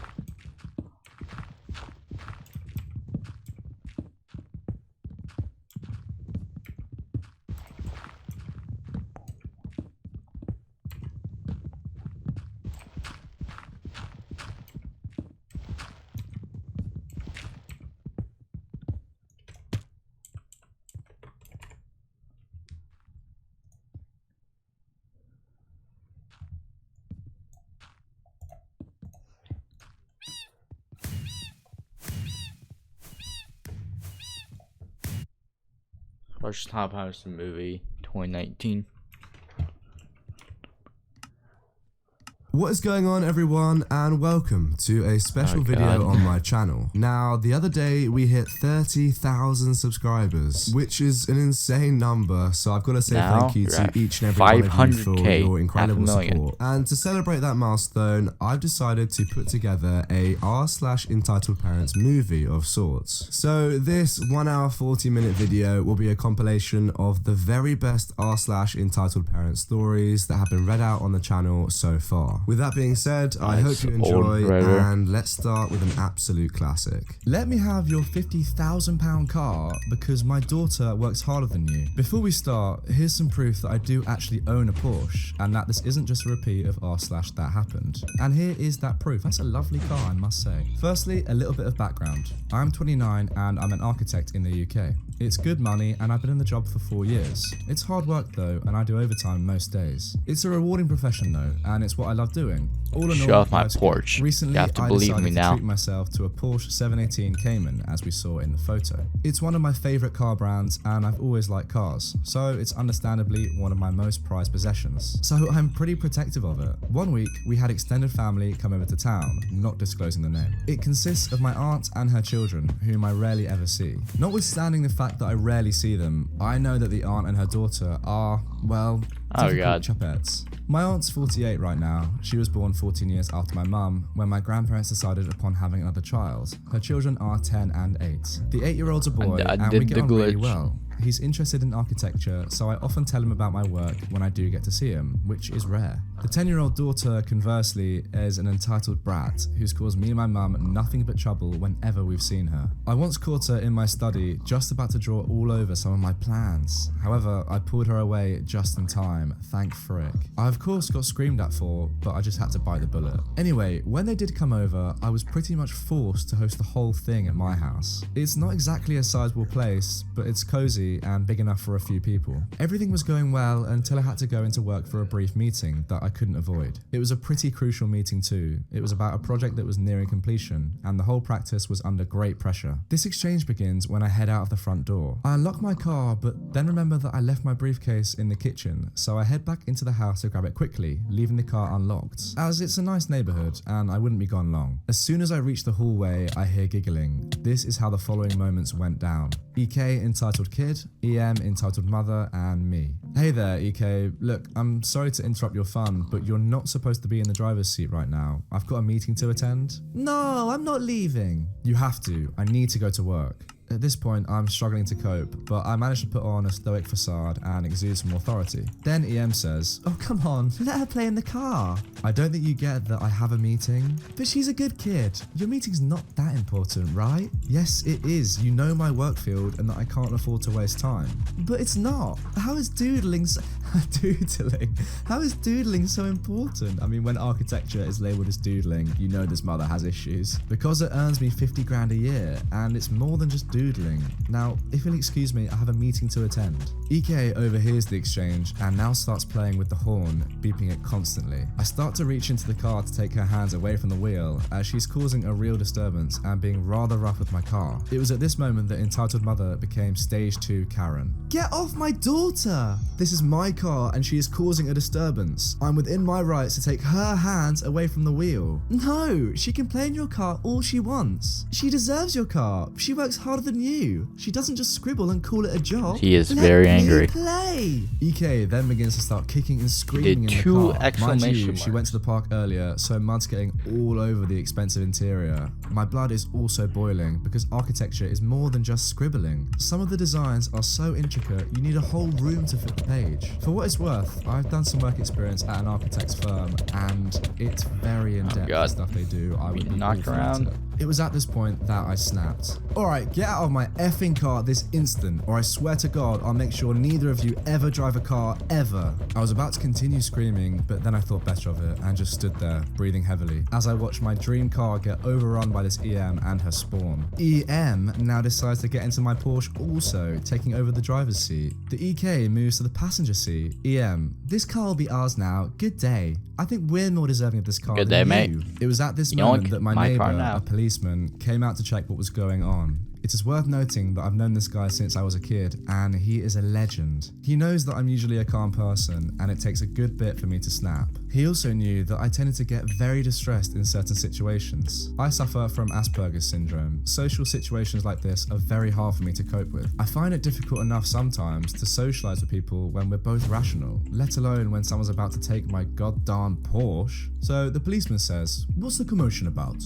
I heard beeping and screaming." EM says, "This man is trying to steal our car." Yeah! It happens that PN actually accompanied me to the sale of the Porsche because I was quite nervous on the day. Understandable due to the fact that the car cost me £50,000. Why is there no and due to the redstone fact here? that I was quite anxious about the deal as a whole due to the aforementioned reason. We look at each other and he grins at me. I'm awful at reading facial expressions, but I've known this guy long enough to know that this grin is his "I've got an awesome plan" face. Okay, if it's your car, what's the number plate? PN knows that I have my number plate memorized. Additionally, PN also knows that this is one of the first times EN has seen this car, so she couldn't have memorized a license plate. EM at this point grabs her kid and tries to run off.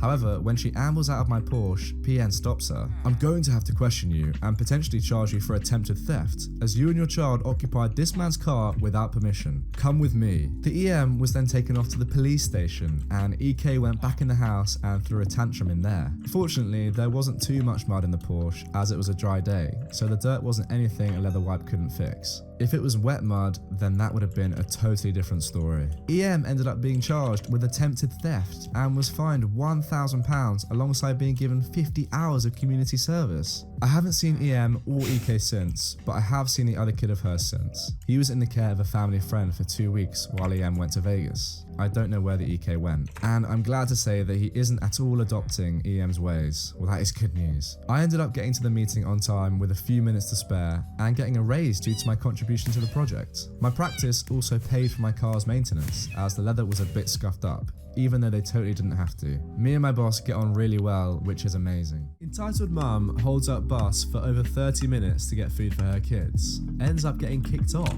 For a bit of background information, I live a good 3.5 hours He does from my not dad like and me. my mum/stepdad. I can't drive, so when I need to go up to them, I usually get a bus ticket since they're relatively cheap and I've never had a problem with them. Since it's a long drive, the bus takes a small break at a city about 45 minutes away from town. When this happens, the bus will pull up to a gas station that also is one of the bus stops, and the driver will announce where we are and that we'll be there Well, for the 10 to cons 15 of being a minutes, so we can pro get out and player, stretch our when you legs, get or go to the gas station to use the restroom where or his buy some game snacks. is. When this happened, I was heading back to my town, so I've already been on the bus for a few hours already. When I first got on, I was the only one, but at the out other of stop the of high gas ground station, and some other people got on. the game. No one's super noticeable, but I wasn't really paying too much People can attention. just target Maybe you. students or people my age, but there was also a what I assumed to be mother and her 2 kids. But I you was went sitting in the anyways, very so back doesn't with matter. earphones in and playing on my Switch, so again, not paying too much attention. Anyways, we get to the stop and the driver announces where we are and that we're taking a small 10-minute break so we can get out and do whatever.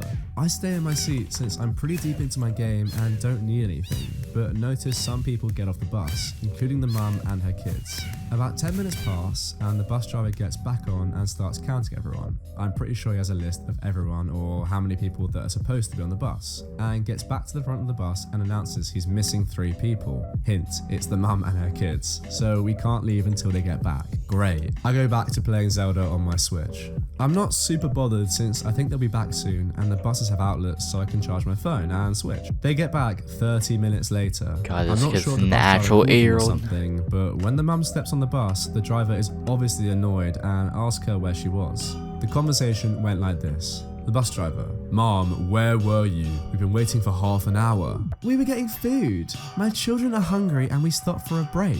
She motions to her kids, who both have bags from a fast food joint. "The break was 10 minutes. You were gone for 40. Please try to not hold up the bus again. I have a schedule to follow. You're free to stretch or use the gas station for a bathroom break or snacks, so please don't do that again." This is when all heck breaks loose. "Wow, my children need real food, not chips or whatever poop that place has. If anything, your breaks should be longer." "Sorry, Mom, I'm just doing what I'm supposed to be doing, and if I get behind on one trip, I'll get behind on the others. Please take a seat and I'll start driving." "No, this is unacceptable. I'll have you fired, you..." Insert many derogatory slurs here. Mom, one more time, sit down so I can continue driving. F off, I'll get your bum fired. Okay, fine. Get off or I'm calling the police. Fine, call them. I'll get your stupid bum deported. The bus driver is Mexican and has an accent, which I am not going to try and replicate. So he calls them.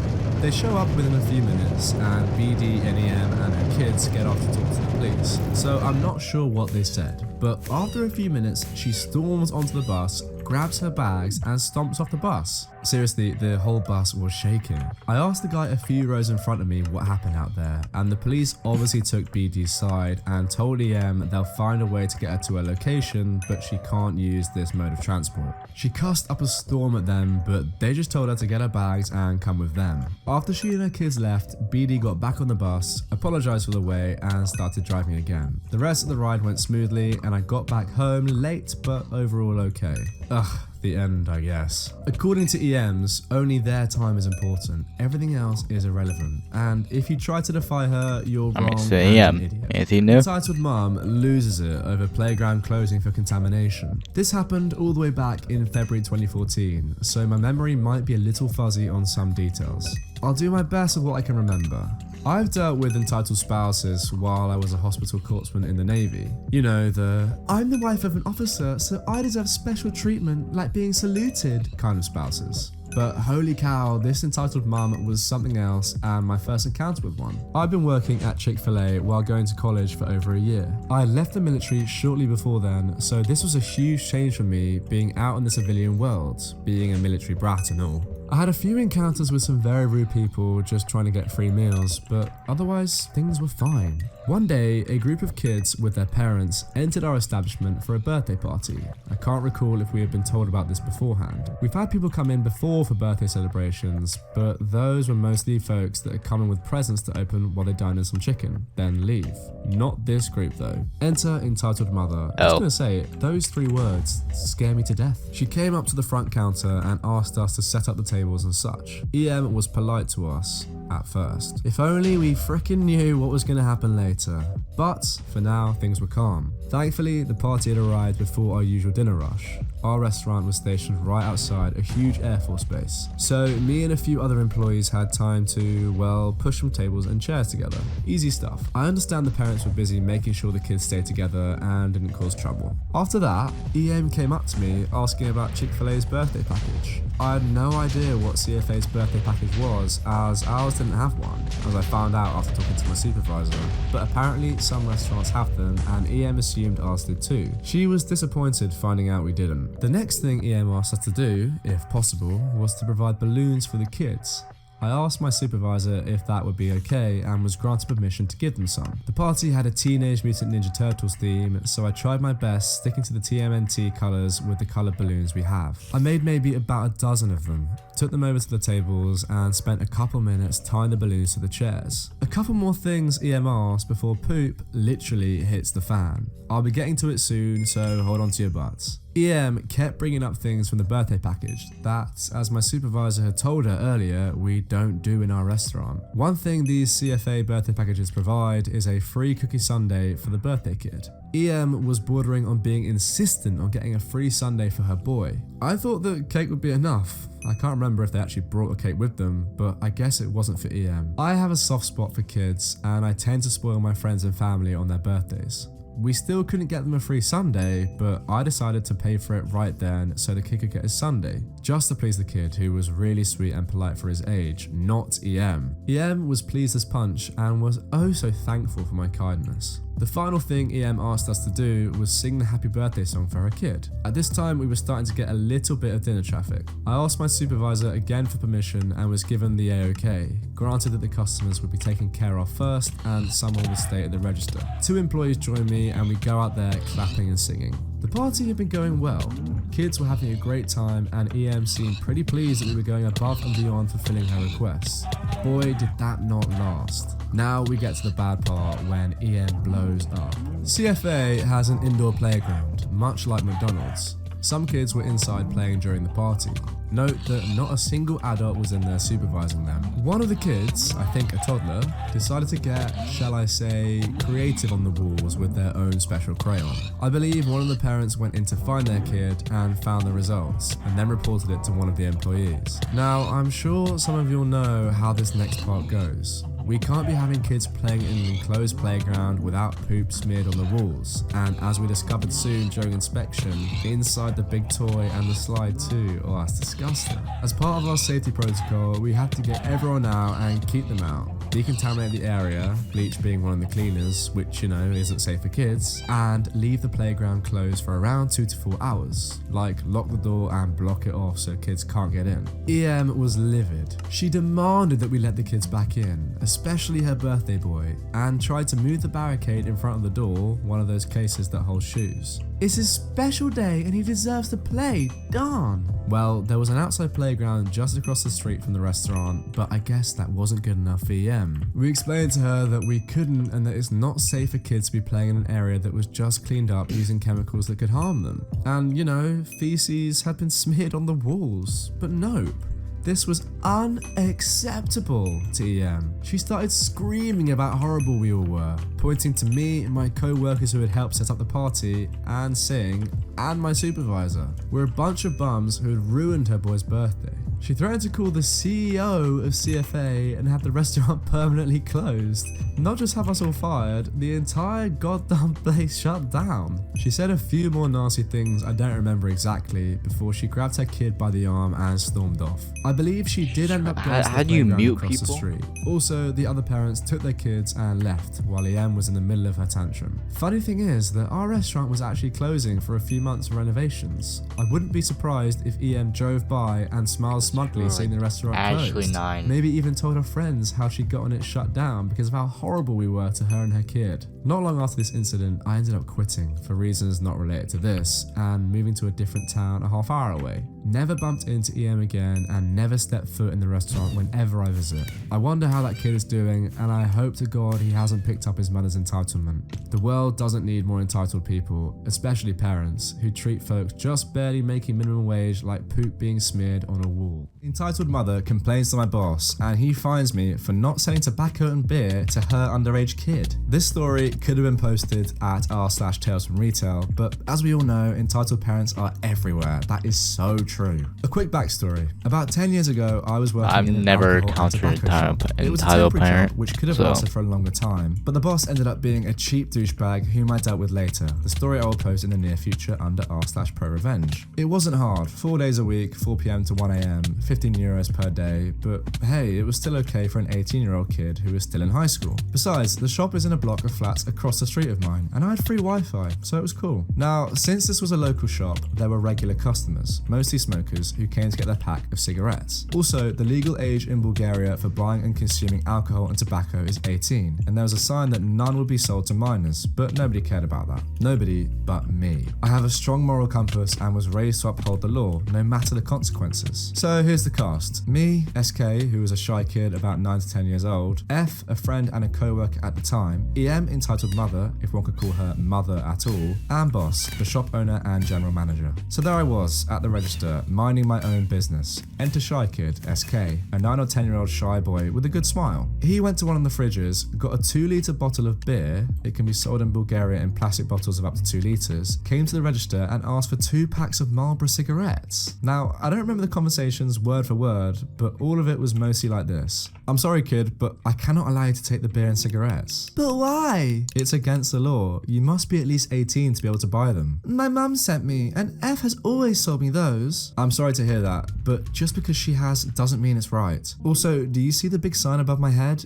It says it's illegal to sell alcohol and tobacco products to people under 18 years. Sorry kid. I smiled to SK. He smiled too, said good day and went out of the store. He was a good kid and I thought to myself that his mum is not much of a parent since she teaches him to break the law from an early age. It took less than 10 minutes and here comes Mother Monster, EM. She stormed into the shop and started. Who do you think you are? Excuse me? Who do you think you are for not selling my kid the things I asked him for? Mom, it's against the law. You can see the sign above me. Alcohol and tobacco are not allowed for people under 18 years old. Then EM said sarcastically, they're not allowed? What are you, a police policeman or something? Okay, I Boomer, don't need to be a it's policeman a to uphold Reddit the law. moment. I don't give a damn about the law. F and everyone else sells cigarettes and beer to my kid, and you maybe come here and get them, as if I don't have a more important job than dealing with your laws. Just because they do it doesn't mean they're right. Now, you came for a beer bottle and 2 packs of Marlboro cigarettes. You can buy them and I'll be more than glad to sell the items to you, but I will not sell them to your son, who's 9 years old. The law is the law. EM grabbed the items and said in a rude and disgusting tone, "No wonder our country is so poor. People like you ruin it because you think you're better than the others." Now, this pissed me off because Bulgaria has an overly corrupt government and no one cares about any laws. So I responded in a calm but hardened tone. "Our country is so bad, not because of people like me, but people like you. People who teach their kids from an early age to break the law. If there were more people like me who respected and upheld the law, we wouldn't be like this at the moment." That is so right. Your boy is not supposed to get them, and there can be real trouble out of this. A fine for you for asking me to sell the items to your child, a fine for me for selling them, and a fine for my boss for allowing this in the shop. Keep this in mind when you send your boy to break the law because you don't want to go to the shop yourself. She lives in the same block of flats where the shop is located. You will see. I will get you fired. I know the owner of the shop. Do it if you wish. This doesn't mean I'm not right. The law is the law. EM goes out of the shop. In some time, I receive a call from my boss. He yelled at me for not selling the items to the kid and being rude and obnoxious to the customer, and I shouldn't feel more special than everyone else. He then proceeded to fine me with 30 euros for pushing the customers away from the shops, as if I'd worked for 2 days for free. When I protested, stating that cameras would show everything and I might complain to the police, he said that he had control over the recordings. The camera could go faulty and some recordings could be lost, and that I should be lucky I still have the job because he was understaffed and desperately needed employees. He also said later that the sign is for tax agents who were frequently coming to inspect the shop, and he was obliged to put it up. I didn't do anything about this at the time because this was not the first time he would fine me for BS reasons and dealing with drunk and entitled customers, and I was planning to take him down with a sweet pro-revenge. But this is a story for another day. I need to hear this story. This guy needs to get destroyed. I wonder if this guy's boss has a lot of back problems, given he has absolutely no sign of a spine. I hope OP left as soon as he could because this boss sounds awful to work under. Stupid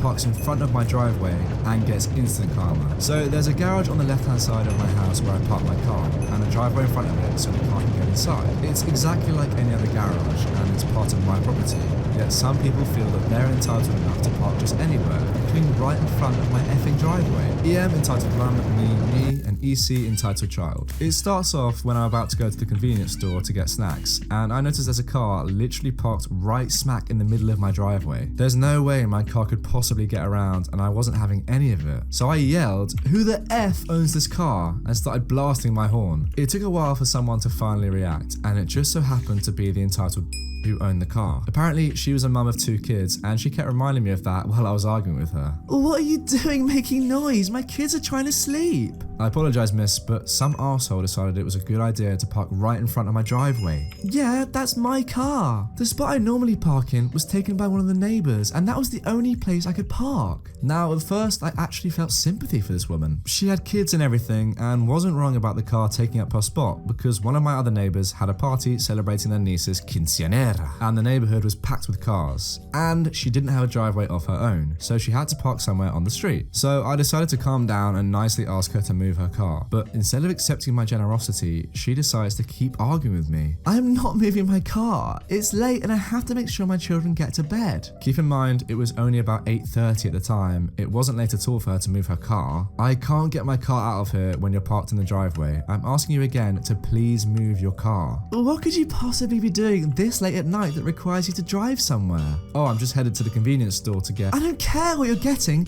You can wait until tomorrow to get your trash." She was really getting on my nerves. I got ready to raise my voice, but then I had an idea. So I replied with, "Okay," and walked back inside my house. When I looked back, I saw that she had that, "Yeah, I totally showed him" look on her face. I tried not to get pissed off at that as I reached for the phone and called the police. I explained the situation, and a few minutes later, a tow truck arrives. The car was in fact illegally parked parked, and so it was impounded. The next day, early in the morning, I get a knock on my door. Obviously, it's the mother. Her kids were standing next to her. She immediately starts yelling at me as soon as I open the door. Apparently, she was going to take her kids to an amusement park, and now they didn't have a car, there's practically no way for them to go. As soon as she tells me that, I immediately chuckle, which pisses her off even more. Meanwhile, her kids are crying. Mummy, I really want to go. Me being the insensitive arsehole, I point at the kid and let out a big ha, which causes him to start screaming like a banshee. The mum starts yelling at me, saying how much of a monster I am. I just reply with, get a cab, slut, and slam the door in her face. I may or may not have been a little too harsh, but that family of idiots got what they deserved. I completely agree. I love that OP got their revenge in this story. It's all well and good entitled parents being entitled, but the best stories are when they get destroyed. How dare you hold my son, you... I just saved your son's life. When I was 16, I'm 20 now for context, I used to work at a very local hotel since I just dropped out of sixth form, the British version of a stage before college. I took on a lot of roles and it was extremely hard work, unsociable hours, god-awful pay and harsh management. After working there for about a year, the general manager came up to me and offered me some hours down in our leisure area, which I graciously accepted as any simple-minded, desperate for money person would. This leisure centre was composed of a pool, small gym, jacuzzi, etc. Let me tell you, to work down there was no small task. It was hot for us Brits. 40-degree heat is kinda nasty, especially with a workload on your shoulders. Oh, for all you American viewers, 40-degree heat in Celsius is about 100 in Fahrenheit, I believe. Whilst on shift downstairs, you were in charge of maintaining the pool, cooking, cleaning, taking calls, providing show around for potential members, and stuff like that. We offered a range of memberships to best suit most people, ranging from families to pensioners living off their pensions. Now then, the fun part. It was a very hot day, so I'm talking sweat everywhere. I was going about my duties of mopping the floor by the jacuzzi when I make out a small kid looking through the window, face and hands pressed against the glass, which I had polished about 10 minutes prior. No biggie, we were all kids once. And notice he's with someone, so I stop what I'm doing and head to the reception desk to greet them. I was greeted by the full Monty Karen herself. Needs no explanation. So I smiled, said hi, and asked how I could help. Can you let us in? Charlie wants to swim. That's fine, madam. Are you staying at the hotel? No. At the time, it made it sound like I was insulting her intelligence. Oh, okay. Are you a member? Of course not. Your prices are far too ridiculous. Now, I've dealt with a lot of trash whilst working here, so an attitude never really fazed me. I'm awfully sorry, madam, but the leisure facilities are for guests and members only. Are you effing serious? Do you know how far I've driven to be here? I'm meeting my friends upstairs in the lounge in literally 10 minutes. I clocked that earlier she said, can you let us in? Which plays a key part as I put the pieces together towards the end. After a bit of back and forward and a lot of cursing in my direction, she finally left with the kid, vowing she'd have my job for this. Whatever, everyone says that, but they never follow through, I thought. So I carried on about my business, sweating, cleaning, cooking, looking after the regulars who knew me very well as the night slowly comes to a close. So by now, everyone is either getting changed to leave or have already left. So the pool is silent along with everyone else. So I'm in the gym, wiping down the equipment when I hear a random sploosh. So I turn around and head out to the poolside where I see a fully clothed kid sinking to the bottom of the deep end whilst trying to get air. My instincts kick in and I'm in the water in seconds. I dive under, pull him up and check that he's all okay. He's crying, of course. He didn't mean to do what he did. He just wanted to swim. Fun fact, he couldn't. All the commotion attracts the attention of the regulars still around, who give me a hand in calming the kid down when all of a sudden, boom, boom, boom, boom. You are listening to r/Nintendo Parents by Red. Get your effing hands off of my kid, you... Continues to march over to me. I beg your pardon. EM attempts to straight up swing for me whilst I'm tending to her kid. Luckily, the regulars step in. That ring is like 20 times in this video. He just wanted to swim and you were going to let him drown. Right, I explained to you quite clearly earlier that you couldn't, and there is even a policy on the wall which states that all children under 12 years must be supervised. That policy was the one saving grace I had during this. It's literally in a frame in the front desk, so it's clear for all. I start guiding this poor kid back to his mum before she attempts another swing. Even almost tried to throw a glass at me. You touch my son again and my fiance will effing kill you. By this time, the duty manager in station at the time was downstairs and by my side. We'll call him Jack. Jack explained that she really had to leave. She was causing a public disruption to the flow of business and threatening staff never went down well. I'm not leaving until you sack that POS you call staff. Well, you'll be here a long time, but if it'll help improve the situation, you can happily explain your behaviour to the police, who have been called during this period. Well, that was it. All wide-eyed and tipsy, she yanked Charlie away and stumbled off in a quick-paced march to her fellow Karen troop who were waiting for her at the entrance, and they vanished super fast. Jack checked that I was okay and if I was good in closing up and everything, to which I replied yeah, and continued closing. The regulars wished me well and brought me in a box of chocolates and a crate of beer the following evening. What are the bombs going to? Why not the golden zombies? I handed in my notice a few months after that because the money just wasn't good enough, and crap like that was becoming all too common. But this story always crops up every now and again during story time. Moral of the story, don't work in the hotel industry. So by that logic, does EM think that OP shouldn't have jumped in to save her drowning kid? It's the only way I'm gonna survive 24 hours.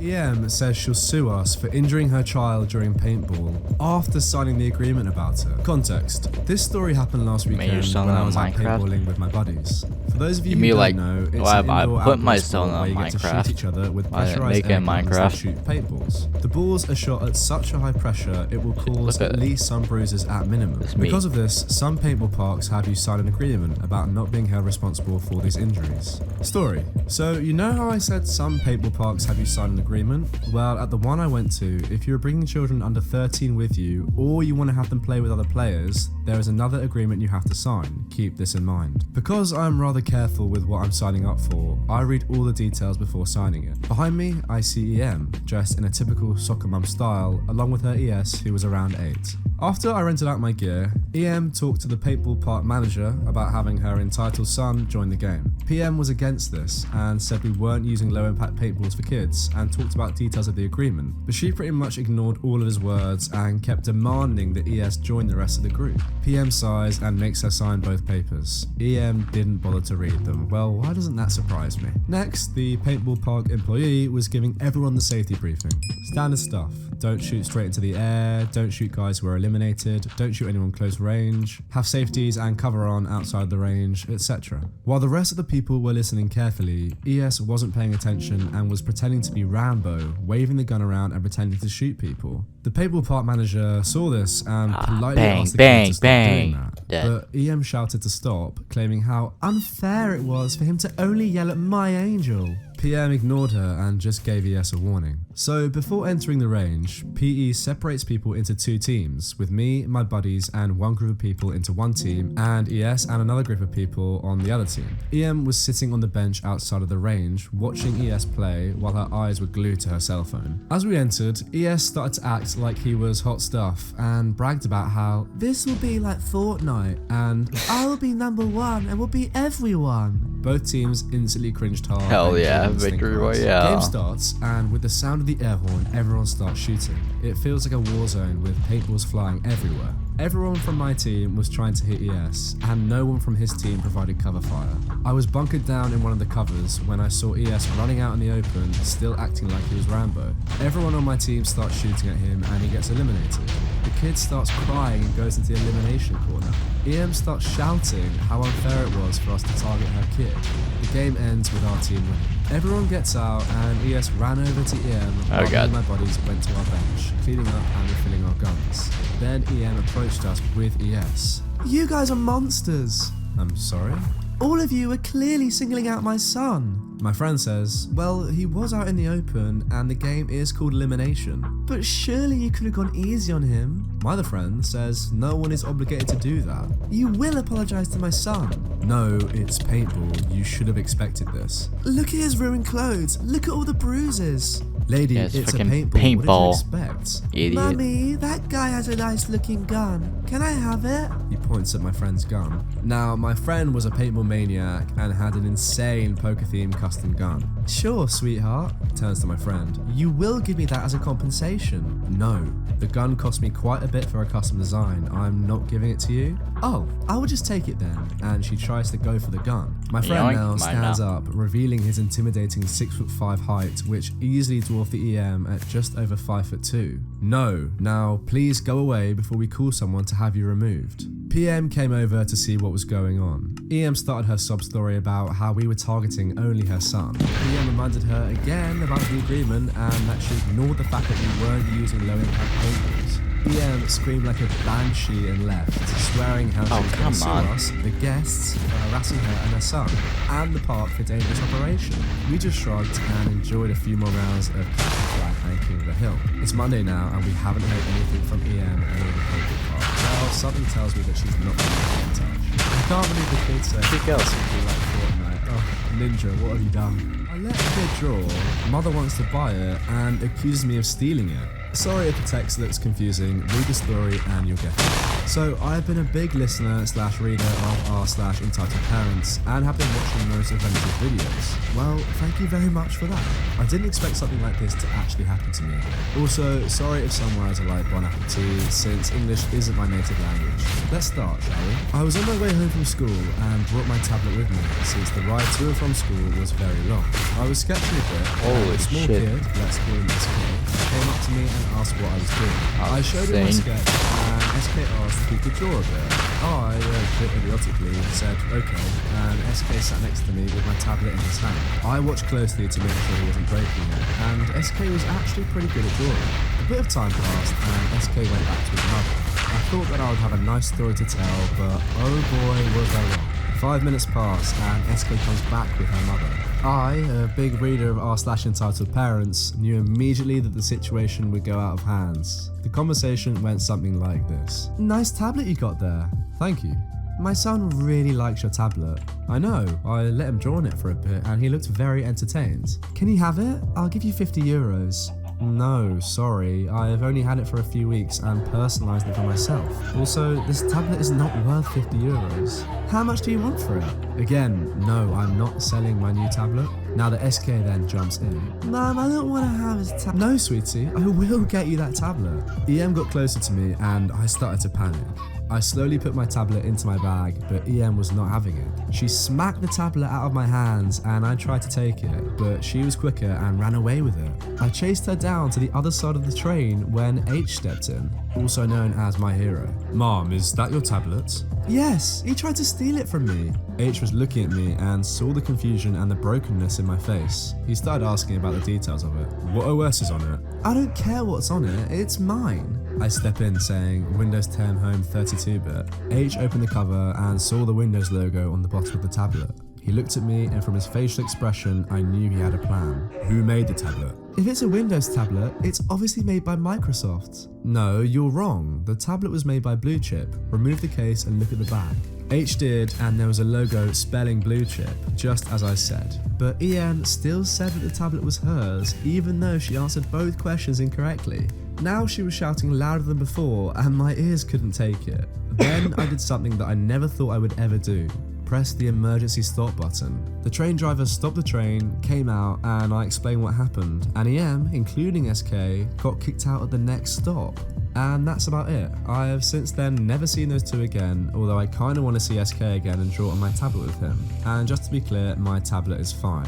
Thanks for reading what I had to say and have a great day. I need your goth girlfriend. So this happened the other day when I was on a date with my SO. To be honest, I'm surprised my SO didn't murder this mofo. Please. So some quick background. One, I'm a living meme, a big titty goth GF, and yes, when that was a thing, a lot of guys did try and get with me, as if I was a prize to be won, and it was awful for a while. My SO, for lack of better words, this story's is a redneck. big cap. I mean, Carhartt jeans covered in paint, mud, and oil. Ripped sleeve flannel, you get the idea. We are a weird couple, but I love him more than anything. So we were having a small date night. Sometimes we do every week, so no matter how busy our week gets, we still have time for each other. Most of the time, we just go to fast food places because I'm cheap and it really doesn't matter where I am as long as I'm with him. So we were at a more fancy place than our normal spot. We chose a cute mum and pop shop. It was kind of busy, but we were able to get seated. As we were eating, I can see my SO mean mugging someone. I asked him what is going on. He didn't reply, just kept looking over in a different direction. I look over and see a guy who looks like he's trying super hard to look over at us. Babe, was he staring at us? My SO just nods. Okay, well, I need to use the bathroom, I will be back. I got up and went out of my way so I'm not in the guy's line of sight when I walk past. When I get back, I see that my SO's face is bright red with a look of I'm about to kill you, as the guy who was staring at us was yelling at him. I couldn't hear, but the looks on the other customers' faces told me he wasn't being nice. When I walk up, ready to tear this guy a new one, I hear, I need a goth girlfriend. All my friends will be super jealous if I walk up with her on my arm. I mean, look at her tits. They gotta be a D at least. Come on, man, you don't deserve her. My SO sees me and smiles. He knows the absolute trash storm I'm about to rain onto this poor guy. When the guy turns around, his face goes completely white. So, girls are just trophies for you to hang off your arm? That's how you see me? I'm just a big titty bimbo you can show off, then throw away when you are done? Is that how you treat women? How would your mother feel if she knew that her baby went out here looking at women like objects? I would feel completely ashamed if I was you. And for your info, jackass, I'm a double D and you would never be able to have them because my amazing SO already has claims on them. Look at me and him again and I won't be so nice. The guy was cowering in his seat as I yelled at him. No one stopped me, possibly because they thought this guy needed a verbal ass beating as well, or they were just scared. He got up, tail between his legs. We finished our meal without any other problems, and on the car ride home, my SO looked over at me and said, "This is why I fell in love with you. You got a temper just as bad as mine." To any guys out there who want a big titty goth GF, don't be an ass, we are people too, not some trophy. EM demands ride on $10,000 quad bike right after a crash. So for some background, when this story took place, I was about 13. I had recently moved to a farm which required a quad bike. I'd bought a $10,000 bike off Trade Me, which is the New Zealand equivalent of eBay, and had it delivered. I was also in the progress of meeting all our neighbours at the time, the majority of whom were pretty nice, except one, more to follow in the story. So I was in the paddock feeding some animals when I hear my dog yelp. I turn my head to look at him, completely forgetting that I'm driving at over 35 miles an hour near a line of trees. As the bike crashes, I jump off just before it rolled, which likely would have killed me if I was still on it when it happened. The bike was severely damaged. The front was horribly warped, the handlebars were crooked, and the battery was ripped out. I start to fix the battery when EM runs over, closely followed by EK, who is dragging my dog by the collar. The following conversation ensues. EM: "Excuse me, may we please have a go on the motorbike?" "No, sorry, and can you please let go of my dog?" They completely lost it. "Who the F do you think you are, telling my daughter what to do? Can't you see? She is literally choking him." EM shoves me out of the way and jumps on the quad bike. Thankfully, the key came out in the crash, so she couldn't have gone anywhere. At this point, I lost it. I have mild ADHD, so I'm surprised that I even made it this far. I wrenched my dog out of EK's grasp. "Leave now or I'm calling the cops." EK apparently didn't like this and threw a punch, which hit me in the neck. I kind of overreacted by kicking her in the stomach before flipping her on the ground. I had done 4 years of karate and 2 years of judo at that point. EM runs at me, but I get out of the way and grab the keys to the motorbike. "You can leave now or I will call the cops." They got up and ran home. In summary, it turns out that the mother was wanted for trespassing and animal abuse. We found out a year later when she was arrested for a different crime. I still haven't heard what the result of the court case was. EK ended up in foster care until the trial was over, and I was punished by my parents for damaging the quad bike. How EP tried to steal my phone and got caught. Now, I honestly wish I was making this up. A while back, I was at a store looking for a Samsung tablet for my friend's birthday. My friend is 9, by the way, and he was spending time in the hospital because he had cancer. I was browsing for a bit when I felt why can't I hit anything? "What's that in your pocket?" I checked my pocket, and to my surprise, it's my Samsung Galaxy S9. When I say to my surprise, I mean I don't remember putting it in my pocket. But then I remembered I was in a hurry and I must have autopilot put it in my pocket. So I pull out my phone. "Oh, this? It's my Samsung Galaxy S9 phone. Cool."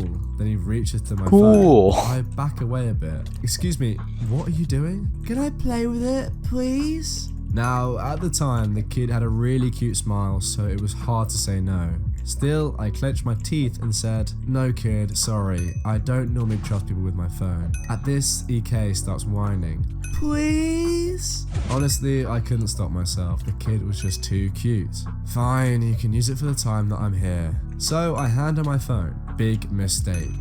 I was browsing a bit more when I found the perfect tablet for my friend. Hey yo. So I was gonna go to the kid and get my phone back. I can't when see your her neighbor walking out of the effing store. My phone in her hand. Luckily, I managed to catch up. "Excuse me?" The entitled mother says, "Yes? That phone your daughter is holding is mine. Can I have it back?" EK pulls a sad face. "But you said I could have it." "I said you could play with it for the time I was here. I didn't say you could keep it." EK pulls a sadder face, but reluctantly gave up my phone. The EM reacted negatively to this. "Why can't my daughter have your phone?" I was not expecting that. "Because it's mine." "So? You let her play with it, why can't she have it?" I said no. I must be going now. I start to walk away. Mom, I want a phone like his one. EM stops me in my tracks. Give me your phone. I was surprised at that. Excuse me? You heard me. Give me your phone now. The EM then tried to grab my phone out of my hands. I keep a tight grip on it. Mom, stop now. This phone was almost £500. Look, you little brat. My daughter has been getting very good grades recently. She deserves a nice phone, and your phone is a perfect reward. You were looking at the phone section sounds reasonable anyway. enough. Why don't you just buy a flip phone? That should be suitable and cheap enough for your needs. Any dumb moron could see I was looking at the tablet section. I tried to explain that I was getting a tablet for my friend and that he was in the hospital. Well, your friend is a clumsy, stupid boy then. Buying him a tablet will just spoil him. He is too old for that kind of stuff anyway. Mom, he is 9. I don't care. Goodbye. I didn't notice, but while we were talking, she took my phone. I froze on the spot. I've never been in this kind of situation before, and thus I didn't know how to deal with it promptly. So I did the only thing I could do. I screamed. Now, I understand this may not have been the smartest course of action, but like I said, I have never been in this kind of situation, so I hadn't the faintest freaking idea of what to do. Security came over and asked what was wrong. Now, I'm guessing the mum must have heard that the guard was alerted by my scream because she started walking faster to the exit. Security catches up with her, however. Excuse me, Mom, but this young man claims that you stole his phone. Is this true? No, he's lying. I bought this phone for my daughter. Unlock it then. EM tries to unlock the phone, but to no avail. Wait, she actually tried to unlock the phone even though it wasn't hers. How stupid can you get? Security gives me the phone to unlock it, and lo and behold, it works. Then security tries to arrest the woman for attempted theft. But before they could, she grabs my phone and freaking smashes it on the ground before trying to make a run for the exit with her little brat following behind. Security caught up with her, however, and arrested her. She got charged with attempted theft and resisting arrest. The store apologized to me by giving me a Samsung comboed S10 and a her Samsung so tablet for bad. free. So despite the events that occurred, I left the store happy. Well done to you. And Nugget, thank you very much for this story. I really hope Redditor reads this. Well, I just did. EM accuses me of stealing in a store which does not even sell the stolen item. Oh my god. So this happened yesterday. I'm on vacation in Dresden with my grandma. We often go out together to go shopping. we're going but that way, now and not then the I middle. go alone if I want to get something. The cast: me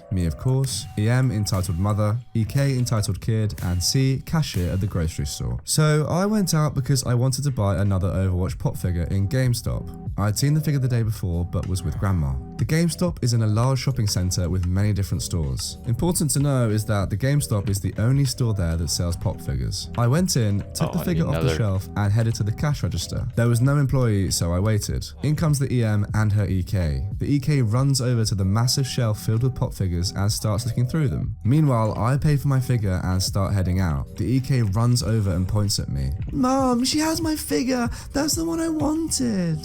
EM comes over to me and holds out her hand. Give us the figure. No, I just paid for it. Also, this was the last one and I came first. The figure I bought was the normal size Symmetra pop figure from the Overwatch collection. I'd asked the employees if they had any other, but they said the figures on the shelves were all they had. EM tries to reach for the figure. Just give it to us. You don't need it anyways. Also, my son deserves it. He's been so good lately and deserves a gift. I don't care, lady. I paid for the figure with my own money. Now leave me alone. I walked past her and left the store. I heard the EK whining about wanting the figure, but I couldn't care less. I went to Aldi, which is a grocery store, to get something to drink. I had put the figure in my bag, which was partially open. I got a bottle of water and went to pay. Out of nowhere, EM runs up to the cash register. Stop her! She's trying to steal my son's toy! I wanted to get him that toy! She tries to grab the figure out of my bag again. What is your problem, lady? I push her away and take out the figure. But we don't even sell these figures here. I saw her take it. I wanted to buy it for my son and she stole it. She wasn't gonna pay for it. I take out my ticket that show I paid. Also, I will gladly go back to the GameStop and show you more proof I paid for it. I have a store card in my name. Please leave the store now before I will call security.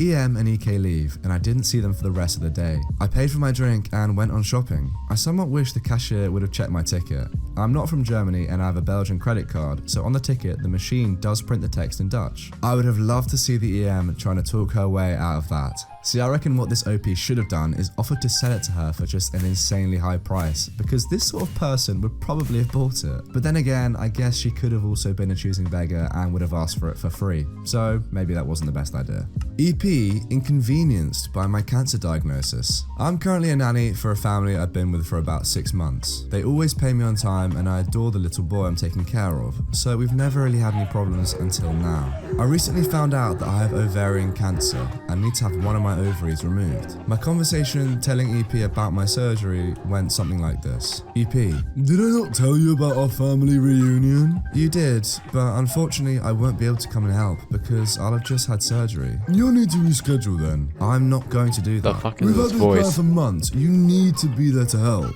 I'm sorry, but I won't be able to be there. Are you kidding? No. I'm not sure how much I trust leaving my child with you if you don't care enough to be there for our family when we need you. I care about him a lot, and I hope I've shown that over the last few months working for you. EP huffed and stomped off. I'll update when they're talking to me again. Wow. So this EP is saying that instead of having potentially life-saving surgery, this person should come and work for them instead. Makes a lot of sense. EM tries taking my skateboard and my mate's BMX because her EK ran in front of us and we hit him. Yo Redditor and anyone else who's gonna read this. I've been reading the EP stories for a while and never came across one myself, but oh boy I did the other day. Context. I am a 13-year-old living in Northern England, big up Bradford, but do not whatsoever fit the role of being a chav, like the stereotypes of up here. Although it says in the title that my mate and I ride and stuff, we don't ride Carreras and don't carry knives. We just want to get good at what we do.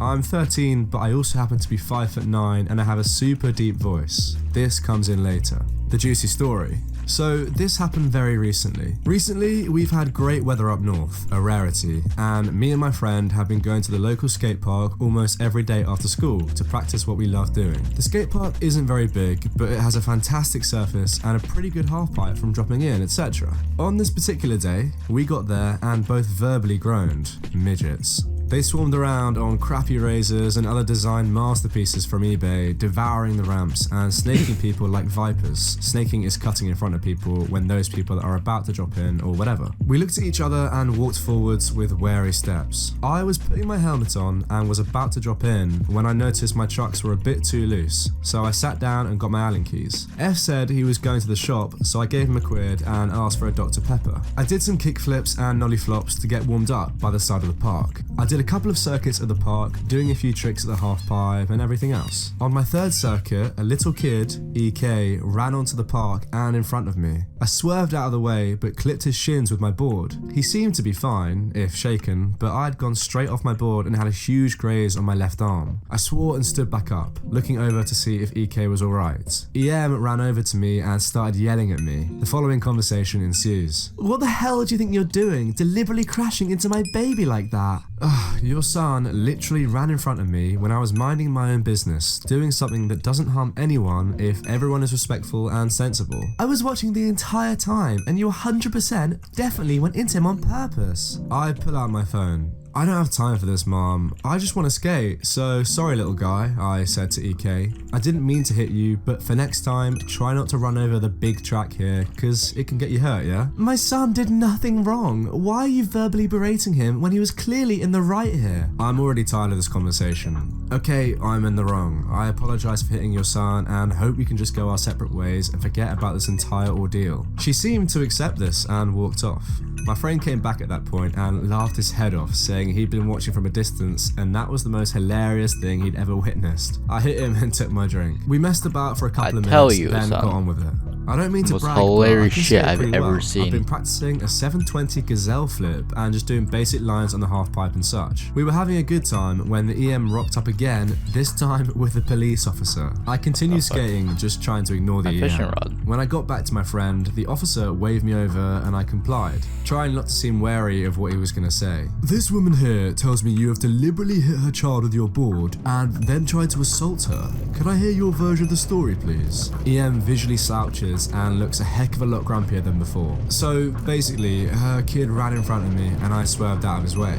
I clipped him with my board and sent myself flying, grazing my arm. I showed the officer my graze. Then this lady yells at me for assaulting her son, and I try to keep the peace and give her kid some friendly advice on not running into a skate park. She then yells at me again for yelling at her kid, at which point I've had enough and tell her that I was totally in the wrong and I hope she can forgive me. I yell for my friend. My mate here can confirm this as he was watching. He confirms this is true, and another couple of guys chip in and say that EM is the liar here. The officer gives her a warning for wasting police time and then wanders over to the ice cream van. After EM's sure he's gone, she whispers into EK's ear and then wanders past me and towards my stuff. EK then proceeds to run onto the park again. I grab him round the waist as there's a guy about to smack straight into him and pull him backwards. The EM has been watching this happen and then proceeds to yell, "Pedo! This kiddie fiddler just touched up my son! This man is touching my son! 20-year-old pedo!" The officer comes running and tackles me to the ground.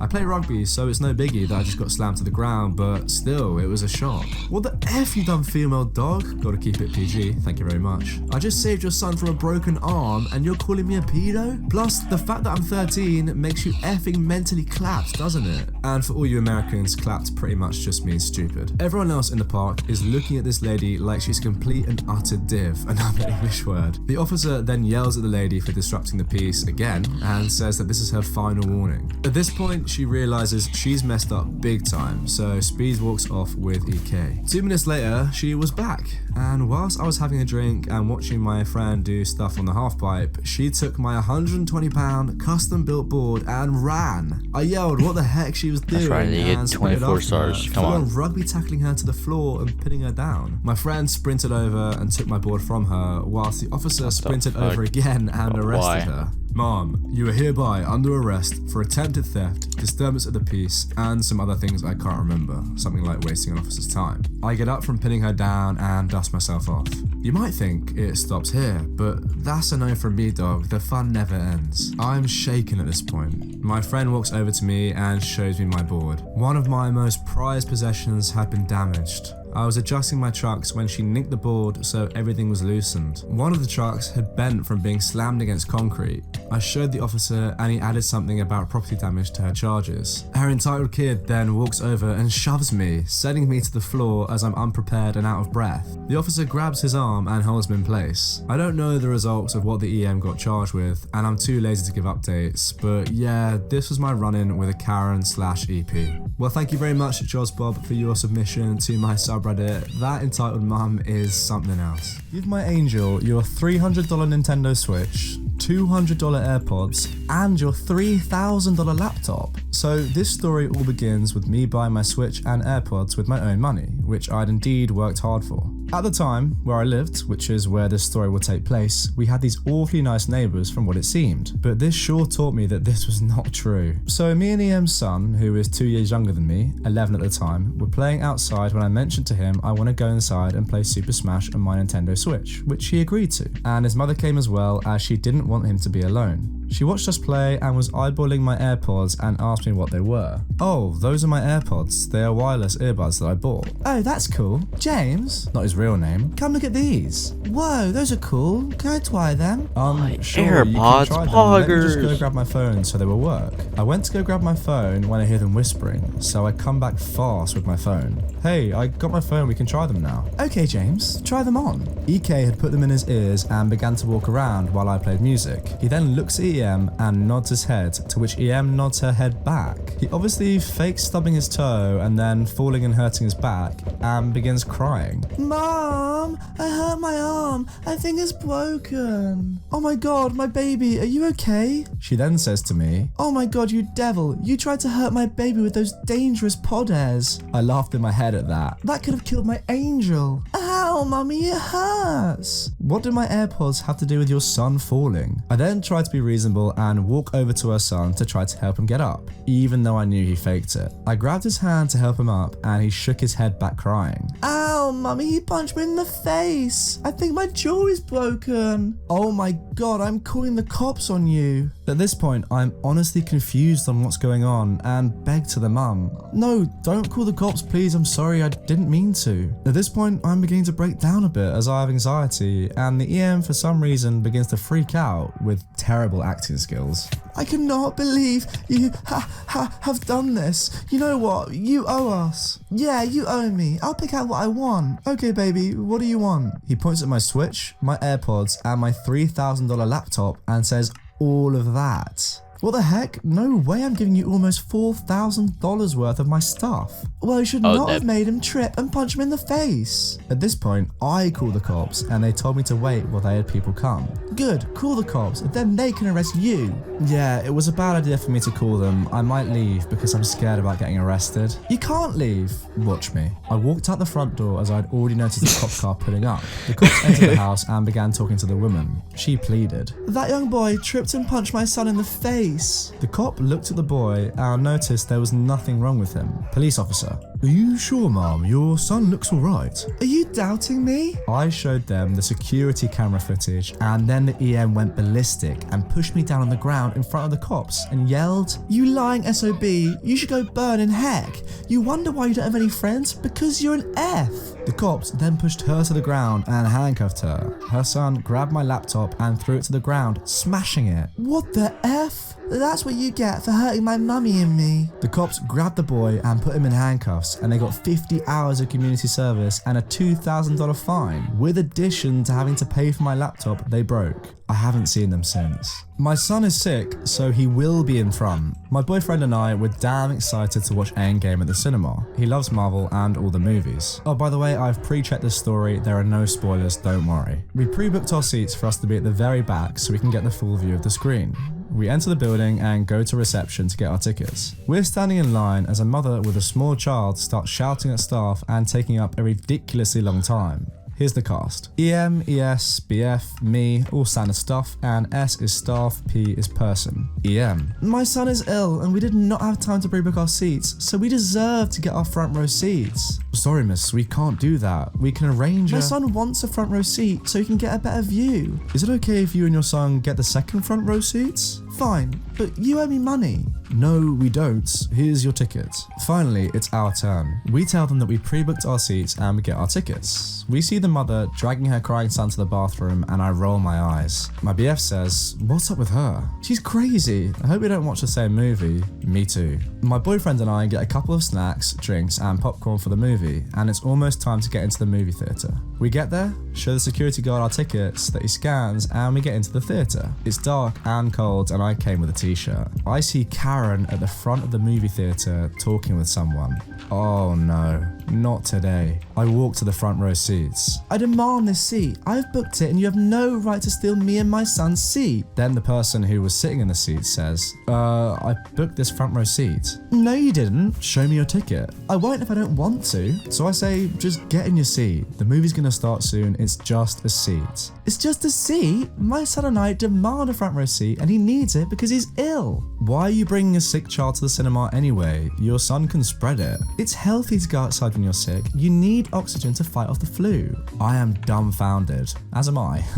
If your son has the flu, go to the doctors and arrange an appointment to get a flu jab. Vaccines cause harm. Jesus said that it's better to have it natural. I've just encountered an anti-mother. I can taste bile in my mouth. At this point, I've had enough and I storm off to my seat. My boyfriend asks me if I'm okay and I say yes. He tells me that he will report to the security guard if she disturbs the whole cinema again. Endgame has started and we're having a great time. Still, no spoilers. My boyfriend is super hyped and I've already finished my first bucket of popcorn. All of a sudden, a child starts crying and it makes my ears bleed. No, not literally. My boyfriend says, "Do you think it's her son?" Maybe. I stand up for a second and I see the son in Karen's lap, moving around and bawling his eyes out.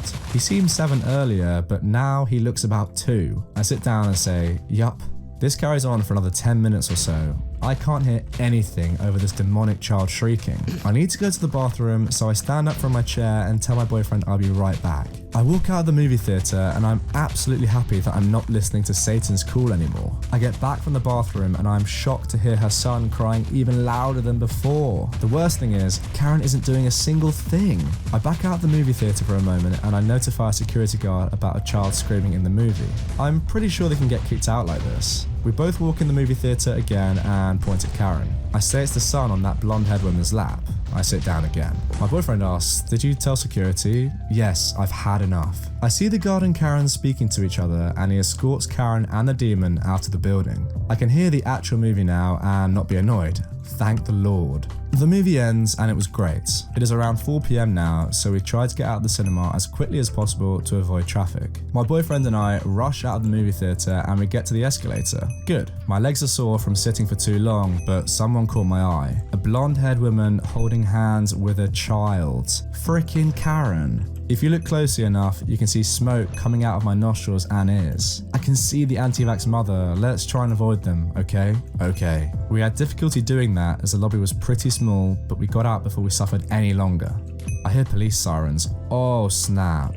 The car stopped and entered the building. I don't want to know what happened. And that's the end of the story for now. I hope you liked it. My son is a better artist than you, therefore he deserves your sketchbook. For some background, during the summer between my 8th and 9th grade school years, I signed up for an architecture program in Boston, being hosted by a college dedicated to art and design. I won't say which one for privacy reasons. The program was 5 weeks long and consisted of the students going around the city looking for inspiration and learning about different styles, methods, and types of architecture. I ended up learning a lot from that program and it helped me during my sophomore year of high school since I took an architectural design class, but that's a different story. This program was somewhat unique because most of the time we were out in the city sketching and drawing things on sketchbooks given to us by the program, and I loved that sketchbook. I would doodle everything in there, whether it be fan art, landscape, character designs, basically anything that crossed my mind. Anyways, one day during the 3rd week of the program, they decided it would be a good idea to take my group to the Boston Public Garden because that place is absolutely gorgeous and full of things to sketch. Anyways, on to the story. So my group arrived at the garden at around noon and my leaders came up with a challenge. They told me and the other 5 kids in the group that we would have an hour to draw the best sketch of the garden and whoever won would get a gift card to Dunkin' Donuts. Everyone wanted that free gift card, so we all split up and went to different areas to capture the best part of the park. I ended up picking a gorgeous spot under a weeping willow tree right next to the pond where the swan boats would pass by.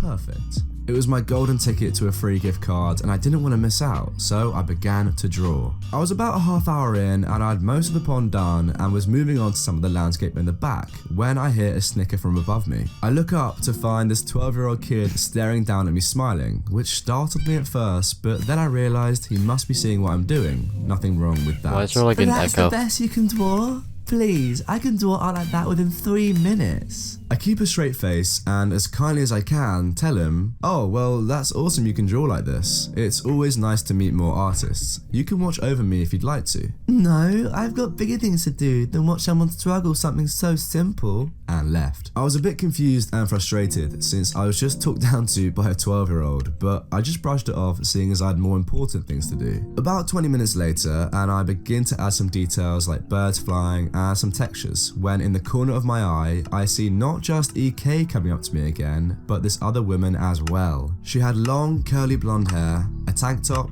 jeans, skinny, and this really annoyed look on her face. Uh-oh, she came up to me putting on this fake smile while looking down at me, and this is how the convo went. "Hi there, young man. My son just told me he saw you doing some really good art." "Oh, why thank you. EK here is a really good artist, top of his class, and is doing some art online. You could learn a lot from him." "That's cool. It's nice to meet other people who are also interested in art. I'm still learning some techniques to improve my work, and I'm always open to suggestions and tips from others." "Yes, well, EK also told me that he really likes your sketchbook and the drawings in them." "Oh, well, I'm glad he does." "Yes.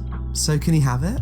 "What? My kid's been looking for a new sketchbook and he can't seem to find the right one for him. But he said yours is perfect, so could he please have it? I'm sorry, I can't give away this sketchbook since it has all of my drawings in it. If you want, I can see if I can find it for you online. No, he told me it has to be your sketchbook, nothing else. So can you please give it to him? It would mean a lot. I'm sorry, but no. Like I said, this has all of my drawings in it and I can't give them away like that. You're just selfish. You should always give away things to those who are less fortunate than you. So stop being a brat and give it to him. No, I told you once and I won't tell you again. This has all of my drawings in it and I'd be happy to direct you to where you can buy a sketchbook just like this one. Mom, why don't you have it yet? Don't worry, honey. Mummy's getting it for you. See what you did? Now stop being so difficult and just give it to him. She snatched the sketchbook from my hands, gave it to EK, then walked away. I was dumbfounded and took a few seconds to process what the freak just happened. And when I came back to reality, I began to chase her down. And just as I did, someone stood in front of Karen and EK.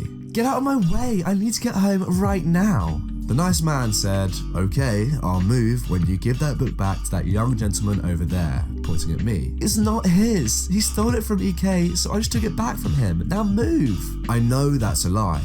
I've been having a picnic with my family for an hour and we've seen him sitting under that tree with that book all that time. Then you came along and snatched it from him. Care to explain why? Karen was now stumbling upon her words. He took it before he came to the tree. It's still EK's and I'm not giving it back to that thief. The nice man then snatches the book from EK. Then why are all the images signed danger instead of EK? Karen's face went white. She stood there looking at him for a few moments, then walked away cursing at him and telling me my drawing sucked anyways. Of course she did. How nice. The nice man thankfully gave my sketchbook back and I thanked him graciously.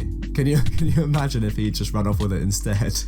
I flipped through the pages to find that EK had completely defaced my sketches, scribbling out everything with a black pen, to the point where the drawing was just a bunch of black lines. He even drew on the back page of the book, which looked like a dog drawn by a 3-month-old. I couldn't tell because it was so bad. Take that, EK. Thankfully, EK had not gotten to my garden drawing and I was so happy because I actually still had a chance of winning that card. The nice man looked over my garden drawing and told me that it was incredibly good and I should be proud. It was really nice to hear that after a grown woman and young boy completely destroyed and ridiculed my work. I thanked him over and over before leaving to the entrance of the park, and the nice man told me he'd warn the park patrol about them. I didn't end up winning the gift card. Some other kid who drew like a god drew an amazing picture on top of the bridge overlooking the pond, mostly because I didn't get any time to finish the details, but my counselors still said it was really good. I also told them about what happened with Karen and EK, and we also told the park patrol about what happened. Not sure about what happened to them, but I really don't care and just hope that they were punished in some way or another. Buy your own freaking Wi-Fi. So I live in an apartment complex and some people buy their own Wi-Fi, like me, because the apartment Wi-Fi is really slow, especially with so many people using it. There are a lot of people on my floor because it's the top floor, so I don't know everyone. What I do know is that there is a really loud family in the room next to mine that has gotten several noise complaints, one from me, that they just ignored because I guess they just don't give a poop, and the rules don't apply to them apparently. So one night after a long day of work and walking through the rain one Tuesday night, I decided to watch TV to relax, and the room next to me, the loud family, became louder and louder. But this time I heard a thud, crying, a door opening, footsteps, and banging on my door. The story is about to get juicy. So after all the noises and the banging at my door, I, like most people would, decided to get up and see what all the fuss was about. I open the door and see a 5'9" dark-haired woman standing in the hallway, and the following conversation begins. Good evening. Good evening. What brings you here? I look at my watch. At 6:30. So, long story short, my Wi-Fi, the apartment one, is running super slow and my son's games won't work. So I was wondering if I would use your Wi-Fi for just one day? Now, I was being nice because it was just one day. Sure, but just for one day, right? Of course. So I whisper her the password so no one will hear. Okay, thanks again.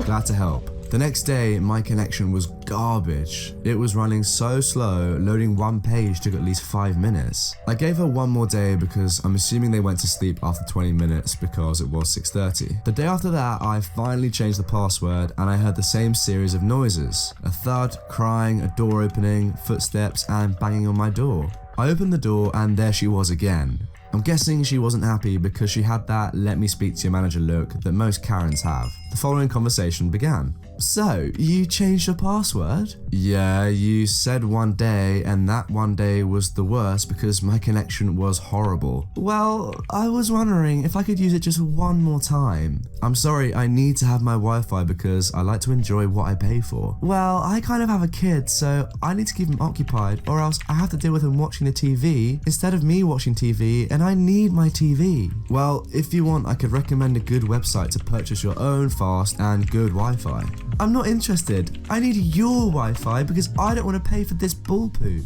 Well, I can't buy Wi-Fi only to not use it, and I don't think the yelling in language is necessary. Just give me the Wi-Fi. I need it now. Mrs., I need you to leave now because I'm becoming kind of annoyed by this yelling. I'm not giving you the Wi-Fi and that's final. You selfish bum. Wi-Fi can be shared, the apartment does it. But that's an apartment complex, not a personal Wi-Fi that has been paid for by one person and not a massive company. Freak you. I never saw her again because I guess she hated me for life.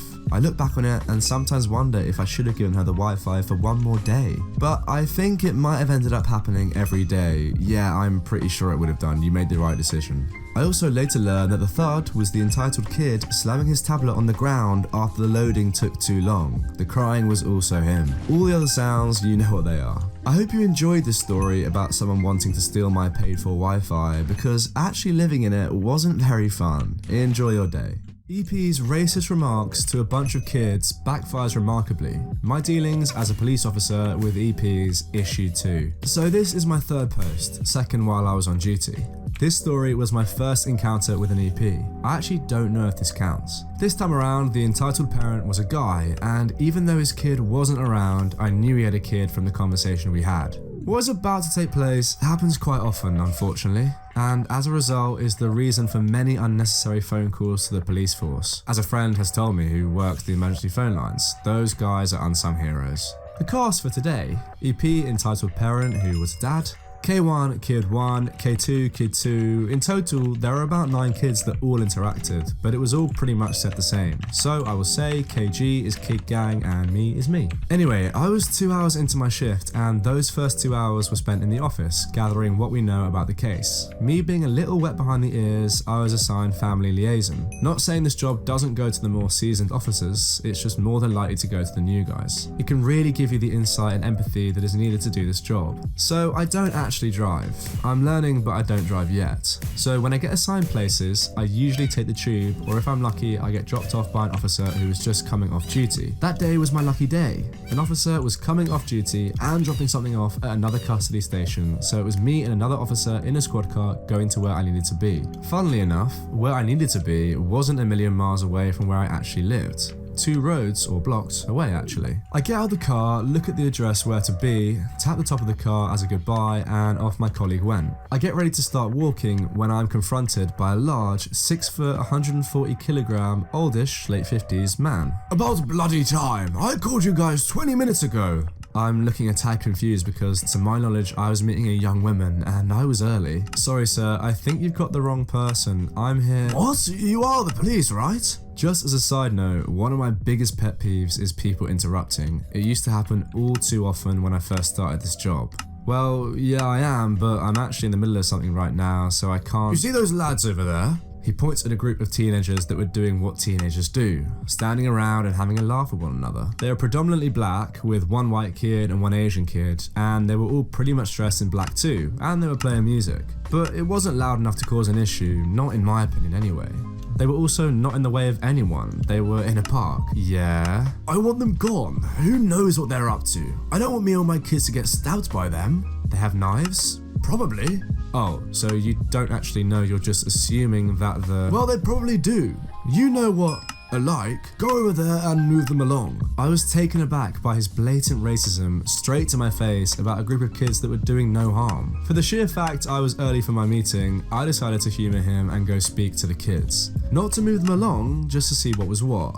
As I walked over, EP followed me over, despite me telling him to stay put. Last thing I want is this guy barking orders from behind. Hey up, Zero to De Niro, how's it going? I knew these kids, matter of fact.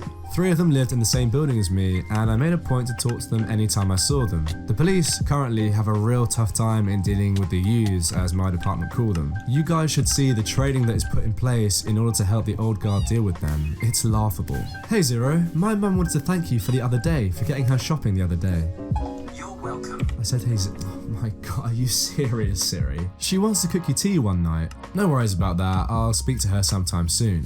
You lads having a decent time? Not doing anything illegal, are you? Nah bro, we're just waiting for my friend's parents to come home so we can go to footy. The kids then started all talking among themselves as I turned to speak to a now open-jaw man. I'm not sure what he was expecting me to do, especially since being ridiculously racist. I sure hope he wasn't thinking I'd join in with his thoughts. He quickly composed himself and attained a very angry face. Right, you bunch of little ladies, you better freak off out of this area or this guy will call his colleagues and get you all arrested. The kids all stop and stare at this guy in disbelief. No, I won't, they're not doing anything wrong. What? You have to oblige to my request and move them along. You do serve the public, don't you? Please don't shout in my face. I do serve the public, yeah, but they are doing nothing illegal. Search them, they will have drugs or knives. Now, with that said, the kids started to get a little agitated with this guy, rightly so. But the last thing I needed was a load of kids about to kick off with this guy. It would be a shame to arrest these kids for beating him up.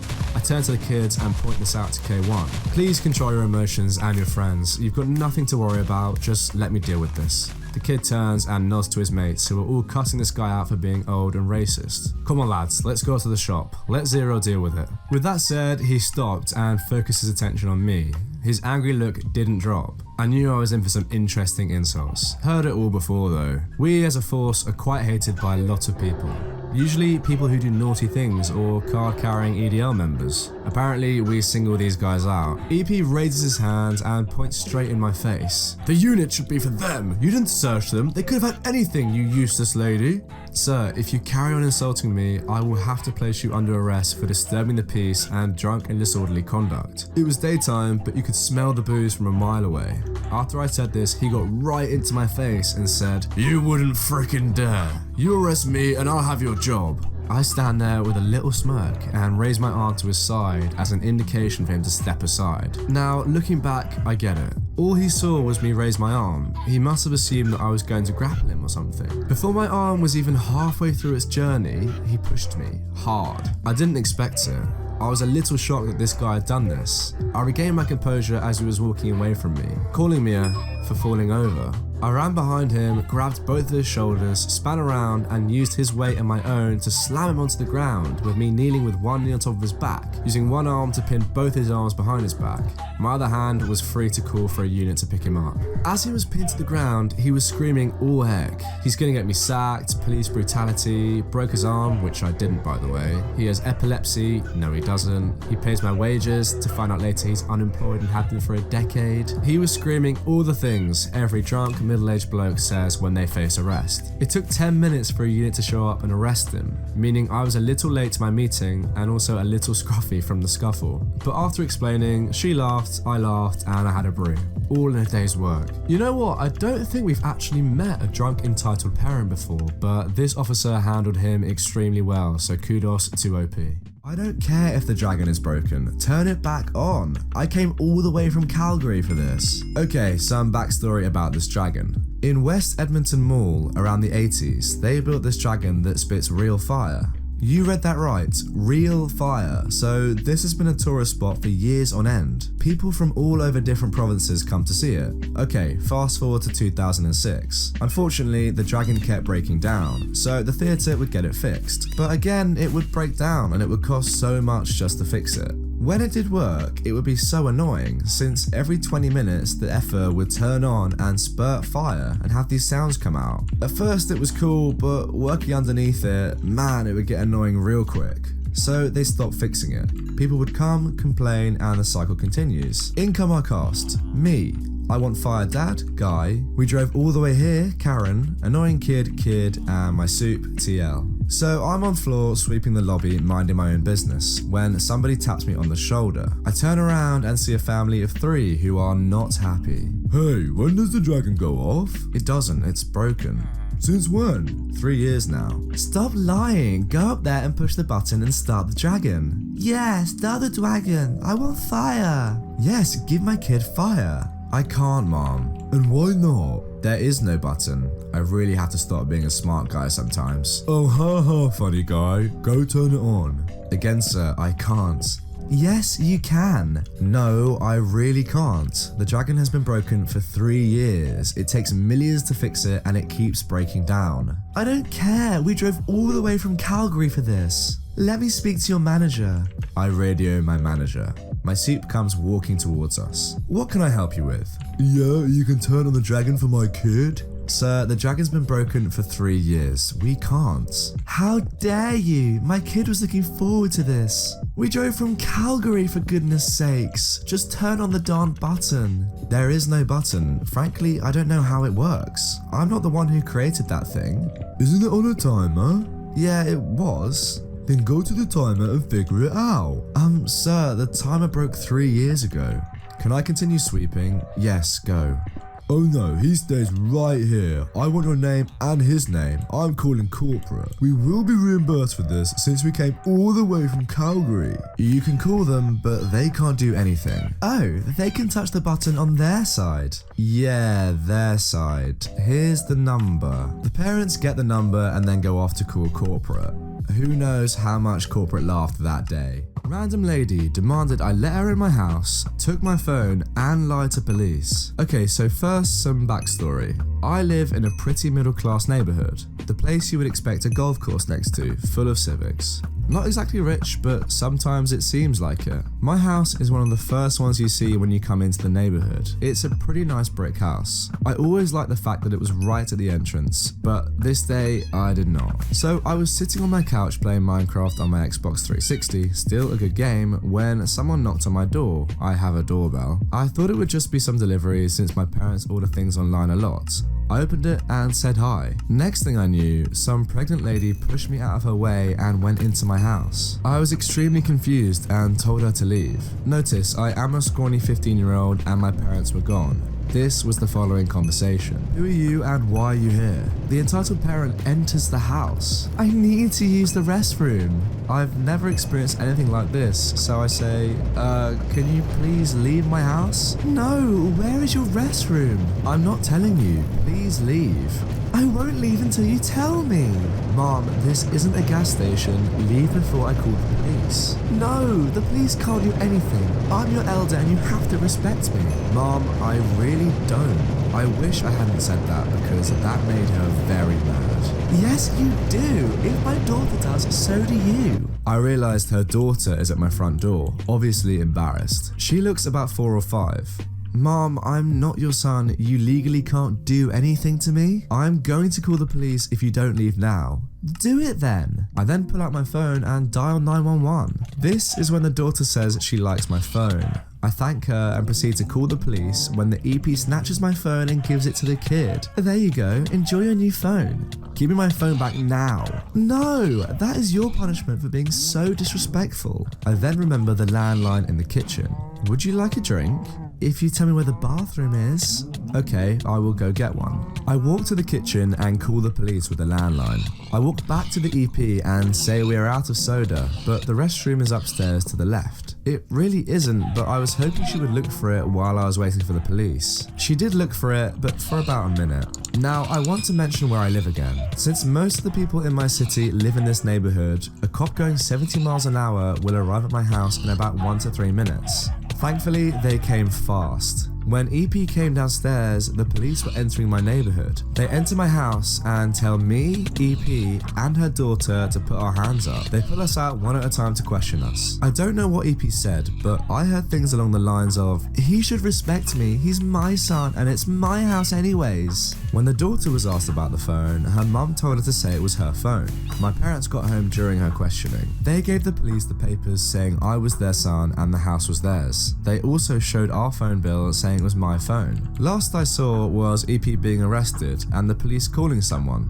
probably the girl's parents. I don't know what will happen, but it was a pretty crazy event. Karen kicks little girl in the face. So I got my first retail job when I was 13 and now I'm 23, so I have a lot of entitled parent stories. But this is one of the worst ones. So I was working at a hotel from when I was 15 till I was 18, and I loved the job there. I was in charge of the disco for the kids staying at the hotel. So lots of dancing with kids aged 2 to 11, face painting, and walking inside a big mascot costume. The mascot was incredibly cute, but the costume was giant, and it was impossible to see anything inside, and you weren't allowed to talk. Everything that was under a meter in height was out of my sight range in the costume, so whenever we were going around in one, someone had to follow us for several reasons. The person walking around with us basically had to be our voice and eyes because we could walk into stuff. And kids, oops. The children could ask us questions, and last and most important, someone had to deal with the entitled parents in the hotel, and I promise you there was no shortage of those. Now, a lot of the entitled parents never understood that the other kids, and not just their own, wanted to give hugs to the mascot, so we had parents pushing kids out of the way, yelling at kids to let their kids go first, and even lifting their kids over the crowd so they didn't have to wait. We could have 200 kids at the same time in the restaurant sometimes, so yeah, it could be difficult if people didn't respect each other. And as we all know, following this Reddit, not everybody does. Now, enter the entitled parent.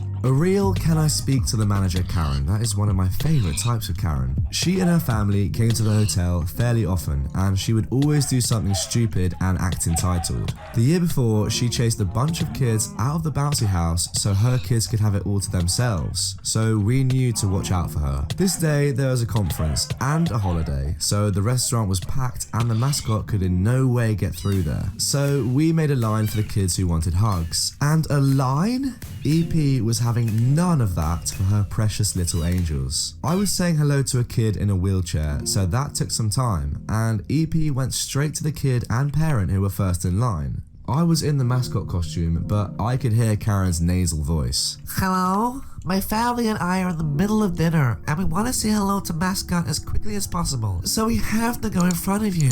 The little girl's dad said clearly, we are in the middle of dinner too, and we were here first. Sorry, but your kids have to wait in line like everyone else. That won't do. Come here, EK, and say hello to the nice mascot. She was also trying to get past the kid in the wheelchair now. The dad said, you are not allowed to just go past everyone else. Be an example to your kid and learn some manners. Ouch. I knew EP enough to know this would be a situation, and I squeezed my companion's arm and she stepped in. Sorry, but you have to go to the back of the line. Everyone here needs to do that. Karen got angry real fast. You do not talk to me like that. I'll be right back.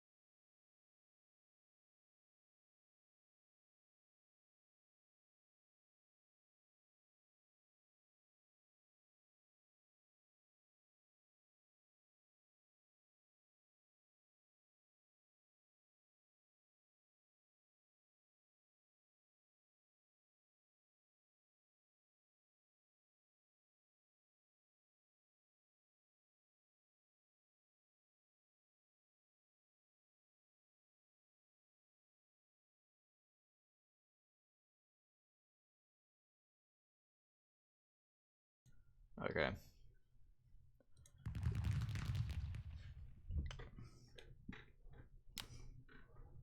I have a jacket on. It's pretty cold. Let's say she called her a female dog for the younger readers. She kept arguing with my companion and some other parents and getting increasingly more loud. The manager, of course, heard her and ran over. You need to get out of the restaurant now. And Karen of course refused, and the manager strictly but firmly took a hold of her arm and said, "Please come out with me for a while." Karen started screaming at her too, and a waiter came and took her other arm, and they were ready to take her out of the restaurant and away from the kiddos. When the manager and the waiter started to move, Karen went crazy and started kicking, and actually kicked the young girl in the face. The dad of the young girl was quite a big fella, so of course he almost attacked Karen, but took care of his daughter first and foremost, thank God. She had a broken nose. The young girl's mum came over and took care of the young girl, and the dad went after the manager, waiter, and Karen from heck. The police were of course called and charges were pressed against Karen. She was also thrown out of the hotel with her family.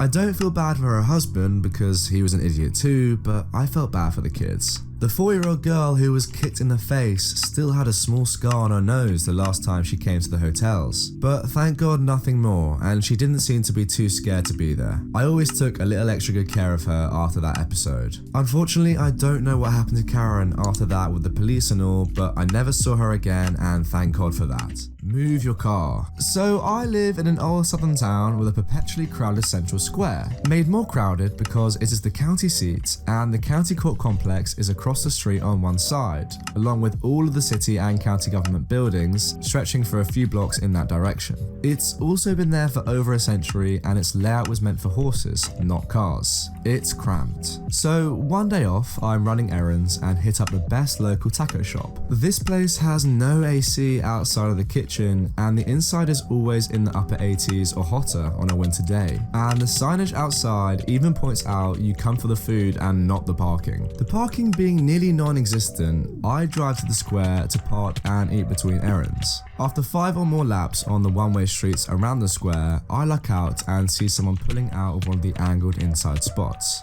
These spots are all at an angle, so you can quickly pull into one and quickly back out if traffic lets you. That will be important later. Given that a heatwave had just started, I decided to eat in my car with the air running. I pretty much inhale the first taco. Bliss. Fine cut beef, cilantro, pico, etc. That's when I hear the horns. Some dingbat is behind me, flashing her lights, clearly thinking I'm about to pull out. And that's when it hits me through my food bliss. I'm nearly at a 90-degree angle to the road. It's about then she gets out of her car and starts screaming like a stuck-up pig.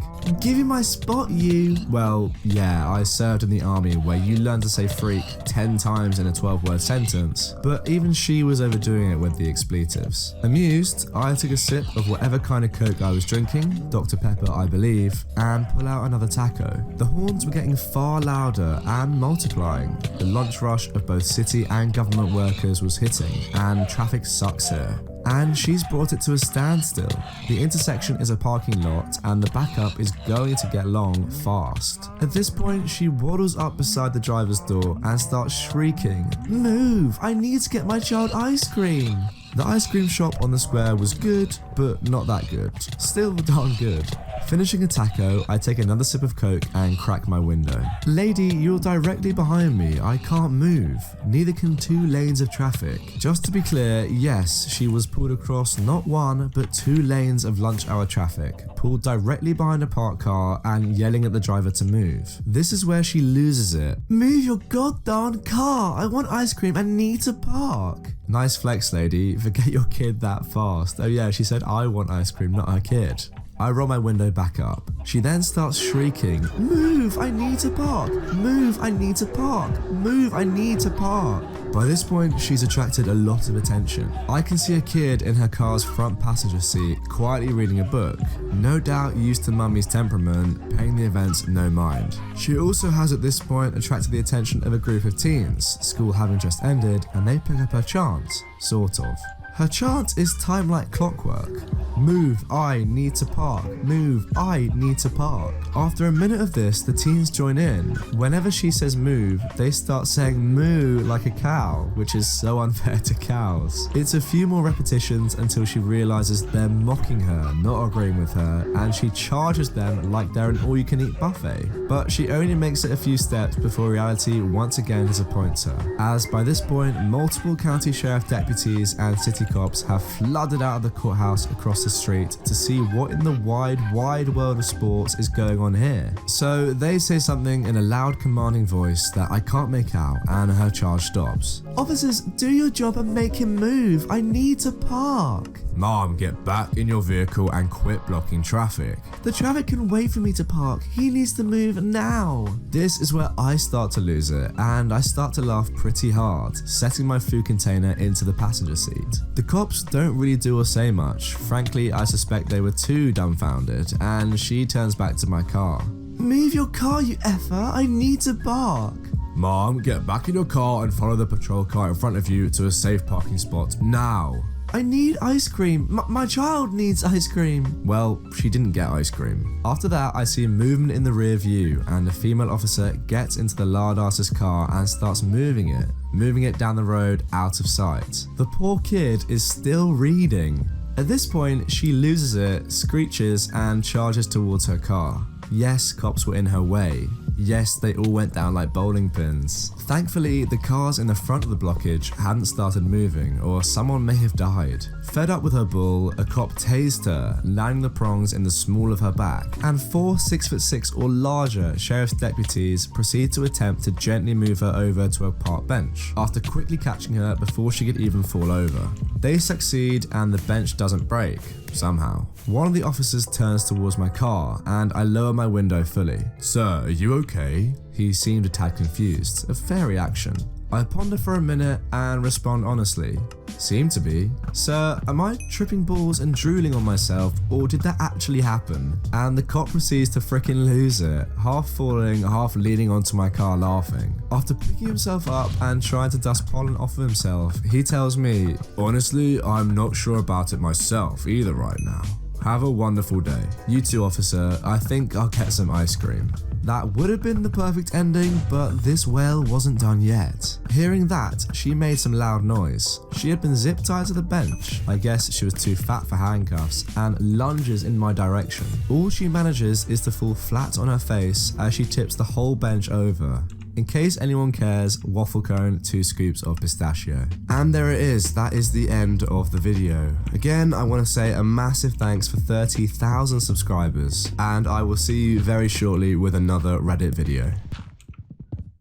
What is going on, everyone? Welcome back to my channel. I hope you're all doing well. Today I've got 2 mental entitled parent stories for you, so sit back, relax, and let's get straight into them. But just quickly, last video I asked you guys for 5,000 likes, and well, you smashed it. So this video, let's try and hit 10k. I know it's a lot, but you guys never failed to impress me. Let's exchange daughters. I deserve the white girl. Okay, recently it was Mother's Day, and I was talking to Mum on Skype to wish her a happy day and celebrate with her. A long time ago, more than 20 years ago, my mother had just joined my father and his family. She was a very hard-working person. She studied and worked, in addition to helping my father's family every time she could, since she did not have a family. Everyone loved her for these qualities. At the same time, my uncle had married a woman. Let's call her Liz. Like my mother, Liz had grown up in a poor and toxic family, but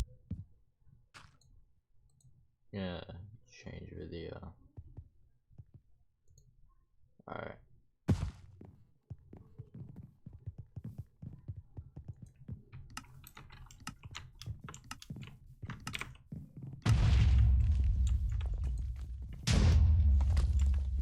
What is going on, everyone? Welcome back to my channel. I hope you're all doing well. Today I've got some more crazy entitled parent stories for you, which you're gonna love. But before we get into them, I just want to give a quick thank you to the 10,000 or so new subscribers we've got in the past week. The channel has been getting a lot more views recently, so thank you very much for that. But that does now mean that over half of you watching right now are not subscribed. We're currently at 522,000 subscribers, and I want to get to 600k as quickly as possible. So if you are not subscribed, please do hit that button. Of course, it's completely free. You can always change your mind and unsubscribe later, but I promise you won't regret it. Entitled Mum at Starbucks. Years ago in college, I worked at a Starbucks near a high school and middle school. We always had an after-school rush, with tons of kids getting frappuccinos. If you've never worked at Starbucks, you probably don't know how the drinks are made, so I'll inform you on the magic of the caramel frappuccino. It's basically ice, sugar, milk, sugar, coffee base, whipped cream, then more sugar. The coffee base comes to the store as a powder, and they mix it with warm water at the store. We don't brew it there.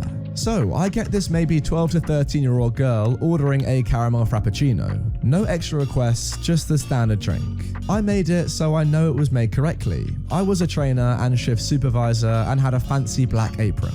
She brings the caramel frappuccino back, complaining that the coffee tastes burnt. I actually laughed. It's basically just coffee flavoring, and if you've ever had one, they don't taste like coffee at all. So I kindly explained that, well, the coffee in the drink isn't brewed, and it all comes from the same place. So yeah, of course, I'll remake it, but it will definitely have the same flavor. I offered to do extra caramel flavor and topping to make it even sweeter. She agreed. I remade the thing, asked her to try it to make sure it was better this time. I even tried a sample of that picture in a tiny cup to make sure nothing was off about it. Like maybe there wasn't enough water in the mix. It was fine. So I called the girl up to the counter again, gave her the second frap, told her to keep the first one. Oh my god. So like an hour later, the mum comes in with the kid. She was demanding I give them their money back. She was all mad because I was rude to laugh.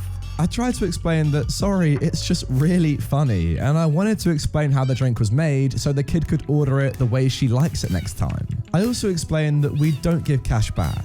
I gave her a brand new drink she was happy with and offered a free drink card for next time. No go.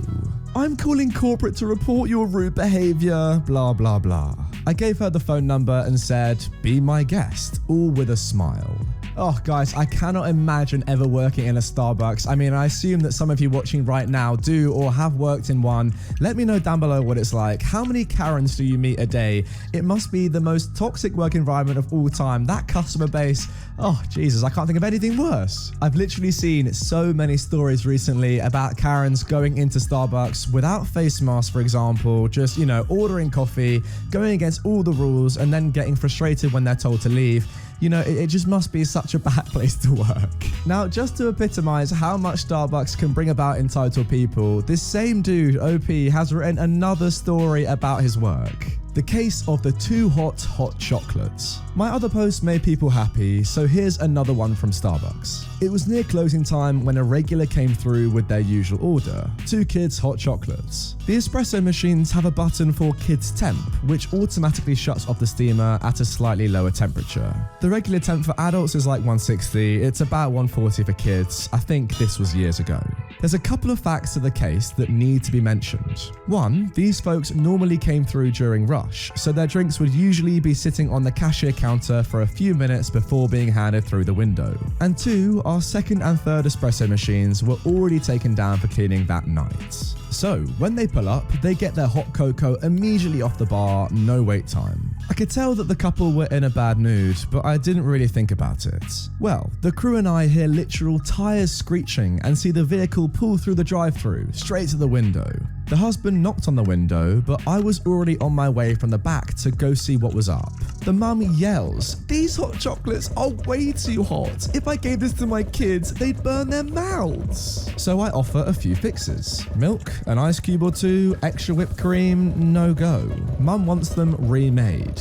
At kids temp this time. I left the original drinks in view of the window. As a seasoned food service worker, I know what happens if those leave view.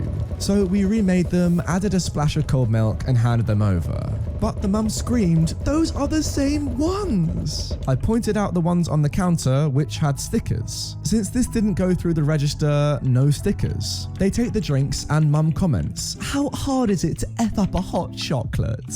Then we see them pull into a parking spot. I sent the 2 baristas to the back and had my shift supervisor in training up front because I knew this was going to be bad. The people hanging out in the cafe area heard the entire thing and were all watching the door as well.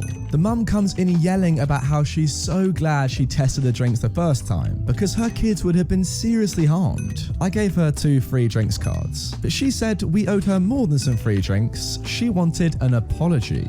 I didn't see it, but she accused my co-worker of rolling his eyes. Then she goes on to scream, "I own my own business and I'd never treat people with this level of disrespect." The hot cocos fly at us. We dodge. At this point, I pointed to the door and just said, "Out now or we call the police. Do not come back to this store. We have your license plate on camera. This whole thing is on camera." She left immediately. They came back one other time during the day. I marked out their drinks so they got them free, and I reiterated, do not ever come back here. They never did after that, thank Christ. The third case fact I'll put here, because we had no way of knowing beforehand. Number 3, that machine was overheating and not shutting off at 140. I checked after close and it was going to 160, but we had no way of knowing at the time of the incident. And if I had known, I would have asked the barista to just do it manually. But so much was made of the kids' temp thing, I ensured that she pressed the button. The end. Well, I've got to say a massive thank you to Coyote Jones for these 2 stories. I enjoyed them a lot, you know, very original stories, and yeah, definitely very believable. As I said in the end of the first one, I cannot imagine working in a Starbucks when you're dealing with people like this. I mean, seriously, come on. Your hot chocolate is 20 degrees over, you know, the limit of what you would say the kids' temp is. But let's be honest, no customers know about that limit. It's just a hot drink. It's a hot chocolate. How can a hot chocolate be too hot, man? What I don't get is, surely after this mum checks how hot the hot chocolates are, you know, before she gives them to her kids, she's probably thinking to herself, oh, you know, they're a little bit too hot for my kids. I'm just going to wait for them to cool down for a little bit, you know, we'll give it 5-10 minutes and then they'll be fine. No rush. I mean, it's the same hot chocolate. It's hot. It will cool down a little bit. There's no need to drink it straight away, is there? But no, she just goes completely off the rails. I just don't get it. And also, lady, I don't care if you own your own business. This is Starbucks. This is surely bigger than whatever business you're running. Just get your hot chocolate and get out of it. You're lucky to get away with free drinks cards, in my opinion. Now moving on to our final story of today's video, entitled Parents Leave Everything You Have to Our Children. I'm 39, successful, and I'm quite well off. My siblings, sadly, are not. My brother, 42, has 3 children. My sister, who is 35, also has 3, with 1 more on the way. My youngest sister, 28, is married and pregnant, but she had nothing to do with the events of this post. We were all raised to believe that money doesn't matter, and all you need is a happy marriage and lots of kids to live a happy life.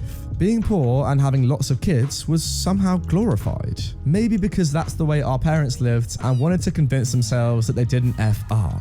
But fortunately for me, I didn't buy into that nonsense. I always knew I never wanted children. I focused on my career and on achieving success. Today, I have my own house, wonderful pets, and a loving boyfriend. My family, however, seems to think that there's something wrong with my lifestyle. My parents have often commented that my 5-bedroom house is empty without any kids running around. My siblings often tell me I'm selfish for not having kids and actually enjoying my life. However, their disdain for my selfish lifestyle doesn't stop them from begging for money.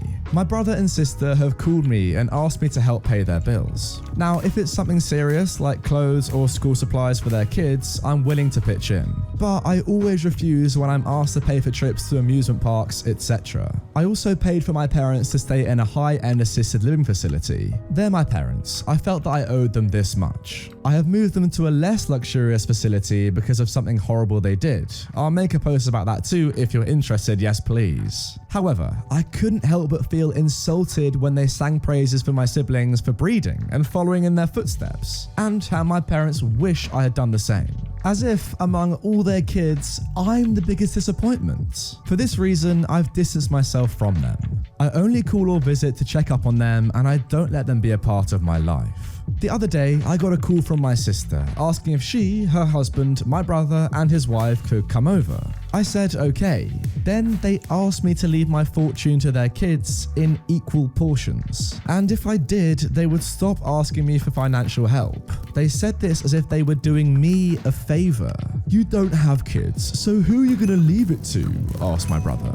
I told them I was gonna leave my money to charities and that I don't owe them anything. When they went on the "you're selfish" tirade, I told them to get lost. The next morning, I got a call from my dad telling me they were disappointed in me. I simply hung up. The one family member who has stood by me is my youngest sister. She actually has herself together and I could not be more proud of her. Family jealousy, ladies and gents. I'm pretty sure that's what we've got here. It's quite obvious to me. You know, it's just embarrassing. These guys, you know, the majority of your family have had a lot of kids. Fine, if that's what they want to do, absolutely great. They've had a nice life, I assume.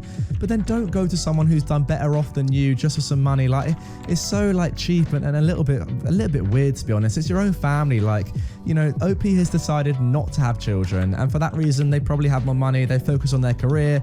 They're doing really well, enjoying their life. don't then go to them and say, oh, can I have a little bit of money? I mean, it sounds like OP is giving them some money anyway. And then when they say, you know, you need to give all our kids your fortune when you die in your will. No, absolutely not. It's so entitled. Like, come on, OP has said he's giving it to charity. There's literally nothing better you can do with your money after you're dead than give it to charity. Surely, am I wrong there? What an amazing thing to do. And yeah, your children, I'm sorry, they might be nice, but they do not deserve it. Anyway, guys, that is going to do it for this episode of Entitled Parents. I really hope you have enjoyed this one. Remember, as I said in the intro, make sure you are subscribed to my channel with notifications on. I have so much more content if you are new around here. Yeah, just check it out on the end screen right now.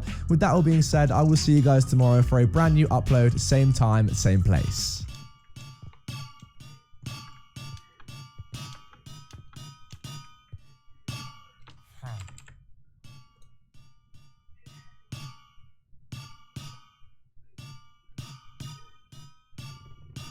What is going on, everyone? Welcome back to my channel. I hope you lot are all doing well. Today I've got for you a crazy Entitled Parent story that comes in 2 parts. It's a good one, you're not going to want to miss it. Entitled family thinks they own the entire beach. Hi guys, this isn't my story, but a family friend of mine, and after she told me this story, I knew it belonged on here. I'm gonna make this a 2-parter since this first part is actually kinda long. Quick backstory, my family, who aren't involved in this story, and family friends own beach houses in a little bay area that eventually leads out to the ocean. There are several small piers within the boardwalk area where families can swim and jump off the piers. They have netting surrounding the pier to indicate how far families can swim. Beyond the netting, that's where boats, kayaks, etc. can run. Unfortunately, on these piers, there have been some entitled people believing they own some of these piers because their beach house is right there behind it. I will admit, our family has had our beach house for over a century, passed down through several generations. Even though we have to walk down the street to get to this pier, I think if anybody deserves that pier, it should be us, lol.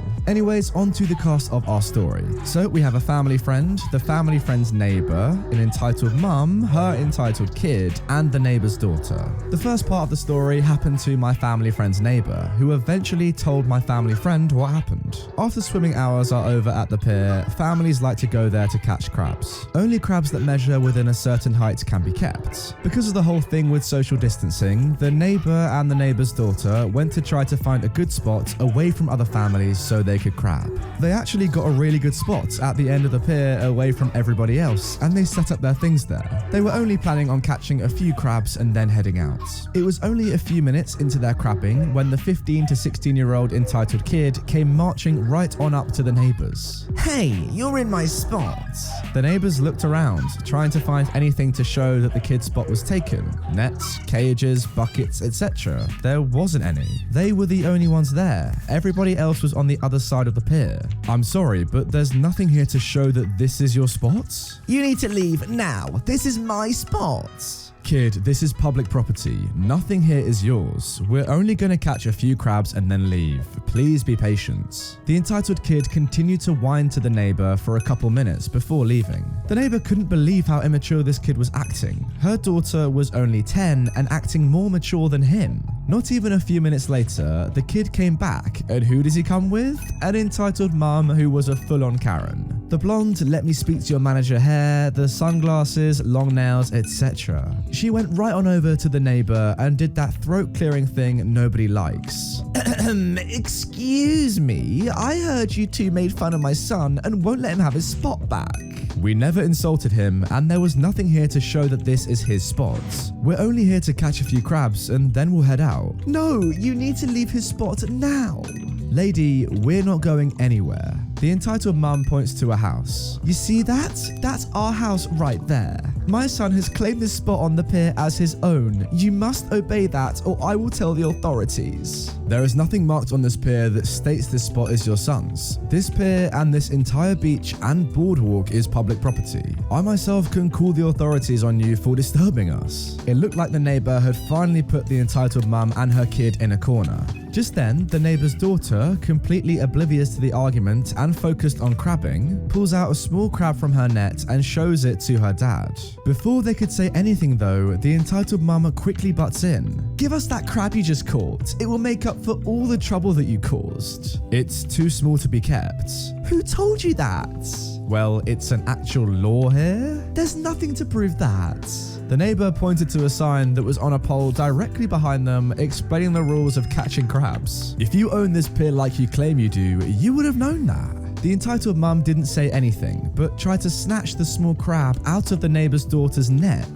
The daughter started shaking the net over the water, hoping the crab would let go. Thankfully, before the entitled mum got to her, the small crab let go and plopped back into the water. The entitled mum let out an ungodly howl at the sight, as if she just watched her precious kid get attacked by a shark or something. Finally, she grabbed her kid and stormed away from them. The neighbors didn't stay too long after that and didn't catch any crabs. They both just wanted to get the heck out of there after that. And that is the end of part 1. Part 2 involves my family friend and the entitled mum, and her family are the reason a new law was created for the beach. Stay tuned. Now guys, the good news is that due to the power of time travel and editing, part 2 has already been uploaded, so let's jump straight into it. So, my family friend took her family, her husband, mother, children and grandchildren, down to the same pier as part 1 so that they could go swimming.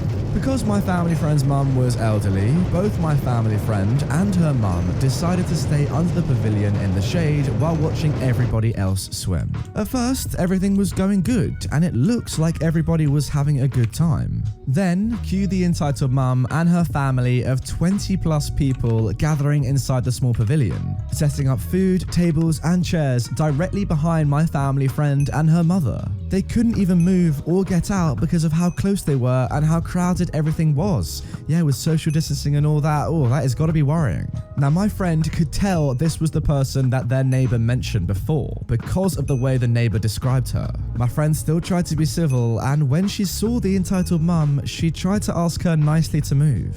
Hi, would you mind moving your party over a little bit? My mum and I barely have any space to move. Excuse me, we happen to live here, so we can do what we want. This pavilion doesn't belong to anybody, it's public property. Whatever, we're still not going anywhere. Now, my family friend isn't a fan of arguing, so she and her mum just tried sucking it up and continued to watch their kids and grandkids play in the water. Unfortunately, that was short-lived, as the entitled mum's family started blasting music and yelling inside of the pavilion. Then, the entitled kid came along in a jet ski. The entire family saw him and began cheering, screaming his name, etc.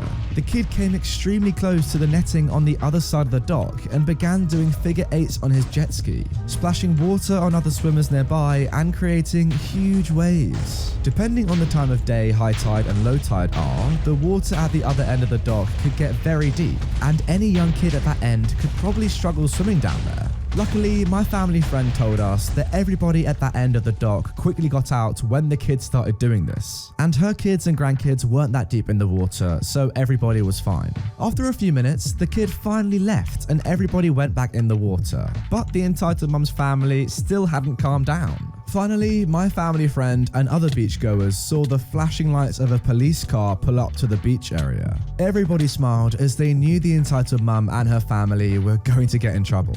The mother and her family saw the police car and attempted to ignore it, but suddenly grew quieter. The officer got out of the car and approached the entitled parents. "Hello, mom. May I have a word with you?" The entitled mum was all innocent like, "Oh, what's wrong, officer?" "I've been receiving numerous complaints throughout the past half hour in regards to your party causing a disturbance." "What? We haven't been doing anything." My family friend then says, "Officer, they've been yelling and screaming the entire time they've been here, blasting music. And somebody from their family came by on a jet ski, extremely close to the dock, and started showing off." "Mind your own dang business," the entitled mum said. "Well, how can I when I'm less than a foot away from you and you won't move?" "Alright, here's how this is going to work out. EM, you can either move your family outside of the pavilion so that people can have room to sit, or you can leave the beach altogether." "You can't do that. We have a beach house right over there." "Then you can either move your party over there or move your party outside of the pavilion." "This is unacceptable. You can't do this to us. What is your name? I'll make sure to write a report about you." The officer gives his name and badge number. "Alright then, I will call your station and make sure you get fired." The station is well aware of everything going on right now, mom, and if you fail to comply, we will have you fined and removed from the premises, whether your house is right here or not. The entitled mum was having none of this. So instead of leaving like any other person would do, she grabbed a sandwich from one of the bags she brought and threw it right at the officer. Wow, like yesterday. The officer, without hesitation, grabbed her and cuffed her. The other members of her family were growing mad at the officer for arresting her, but they didn't fight back. This is your last warning, Mom. Either take your party elsewhere or I will bring you back to the station. You're very lucky I'm not putting you in my police car right now. The entitled mum finally cooperated and was released. She didn't go completely free, however, as her and all of the adults in her family were fined. She was fined the heaviest though for also assaulting the officer. The family grumpily grabbed their stuff and left. The officer didn't leave until he knew they were gone. A couple days later, a law was put in place that no partying of any kind would be allowed on the beach because of the entitled mum. A patrol officer has also been sent to inspect the pier every once in a while each day to make sure that the entitled mum and her family weren't doing this again. And so far, since my family friend, her family, and my family have been down there, they haven't. But they're still extremely loud and blasting music on the beach and inside their house. That's my entitled parent story. Hope you guys enjoyed. Wow, well, that was quite the roller coaster. I'm not completely sure what to think about that, to be honest. I mean, first of all, this entitled mum and her entire family, I'm not really sure how many people there were, but it sounds like quite a lot, are clearly just very, very inconsiderate people. I mean, having a party in your own house with loud music is one thing. Then you bring it into a public area. It doesn't matter if you own a house. The area is still public and you're not allowing people to move around you. You have so many people. Yeah, that's not a good thing, especially, you know, with all this social distancing and quarantine going on and people having to stay away from other people. Being put in that position that you guys were put in part one, that's going to be a horrible feeling. But secondly, the ignorance, right? Thinking, oh, just because I own a house over there means that I can come over here to this public beach and just do whatever I want. Have no real consideration for any other person. By the way, there's more than just one house there. The family friend and you also have a house there. Do they own the beach as well? No, it's public. Yeah, I'm just not sure about that from a logical standpoint. It's like I own a beach house so I can do whatever I want, but no, there are lots of people in the world that own beach houses and you can't all do whatever you want. You all have to be considerate of one another and then together probably have a good time, right? Why is it that just one family tries to ruin it for everyone? I don't really know. Honestly, I'm slightly a little bit annoyed that the officer kind of bottled it and didn't arrest her. I mean, it would have been annoying to have to arrest somebody, but come on, she was disrupting the public peace and then she assaulted the officer.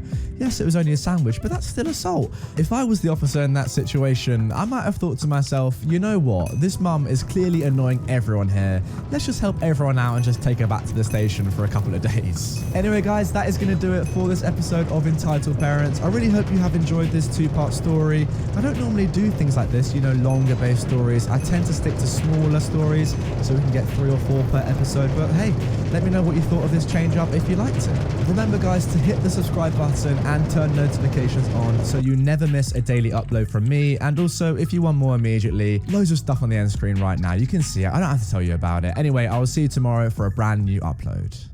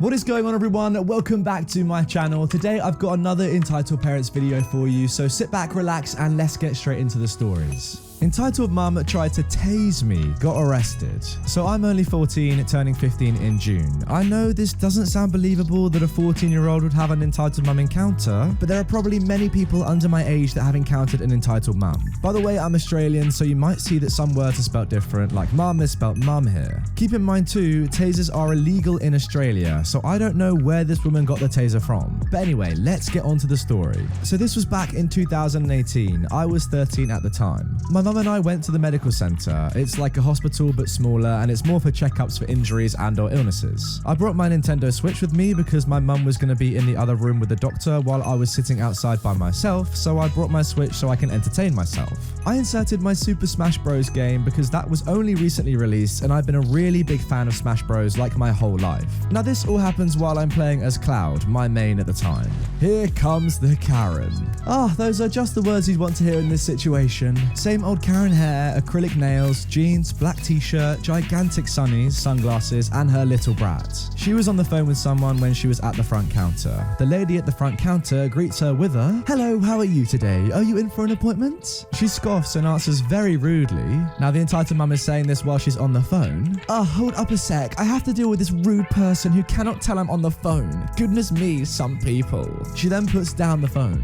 "Yes, I'm here for an appointment. My name is EM and I'm here for an appointment for my child EK at 5:15. She does all the paperwork stuff, blah blah blah, boring stuff, and unfortunately for me, she chooses to sit next to me. Well, the entitled kid sat next to me and the entitled mum sat next to him, so the seating arrangement was the entitled mum, then the entitled kid, then me. I'm playing my game, just minding my own business, when the entitled kid just starts a conversation with me. "Oh my god, is that a Nintendo Switch?" Yeah? And are you playing Super Smash Bros? Yup. Can I have a turn?" I hate not being nice to people, and my brain didn't really process anything about how I'm talking to a son of a Karen, and so I said yes. I pulled out both Joy-Cons and we started playing. As we're picking the characters, he gives me a grin and says, "Now, don't start crying when I beat you because I'm at the best at this game." I didn't know you could be the best at the game when it had only been out for a few days. I destroyed him because he really had no idea what he was doing. We played 5 lives, unlimited time, only Smash Ball, blah blah blah. No, this controller is broken. You're a hacker. You're bad. I tried to hold back laughter because of how funny his reaction was. But I was also a little embarrassed that he screamed that out in front of people, and some people stared at me like I was his sibling for something like that. Okay, well, it was fun playing. I take the Joy-Con off him and reattach both of them to my Switch. As I walk to another spot, just to get away from them, they follow me. This time, I'm in between both of them. The entitled mum stares me down. I could see heck in her eyes, just the blazing hot fire staring directly into my soul. "Why did you move away from us?" "Because I feel uncomfortable that 2 random strangers are sitting next to me, even though there are like 20 other seats open for you to sit in." "Oh, come on, stop your complaining. It's not that bad at all." "Anyway, you made my son upset by beating him in your game, and I'm really annoyed about that, so I feel like you should give your device to my son." No, this is my console. I don't know where this is coming from. It's just a game he lost. It's not something to just take someone's console for. This is my property and it's going to stay that way. Alright, so because Karen's son lost, she thinks that OP should then give him his game console. That doesn't make any sense. What sort of logic is that? "Don't you talk smack to me. Also, you're too old to be playing games anyway." I was 13. What the F is this woman talking about? "And my baby did so well in his spelling bee, and I need to give him a gift to show how proud I am." This kid was like 8. The hardest word he could spell was probably between. "So give me the console now." She reaches out for the Switch and I quickly hop out of my seat and walk further away from her. She hops off her chair and storms towards me. My heart completely stopped. I cannot handle stuff like this very well. She looks around the room as she comes towards me and gives a Grinch grin. "Help, help, somebody. This little idiot stole my child's portable Xbox." That's literally what she called it. However, her brat then whispered in her ear and told her it was a Nintendo Switch, so she screamed that out afterwards. The entitled kid then started sobbing. "He stole my Nintendo Switch and I want it back." My mum must have overheard this whole conversation from inside, so she comes storming out of the room and wonders what's going on. The entitled mum had no idea she was my mum, so she said to her, "This little brat stole my child's console. Could you call the police, please, and have this boy arrested for theft?"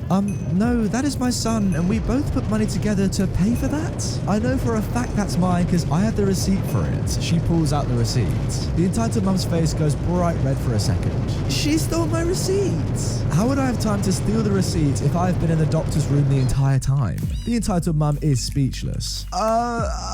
She storms straight towards me. "Get the frick over here, you little idiot, and give me the switch." She tripped over in front of me. I started snickering. Then she grabbed my foot and took me down. Then this old bloke stands up. He looked like a biker. Jean jacket, tattoos, sunnies, long beard, bandana. He stands up and defends me. He grabbed her arms and folded them over to her back, basically pinning her to the ground. The entitled kid screams, cries, and grabs the guy's beard and yanks it. Now, I'm nowhere near close to having a beard, but I felt that for some reason. He lets go of the entitled mum and falls back on the ground. The entitled mum gets up and grabs a taser out of her bag.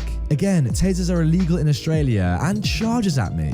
Now, I used to do karate back when I was 12, but I sucked at it and left as a yellow belt, but boy did all those lessons pay off. I knock her arm out of the way and kick her right in the stomach, probably the best I could do in karate. This was self-defense, so I couldn't get fined for assault. The cops arrive, someone probably called the police when the whole "he took my Nintendo Switch" argument started. They take her to the opposite side of the room and ask my mum and I to sit down in another area, along with my hero as well. I couldn't hear much of it, but all I can remember is her yelling, "He took my son's property and I was trying to get it back. He pinned me to the ground. She stole the receipt for the Switch. He kicked me in the stomach." My mum was asking me what happened, so I explained the entire story. After the cops finally calmed her down, they come over to us. "Okay, so can someone explain what happened throughout this entire situation? I want to hear it from your point of view." I explained how I was playing with my Switch and her brat wanted to play, so I allowed him because I'm too nice for some dang reason. Then they were trying to steal it from me.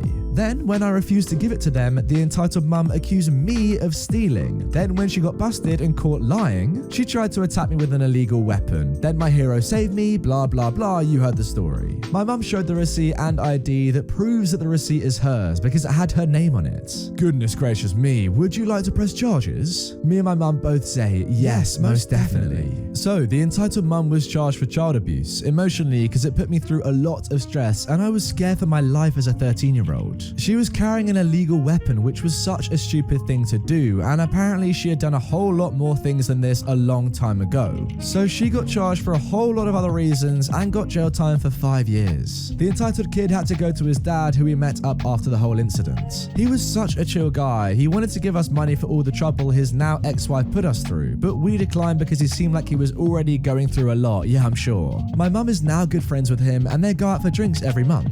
I don't know what's happened with the entitled kid, but I hope I never see his face again. And that is the end of that story. I'll be honest, I'm not entirely sure that was completely true. I'm not sure why someone would keep a receipt for a Nintendo they bought months ago, but I don't know. I think what we have to remember with these entitled parent stories is that a lot of them aren't completely true, right? I mean, quite a lot of them seem true, a lot of them seem a little bit fake, but I don't know, they're entertaining nonetheless. Ideally, it would be better if they were all accurate, I guess, but who really cares, you know? They're entertaining. We don't really mind, do we? Actually, just thinking about it, my mum likes to hoard receipts, so you never know. I think she still has some receipts from about 5 years ago in her purse, so maybe this is true. I don't know. Let me know down below, guys. Anyway, with that one out of the way, let's move on to our second story. Entitled bus driver refuses to let black man on the bus. Oh my god. Alright, now this story is taken from my personal subreddit, r/redditor_YT. We now have over 15,000 members. That's kind of insane. If you guys want to get involved in my subreddit, the link is in the pinned comment. Head on over there, have a good time, post your stories, and you may see some of them on my channel very soon. Anyway, getting into the story. So, for some information, I take the bus home. Not like a school bus, just a regular bus. And at the stop, there's a black man who is very nice and is very loved by everyone. He would ask me how my day was, help the homeless, help kids out, etc. So when this particular event occurred, everyone's blood must have been boiling to the core. This happened 2 weeks ago, by the way. So I was just coming home from school as usual, and I'm greeted by the man. We'll call him NM for nice man. Hello laddie, how was school for you today? Not bad, had a few problems, but not bad all told. We chatted a bit and had a laugh. A few minutes later, the bus arrived and everyone proceeded to enter on. It was all going fine until the nice man got on the bus, and the bus driver, we'll call her Karen, stopped the nice man and said, "You can't get on." Everyone was confused. This had never happened before. Pardon? Do you not understand English or something? You can't come on. She slowed down her speech as if the nice man was unable to understand her or something. It's worth noting that the nice man was a humble man, so he just nodded and got off to presumably get the next bus. However, another passenger saw this happen and was not about to let it fly. Excuse me, but why can't he get on? Because I said so. We're leaving. You aren't even giving a valid reason as to why he's not allowed on the bus. That isn't fair. You do realize I can report you for this, right? I do have a good reason for not letting him on. And that being, I don't need to explain anything to you. The nice man then steps in. It's fine, lad. I'll wait for the next bus. The random passenger then notices that Karen had a sort of dirty look pointed towards the nice man. He then realizes what this is all about. I see, you don't want to let him on because of his skin color, right? Everyone looked on in shock and disbelief while Karen turned as red as a tomato the size of a mountain. I'm the bus driver and I decide who gets on. I'm not letting him on, so deal with it. A few other passengers got involved in the protest and Karen was getting progressively angrier. She tried closing the doors. It was an automatic door the driver could close with the press of a button, but the passenger stood in the middle of it. Eventually, Karen got annoyed and roared out, "Enough! If you fricks don't move this effing instant, I'll close the frickin' doors on you." Yes, she actually said that. However, this was quickly proven to be an empty threat as the passenger stood in the middle of the door and said, "Go ahead." She turned pale. She knew her threat wasn't making them budge, so after 10 minutes of protest, the man was finally let on board. When he got off, I noticed Karen giving him a dirty look, so to spite her, when she closed the doors after I got off the bus, I flipped her off. When I went home, I told my cousins and we had a good laugh about it. Now, you might think the story ends here, but like most stories on r/entitled parents, it does not. The next day, I was at the bus stop. I greeted the man and chatted with him like usual and so on, when out of nowhere, the Karen appears. Ah snap, here we go again. "Hey, you!" The Karen storms up to the nice man. "Oh, hello miss, I hope you're happy you ruined my life." "Excuse me? I lost my job because of you, all because I was doing the right thing. My bus company doesn't know what people like you are capable of."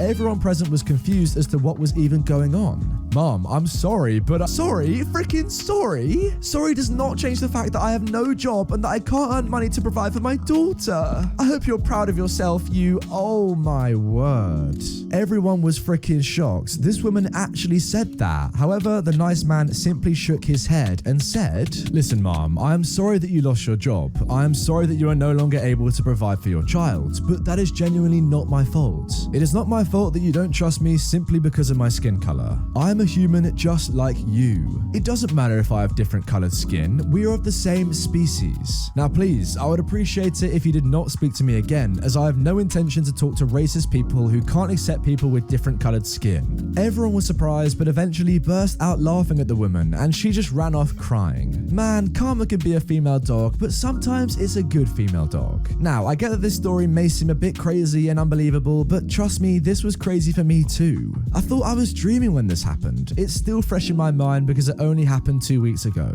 Oh, and I forgot to mention that she got fired because someone reported her, I think. In any case, thanks for reading. Good day, good people of the Reddit gang. Thank you very much, Megadude62, for posting this story on my subreddit. It was a crazy one, as you said, but at least Karen got some justice given to her in the end. But yeah, guys, if you want your stories read out on my channel, just like this one, head over to my subreddit. The link is in the pinned comment, as I said before. Anyway, guys, that is going to do it for this video. I really hope you have enjoyed it. If you did, drop a like, comment.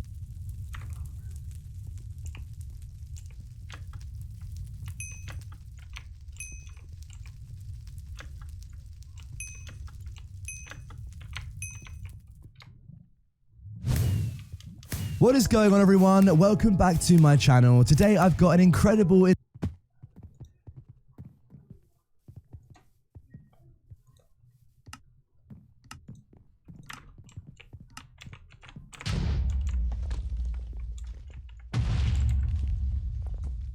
What is going on, everyone? Welcome back to my channel. I hope you're all doing well. Today I've got for you some more incredible entitled parent stories, so sit back, relax, and let's get straight into the first one. I tricked a Karen, Illusion 100. I'm at my grandmother's beach house, and the only way to get onto my street is to cross the highway. So I was riding back on my bike and I stopped to cross the highway. This entitled mum was waiting to go across the highway. She said, "That's a cool bike." "Oh, thanks. Can I have it?" No, I need this to get home. Please, my son really wants a bike." I can't get home without this." "Don't disrespect your elders. I am older, so I get the bike." So I didn't want to start a screaming match, but I had an idea. Okay, can I at least cross the highway first?" "Okay, fine." So I cross the highway with her. We end up at the end of my street and I start to get on my bike. "Excuse me, what are you doing?" "Oh, the pedals were getting loose. I'm just trying to fix them for your son." The entitled mum just waited. I get on, pretend like I'm fixing the pedals, then start riding at full speed. I get to my house and the entitled mum is behind me, but far enough that I can breathe. I yell into my house for my grandmother to come out. Then I put my bike away and hide in the house. My grandmother is very good at telling people off, so that Karen left fast. I don't know what happened in the conversation, but it worked. Oh, what a story. Yeah, I wanted to include this one because it's very rare that you see Karens get tricked. You know, it might be one of the first times I've ever seen this. So yeah, fair play to OP. You definitely got her. Yeah, well done. Again, I'm not entirely sure what she was expecting to happen. You know, just asking randomly for your bike. Did she just literally expect you to give it to her? I don't know. But anyway, mate, fair play. You did well. Moving on to our second story now. My entitled mother, who is not disabled, parks in the disabled parking and gets a fine she refuses to pay. My mother is a mega Karen, and I have 16 years of stories to tell about her entitlements. Here's yet another one. This happened in 2004 when I was 14. We just moved from Australia to New Zealand. The town had a population of around 12,000 people, which was a big step up from the town we moved from, which was around 2,000 people. It seemed like my mum's entitlement got worse by having an extra 10,000 people for her to annoy.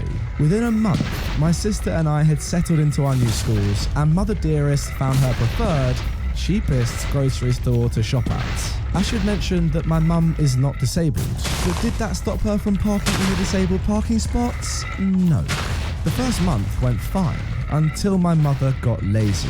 Whenever we went grocery shopping, she would always complain while walking towards the entrance that there was never anyone parked in the disabled parking spot.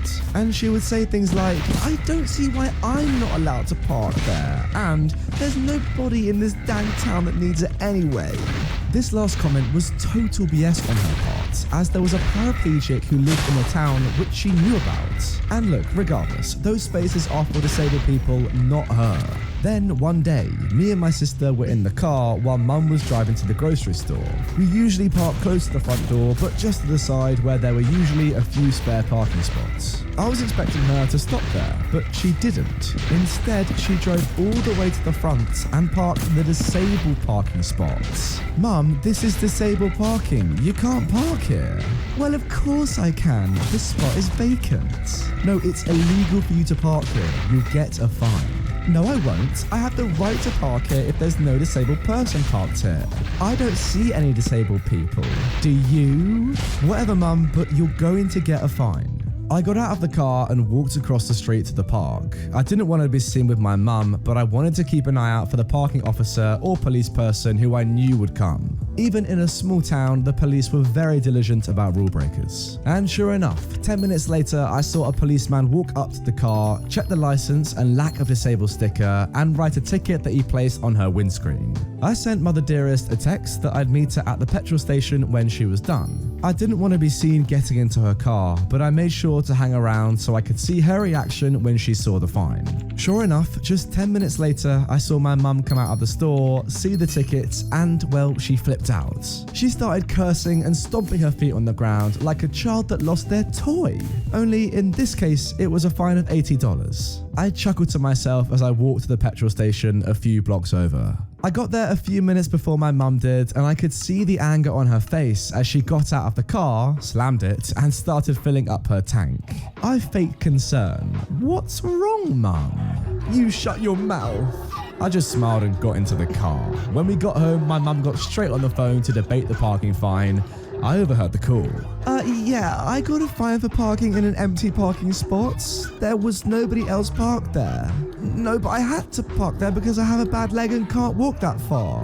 What? No, I don't have a sticker, but... no, that doesn't matter. No, hold on. What? But... no. Disabled? No, but... oh, you stupid idiot. I'm not paying this fine. And she hung up.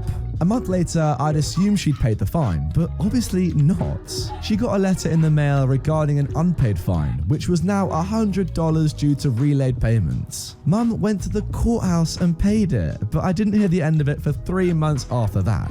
She just complained about it any chance she got, making it out like she was the victim.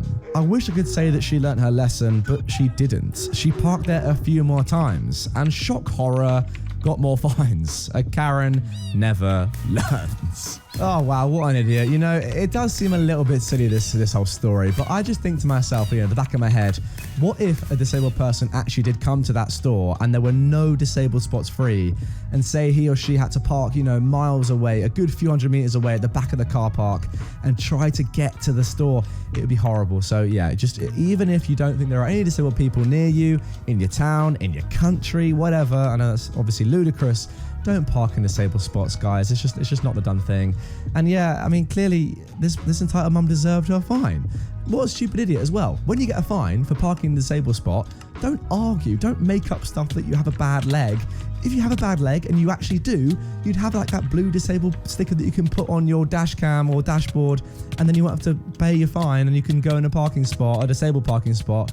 Don't lie about it. And yeah, you know, she got what she deserved, having to pay $20 on top of that initial fine just for being stupid and not wanting to pay. Now for our final story of today's video, she is not adventurous. Growing up, steakhouses, seafood, Chinese buffets, and Italian were my options in terms of eating. Even on my birthday, those were the options that I got to choose from. When I got older, I would cook or buy pre-made from the store, but I wanted to try more foods. I was tired of the same old, same old. I would try anything new on the menu, and if nothing was new, go to my favorites because I had tried everything else. So, after my boyfriend and I had been dating for a while, I see this Indian restaurant, and at night, its prices are high, nearly $50 a person. But at lunch, it's a much more manageable $12. So I ask him, hey, can we go there for lunch someday? He looks and says, I thought you didn't like Indian. Well, I'm not sure how I would ever have known. I've never had it before, but always wanted to try.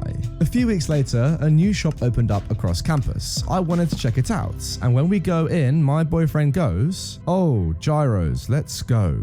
Why do you not like gyros? No, I love them. I thought you didn't like them. No, I love them and hummus. Leave me alone with a tub of that and some pizza and I'm very happy. Try it with naan, even better. So while we were waiting for our gyros, I asked him, why do you think I hate everything? There are so many options, but unless I suggest it, we only go to Chinese or Italian places. Now, apparently when I was first dating my now husband, he asked my parents for advice and wanted to take me and them out to dinner to get to know them better. My mum told him I was not culinary adventurous and to stick with Chinese, Italian, or seafood. She told him this because that is what she likes and wanted to be taken to one of those. We have been married for 3 years now, and there are still times where he will say, I thought you didn't like that.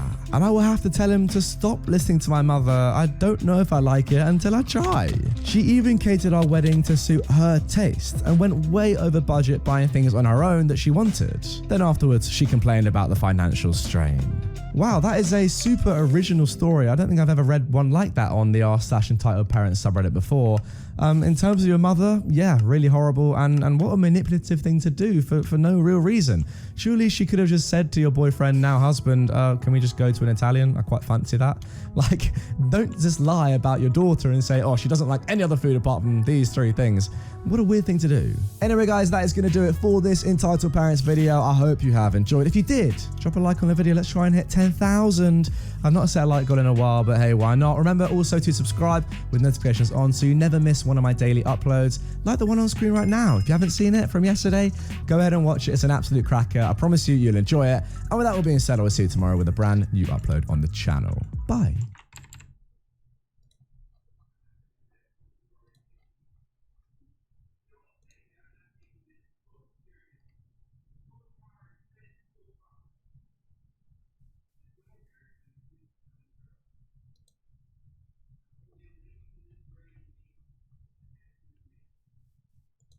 What is going on, everyone? Welcome back to my channel. I hope you're all doing well. Today I've got some more mental entitled parent stories for you, so sit back, relax, and let's get into the first one.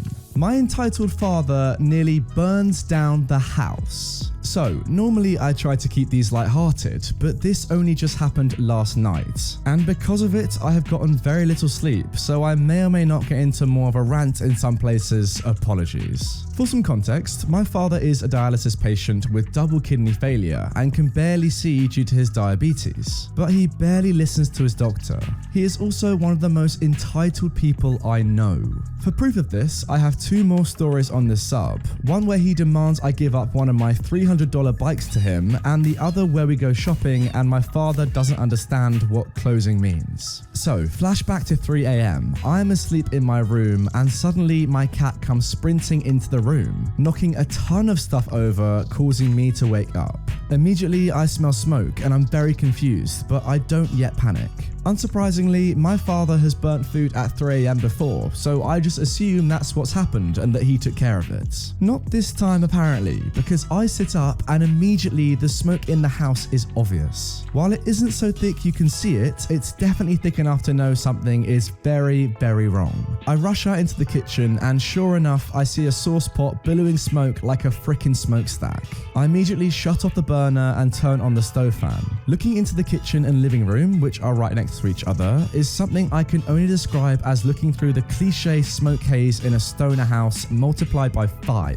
I immediately wake my father up, yelling about how he left a freaking pan on the burner. Then I start opening windows. All of them were shut since it was below 60 where I live. My father immediately starts cursing, and when I ask him if he was going to help me air out the house, he says that he doesn't feel well, and that I need to do it myself.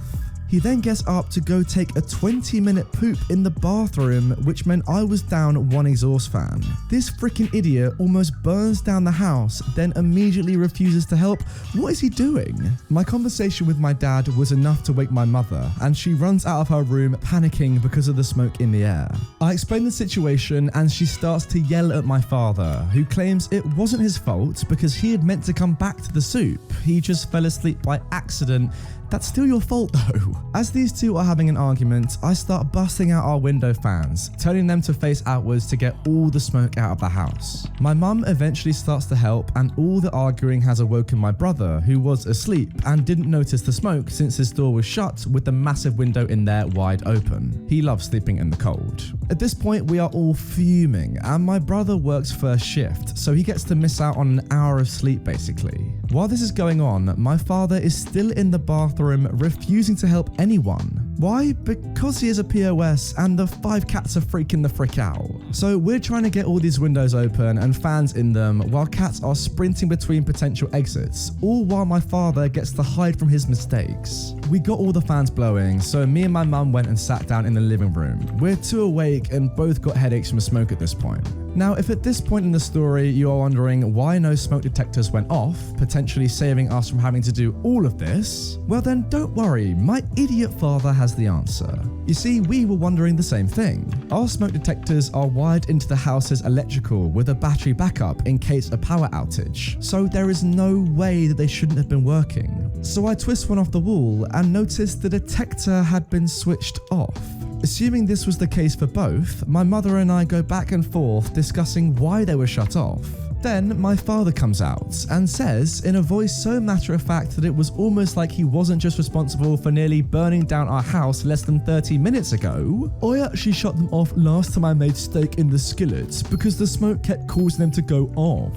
So this dumb mother effer actually shut off the smoke detectors and didn't turn them back on when he was done. This dumb mother effer nearly started a fire in a trailer. Now, I don't know what you may know about trailers, but they are built out of super flammable and cheap materials, so a fire in a trailer is like lighting a freaking firecracker. You see, usually what my dad does is at least funny in hindsight, but he literally almost freaking killed us here. If not from the risk of fire, then from the potential smoke inhalation, and he literally just sat there like a freaking child doing nothing. Honestly, I'm still annoyed because I couldn't sleep for hours and the house still smells like smoke. God dang it. Anyway, thanks for reading. Wow, OP, it sounds to me like your father has some serious issues. I know you mentioned his health issues, but more than that, like what he's doing there just makes no sense and it's clearly threatening all of your family's lives and the cats. Most importantly, the cats, guys. Think of the cats. Look, if I'm honest, OP, I just feel really sorry for you. I can't imagine living with somebody like that. When you go to sleep at night, you're constantly now going to be thinking, is my life in danger? You know, like the stuff that he's doing is so crazy. You need to get out of that house if at all possible. Maybe like put him in a home or something. Yeah, just mad. Now moving on to our next story of today's video, entitled Soccer Mum demands I wake up everybody in college dorm because her daughter needs to do laundry. Laundry. For those who aren't familiar, resident assistants are college students who are responsible for dealing with issues their fellow resident students experience in the dorms. Let's call them RAs for short. Now, OP is one of these. We enforce university policies, generally try to keep the peace, and keep everybody safe and healthy. A group of 4 girls on the soccer team lived catty corner to me, across the hall down one room. They threw loud parties every week, and their guests often trashed our floor, as well as threw drinks on my door, ripped down my flyers, etc. I was incredibly chill and at most broke up their parties after issuing 2 warnings when I could hear them playing beer pong through my own closed door with headphones in. I never really called in campus security because I didn't want to be petty or make enemies. I had a pretty wild party life on the DL and didn't want to lose my job / free housing. But thankfully, karmic justice was delivered. I got a text from an entitled kid, my annoying resident, a sophomore on the women's soccer team one day, saying she saw a dead bug in her room. She sent me a picture and I suspected it was a bed bug. I'd had them before in my own home, so I knew. I immediately reported it to the Res Life director and fumigation was scheduled for the next day. This meant that the entitled kid's whole suite had to clear out for 3 days, as well as the residents across from, next to, above, and beneath them. My roommates and I, by the way, got to stay put. They were also advised to deep clean their rooms, wash all textiles in hot water, etc. I broke the news to the entitled kid and her roommates in a group chat, and poop immediately hits the fan. Not half an hour later, my supervisor, GA, a super cool, mild-mannered, level-headed guy who just wanted to finish grad school and help college students, knocks on my door asking me to help out with the situation. The entitled kid's mother, an entitled soccer mum, is raising heck in her daughter's room.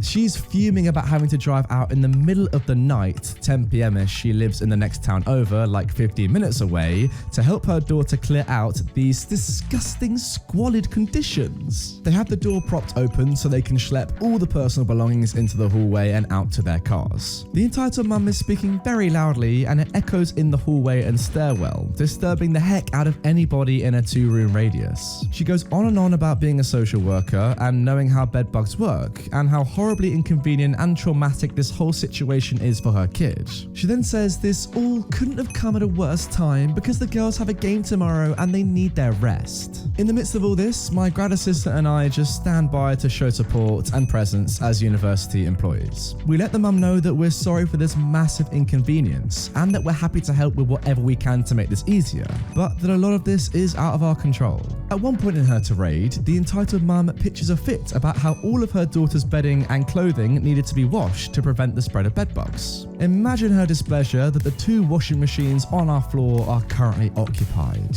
Why are people doing laundry at this hour? I need these machines. Well, people keep to different schedules. I'm sure the person will come back for their clothes when the cycle is done. You're welcome to use the washers when they're empty. The timer showed that there were maybe 15-ish minutes left. Yeah, I'm not gonna lie, I did a lot of washing at university very late at night.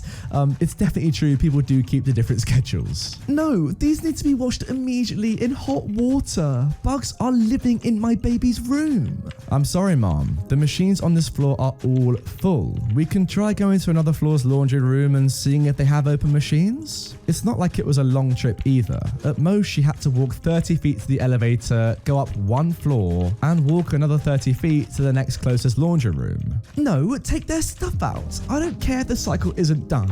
I need to wash these clothes now. She has a game tomorrow. I just can't touch someone else's clothes like that, but I can see if I can find who's doing laundry and ask them to take it out. In the meantime, I'll put an out of order sign on the door so you can have full access when the machine machines are empty. Okay. Go find them and get their trash out of the washers. Do you know how much I pay in tuition? I should have exclusive access in this emergency, and I better not have to pay for laundry. Yeah, I do. It's not a cheap school, but laundry is included in room and board, so it won't cost anything extra. Feel free to use whatever is available. Now let me go and find whose clothes are in the wash now. I reluctantly knocked on every dang door in my hall at 11 PM on a weeknight, sheepishly asking, "Hey, is anybody here doing laundry? A parent needs the machines ASAP." A lot of people didn't even bother opening the door. Those who did crankily said, "Nobody's doing laundry," and closed the door in my face. I reported these findings back to the entitled soccer mum, who did not take this well. "But they have a game tomorrow. Doesn't anybody understand? I need these machines." I'm sorry, but I cannot and will not remove someone else's wet clothes from the machines. And I can't allow you to do it either, but I checked the 3rd floor and their laundry room is empty if you want to take everything up there. The entitled mum threw a look at my grad assistant, likely expecting him to override my statement and pitch some poor kid stuff on the floor. But he said, "OP is right, mom. We can't do anything about the taken washers, but you can use any laundry room in the building. Every floor has at least 2 washers and dryers, and it's late, so most machines should be free. OP, can you get some of the extra detergent from the duty booth, please?" I happily obliged, grateful to leave this awful woman's presence for just 5 minutes. The entitled mum huffed out a fake-sounding thanks and ultimately accepted that we'd done as much as we could. She was much more preoccupied hauling all her daughter's stuff out in industrial garbage bags. I gave her a couple Tide Pod samples as a consolation prize and retreated down the hall to my room. The next day, I ran into my grad assistant on campus and he thanked me for handling everything so well and apologized for that woman being so crazy. I said, "Honestly, I'm not even mad. Those idiots got bed bugs and I don't even have to move out of my room. Karma if I've ever seen it." We shared a laugh, the building got sprayed for bugs, and nobody wanted to party in a bed bug room for the rest of the semester.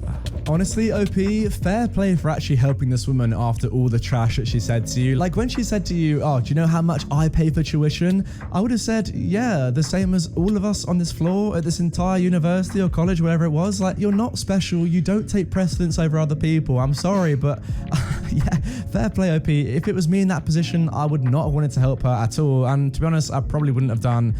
Sorry, but no, you don't deserve my help." But yeah, you're right, absolutely true. You know, it sounds like they were having a few too many parties in their room late at night. I mean, I'm not against having a party in your room. It sounds like a lot of fun, but when you do it a lot and it's, you know, way past everyone else's time for going to sleep and they've got to get up for lectures in the morning, yeah, it's probably a bit too much. But yeah, they've got bed bugs in their room. No more parties, as you say. Sounds like a good deal for everyone, well, apart from the entitled mum and her daughter, that is, of course. Anyway, guys, if you have enjoyed this video, make sure to smash a like. And also, if you are still watching right now, I want to see who my true fans are. Comment down below, bedbug. Just one word, bedbug. And I want to see how many of you guys watching, you know, watch to the very end of the video. And, you know, watch the end screen, watch all this banter where I don't do anything in particular. I'm just chilling here on the mic, just saying nothing in particular. I don't really know why you're still here. Go and click another video, subscribe, I'll see you tomorrow, comment bedbug, peace. What is going on, everyone? Welcome back to the channel. I hope you're all doing well. Now, just quickly before we get into today's stories, a little bit of housekeeping from my last video. For those of you that have watched it, if not, it's behind the I button right now. It included a story about a Karen who tried to steal someone's dog. Now, in that story, the poster said that he was going to go to court and then update us all about what happens. And I said to you, if you guys got 10,000 likes in 24 hours, I would bring that update to you in this video. But unfortunately, the poster has not only deleted the story, he has also deleted his entire account, so we can't see that update. I'm sorry, guys. I would have loved to have seen it as much as you, and I appreciate the likes, but hey, let's just get into today's stories instead. I promise you they are just as good. Entitled Dad demands that I don't use my left hand. I come from the land of entitled parents, so I have tons of stories to share, and yes, all of them are true. When I was 15, I was sitting in the food court of a mall, casually, and was writing my assignment and eating some french fries. I was minding my own business, but then comes over an entitled dad with his infants. Here's the thing, I'm ambidextrous, and my right hand is my dominant hand. So I was using my right hand when the entitled dad came over. After a while, I get a call, so I was talking on the phone and continued writing simultaneously. I had my phone in my right hand and switched my writing hand to left. Normally, people just get surprised, but But that was not the case for this entitled dad. You should not use your left hand. Always use your right hand. Stop using your left hand. Excuse me? Use your right hand or else I will call security and they will take you. Mind your own business. I am older than you. You have to respect me. Where are your parents? I just started ignoring him, but I kid you not, he asked me this. With which hand do you wipe your butt? The same hand that I should slap you with. The dude lost his cool and started yelling in the food court while I just munched on my french fries, lol. He ended up being escorted out by security. Note, in many countries in Asia where OP is from, using your left hand was considered bad as people used to wipe their butt with it. But I did not expect such behavior from a 30-year-old man. Yeah, so in the edits below, OP says that this all happened in India, so I guess that makes some sense. It's not too weird of a story, but still, it's a bit weird to say, you know what, I saw you writing with your right hand. Don't do it with your left, because that's weird, you know, you can't do that sort of stuff around me. I don't know who you are, I'm a 30-year-old man with a kid, but don't do that, it's very disrespectful, like, it's kind of weird, isn't it? I did enjoy though when the dad said to you, which hand do you wipe your butt with, and then you said the same hand I should slap you with. Yeah, that's gotta hurt. Now for our next story. You don't know my password? You're an idiot. My parents own a small business. We are a pack and ship store that also sells stuff for some local artists. We also do some other services, such as faxing, fingerprinting, printing, copying, shredding, and notaries. My siblings, some friends, and I work at the store. So I was at work about 2 weeks ago, and we were very busy during lunchtime, which is pretty normal for us. My brother, mum, and I were all there, and both my brother and my mum were handling their own things, and I was disinfecting the counter. This plump, piggish lady with the classical Karen haircut walks in. She looked like Dolores Umbridge if Umbridge had a Karen haircut. I finished disinfecting, put the rag back into the bucket of disinfectant, then went to the register to help her. She was pleasant at first. She told me she needed to print and sign 2 large documents, then scan them in and email them to the company they were for and herself. Normal stuff for our business. So she emailed the documents to us. Sometimes Verizon phones struggle to connect to data within our store, and our network is secure because of safety and privacy for our customers. She had a Verizon phone and was instantly frustrated with how long it took for it to send. Around this time, her daughter came in, apparently in a rush. Her daughter barely spoke while she was here, but Karen mentioned something along the lines of her needing to go to work soon. I'll call her CS, college student. She seemed much nicer than her mother. So I finally got the emailed documents. They were PDF files that required a password. So I disinfected the keyboard and gave it to Karen to log into the PDFs so we could print them. She typed her password and hit enter. Wrong password. So she typed it in again. Wrong password. I lost count of how many times she tried to type in the same dang password and kept getting the wrong password. By now, all other customers in the store have come and gone. Another batch has come and gone. Finally, I sheepishly asked her if there was a different one she could have used. That's when she started to get nasty. I know my password. It's the name of my daughter. I exchanged a look with my brother, then quietly said, "Okay, Mom, try different combinations then." She tried the password a few more times while I just waited awkwardly. Her daughter was wandering around the store looking at the things we have for sale. I was watching her as I waited. Then Karen cleared her throat, so I looked at her. "Why are you just standing there like a freaking idiot?" Her own daughter glared at her from across the store. I was a bit dumbfounded and frankly exhausted, so it took me a moment to actually register what she just said. I just quietly apologized and stared at the counter. She kept grumbling about how I'm so unhelpful and I should be helping her more. Finally, after what felt like an eternity, I suggested again to try different combinations. She did that snarly sigh thing that grouchy teenagers such as myself do. She typed in something else. And suddenly we had access to the documents. She grumbled something along the lines of "frickin' finally," then called her daughter over. I tried to print it and it came up with an error code, so I called my mum over and she helped me riddle it out. But then it printed absolutely tiny. So my mum and I spent a few minutes finagling with settings. That's when I noticed that it was set to the receipt printer size, so I set it to letter size and printed it again. Perfection. Karen's face lit up and she said, "You're so smart, thank you." Oh, the irony. The rest of the job was pretty routine. I told my brother what happened afterwards and he gave me a hug. 3 minutes later, I hear my mum's voice raise. She said, "What?" But that was the last we were expecting to hear from that lady, so there wasn't anything we could do. Work went back on like normal. But wait, there's more. We got a call about 40 minutes after they left. My mum picked it up because my brother and I were handling customers. It was Karen's husband. He said they never got the email and that Karen wanted to send it to his email as well now. So we sent the documents to them again and all was fine. Then the husband stopped before he hung up and asked, "Did my wife cause any trouble while she was there? She keeps saying the customer service there was awful and I don't believe her." Not his exact words, but roughly what he said according to my mum. My mum told him what actually happened. He thanked her and hung up. I'd like to believe that Karen got chewed out. Who knows? Yeah, you see, I think the thing with these people is when they make a really embarrassing mistake, for example, like trying to put the same password in multiple times, not getting anywhere, they're probably then, in a little bit of a panicky situation and then just attacking people for no reason. In the back of their minds, they know that, they're really embarrassed right now and they need to sort it out, but they don't want to admit their mistake. They just want to attack everyone else. The good thing is that it looks like her husband and her daughter are way better people than this Karen, so hopefully they can get into her and say, you know what, you can't really be doing those things, but otherwise, yeah, just what an idiot. You know what, I think this Karen needs some sort of device that can remember her passwords for her. I just don't know what that could be.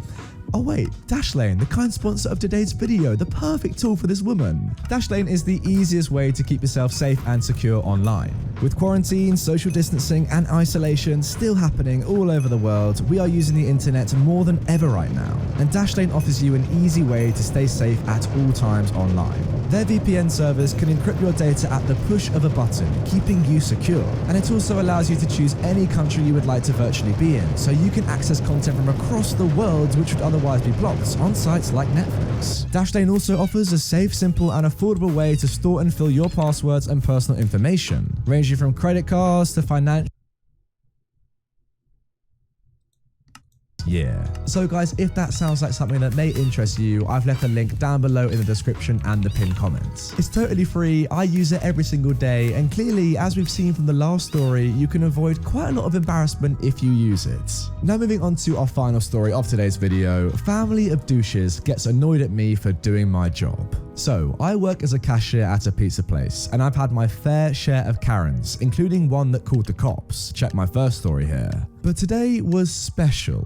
It's busy as anything, and in comes the douche family, complete with a Darren, a Karen, and their offspring, no Mars of course. So, Karen's already making a fuss that they have to hurry, and the line's taking too long, but I ignore them and continue taking orders. Eventually, it's their turn. Darren starts rambling on about how I'm too slow and that they're in a rush, but I silently just take it and take their order. Their order rounded up to $27, and when I ask them how they will pay, they say cash. Then Karen pulls out her coin pouch and dumps an avalanche of change. So now I'm fuming because I hate this type of rubbish, and when the order is $27 freaking, it'll be a pain. She slides the change to me and says that'll cover it, so the cogs in my scheming brain start turning. I decide to be a good cashier and count the change slowly just to make sure I have the right amount. And then I just accidentally ended up messing up and had to restart. Karen was fuming at this point, but I just told her with my customer service voice, "Sorry mom, but I need to make sure that this is the correct amount." I could hear snickering from the other customers who already paid, and thankfully the douche family was last to order. So I decided to punish them for their entitlement a tad bit more. I then dropped the change and took my time picking them up and handed them their receipts. The douches spent more time ordering than waiting for their pizza. Was I being annoying? Yes, but did they deserve it? Also yes. Oh, there we go. A nice light-hearted story, instant karma. I love it. Everything about the story I love. Quite simple, annoying entitled parents that just get instantly shut down by someone who knows what they're dealing with. Let's be honest, right? Getting change when it's a $27 order. I can't think of many things that are much more annoying than that. So in my opinion, OP did exactly the right thing here. Another point, I've never heard an entitled dad being called a Darren before. Obviously it works so well, Darren, Karen. If you are still watching at this point in the video, I want you to comment down below Darren. That's how I know who my true fans are, the ones that watch through all my videos. So yeah, if that's you, comment Darren down below right now. Also, let me know, should Darren be the new name for entitled dad, just like Karen is for entitled mum? I think it should be. It works out pretty nicely.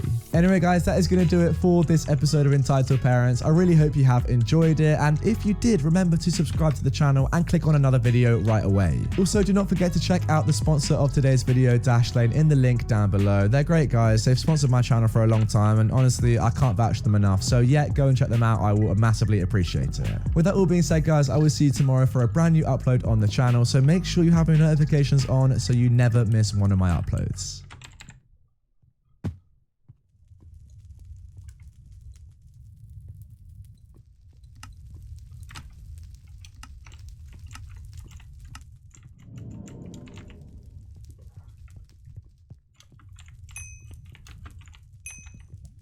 What is going on, everyone? Welcome back to my channel. I hope you're all doing well. Now, before we get into today's video, I've firstly got to say a huge thank you for 500,000 subscribers. Honestly, never thought we'd get anywhere near this number, but it's just incredible. Thank you so much, guys. But that doesn't mean we stop here, you know. We're only halfway there. 1 million is the ultimate goal. Yeah, we've got a long way to go. Now, let's have a look at this very lovely bar chart in my YouTube analytics. So this column shows those of you watching right now who are subscribed to my channel. You're an absolute legend, thank you very much. But then you over here, you guys, you're not subscribed, but you're still watching. I can't have that, you know. We've got to try and get to 1 million quickly. It's a long way to go, but we can get there quickly, I'm sure. So please, if you are in this column, considering hitting the button, you know, it takes 2 seconds. You can move over into this column and be in my good books, and I'll love you for it. So yeah, do that. And anyway, let's jump into the first story. But in all seriousness, guys, thank you for 500,000. Absolutely insane. Entitled Aunt wants me to take in cousin who will get out of prison even though she refuses to take him in. I got custody of my niece, who's 6, and my nephew, who is 7, a few months ago before quarantine happened, from the death of their parents, before you start asking. Now, my family has mixed feelings on this, so I'm getting your opinions, but I'm sure I made up my mind. My cousin was diagnosed with antisocial personality disorder, what people call psychopathy or sociopathy. Now, he was put in prison for assault with a deadly weapon 5 years ago and had to pay a fine. His ASPD diagnosis makes a lot of sense to me because when he was younger, he enjoyed torturing animals and was basically the textbook serial killer in the making. When we were younger, he put a camera in my bathroom that my twin brother found before I went in there. He tried to smother me, his little sister, and attempted to kill our family dog. My cousin's sister's mother, we'll call her Julia, refused to take the fact that he attempted to kill us seriously, and I was too scared to file a police report after all this. I was more relieved when I found out that he was sent to prison than sad, unlike his mum, who was apparently sobbing at the court hearing. So, my cousin is set to be released in August of this year. His mother, Julia, and several other family members have been refusing to let him into their homes because of his track history. His mother has been begging my twin brother and me to reconsider our stance. She apparently found me on social media after I cut her out of my life for different reasons not pertaining to my cousin. When making our decision, my twin brother and I took into account the fact he slipped a camera into my bathroom, the fact that he tried to kill me when we were children, the fact that my twin and I are now sharing a room, and that my niece and nephew are in the other. I'm sure that this man will become a serial killer later in life because of the path he's taken. My mum, surviving brothers, Julia, and several other family members are on my twin and I's side. However, several other family members are calling us cruel and to just let him stay on the couch until he can get his footing. However, for the safety of myself, my niece and nephew, and my twin brother, we are a firm no. Yeah, I think that is the most cut and dried no I've ever seen. Clearly, you don't want a potential serial killer, someone who has the tendencies of a young serial killer. Let's be honest, OP, you're absolutely right. Anywhere near your home, not just for your own safety, but obviously for the safety of your niece and nephew as well. It's just crazy. There's literally nothing more for me to say apart from that. It's an obvious no. The fact that your aunt is saying to you to let him in, but then is not willing to take him herself, yeah, that just proves my entire point. Moving quickly on now, entitled parent goes to native drum circle, tells native chief to stop the event and take off his headdress because it's traumatizing her child. For some background, when my little brother was in Boy Scouts, he had this best friend named Max. Max was cool, but his parents are horrid. They are racist, ignorant, and entitled. Sadly, they also ran the local Boy Scouts. So, one day the Boy Scouts have an outing. We went to the local natives reserve. I often tagged along since my mum and entitled parents are friends. That day, the natives were holding a really fun drum circle / coming of age ceremony. If some of you have never gone, it's basically this. People singing, banging drums, big fire, all in all a good time. The natives start by doing the coming of age ceremony. At this ceremony, the people coming of age are given children chewing tobacco. Immediately, the entitled parents start yelling about how it was disgusting and young people should not be given tobacco. Meanwhile, they always give their much younger kids alcohol. Next, the natives start singing and dancing. It's beautiful, but the entitled parents don't think so. The mum starts screaming that the dancing was too savage, terrifying, and ungodly. Then she actually gets up and walks through the circle up to the chief. She is stopped by a nice young man who asks her to sit down. She ignored him and her eyes narrow at the chief. "You need to stop all this." She waves her hands. "It's scaring my kid. You are traumatizing him. This is inappropriate for kids. Take off that silly costume." Like, you brought the 20 kids here, woman. They did not invite you. Also, I'm sitting next to my younger brother and Max. They are both enjoying themselves and talking about Egyptian pyramids. The chief rolls his eyes and says nothing. The nice man asks her again to sit down. She starts to scream again, but notices the many disapproving eyes on her. It was not just the Boy Scouts visiting the event, but lots of the local community. She walks back and sits down, steaming. The Boy Scouts never went back, and in a couple of years, the entitled parents were kicked out of Boy Scouts for cheating and emotionally abusing the kids. Well guys, I'll be honest, the first two stories today have been pretty mad. Yeah, again, they don't seem like the sort of parents that should be running a Boy Scouts. Just the opposite of what you'd want from a leader of young children. Am I wrong there? I don't know. I don't really understand why they chose to go to this ceremony if they clearly knew they were going to hate it. I mean, it's good for the kids. Obviously, they're enjoying it. I would love that sort of thing. It's, you know, it's great to learn about other people's culture, and it just sounds like a good old time. But then, I don't know why they're complaining. Surely you know what that sort of ceremony is going to be before you go? I'm done. Now guys, unfortunately, the titles don't get any better as we move into our third story. Mum claims that I was starving her daughter at a homeless shelter because she didn't like the food. What is this episode? A few years ago, I used to work at a homeless shelter for single women and women with children. Their length of stay depended on many factors, and to be able to stay, they had to work on getting housing and a job if they didn't have one. They could be kicked out for a few different things, such as taking drugs, harassing staff or others, not obeying the rules, etc. We served them breakfast and dinner, with them having to get lunch on their own as we were not a day shelter, and they needed to go out and look for housing and a job during the day. For a while, I was overseeing about 30 women and children that were staying with us. The entitled mother of this story was with us for about a month. She had 2 teen daughters, one of which, entitled Teen, was a really picky eater. I took them to the dining hall every night where our food was decent, way better than school food, but not great. I personally have eaten the food quite a few times myself. But the entitled teen refused to eat anything that was served, so the entitled mum bought tons of cup noodles and microwavable food. They did not have access to a microwave, but I did in the back that staff used, and we were allowed to heat up stuff for the clients. After a while, it became too much for me to handle on top of all my other duties, as now I had the entitled mum's kids coming up to me multiple times a night to heat up food. Her other daughter would eat our food, but still wanted a cup of noodles alongside the entitled teen.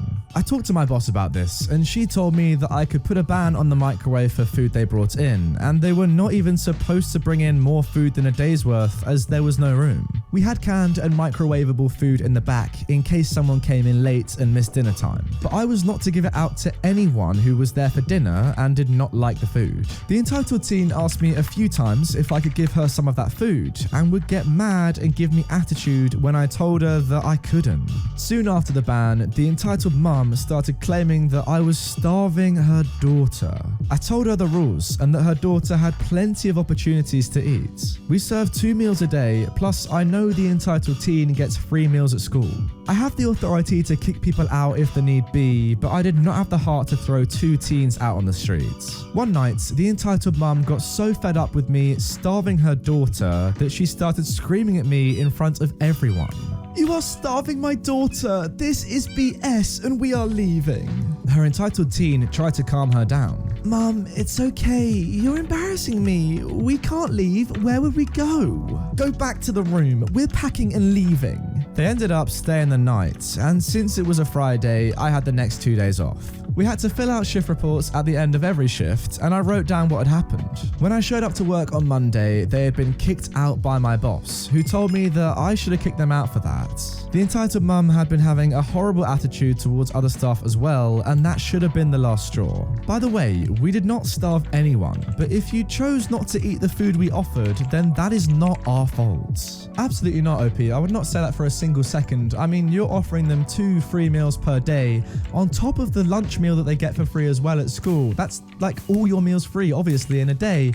I don't really understand how they can be turning down food at that point. It's literally free. All I'll say is, if you are turning down free food, then you should not be in a homeless shelter. I'm sorry. You are literally being selfish and taking the place of someone that, you know, needs that food way more than you. I don't know, just surely be a bit more grateful for what you're being given for free, by the way. Again, it's free food, rather than saying, oh, I don't like this trash, I'm just going to go and buy my own. Well, if you can buy your own, you don't belong here, sorry. Moving on to our final story, a little bit more lighthearted now. Karen thinks COVID isn't real, get sneezed on. This honestly probably belongs on r/petty revenge, but it was pretty entitled, so I'm putting it here. Oh, by the way, that reminds me, I will be putting out a revenge video in the next few days. For some context, I'm currently en route to Oak Island for my grandparents' 50th anniversary, and my family stopped at a rest stop along the way. We ordered some food, and as we were leaving, I noticed a mum with her 2 kids screaming about how COVID-19 isn't real, and how she doesn't need a mask to enter the store. As she kept ranting, my family kind of snuck past her to the exit. When I was right next to her, I did an obnoxious fake sneeze into my elbow and watched her face go white. She grabbed her kids and hightailed it out of there. That was pretty much the only worthwhile thing I've done during quarantine, and the employee standing outside gave me a thumbs up as I left. The guy looked really tired, so PSA time, please make life easier and cooperate with these people. They work long hours and deserve better than they have been getting. Thanks for reading. Yeah, OP, that is a really good point. I mean, imagine having to deal with people like this every single day. It would just get so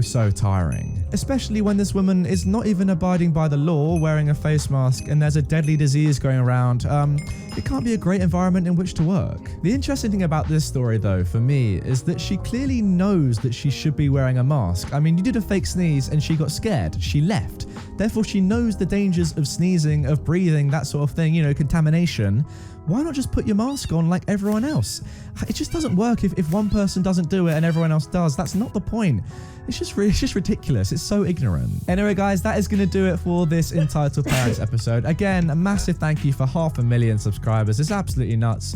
Never in my life did I think I'd get that many subscribers. It is so mind-blowing, but yeah, appreciate it, guys. You know, it's weird. Just all of you watching all the videos, it doesn't sound like much, but I just massively appreciate it. It makes what I do sustainable, so thank you. Again, if you want more straight away, stuff on screen. Also, if you aren't subscribed, even though I've been saying about it this entire video, Pay is gonna be joining VC.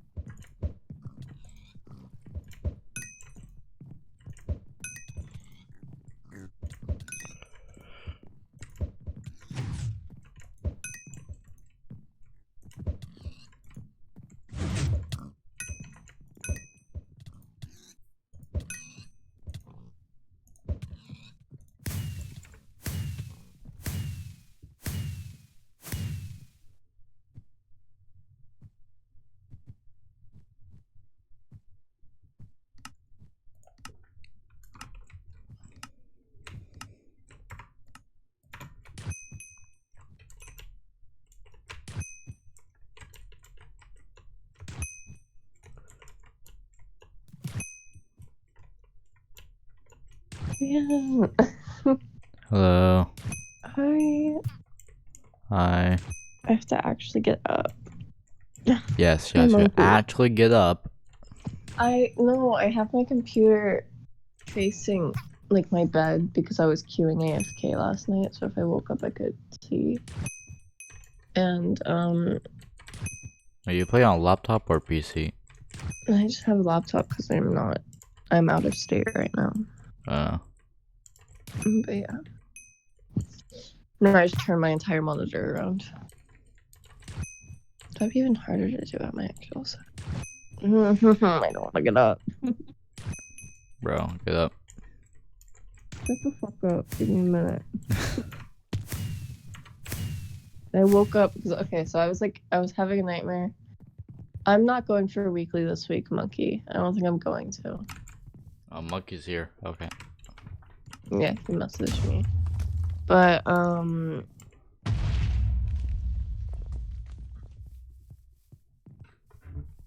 Dan and Jake are both going for wins, I think.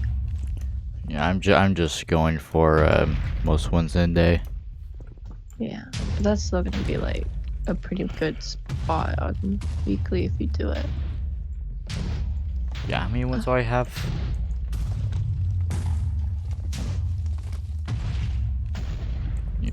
You said like 39? 39.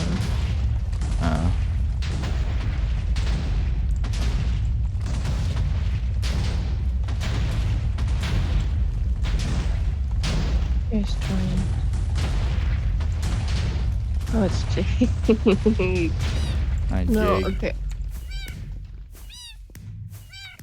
I woke up because I was like not having a good dream, so I was kind of like alert, and then I woke up because my Minecraft sound on, and then I pinged really loud, and I jumped. I woke up really angry.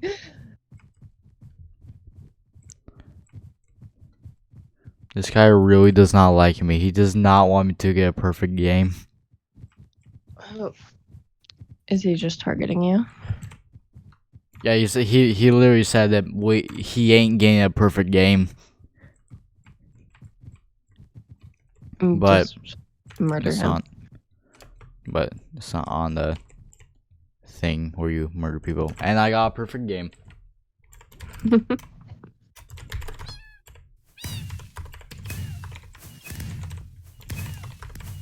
Oh my god. Oh my.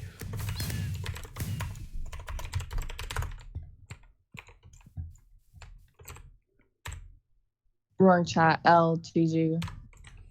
Alright, I did.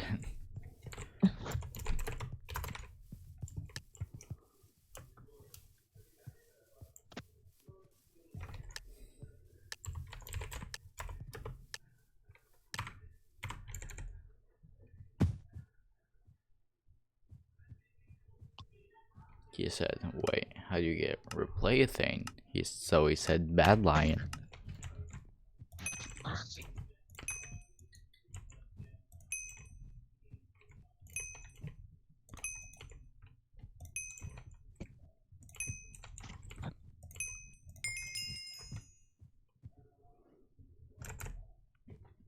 I'm currently 9 hours into my thing.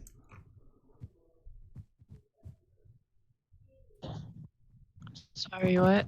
Space. So I'm currently 9 hours into my thing.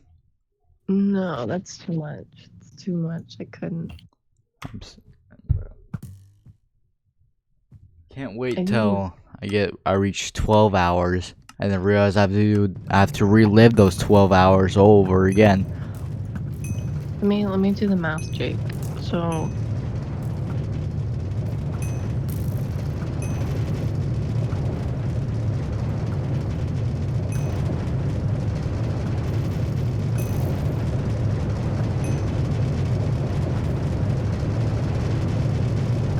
Stop reading my messages, Dad. Monkey from Monkey City 17.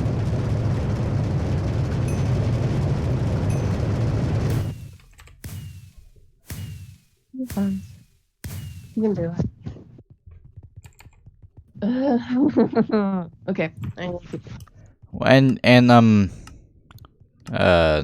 Who was the guy that got 112 wins in a day? Cheetah. Yeah, he only did it for 22 hours. It was 20. Oh, Dang. 20? Yeah. Alright, well, I'm gonna do it for an extra 4 hours, so. You're fucking. Anyone who's gonna want to beat you is gonna have to like actually like shorten their game time. Not like just play. It's gonna be annoying. I've lost like 2 games so far, so. Okay. Well, that makes it kind of easier. No. Well, are you doing it to like weekly wins? Like, are you Did you start it when weekly reset? Yeah. Yeah. I want to and I will. I will bully people out of my game. Good grammar, Jake. I'm so proud of you. I want to and I will. I will bully people out of my game.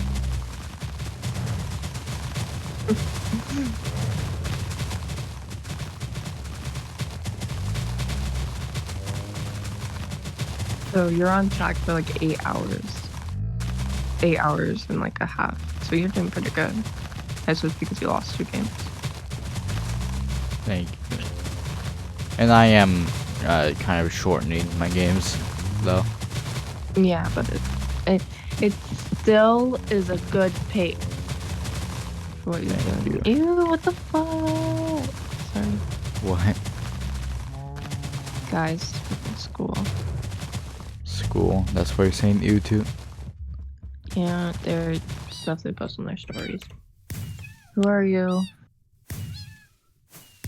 Oh, it's Faye! Hi, baby!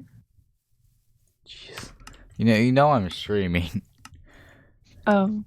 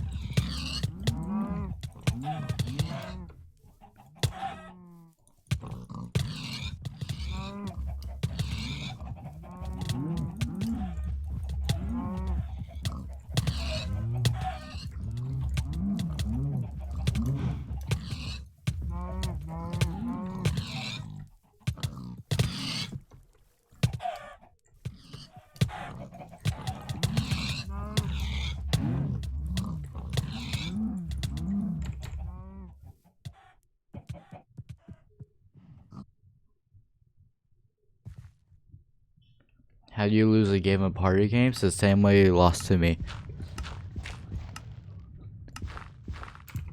That's the same way you leave after every time that you queue with someone good, monkey.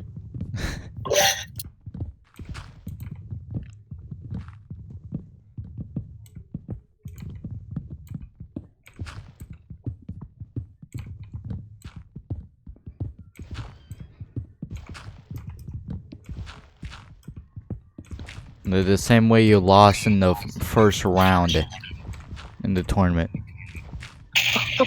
And then lost losers in a round.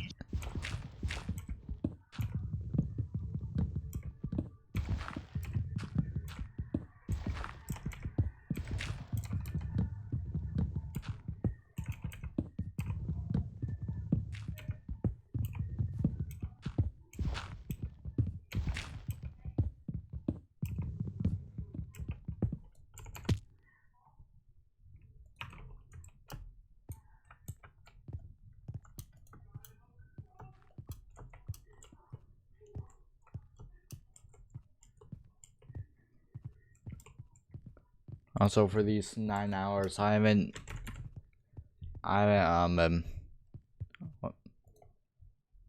kicked. What the fuck?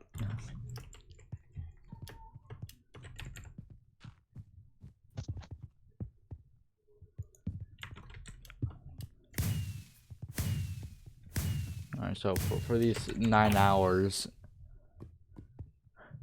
I haven't eaten or drank anything for these 9 hours.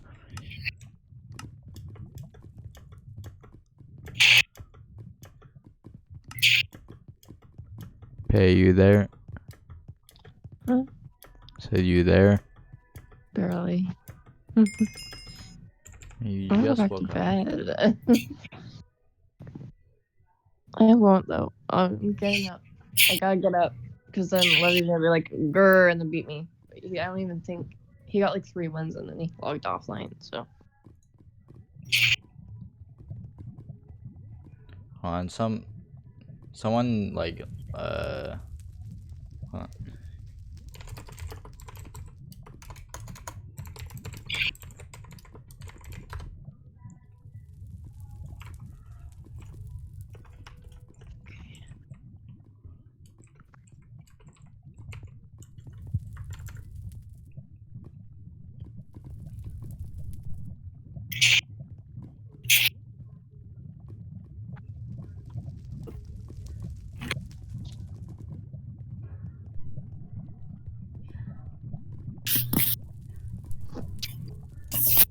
Alright.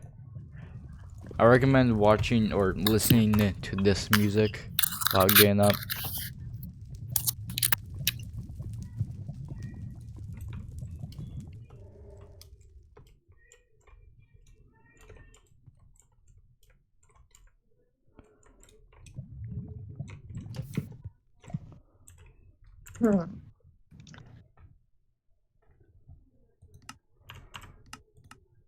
yeah, like I actually probably should have gotten water or something before I like started playing, but No. this is how that counts. Only gamer girl bathwater. Fucking went backwards in chicken rings. Okay, gamer girl bathwater, did you say that? Yep. You know how like 2-year-olds speak? Like they speak like I missed one. I'm not playing this game. Anyway.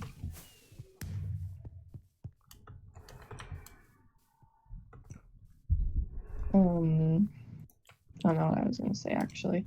Dan. What? Wait, was I in the same game with you? Yeah.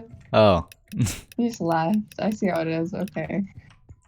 I was gonna camping check for my Silver stats. Spring. I'm 50 wins right now. Let's go. So, I got 50 wins in 9 hours. Let's do it again. This is not even 12 hours.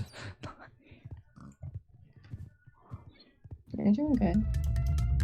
Thank you. 12 EST? What do you mean?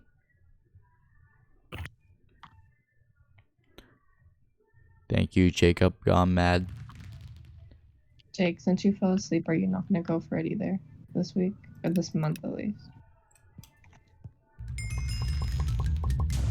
This week. Okay. Yeah, 24 hours is a day. What do you mean?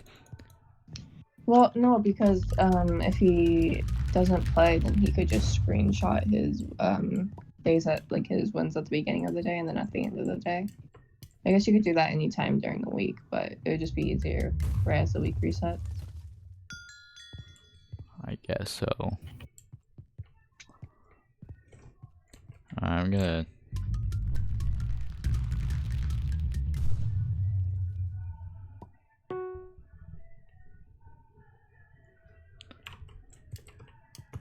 Alright, never mind.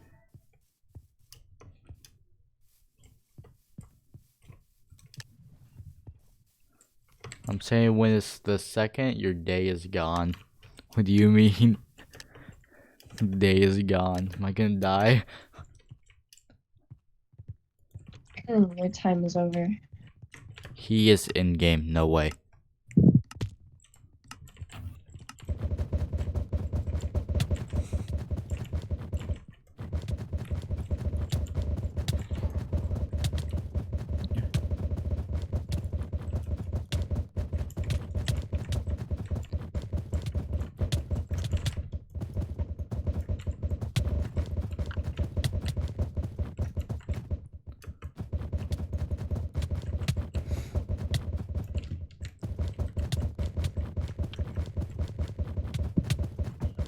Big Justin, I hate it.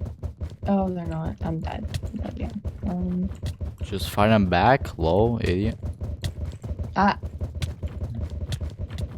You know, like when you're big doesn't run as fast. Like it won't run unless it's been like whip its ass. I don't know. Yeah, but like I don't know, it wouldn't run and then people were behind me, so I was trying to duke them, but then there was like 3 of them because I'm in first place and I'm like in first place by a lead, so. Just say you're a gamer girl and they won't kill you. Yeah, that's one way to do it, I guess. It's for me.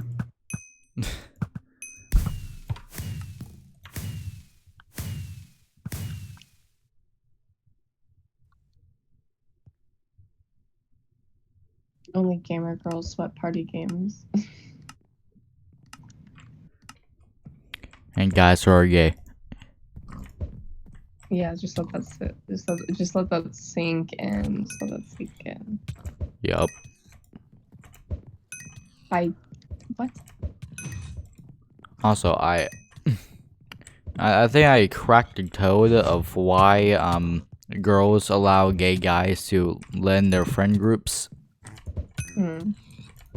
It's because they know that that guy is not gonna try to hit on any of the girls because he's gay.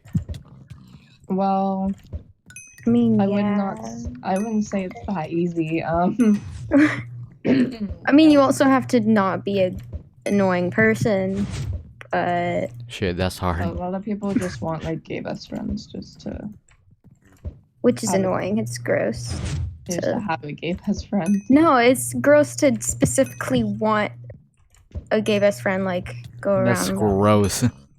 No, I don't. It's not gross to have it. It's not gross to have a gay best friend, but it's gross to, like, go specifically look for one. Wish you had a gay best friend because it's just weird. Yeah, it's like. I don't really it's like see anything wrong buying with that. a gay best friend. Like, can you just have a friend? Like, can you just make friends with them and not care about the fact that they're Yeah, gay? not look at their sexuality. Yeah. Sorry, man. I'm Christian, and you're gay. So like, I'm sorry. That's usually how it goes. They want a gay. I can't say that.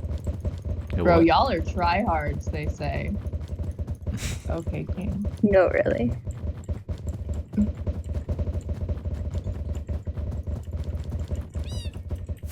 Now watch me get Freddy and Pig. I love candy painting. Do you guys love candy painting? It's my favorite game, man. Same, man. Wool man. Oh man. Wow, I wouldn't say anything really compares to RPG 16. RPG 16, that's just the best. What do you mean? It's so good, man. You have no Yeah, and like, all right, so Anvil's belief is just like. All right, unpopular opinion. Avalanche is better than RPG 16. I'm just saying. I agree. I can actually It play is. Avalanche and not cry. I can though. Because they say go in the corners. I go in the corner, I get hit by 20 snowballs. Maybe if you just got good at dodging, that wouldn't happen. Yeah, get good. Alright, bro.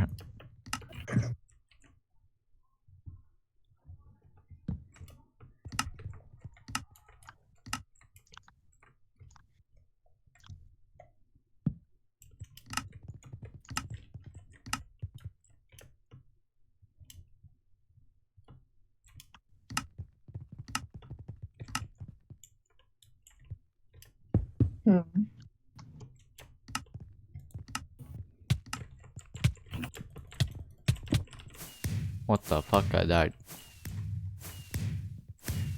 And wasn't he talking about how GG was really important? I don't know, it's kind of sus to me. My world isn't loading in. I was playing Minecraft Racing.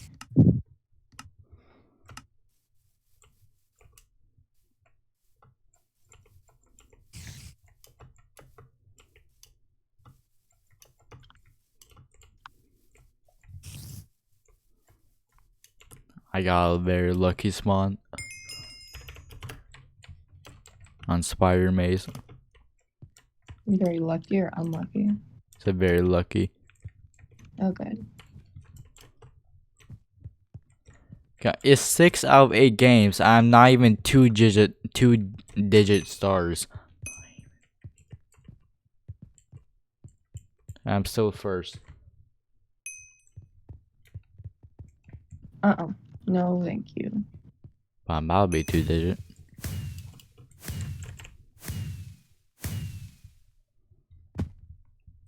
Pay. Mhm. Are you out of bed yet? I'm playing. Are you out of bed yet? Yes, I'm Okay. sitting at my desk, kind of. I have like 3 blankets still wrapped around me, but Alright, that's. I don't know about that. I mean I can't fall asleep right here, so. I got invited to join a party from a toxic guy. That's fun. I love you just logged off. No.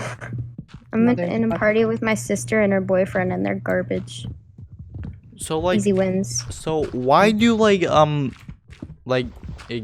they like why am I using the term gamers? Gamers. Gamers. So why do people like they get toxic at gamer girls and then they invite them after and want to play with them? Yeah. Really fun. Jake after I beat him. That's a joke. That's but yeah. Well, I'd say that's pretty accurate. This guy's actually good at chicken wings, and I was like, I was minding my own business, and then he passed me. But it's okay because you suck. I'm gonna win the game. I'm kidding. I'm kidding. I'm kidding. I'm kidding. You have to say I'm kidding after every Yeah, bad I joke. do. I don't want people to think I'm a mean person because I'm not. You For are, sure, you are a mean though. person. See, dude, always Believable.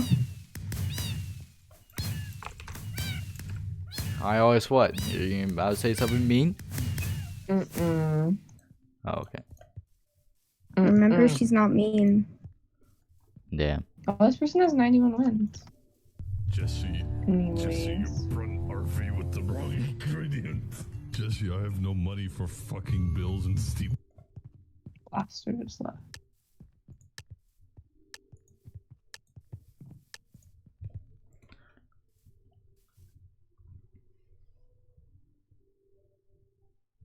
He only invited me because of my perfect score, I just realized. You're perfect. Perfect. I'm so amazing at this game. Oh my god. Good job.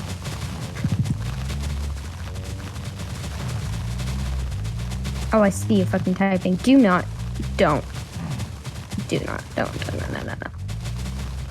Do not don't. Do not. Don't. They better do not don't. Of course. Is it mean to target my sister, or... I Yeah. mean, she didn't make me food today, and I need revenge. Target her arrow. I'm gonna go over to where she's playing and hit her, because she's not making me food. I made her to make me a sandwich. Get paid to make a sandwich. Hey, Pay. Uh-huh. Hey, woman. Hey, woman.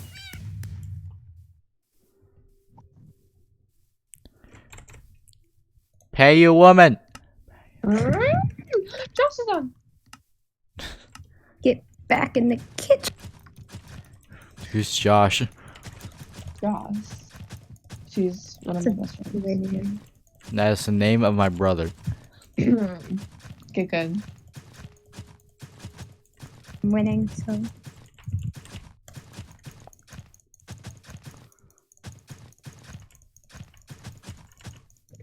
Sorry. See? Mean. Got him. Somehow get wrecked, mate.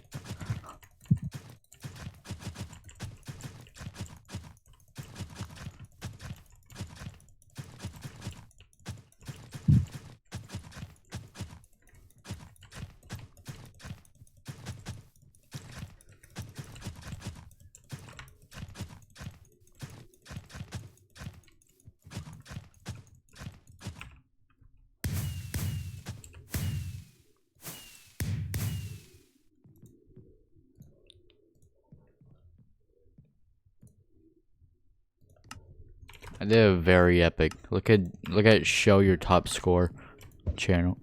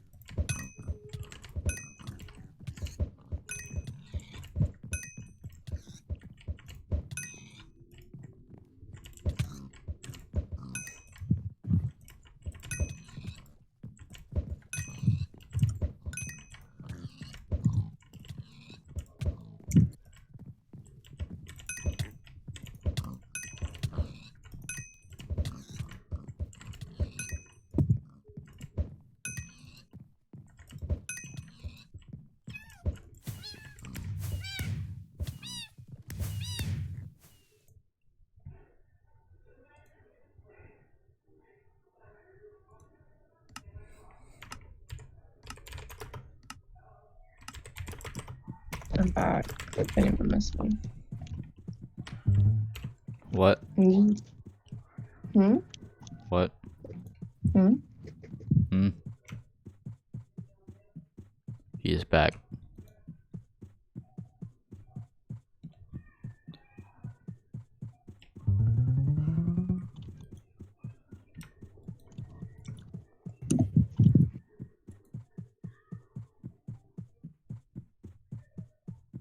Oh my god. I'm doing fine. Everything's fine. Nothing's wrong. Everything's Clearly. fine. Everything's fine. Everything's wrong. You need to Those say are it like some that. very chill noises. What the not lo-fi melodies to stress less cram to?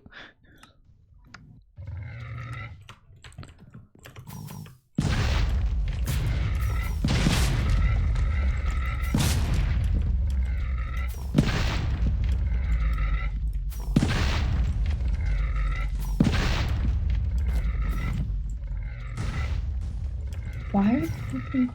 Okay, sorry. Why is half of this lobby AFK? It's very important. It's very fair. 8, 9, 10, 11, 12, 13, 14, 15, 16, 17. Every fucking Like when you get to 15, there's like, you know, those certain people that caught up with you and they can keep your... Mostly. Why are we talking about 15?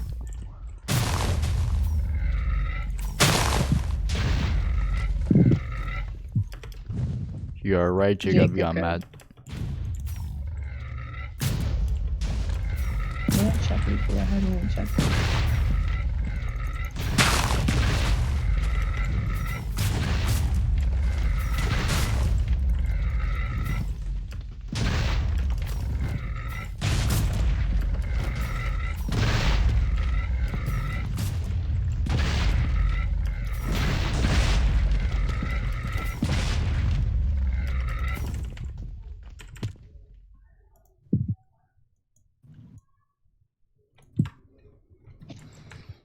Yeah, I'll be right back. Okay. Also, your mic is quiet. Because I mumbled. Stop mumbling. Really? Yeah. Well, I'm also halfway across my room now, so... Okay. Okay.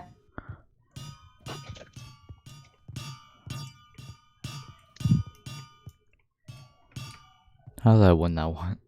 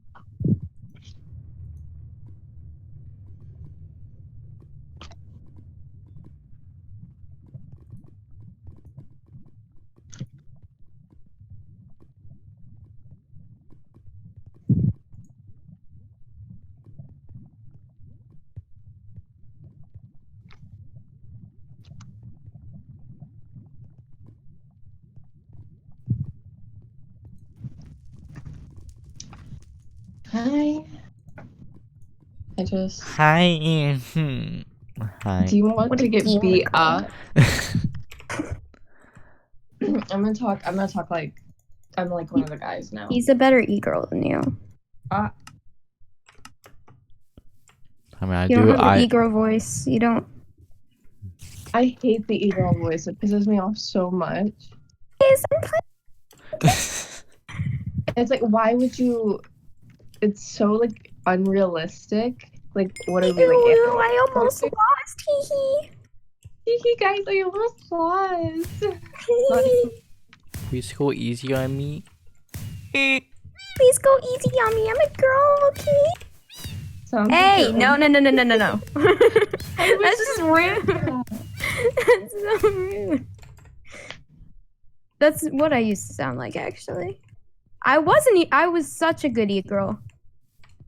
You were such a good e-girl. Yeah, when I was 12. We don't talk about it. You were a furry?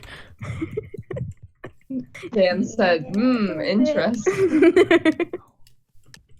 I'm gonna go cry now. Bye. On all of my skins, this is like my second skin that doesn't have Waffle Cake cat. 773. Welcome to stream. Every single one of my usernames had cat in it until I was 13. Why to stop at 13? It's like got good at life. I highly doubt that. Hurts, man. You're here in the party games Discord server. The professional party games Discord server. Dude, just join. Some monkey. How the fuck did I not die? I don't know. You're hacking. Dude, don't you ever play Super Sheep and just thread the needle so fucking hard? Yeah. Let's be honest, it was all. I don't know, man. Just gonna go. That's like. I don't know, man. I got better at party games, so. Yeah. Carter Matthewson from the Discord. My entire life. I don't know who you are, Carter Matthew, but welcome to the stream.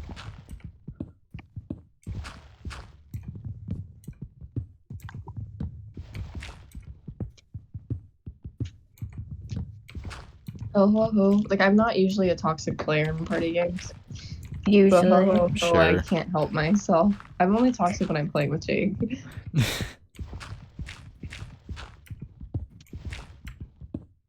Yeah. Yeah.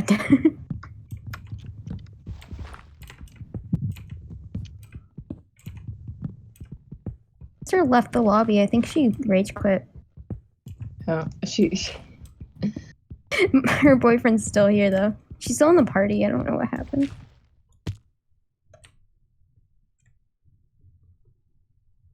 They're like, "What are you doing all day? Playing Minecraft? Do you wanna Discord is your fight username? me?" Huh? What? The Carter is from the Discord. What? It's a different person. Carter's No. from the Discord? He is from this Discord. How many ones does he have? But he is Matthew's son. Carter Matthew's son. I just don't know who he is. Sorry, I don't talk to people that have below 1,000 wins. Hey, that's just That's mean. That's if we do a little bit of math here, I believe that 450 wins is below 1,000. Really? Okay, Yeah. nerd. Scientifically. Oh, maybe I need to go. Maybe I need to look up your guys' wins again and really debate my choices. I mean I have 1,000 wins now, so You do? I do, yeah. Congrats. Can I be your girlfriend now? Didn't even go to. You just stopped right before he got to 1,000 wins and just didn't play again. No, he did that, but it's fine. It's fine. Stuff happens. Stuff happens. You know, I got stuck in a game with Simply No, the AFK like guild guy. We were stuck in a game with Anvil Spleef, and I was AFK, and I came back. I forgot I was queuing because he went out to dinner, and he was like, "I'm going back to bed," but we're stuck in Anvil Spleef, and he stayed, and he told me to friend him, so I friended him, like, but it was like, you know, obviously he was asleep, but you know, it's the Wait, who Oh, are we thought that talking counts. about? There's an AFK guy that goes farms, and then we both got stuck in the Anvil Spleef glitch. I don't know how. No, in the game, it looked good. I never got into Anvil Spleef glitch. Or all the anvils just fall at once. It's Wait, kinda what? getting more rare, I feel like. It's like they come in like trends, like Trends. What party games trends are there? I don't know, but I feel like they're both all glitches. They shouldn't be just going away, you know. But they're like fading in and out for some reason. What the fuck? How did that happen? Okay, Kane, go off. Trying to get a few hundred wins. Maybe if you just played more, you'd get it. Yeah, it needs to play more. Straight facts.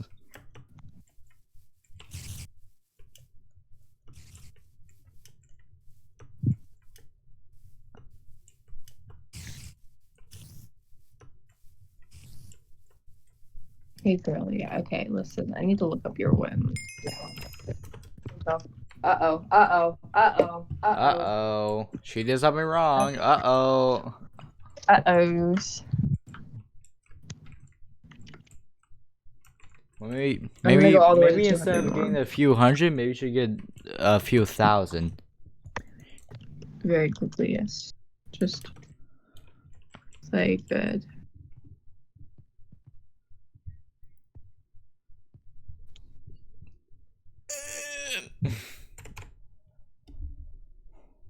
Oh, she has 58 wins. I'm gonna say you're kind of good.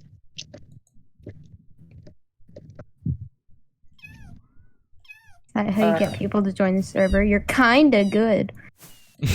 Oh wait, that sounded so backhanded because I said kind of. She said cool. That's how you got me to join the server. Works every time.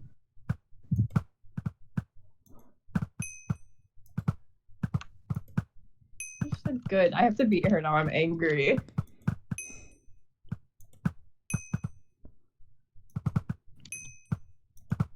Tell her your win count. Flex. And act superior. She died. If you joined the Discord, you could get to this point in life. If you join the party games Discord, you could be a leaderboard player. You could be a leaderboard player just like me. Celebrities are like all of us. If you were in the Discord, you could almost catch up to Jake, I can't even imagine doing that. That'd be so fucking embarrassing. Like, Say it. Say it right now. You might be able to catch up someday. watch, and then someone else is gonna like get her into the Discord, and she's gonna think I'm an asshole. Yeah. And say that. Somebody invite her right now. No, her username Big Red. IGN. No, we're not doing this Yes. Yeah, we are. I can't tell if I'm sick or I'm just starving. It should eat food. No. Maybe Party it's games. rat burgers. Do you not have gamer snacks? Gamer. I ate them all. Buy more, dumbass. I only have popcorn. I can't eat gamer snacks by my computer. Gamer snack. Gamer snacks. Gamer snacks by my gaming computer. People do sometimes. My brother. He's like 2 bags a day. I swear, it's a You meal don't for him. eat popcorn? Since diet.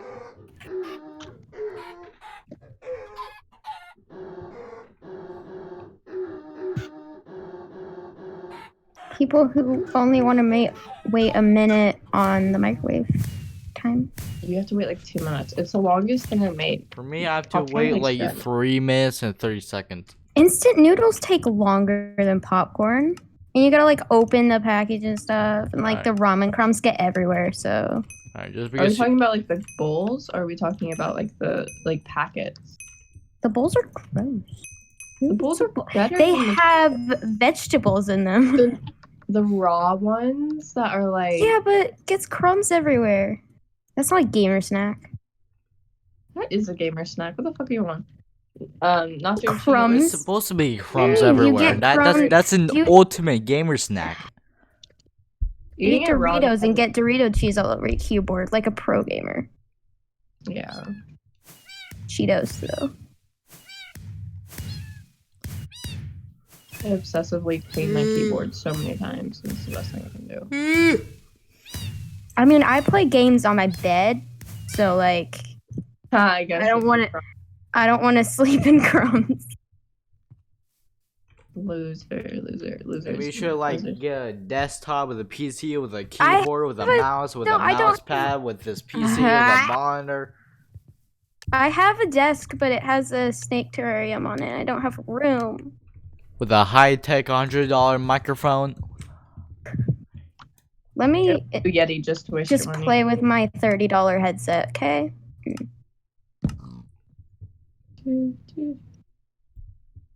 Let me play with my phone headphones. Should I plug in my headphones to my phone? Wait, Yes. let me see. I got me.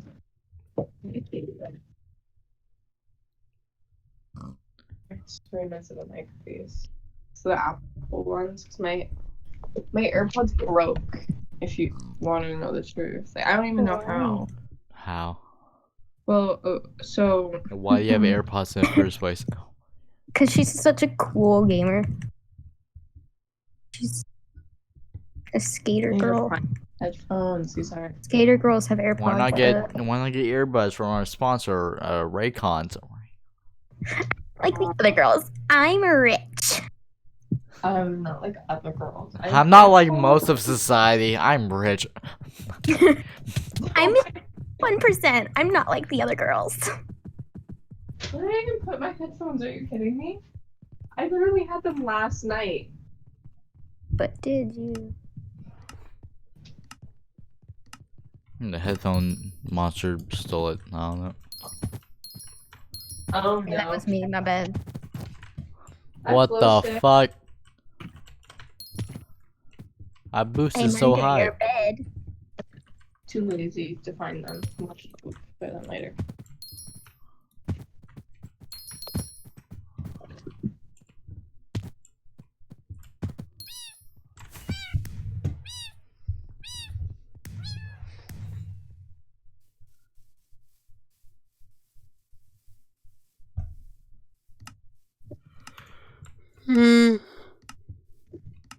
Have a yawn?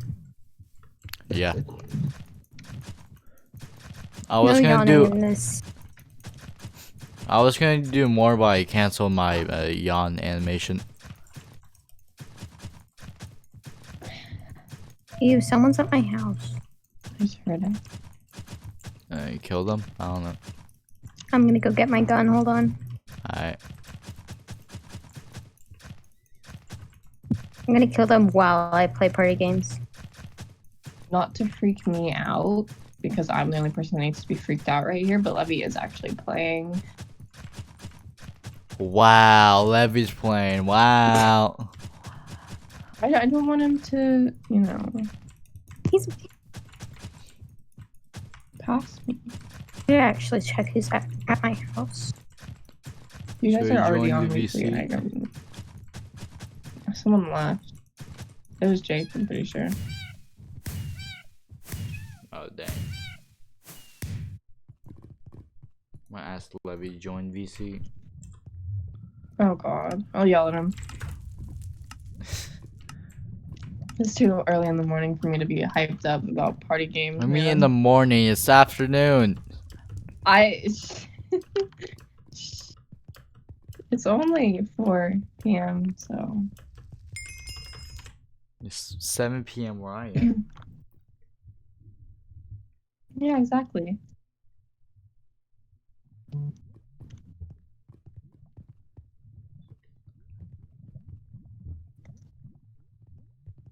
Oh yeah, I need to update me. Oh wait, no, Mikey already did. Oh, he's so good, so cool. Wow, Mucky, thank you for updating my role. You're so cool and epic. What a good owner.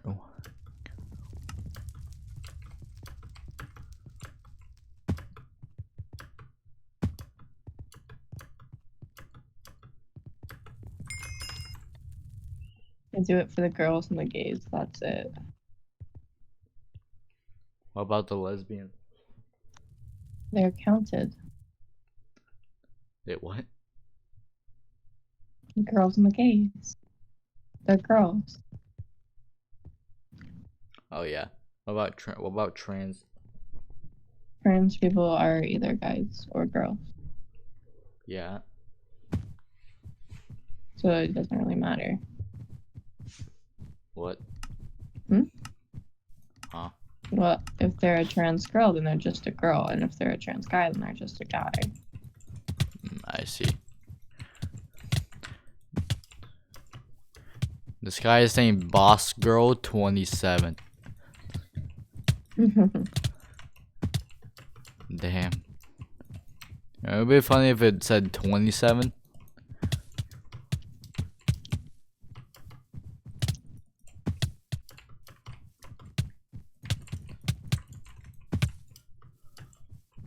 Is that meme so relevant? The Legend 27? It's like an old meme. Yeah. But it's still a good one. I still remember when those ads were around.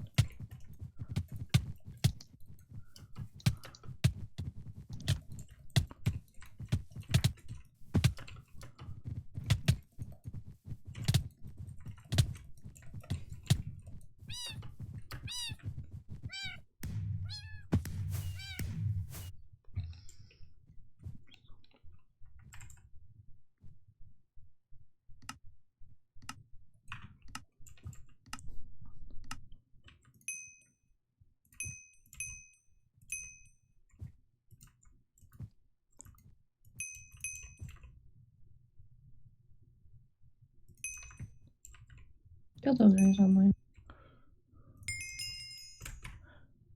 No! My 24-star game ruined. I'm very upset. My day is ruined. Imagine going for 24 stars anymore. Dan is the only person in this call that I'm able to conversate with. I guess with Nike too. What? Because you guys have 1,000 wins. I was just looking at the thing. Why? Bitch, you're Offended. mumbling. Be my friend, Pay. Don't do it. It's a trap. Who are you again?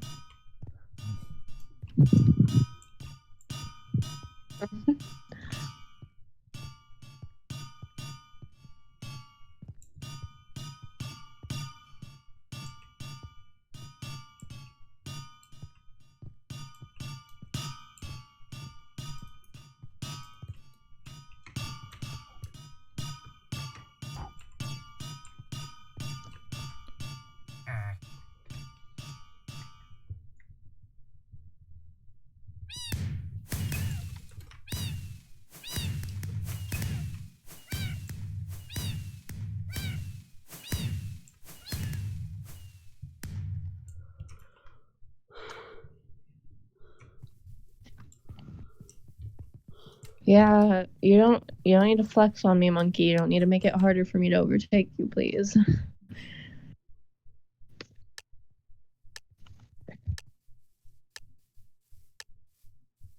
Go inactive.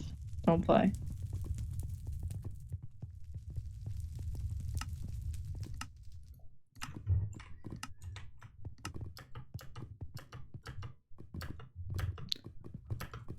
I almost had messed up so hard. Oh, man, I did.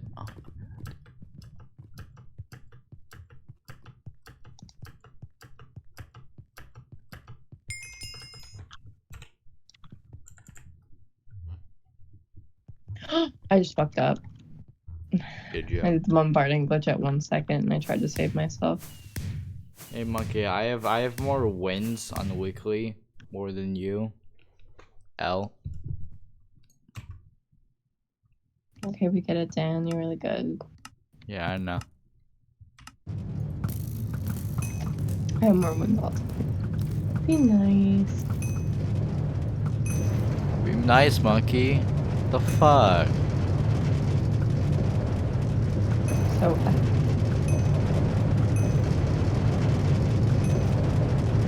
we're back.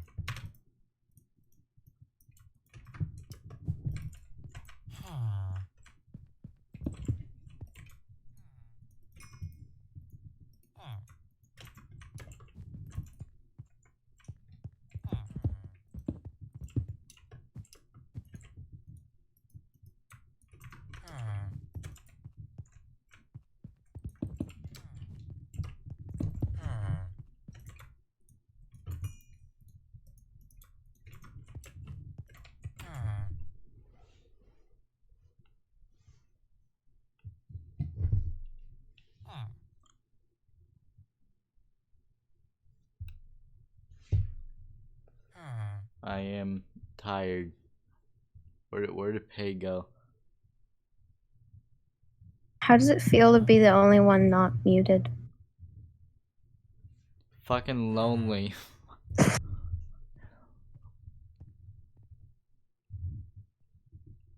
Gilner, shut the fuck up.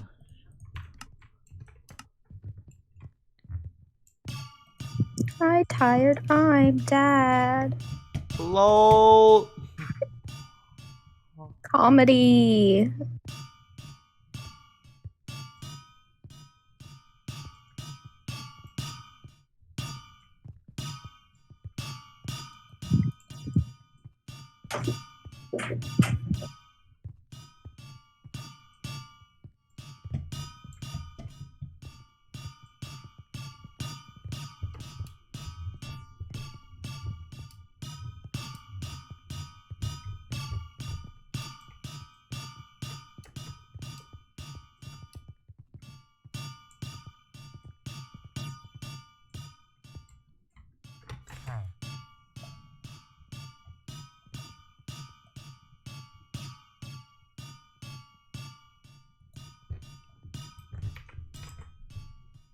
We need payback. Not payback. We need pathetic back.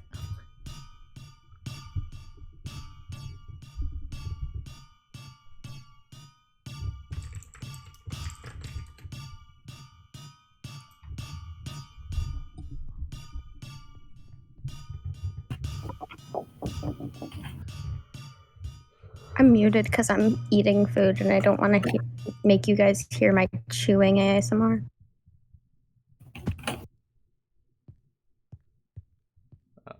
Fair enough.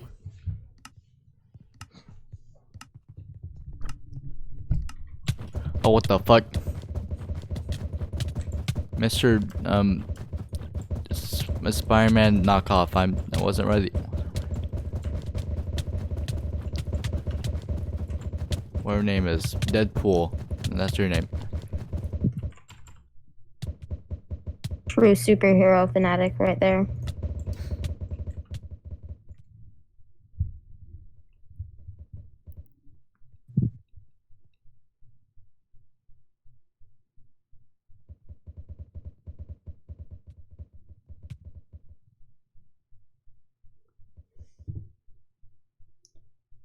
I feel like I've been saying the F word a lot recently.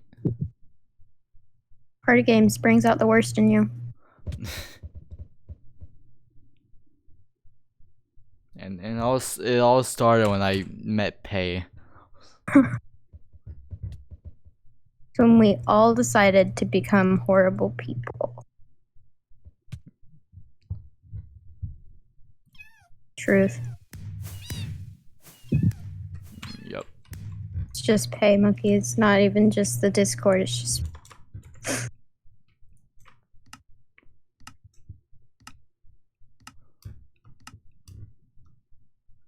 Nothing.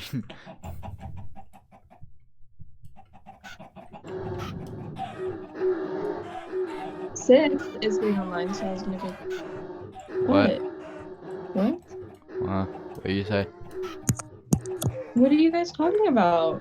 Nothing. Talking about like I've been like saying the F word a lot recently, and like it all started when I met you. So I don't know what's up with that. Man, I cursed a lot because of Isla, so blame Isla, not me. Mila, fuck you.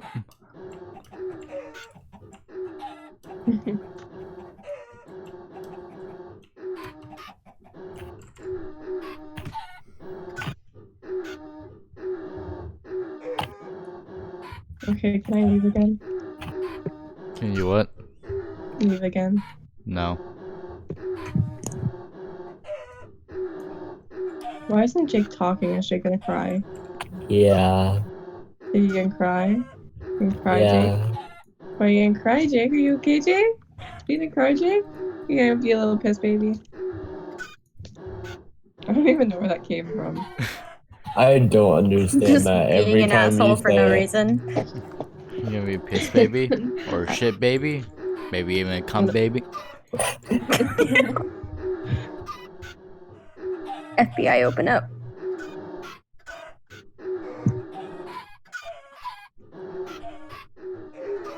I forgot what I was gonna say.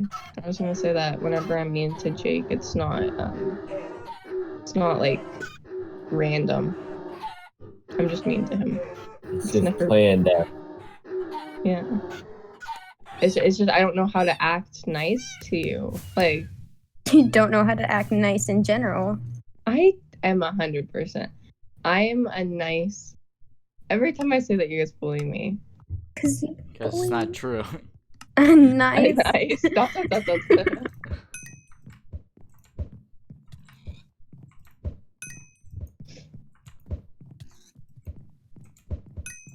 But no. I'm nice, I think. I hope. You think? Just not to I'm nice on the inside. I've talked to Jake. Not about- nice to anyone during party games.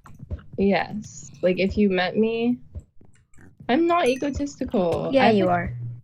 Oh, yeah. Well, okay, that's true. But I don't even know what I'm that word only means. egotistical when it comes to party games, so I'm 100% on it. Can you please give me the definition of egotistical? Egotistical. It means you have a big ego. Oh, so me. No. Definition.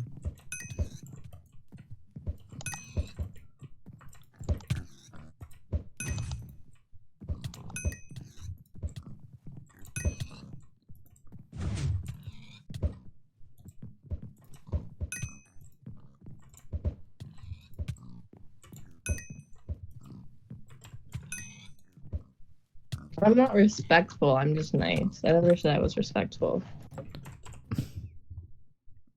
In total, it says in total that my stream has dropped 83,000 frames.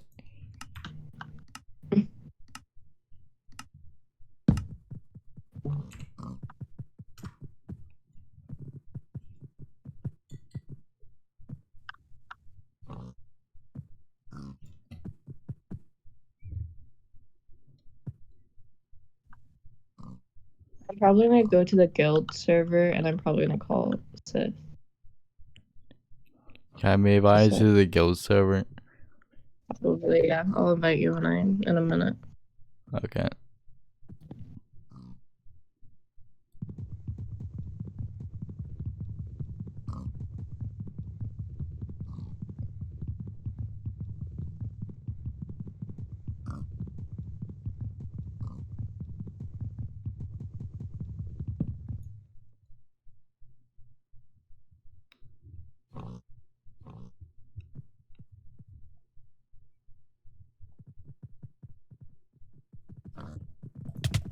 Oh, what the fuck?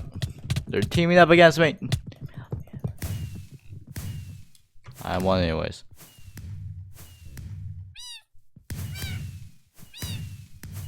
Do you make a Minecraft server? Don't. Just stick with the Discord server.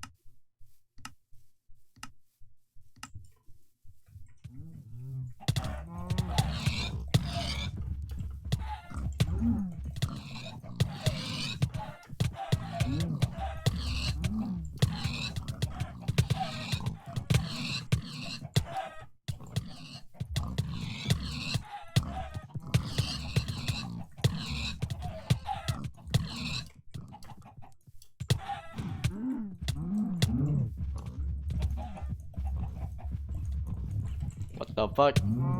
This cow's juking me.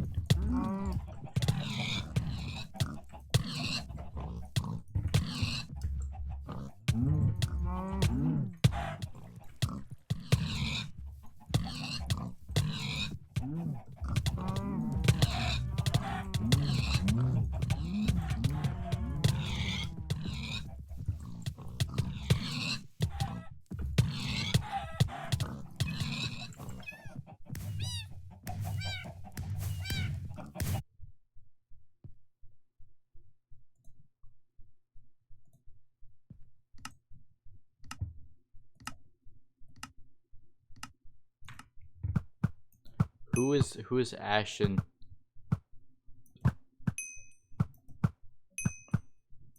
I don't know. It's one of Paige's friends. Wow, she has so many friends. I know, she's so popular. Damn. Why can no one shoot these bomb zombies? There we go. Bang.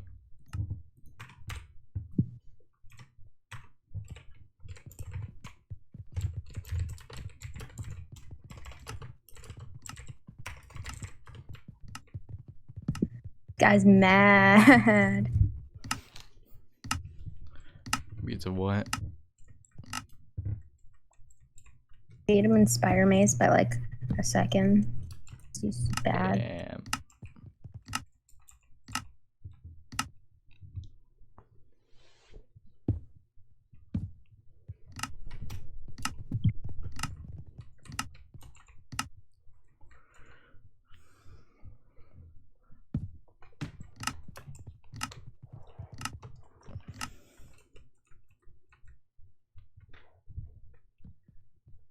Nice Quick Pro FOV. Are you saying you don't use Quick Pro? Are you saying you're the 14th person I've seen today that has not used Quick Pro?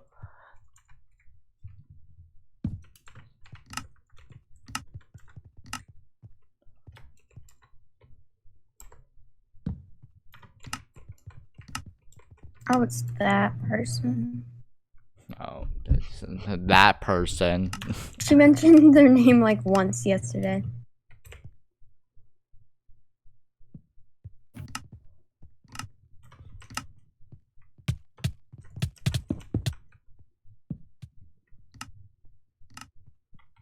I'm 10 hours into the stream. I am 2 digits. 2-hour digits. How long are you gonna stream for? How long are you gonna stream for? 24 hours. Why? Are you not watching my stream? I mean, if you watch my stream, you would know why. I mean, I play on a laptop and I don't want to have screen. And my shoulder is so itchy. What the fuck? maybe itch it, and then it won't be itchy anymore. But I'm playing Minecraft Party The Games. more you know. You can't multitask. No.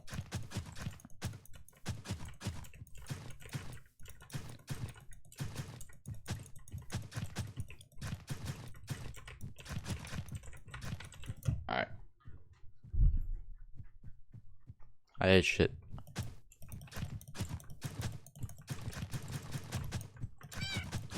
Now my shoulder's sore.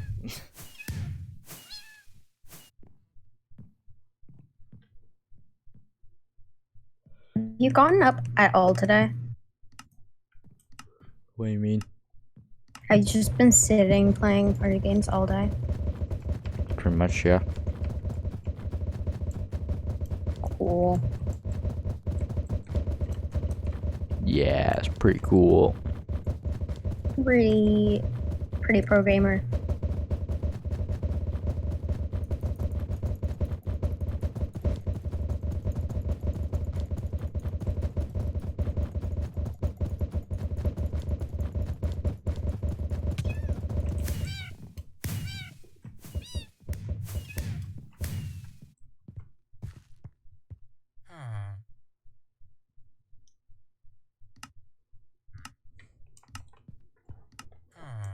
I thought Pei was gonna invite me to the server. She has yet to invite me.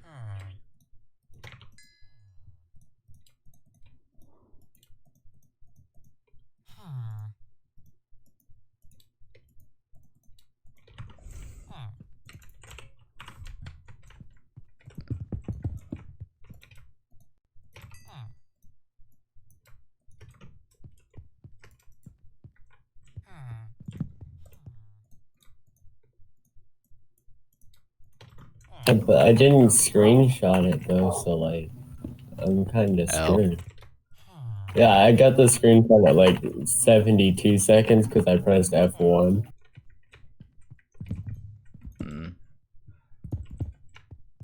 L.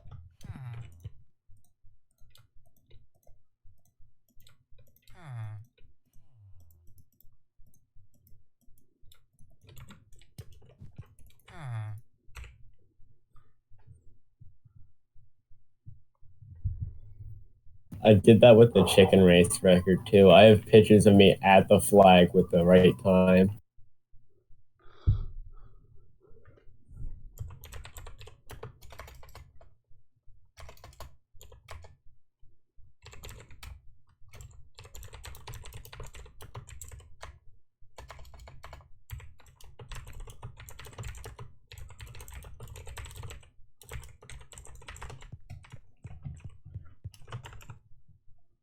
Never.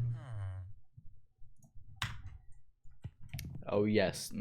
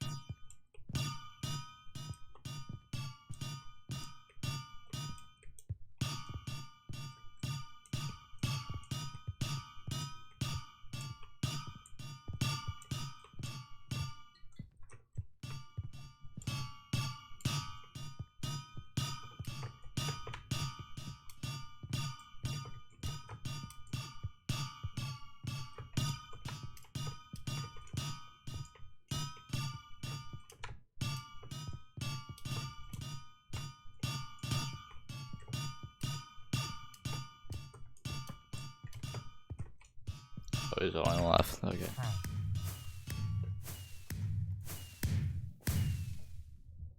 I'm gonna join the VC in the server. Dude, we haven't even been released our like classes or teachers anything yet. So Wow, that's crazy. Welcome. Scared Hi. me. Hi, Jake. Jake. This is not Jake. That's Jake. Jake. Oh, that is I Jake. recognize the voice. Jake. Hello. Hi, Jake. Welcome. Are you gonna say Oh hi wow. to me, Jake? Everyone's Hey, Faye. Hey. Oh, monkey's Hi, not- Levy. Hi. Levy, Welcome. are you playing right now? No. Sorry, check. Okay, thank you. Playing Lunar Bed Wars. Oh, good. Can I put in the OWO role? I have OWO in my name. It's pretty much just for Jake. I just have it so I could edit stuff. I just have it as a role so people don't have to see all my other stuff, like like But the game. my IGN is Danny's OWO. Oof. Lagging so bad right now. I felt that I'm just doing the parkour because I was trying to do the PvP thing and I was just lagging that I couldn't do it. I have admin powers. Let's nuke the server. Oh god. Hey, fuck. I slipped. Damn it. We decided to get online. Levy, what What? is your baby teeth count? What does that mean? 7. That's how many baby teeth I have. You have 7 left. In your Yeah, I lost one last night. In your mouth? Why'd you ask in your I mouth? lost all mine when I was like 11. Where else do you put your baby teeth? Like, you keep them in a bag? You or- must be a really People- scary baby if your teeth weren't in your mouth. People like to make necklaces out of their teeth, you know, I'm not judging. It's just that's a People little like weird. to keep them, like, and their old hair and shit. It's weird. But I got all my teeth ripped out of my mouth and then had to immediately get my wisdom teeth out, so that's braces for you. It's not fun. Maybe just don't get braces. Yeah, with my mouth, it was terrifying. I needed them. Oh yeah, she did. Ouch! Dang. Dude, so much disrespect was just laced in that sentence. I'm kidding. If Wait you a wanna minute, talk Jason's about I don't game. even really remember your teeth before you had braces. I have pictures if you want. They're Yeah, terrible. I know. I remember the pictures. I remember Do every. you? I have your baby pictures. The baby. Why are you looking at baby pictures of each other? I'm I curious. think they're in the Don't outreach the group chat, alright? Just I'm saying. not going to, but I'm not going to. But you're. Whoa. That play of words isn't very safe to me right now. Oh, I have you from your emo phase. Yes. Oh god, I forgot And you about as a, that. you trying to act as a dude. Oh my god. I have all your old Instagram pictures you deleted because I Snapchat and save all of them. Oh yeah. At this point, I don't care anymore because I just send you my stuff. I gave you all the videos that I took. What's your Courtney's account and found all the old pictures of you? Oh yeah, I forgot to talk about that. Oh, quite. That can be cool. Here you go. Oh yeah. Oh no. Isn't that? Aren't they just tied. beautiful?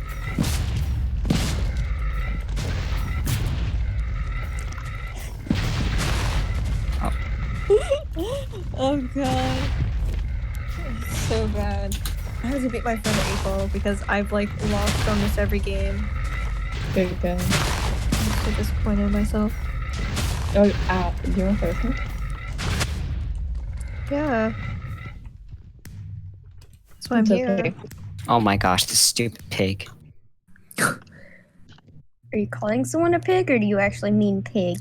I mean a pig. The pig It's hard to tell in party games. Oh, I beat them earlier today. Oh, hello, Faye. I believe that's what they called you. Yes. I'm Ash. I don't think that we've met before. No, I don't meet people. I tend to try to not to. Oh, I'm sorry for reading. I don't like humans. Sorry. Yeah, she's a furry. She only likes animals. Sound Not like a again, true no. introvert. Oh god. Oh no. Oh, Jake, I thought you were the best at pig fishing. Why are you losing? Can you just let me win? Oh, you got that. I watched. Jake's just having a hard time. I thought Jake today. was I the think we best should player throw in the party match. games. I never said that about Cheetah's the best player in party games. No cap. No cap on a stack. Lamau, legit. Legitness. That's such legitness. Oh, I messed up. Oh no, I can't. Okay. Whatever. Which one is this workshop? Oh god. Do you guys sit weird while you play party games, or do you guys sit up? What? I never sit normally. Currently, my knees are I'm against my physically incapable of sitting normally. You guys don't. I'm doing very bad this game. I don't sit up either. I just kind of. I did very bad the first. I'm like Wait a minute. hunched over across my desk. In chairs, I always sit on my legs because I'm short. I felt that. That's what I do. Yeah. I don't stretch out my legs until like my knees are just crying out in pain. Yeah.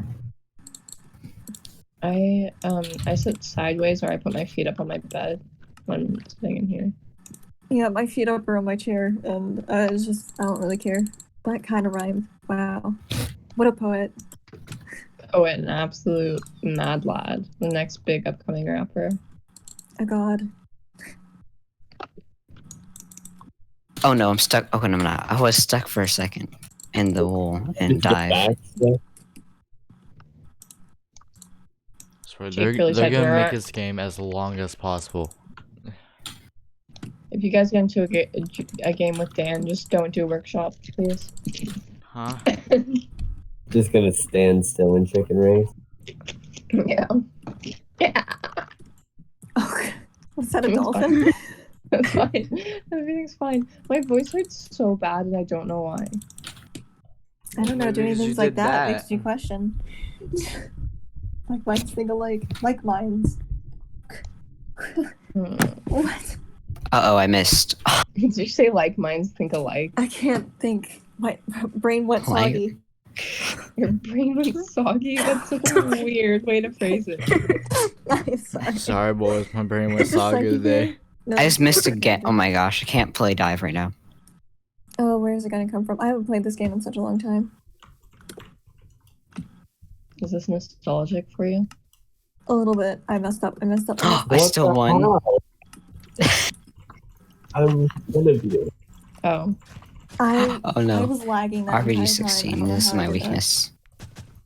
Oh god, the chicken wings. Chicken wings. You God. can Chicken wing, hot dog. Oh, but I'm gonna beat you. You're gonna It's beat gonna me. happen. You're gonna beat me. I'm Oh, I lagging, missed. So probably not. No, Is no, this don't. a skin Don't change that I do see? that. Crap, I lagged. Oh god. No, no, if I didn't lag, I'd still be alive. This game is rigged. Now I'm all the way on the other side of the map and I can't. I have to double jump. Stupid. You have Can to you double not? jump in RP16. Yeah, because, like, Okay, there we go, finally. Got a kill. Hey, Ash, you wanna slow down, please?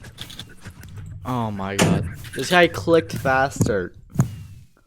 Wait, how'd you get that kill, Jake? You've done better at this game. Don't talk about it. Don't even say a word. Don't. And I that's lagged. on being a god. No, I My lagged. computer's way worse than yours, alright? Just I'm on my really old Okay, laptop. I'm finally got not another used to kill. play on Took too LTF long. Daily. This was the laptop I used. you're talking to the girl who couldn't play Bed Wars because they lagged so hard that they were basically flying.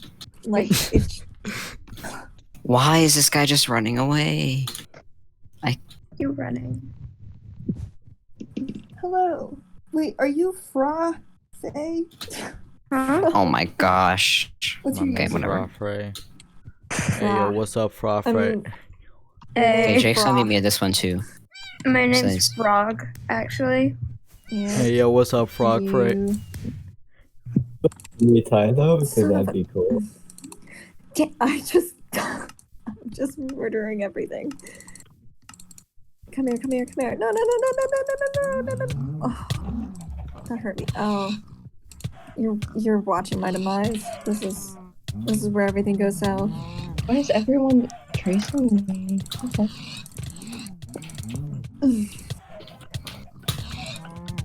They're just following me. Leave me alone. Go away.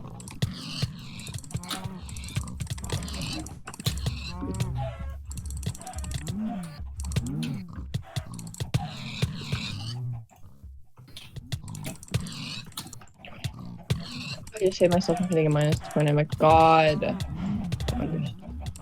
Damn. So all I need to do is beat you next game and we can tie. No, Right? next game's game 7 out of 8. You can't count. Okay, yeah, never mind.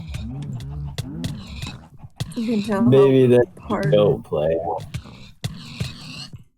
It's okay. Me and Jake are the best at tying. And What a cute hat! That's adorable. Hey, all right. Is this what you really want to start here, bro? No. That's where you want to stop.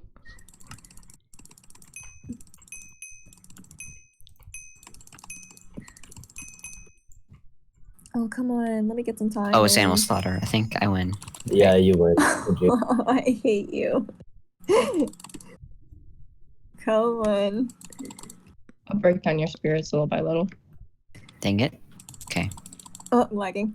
Okay. No, why are you following me? Go away. I'm gonna be 100% fair. That was unfair. Are you sure about that? Oh, no. Itching. Me. Really itches. Come here, what the fuck are you? That's not you. I just put some random eco. Just want to check how many wins I have. Dude, just I'll look for the check. emo boy, Alright. alright? That's about the best way I can describe it. I gotta make my skin. I'm still working Sweet. on the drawing, but did you? just Oh call no, me I have the glitch in Animal Slaughter Sweet. where if I can't move unless I sprint jump only. That's so. Oh. I don't know why that happens at all. I've never had that. Like if I try moving, it'll just lag me back. Happens all the time. And Yeah. okay, I still won though. Like look, I can't move forward at all. It's so dumb. I don't know why it happens. And not just let you win. I need to win. What do you need to win? You're not gonna beat me. Rip, You don't I need to just win. witnessed You you think- die.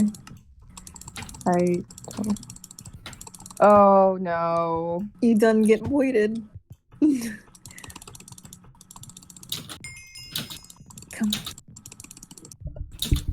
Why? Right, quote unquote brother posting Rainbow Six Siege wallbang clips on his Instagram. Alright. How does he even know how to take clips? This man's a god. You win. You can just jump off now. Oh. Okay. Let's go. I just beat Jacob, gone mad.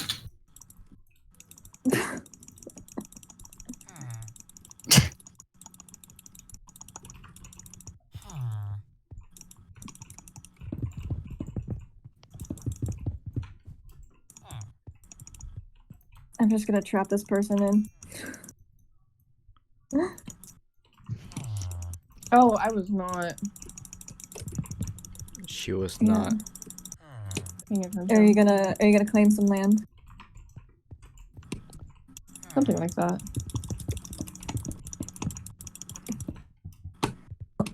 Then come on. Successfully just ruined your entire career. No, you didn't. I'm not even Did you up realize I took over half the map, right? Oh, you almost beat me. Good job. I'm so proud of you. I just. It wasn't also doesn't help that my firewall pop-up from McAfee came up. Spripsky. Wow, I'm so proud. I haven't even been playing party games for that long, and you've done this for like 2 months. Well, I also wasn't playing for the past 2 games, being honest. That is true. That is very true. I wanted to That's make a jab. I apologize.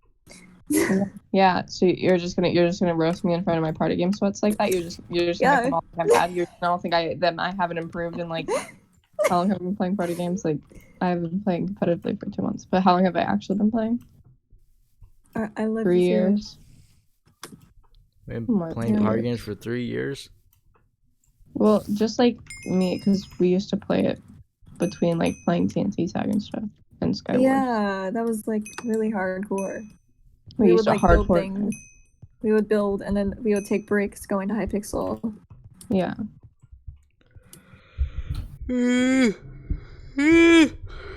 Oh, I'm black. Yeah, sounds fine enough. I I didn't know smell that. some really good shit downstairs. But okay. Is he AFK? Well, no. Man literally sleeps 24/7 and just sits in there. I have to say, I'm about to sleep 24/7 after this live stream. Oh wow, I was surprised that I didn't get on the... Granted, I did hit my feet a lot.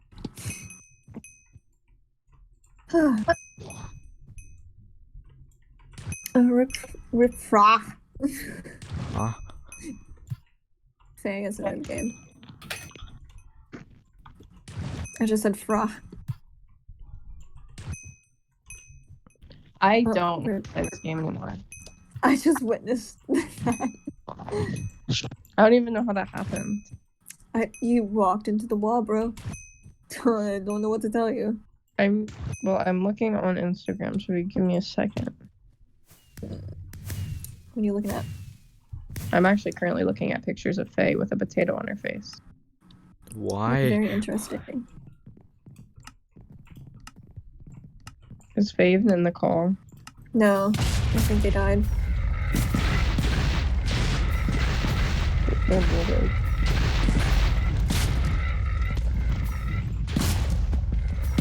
Oh, I won! Interesting.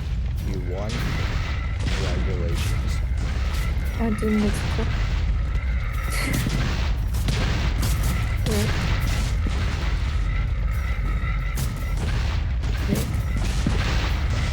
Dan, I want to follow you on Twitch. Oh my god, new follower! Hey, Lively! Thank you for following.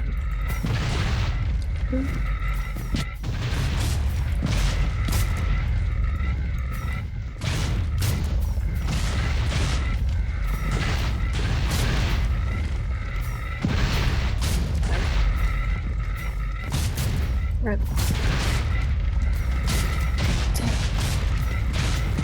Get good.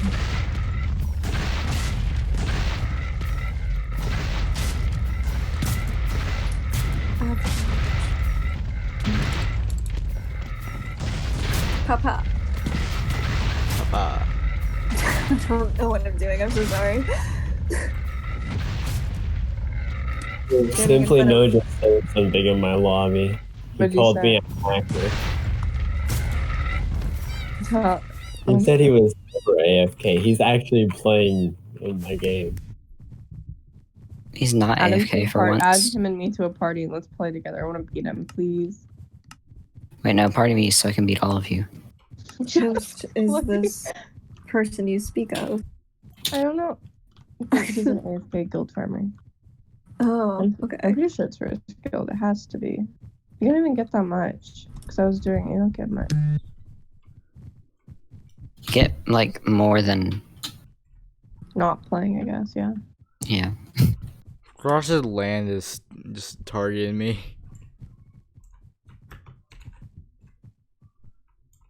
He died. L.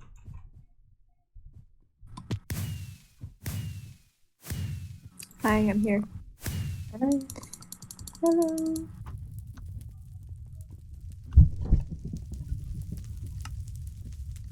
Levy. What? Ouch. You're my 69th follower. Oh. I don't. I lagged. We're leaving the game. I don't know what you're talking about. Oh my god. put this in the UHack chat.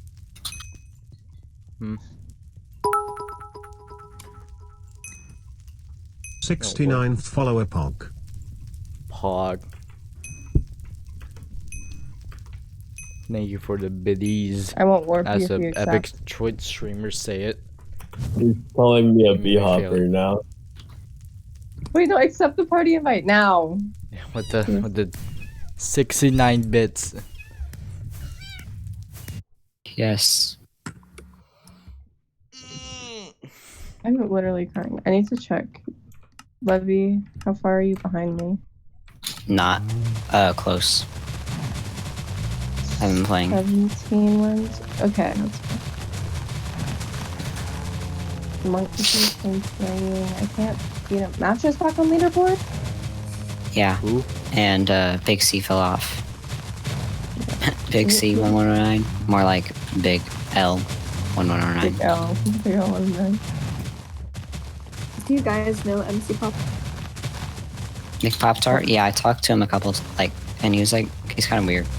Yeah, he's kind of, You know, if I feel like if he stayed in the Discord server, maybe it won't be weird, but like. What about Shing Blad? He's depressed. Oh, okay. You say that every Cry time, you just say it the same way. You go, he's depressed. Go on. I don't know any of True. these people, but this is interesting. And then number 3's like, Cryo I don't know, he's kind of weird. It's like, Everyone's kind of weird. and then yeah, and The then top 4 four are really weird, and I'm 4 is about to be monkey. in that group. Yeah, and then 5 and below are fine as far as I'm aware. I've never talked. I've never talked to number 9 or 10, but 10 seems nice, and then Mm. the rest are yeah. Don't mean to flex, but I'm in 66,000th place. Damn. Better Sorry than Jake. I just wait. What is Jake at? That's not better than Jake. What? I'm 25th. I'm probably gonna have to take my laptop downstairs. My parents go to sleep at godly hours. Like 8 what? o'clock, basically. I think they're getting ready to go to bed now. It's 8 o'clock right now, so. Well, for me. Oh, this is Ashlyn talking. Never mind. Yeah, hello. Hello. Sorry, all Nice. Oh, there's Jake. I see Jake. all Legally teen win? white girls sound the same, so I can't tell. Ouch. But true. Hey, potato Faye.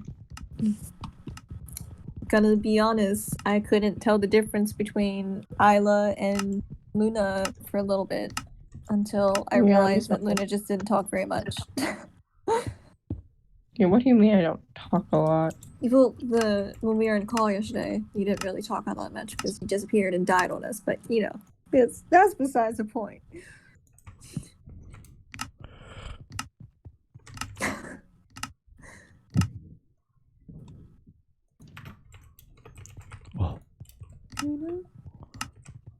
I thought the snowballs stopped falling. I went out and I almost got hit by a snowball. Luna, did you die again? No. I think they did. Oh no. Hello. Hello. Hi.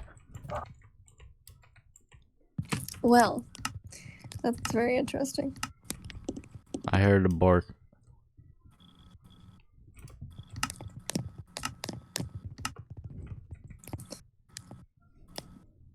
Whew.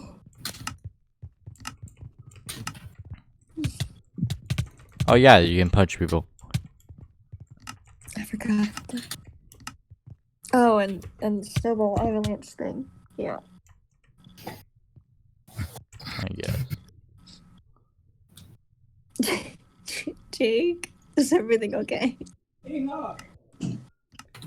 Jake, did he beat you? Jake, you gonna cry? Is Jake gonna cry? Jake's gonna cry. Jay, you me cry.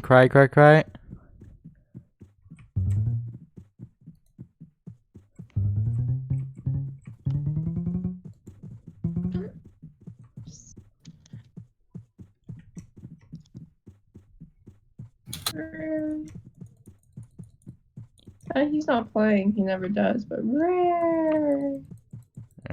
we tying up, Jake? Jake, you're so loud. How funny. Huh? What? Who is Swonisi? It's very close to incel.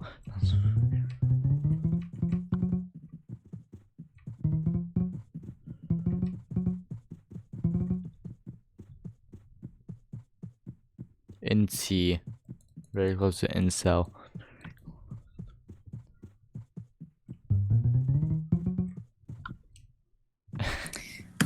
Okay. That was just not fair. I was hitting everywhere that you weren't hitting. I wasn't even tracing you. I don't know what color you were.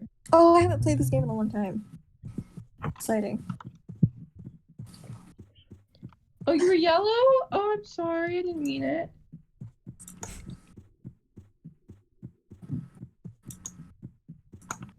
Yellow was covering me up, though. Were you tracing me? Why can I not hit colors? What's my... Welcome back. I noticed. What? I think, right? Someone came back. Who? Jake, I swear.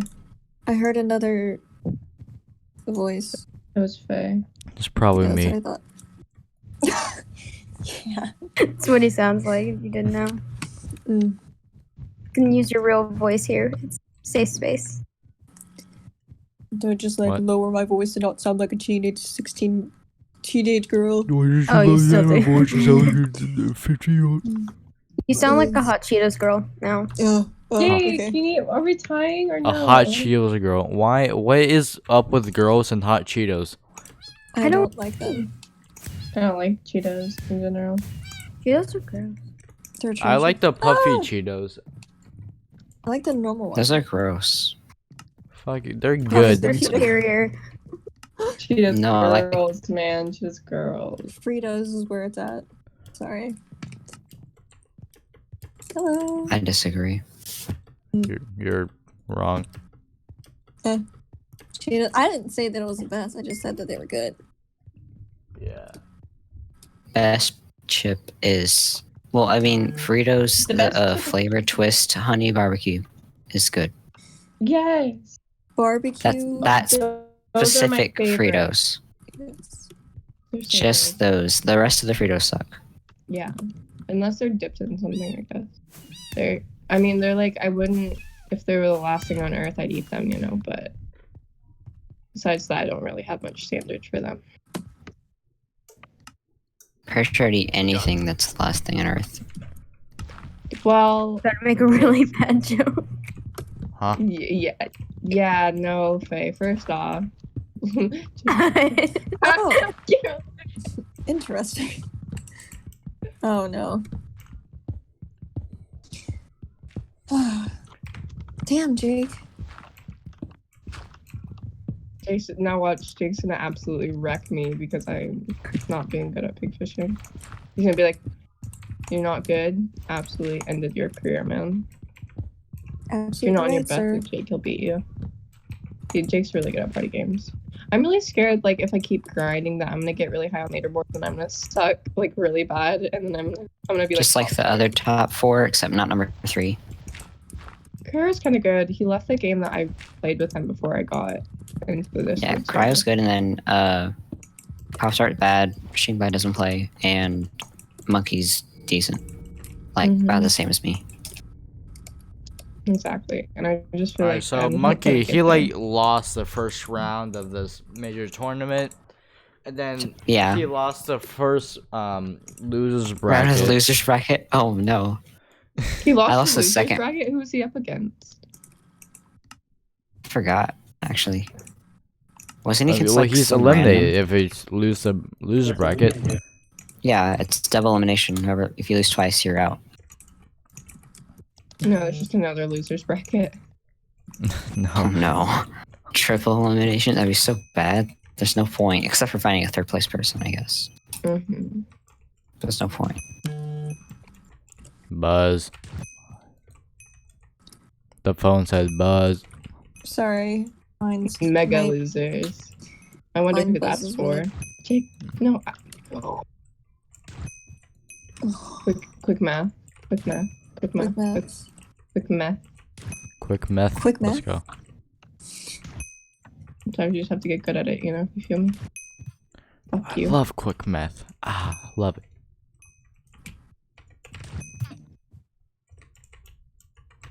No. No.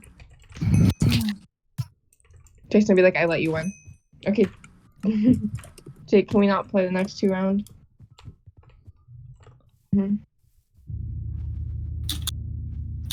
Are we not playing or are we playing? Oh, we're playing. No. Oh, I hate people. So you're so toxic. Stop. You guys suck. Come on, light blue, no. Look at her. She's not playing. I just got disrespected by Jake and Luna. Damn. Stupid. That hurts. That really does hurt. You know what? Come on, Jake. Let's battle it out. Let's see if you can keep up with me. Oh wait, he knows my strat. He knows your strat. You're running out of time. Shit, Sherlock. Well, space, not time. Oh, he definitely sees that. Yeah, like. Watch now. It's gonna be a bad game that we can't get second. Can you get away from me? Do you want to jump? You know what? No, thank you. I'm good.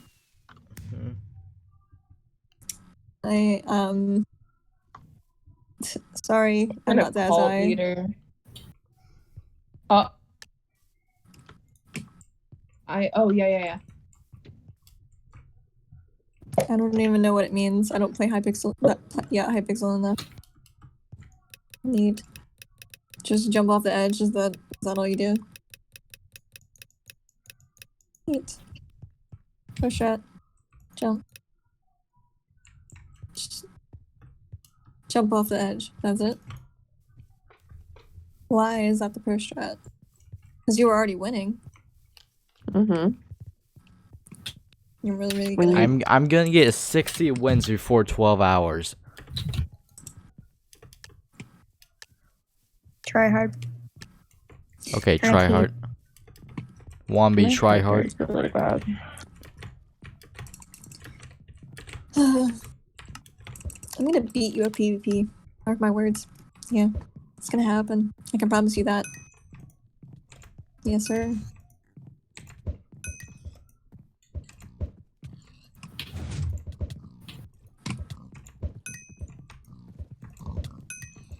Bombardment. Right. He was being so annoying earlier. I mean, obviously, but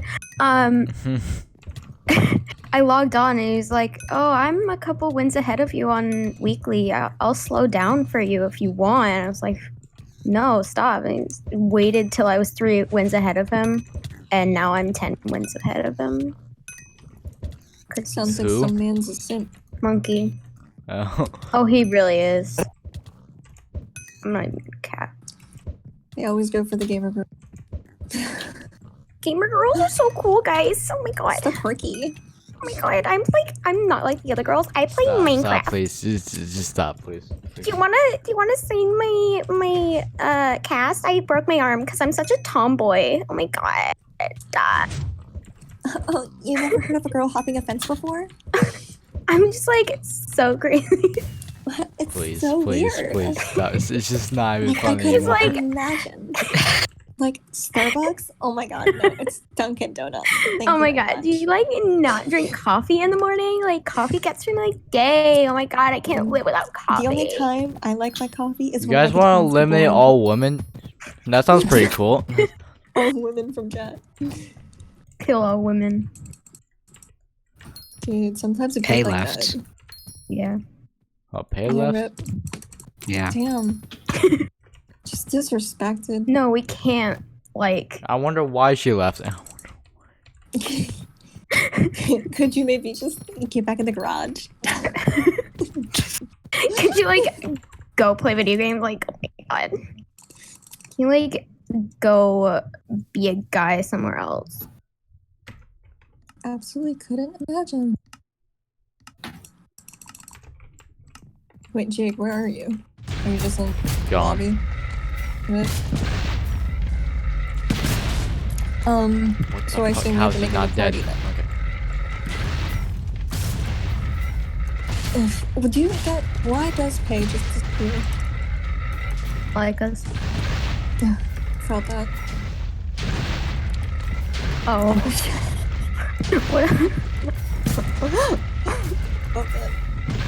I don't want to do this. This is scary. Please.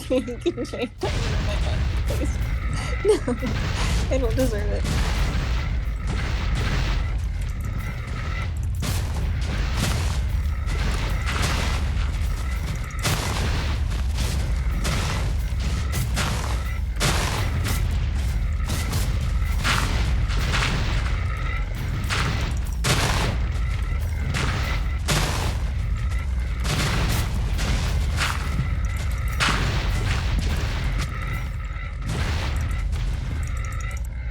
I got some. Not enough.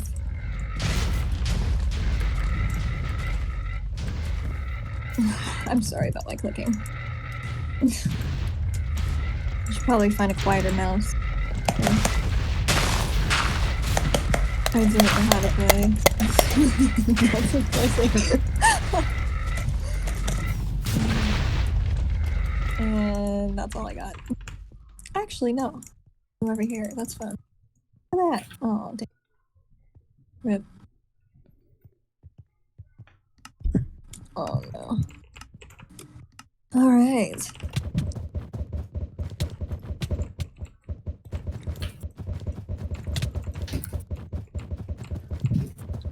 This other furry Ooh. that's in my game is trying to target me. There's no tent.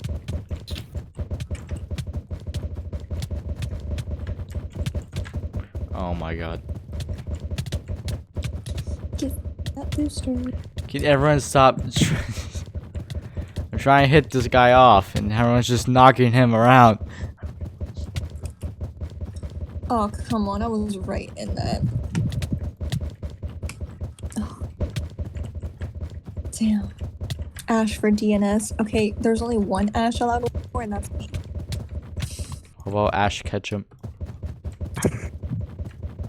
At least you don't call me Tide Pod. What? Ash and Tide. Tide Pod. Yeah, it's a common nickname. You wouldn't think. What kind of nickname? No, please do it. How does Ashen go with Tide Pod? What? Because they their say name is Tide. Ash and Tide. IGN. Yeah. Uh, You can call me Crash. That's a nickname that my friend gave me. I don't know Crash why. Bandicoot? Crash. I got all the game nicknames. If anyone actually played Overwatch, I'd call you Bob. I play Overwatch. I is a big Salt Life. Alright. As long as it isn't another Ash. I don't deserve that. What about Ash from Overwatch? Yeah. Alright. We're done here. We don't need to talk about that. Bob, no Ash. It's okay. Crash Bandicoot. I'm coming for you. No, Ash, how dare you beat me? I'm coming for your brand. That's my brand. I'm coming for my own brand. Oh, did I just beat Jake? Oh my. Oh, what a surprise. It is very odd that Jake is quiet. Quiet. I believe. Oh, no, I didn't type it. Ash is beating me by 1 point. I gotta smack them out of the ring. All right.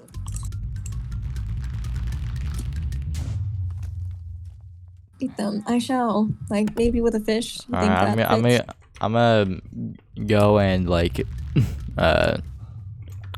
take like a 20-minute eating break. Have fun. You could win like 2 party games in that time. Yeah, dude, just get set up to win, like get enough points extra, and then go eat, and then come back. What? Like get Eat more at your points and PC. It's that I obvious. can't. But I'm not allowed Do you guys to. just not eat at your PC? No, I'm not allowed just don't to. eat for 24 hours. What I do every other day. not hard. Damn. Anorexic people do it all the time. Alright, I'm gonna have to speedrun eating. Hold on.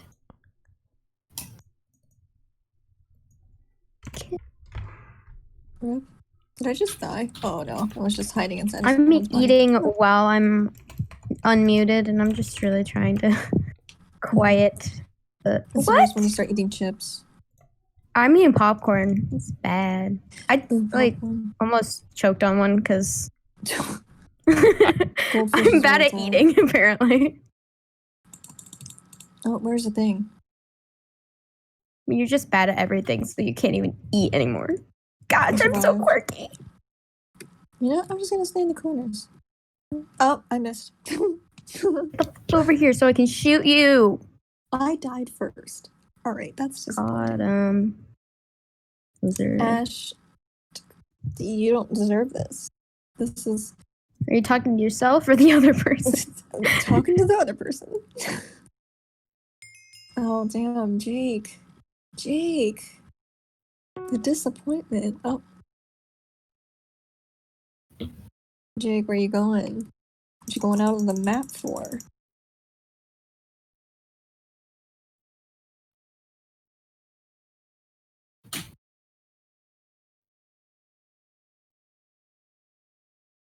In the roof. Dude, you're not Santa. The chimney is not the way to go. There's doors for a reason. Oh no, I don't have any points. Come on. Get good, Come on. then you'll get some points. Ooh. You don't want to start this. Actually, you probably do because you've been playing party games for longer than I have. But that doesn't mean that I'm not going to be competitive. I mean, I've gotten. If I can do math, like. No, I can't do math. Never mind. I was gonna say how many wins I've gotten in the past week, but I don't know how to too math. lazy for that shit. My family's too hectic for that. Especially my computer. I can't take that. When your calculator can't even do math. Dude. That's when you know all life is going downhill. Yeah. Oh, okay, I got 2 points. I'm tied with the other Ash. Such an asshole. I just brood over everyone and ho ho ho, and I'm just waiting for the comments on here. Okay, so 1, Rip Jake. 2, Rip Hay. Levy is getting food? No, Dan's getting food. I'm here. Oh, Dan. Okay. I couldn't tell. I couldn't remember the names. I'm sorry. I'm trying. Wow. I can't tell the difference either, don't worry. Honestly, I feel like... Yep, that's just it. That's all I'm gonna say. I only know Jake because I talk to Jake more. Well, not. I've just heard his voice more than the others. Levy a little bit too, but granted, I've only been in this chat for like 2 days.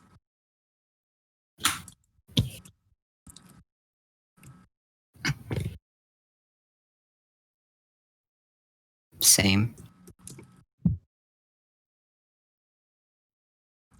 So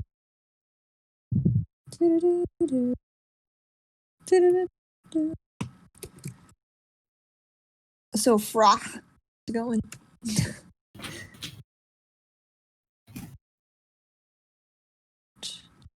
Can't even respond. Playing party games, bro. Imagine. Get got, nerds.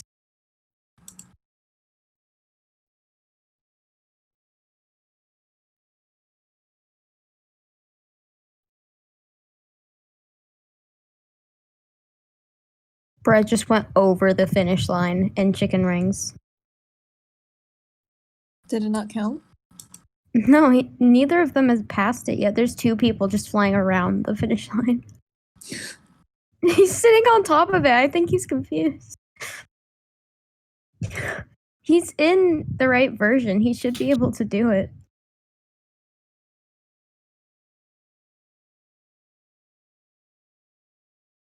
Rip. There's like 3 people in this game that are AFK, and it's all Jake and Pay. I don't like calling Luna Pay. I'm doing it because like you guys are. But it's so hard. It's like a foreign object. No. Object. Oh, he's jealous of my top hat right now. Oh, Yeah, you have you a top hat? should be I wanna see your jealous. top hat. Beautiful. In Badline? What? Yeah. Oh. If you guys were a Sour Patch Kid, what color would you be? I would probably yellow. I'd be orange Probably because no one drained likes of me. color. Be just like my Minecraft skin, like grayscale. Grayscale. I'd be orange because no one likes me. Yeah, good. I mean orange. Just nobody seems to like orange. It's sad. I haven't eaten Sour Patch Kids enough. Best times one's to green. know. That's I bad. know that green and blue are typically the most superior tasting. Blue is gross. Red's don't- best. Red or Yeah, blue's not that good. What the? Who Blue's probably invented worse. blue raspberry? Who decided that was a good idea? I think it's like raspberry, but Can we talk I about don't Jolly know. Ranchers real quick? Okay. Jolly Ranchers. Grape or cherry? The green apple's the best flavor by far. Yeah. No. Or blue. Blue's good. The blue just like stains your tongue. Yeah, It it does, does. but either way, it still tastes good. It's like I don't know. I like the green apple more. Tastes better. Green apple has more of like a tangy. Like a sourish. Mm-hmm. Blue is more soft, which is why it's. I don't know, kind of I like- better. I think blue's too sweet though. But what about Well, I Skittles? think it's just because I have braces on, so like I I- have to be. Am ready to sue Skittles for getting rid of the lime flavor like 3 years Dude, ago. You and my mom. That was more than would 3 years ago. be It was a such lot of good years ago. I'm old. You friends. are How old are you? 14. You say you're old. I'm a grandmother. That was a Vine reference that no one gets. Sorry. But what about Skittles? So like, green apple's the worst flavor by far. No, I haven't been able to eat Skittles because of my braces. I stay away from that and Laffy Taffy. Oh well, best flavor is lemon. Lemon. I swear someday Skittles is gonna replace that with banana, and I'm just gonna. No, banana. They were- Artificial banana is the grossest thing ever. Like banana and watermelon, like they just don't taste like their respective fruit at all. No, they never do. Wait, are you saying blue raspberries taste like blue raspberries right now? Blue raspberries don't exist though. That's my point. Exactly. Okay. Based off of those 2 data points, that would mean blue raspberries don't taste like blue raspberries, which is right since they don't exist.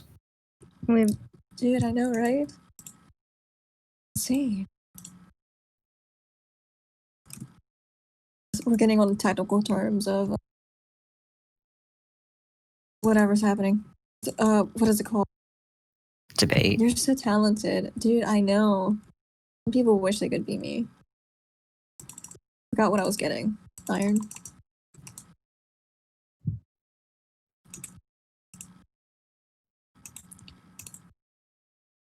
Jake, you wish you could be me. Just saying. They use very toxic paint and paint over raspberries. My tree in the backyard. Raspberry tree. Yeah. So you get that paint in too.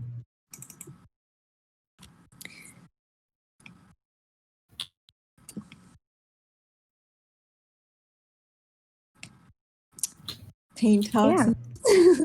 It's my favorite flavor, honestly. Mine. I don't know. Favorite flavor of what? Flavor of what? Yeah. Candy is paint. Paint. Oh. Yes. Okay, I see.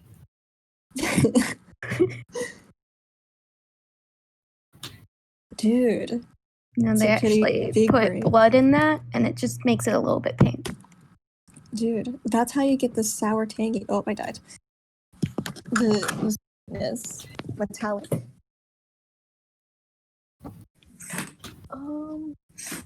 Sorry, I gotta close my curtains. Please. Granted, Jake is playing, so it's probably gonna be a while. We have to add Fra to the party. That's my name. I did not die. What do you mean? What do you mean? Just got disrespected by Hypixel. Yeah. Yeah, even someone else said what?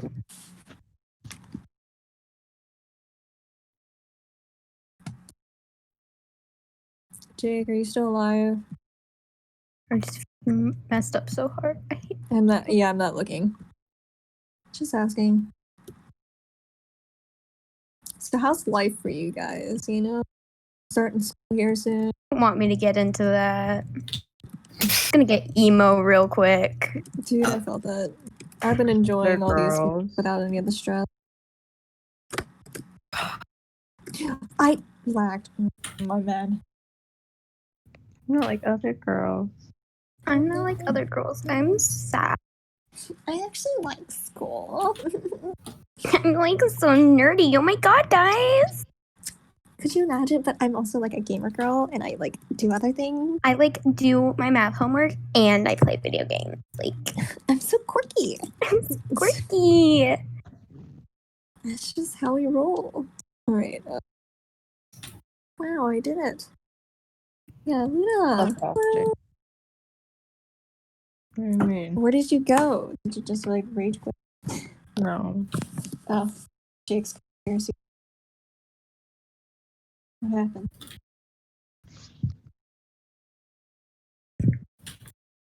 Why'd you leave me?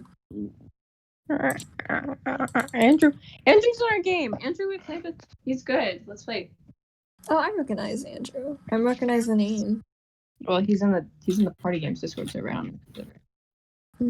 Interesting. Yeah. The party games Discord server that is very bad. We get it. Oh yeah, I was gonna edit today, and then I decided party games. I felt that. Edit what? Curious. Party games compilation of me dying. Dude, Why? I felt that. Oh my god. L I'm not compilation. is Good important. night, streaks. Sign me up. I'm getting out. Jake.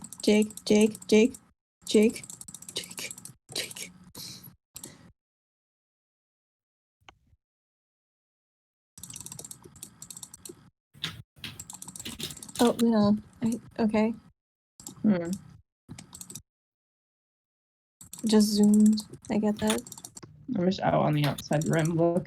I think someone just let me win, and I'm gonna beat them. Just jumping Jake, around. do you want a duel? I wanna... Jumping. Oh, I fell out of the thing. Damn it. But you gotta go stealing my kills for me. Play. Mm-mm. I don't care. I'm not emo. I don't I'm even just care anymore. God. I don't even care, man. Like, what's even the point anymore? Sounds like someone I know.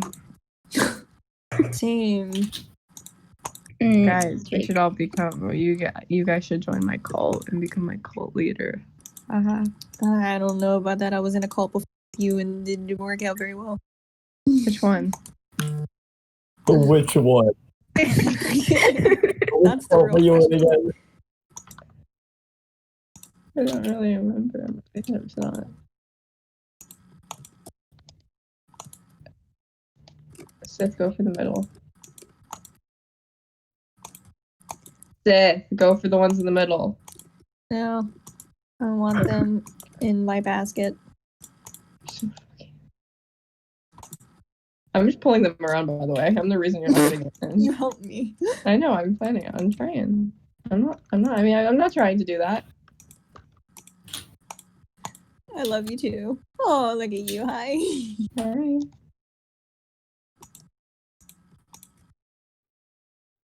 Oh, I got third. I never do good on this game. It's because I'm not playing. I used to lag so hard that I just couldn't do it in general.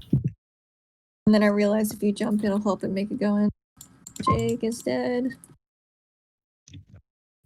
Smoke trees. That's what. Oh, I'm lagging. Oh god. It's gonna be bad. You know, King. To you, what's Lord?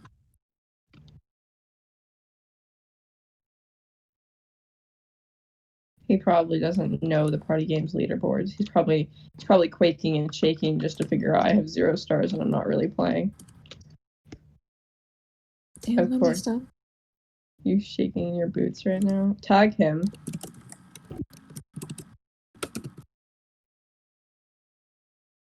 Meh. Oh, I messed up.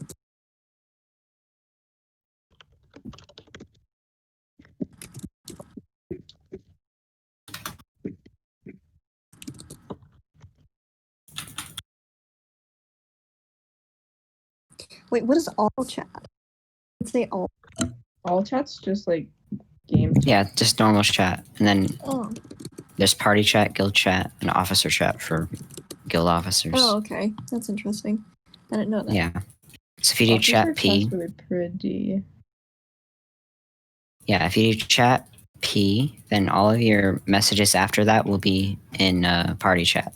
Yeah. And then you can switch to chat A, and then you're in all chat. Dude, Nina, why?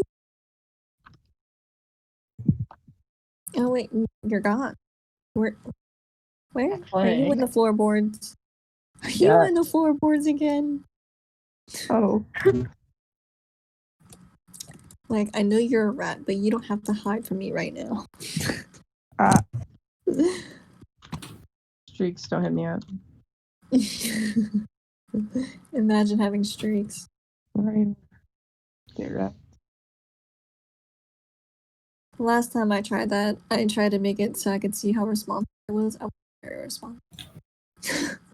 Yeah. I'm tempted on just starting, what do you call it?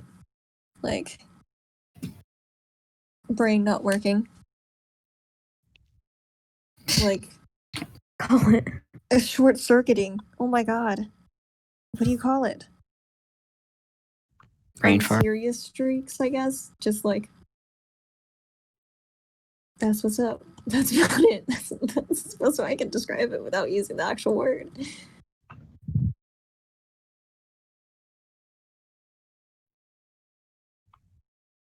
Jake. I'm about to let Levy pass me just because. I don't know. Levy pass me so I have motivation to play again. I really don't care at all. I know, but I don't know. Maybe I should just let you have it, you know?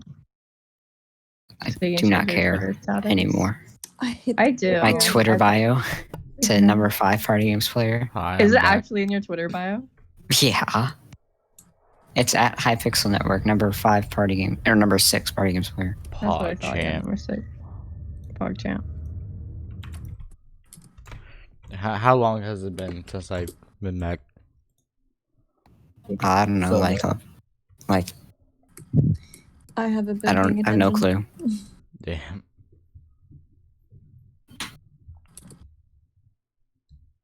I'm trying to get good with the sweats. He beat you. You gonna cry, Jake? I hate you. Ash blocked me. I did. Oh. I'm sorry. You were going after me though. Why can't I go after you? Why are we blocking Jake? Aw, that's such an asshole move. Oh, 6 seconds. I don't. Ow. Okay, now I'm not playing again. That took too much energy. I messed up. Damn. Luna and I are tired. Why am I on leaderboard? I don't Me, know. why you're on the leaderboard? Well, like I'm in the game. I played one game. Mm-hmm. No, Jake. Jake. We can talk about this. We can talk about this. This dude in Anvil Spleef asked, why does the floor disappear? Just tell him it's a glitch. Probably because they didn't remember. Yeah. Oh my god. Oh, he's How good at do you- aiming. He's here. I'll try to kill him. How do you not realize that the ground disappears when an anvil falls on it? Oh my gosh. I mean, it is called Anvil Spleef, believe it or not. Spleef means. Oh my gosh. Okay, that took too much energy. Oh, this is intense. Why is it? Ouch.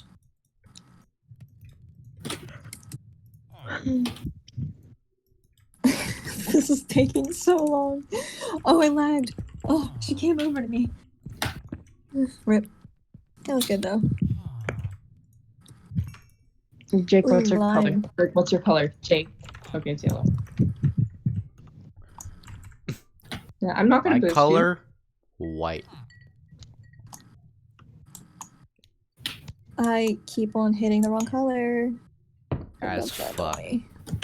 Playing this game, it's just boring. As follows, very nice, thank you. Sebastian, 5K. Yeah, I have 6 That was followers. such a I get toxic sick. play. I just And Wow. he donated 69 bits for my 69 follower, so. Yeah. Yeah, kind of a simp. I just slipped. I slipped again. What the fuck do I do? Actually, I have a Twitch Prime sub, but I don't know who to give it to. Well, we don't have to give it to you. Or me. Alright. I just gave you 69 bits. It's like obviously more than $5. Alright. Well, it's free, you know, like. Alright, you see, alright, go to my homepage. Uh-huh.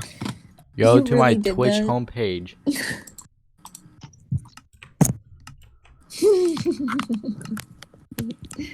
That's funny.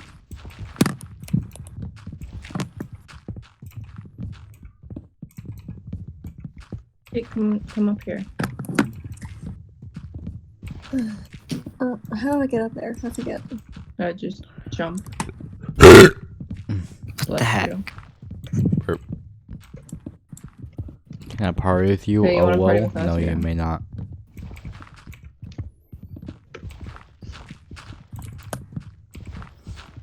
Oh wait, Jake. Jake, what? How many players do we have?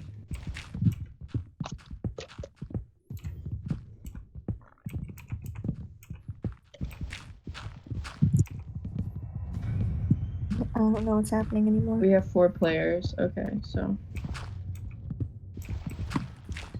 What do you guys want to play? No blue. Should Bedwars. play mini walls. Ew. Mini walls, yeah, play that. Please don't. Please Imagine do. having VIP. Do you guys play zombies? Course game? That course game is mini walls. Yeah, Core's main game is Mini Walls.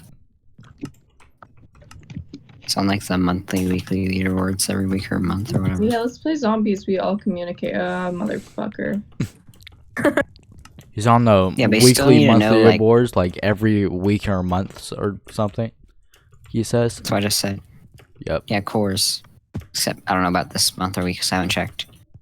And the week just reset today. I'm gonna play 2 more games so I can get to 390, and then I'm gonna not play for a little bit. No, it might take like 20 minutes. He said, "Good I don't game, wanna brother. You're killing it." I kind of want to get to 500 before I go to sleep. Where are you at currently? I don't remember. Not I close. She has a craving to play party games, and I've never been more proud of her. She what? She has the craving to play party games. Who? Isla. You don't know. Isla, you don't know who that is? Isla, who? Oh my gosh.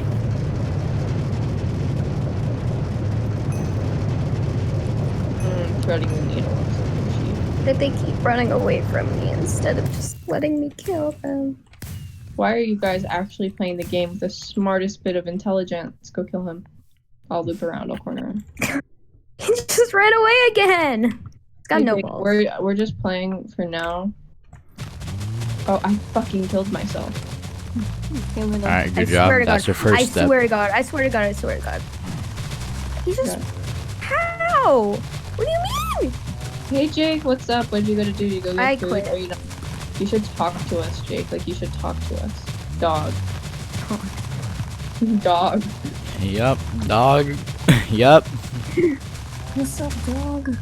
Oh, it's puppy. Does this dog not have a gender? Or are we just calling it it? Dog. Jake has no emotional Non-binary attachment, dog. So he has to call it it. Cool.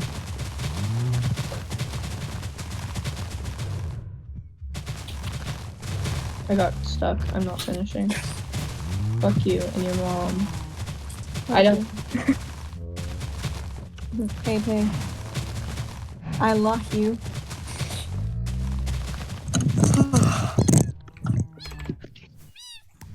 Get it? I hate myself. I didn't. That entity. Alright, Faye, I got you.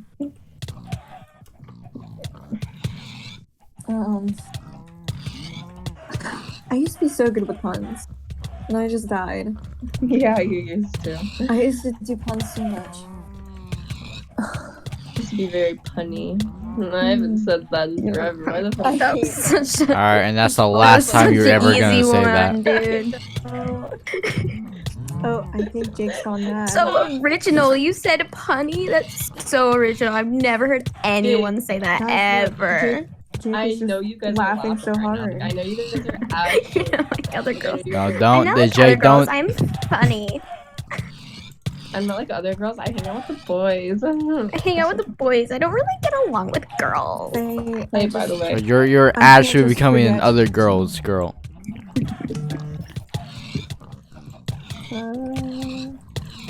Nope, that's not gonna work. What about playing Ashen Tide? No Ashen Tide. Itchy, dude.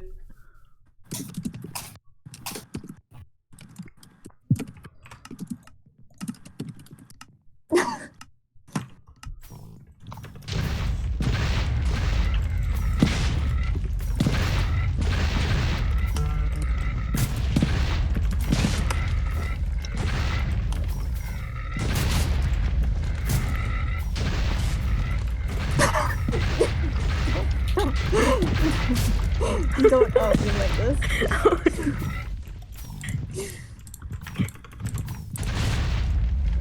And that's why I'm playing the game for fun. How do you know that I have some? So independent, always with someone else. Oops. Okay. That's gonna suck.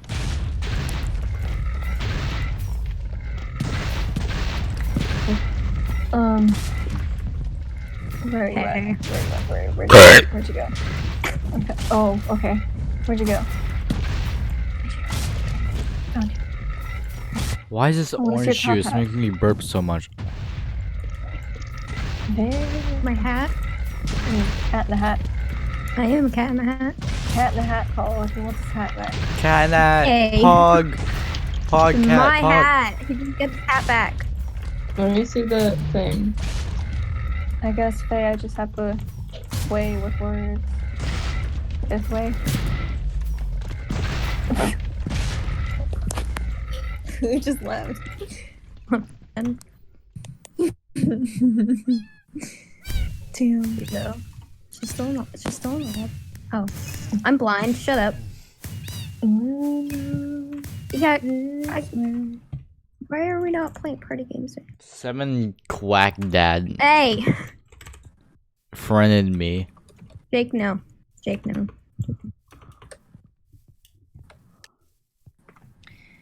I can't type. Where is your name on this? I want to see it. Oh, there you Can are. you read? How could you? I'm blind. He just messaged me. How could you? What did I do? This random non just says my skills are far more superior. English. Welcome back. What do you mean English?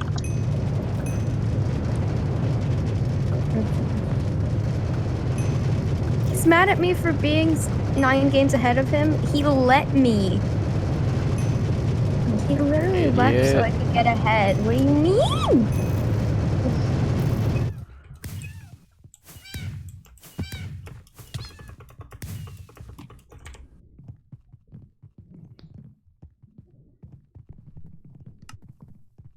Oh, maybe I forgot how to play Hyper Button. So what is Hyping. this? Ew. Mini walls? Oh god, there's anybody using. I've played like 1 game of mini wall, so I'll be 100% honest. Yeah, Jake. Let's do it. We'll be unstoppable duo, don't worry. Oh, okay. You guys are also here too. Imagine. I forgot how to do this.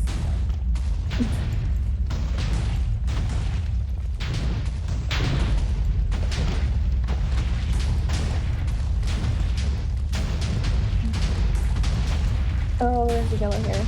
Oh, I died already. Motherfucker. Oh my god. There's a yellow.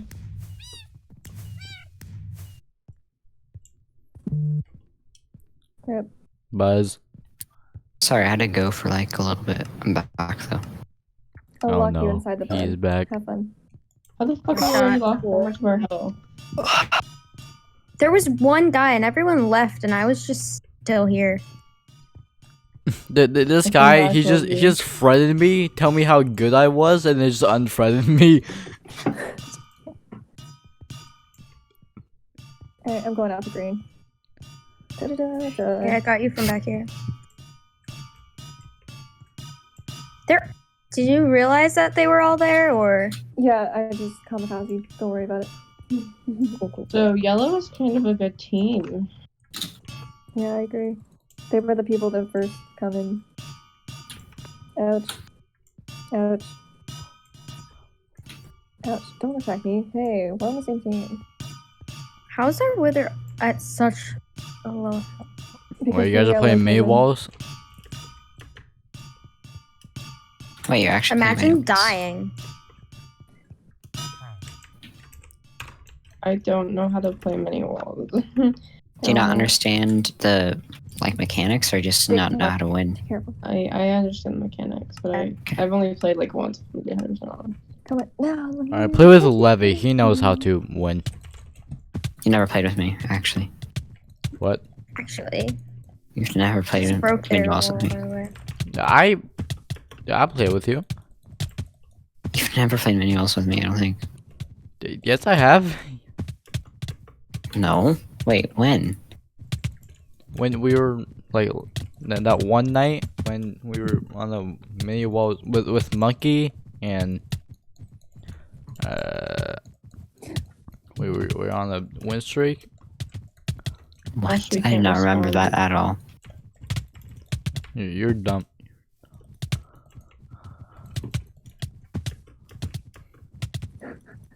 Was that recently? Because I do not remember that. Yeah, it was recently. No. I haven't played mini walls at all recently. I think he means like not recently, but recently. I mean. This fucking Super C. The Super C. He's beating me.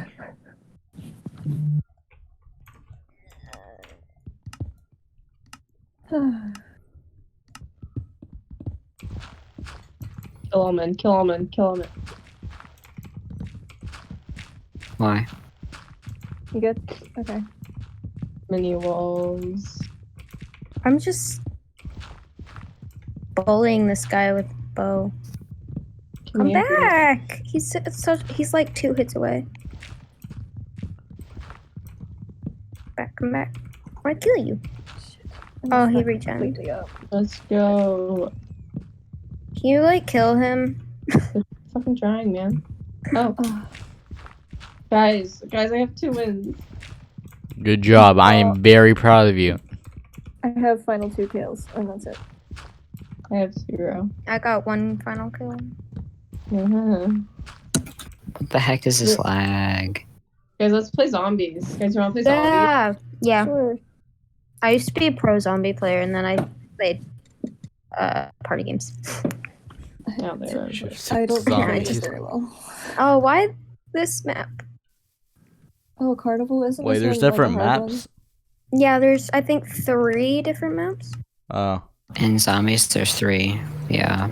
Dead End, Bad Blood, Alien Why are we Arcadium. playing I didn't know that. Alien Arcadium though? Gross. Oh, I've never Alien played before. Arcadium's the worst one. It takes like 10 hours. You guys are probably gonna have to help me with this one because I've never played on this map before. And yeah, it's like the one that's hardest to win. Yeah, I don't. Nice. Is anyone gonna cover a window or just like not? Nope. I forgot that we actually like kind of need to play, which is the funny thing. What? Wait a minute, it's good because you're gonna be playing for like 3 hours in that game. I love this map. Oh yeah. Okay.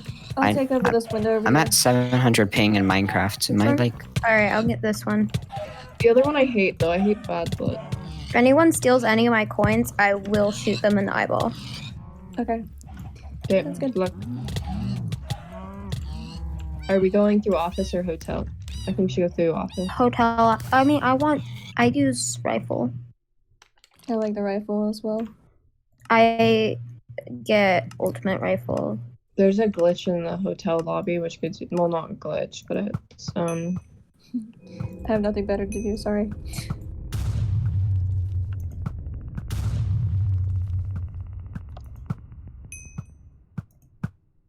My internet's dying. Rip Levy.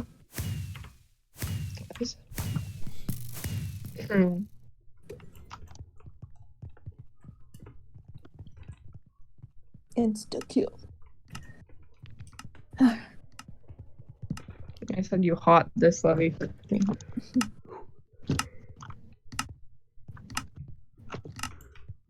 Jake, you good over there? Jake. Oh, is Jake doing 2 windows or is Jake only doing 1? No, I'm over here. Oh yeah, when you like let the window break, Yeah, you get but more points. I don't want. I leave 1.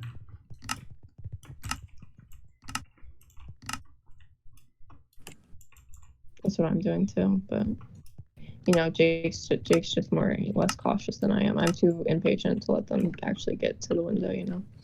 I'm just trained to not let them do it that much because people steal my coins because they think I'm dying. Yeah. I let them hit me. Why? Because he's emo. He wants to feel something. Massachusetts.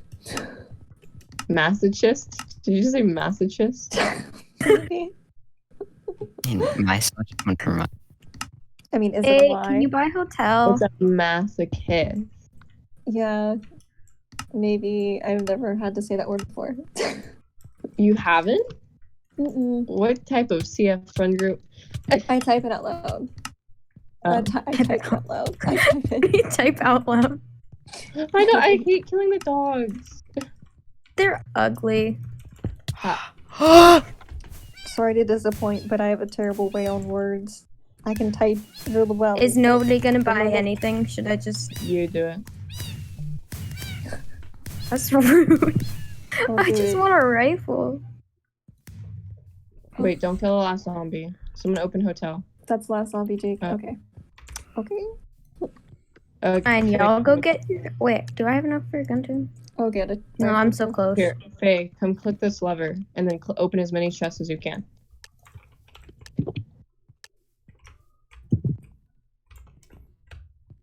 I forget, what does that even do? Oh, there's tiny bombies.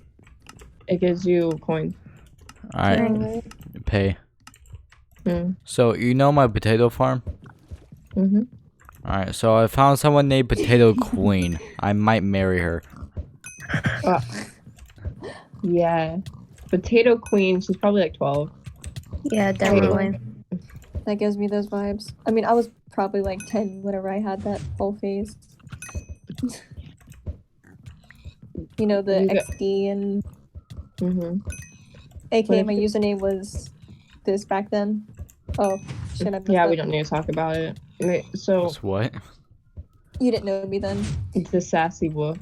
The Sassy Wolf, or it was just Sassy Sassy Wolf, Wolf. and then something with... Were you a furry?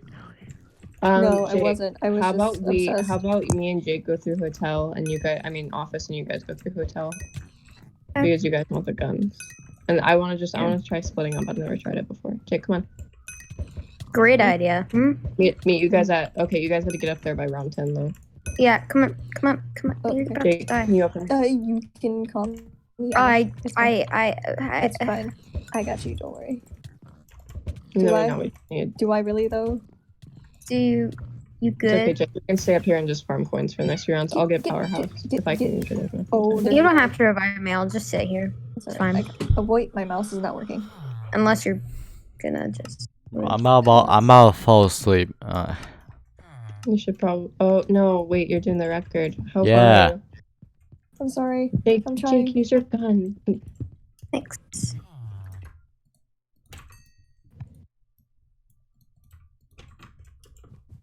Dying a little bit. Okay, you got those two. Trying to get some gold. I'll get the next room. You guys get those. I mean, you get that, Jake. You just pretty much get that room. Can you and get behind you? Can you get apartments? I can. Come on. Hey. Lagging. Is something happening? Oh, there we go. It opened. Oh. Sorry. Trying to conserve ammo for a rifle because I'm cheap.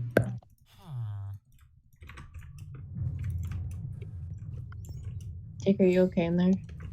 I'm not getting many over here. Alright. I believe there's the iron armor. Sniper is good. I can't. Oh. Fine. I'll just wait until it's... Yeah, there's just a lot of people coming up from upstairs or from downstairs. Okay. So just come up. We have one last zombie here. Do you guys have the other one? Yeah. Okay, Jake. Dream and train. Oh. Okay, we'll be up there in a second.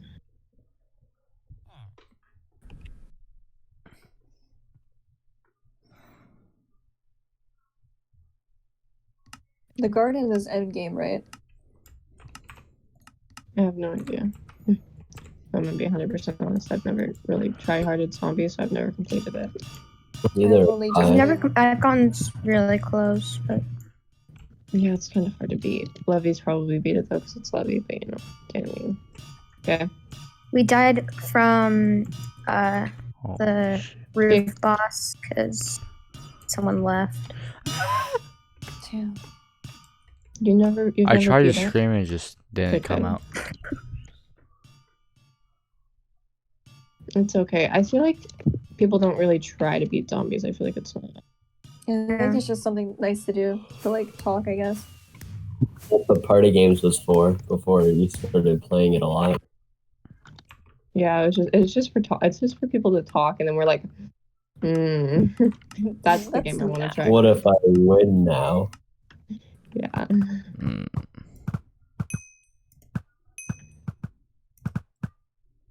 Okay. Only reason I'd play zombies is for the achievement. Do everything for achievement achievements. He wants bragging right. Hi, Jake. I'm sorry. I got this room now. Faye got the other one. Don't fucking do that. You want to fight? You want to square up? Behind you. Oh. Okay. Yeah, I got you. Didn't think there would be that many dogs. Jake, back up. Do you want to get armor? Jake, can you go after Oh yeah, armor. It's right Go over upstairs here. to power station. There's dogs. Go away. Dogs. God, Jake, Oh, you're I'm bad. so You're bad. bad. I'm pretty You're sure there's bad. armor in Follow the me. gallery. Jake. Oh, okay, wait one second. Come here. Let's go. Did you get another gun? Huh? Ow, this Did you get- dog. Sorry, I hotkeyed. I wish the hotkeys were different. Okay. Come here. So I believe it's over here, right? Yeah. It is. Jake, Jacob, come here. Jake up. He's just sitting there. Hey, come. You have to go upstairs. Come on. Jake up, get up. Jake up. I mean it. Let's go. Good boy, good furry. You activate the power, Jake. Huh? I'm gonna get ultimate. Careful. Sorry, I'm stealing your coins. Wait, Jake, everyone- click this button. Come click the button. Come flip it. Thank you. Oh, Bombi's here. Oh god. So whoever Bombi gets on, just run around. Okay? It's on you. It's on Fuck you. me.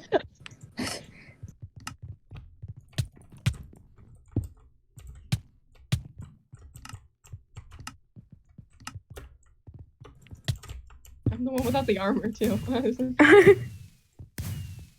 You're the chosen one, Harry. I run out of ammo so quick just from this boss.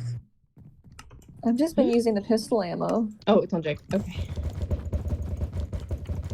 Oh, hey. Oh, you just. Hey, thank you, Jake. Hello. Can we leave the last zombie so I can go repair windows so I can maybe get armor? Yeah. Yeah. I wanna. Jake's killing a zombie. So we. Alright, I found a pigman. I don't want to talk about it, Jake. Please come revive me. Wait, Jake, kill the zombie before you revive me. Oh my gosh. I'm sorry, that took a really long time. Okay. Okay. Alright. So I believe the chest plate is in the other place, the apartment. The gold chest plates in the office. Wanna get ultimate rifle, so I gotta get the garden. We probably want to start. I cornered. I got cornered. Insta We're not kill. gonna talk about that. Nice. Oh my god, thank god. I'm about to destroy everything. Kill everything you see, Jake. So you? Don't give him ideas, please. Thank you. My knight. I had 4 seconds to oh, perfect timing. Don't worry. Thank you so much. I shall forever be your debt. How do you like? Hey, Faye. How do you like your eggs in the morning, Faye? He's shining, Faye. Do you need $5? Please. Accept any of my offers. Accept Cheez-Its as repayment. Oh, I only have goldfish. Will that do? I suppose. Are they colored though? No. Are they rainbow sorry. goldfish? They're cheddar. I also have like gushers and stuff. Does that work? You have gushers? Gushers Yes, are where's Pop-Tarts shit. too? I hate You're gushers. shit. I love gushers. I hate Gushers are bad. But goldfish are really good. They're immaculate, right? Same. I have a carton of goldfish right next to me. Dude, why is goldfish on my desk right now? I have like my closet. I have to store my snacks. My brother likes to eat them all. So I have like Nutella and crackers and stuff in my closet, and it's just like a giant stash. I am Run away. I swear, can you buy a new gun? Probably. I should probably get sniper. That would be good. I mean that. Okay. I want to unlock garden and get ultimate before we go on the roof. Yeah, smart. I'm gonna need to wait to get more. Oh, you're dead. Okay. All right. Garden's like 1,000 or 750. I can't remember. So okay, I think it's 750. But you guys, we need to stay upstairs for a little bit until we get more stuff. I'm probably gonna get the sniper because that way I can, if they're in a line, obviously I'm just gonna snipe them in their face. Okay, Jake, get upstairs. Run upstairs as quick as you can. Okay. I have enough for both things. I really want to just go down. I know, but we just need to regroup for a minute. I got Laffy Taffy. So. I didn't need to buy the roof. You really didn't. On the roof? Yeah, it was oh my god, tragic accident. Now everything's coming from the roof. The roof gives you like 50 more zombies. Ow. Yeah. Oh god. Why are we going so fast? Roof, that's why. Oh. I mean, oh, where is the chest plate? Because I am lost. Go look for it in a second. Oh, extra. I kind of know where it is. You were the one who like was the leaderboard. I don't person. go. I don't go through. I don't go through office very often. Ooh, lucky chest. Right, talk about that. Click. Sorry, I'm eating Laffy Taffy. I don't want that. Not for me. Extra weapon. Tempting. You don't even have one. I'm getting distracted. All right. Yeah. So. Okay. I need to pay attention. We're gonna get stuck down here if we don't go up. Yeah, guys, can you hurry up? There's a bunch of zombies coming from roof. Who are you? Oh, wrong way. Thank you. Magma. Yeah, there's a bunch. There's a bunch up there. You guys need to be careful. No, not the good time for HP support assistant to pop up right now. Oopsies. Help me, HP. Oh my god. We Right, buy rifles. Are you gonna be good over there? Probably I'm not. starting to I can't pass see- out. I can't. No. How long has it been? Jake. I once played with this guy who he was like, he looked AFK, but he was hacking and reviving us every time we died. Wow. And we almost won. It was pretty cool. Assistant, I know you're trying your best, but please go away.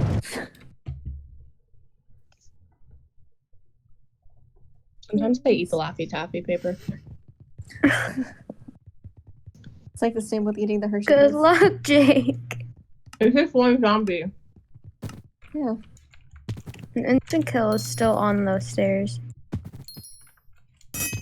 Jake, don't die. Here you go. Oh, there's my dead body. Isn't it so cute? Oh, so adorable. Do you ever just die standing up? I'm gonna.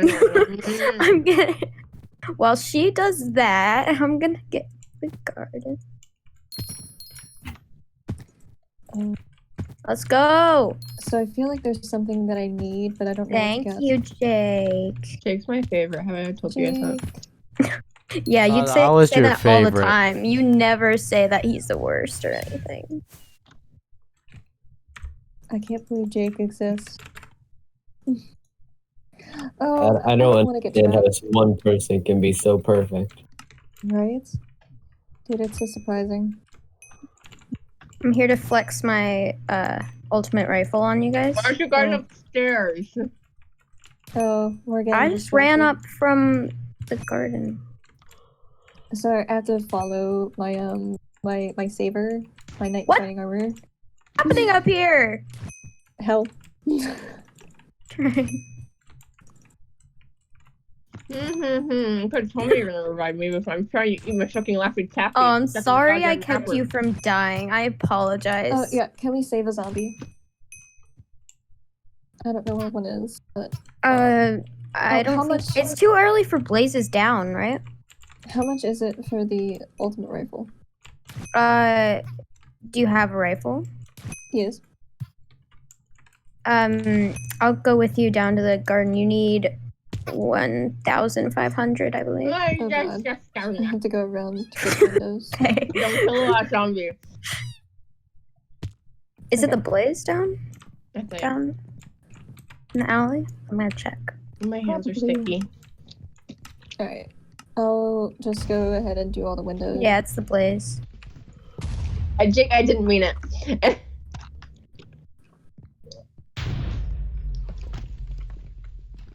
Please don't come after Wait, me. okay, can we not kill a zombie? Because I really need to go wash my hands.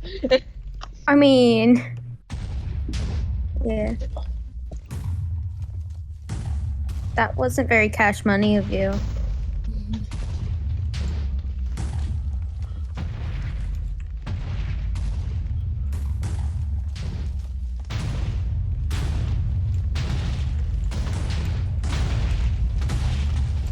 Couple windows in here.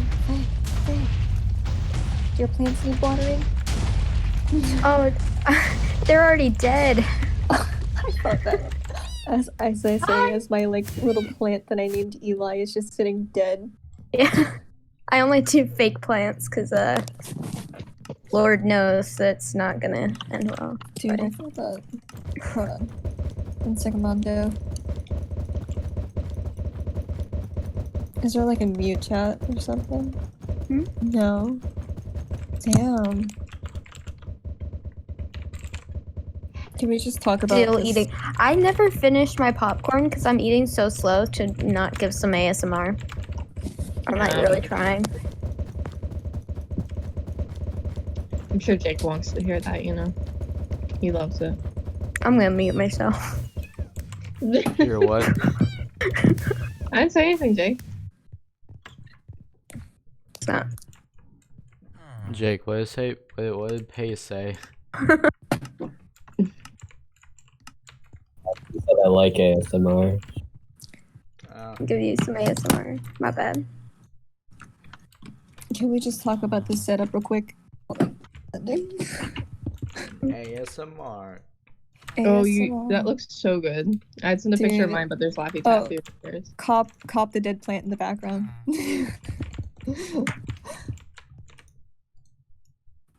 Cop At your least you 80s have the classes. mouth. Yeah, oh. I see my God. set. I'm. What? I'm blind, alright? They can shoot through the iron bar. Hold on. So I have frozen bullets. Can I also get flame bullets? Yeah. I have Damn. both. Okay, I'm gonna have to kill the zombie then. I'll just have to do the thing then. Guys, look, I have Next one. 69 kills. I'm gonna go down and get quick revive quickly. You're Unless flexing your 69 and it's like 40 less than all of it. Well, I was eating. I'm eating. Can I kill it? Let me Yeah. back up. But then, yeah, you can kill it. Do you want to stay in the garden to get your ultimate thing? Yeah. Hold on, you're gonna have to show me the way. Yeah, Show guys, me let's go down. Let's you go down know to the the way. garden. Where are you, Jake? I'm already at the garden. Y'all need your shiny. What's up? I have 9 coins. I don't What know a if I- god. You rich. Oh my gosh. I'm just gonna let you guys get coins. Okay. I'll just watch door or something. The true backup. Ow, ow. I sounded so max ammo.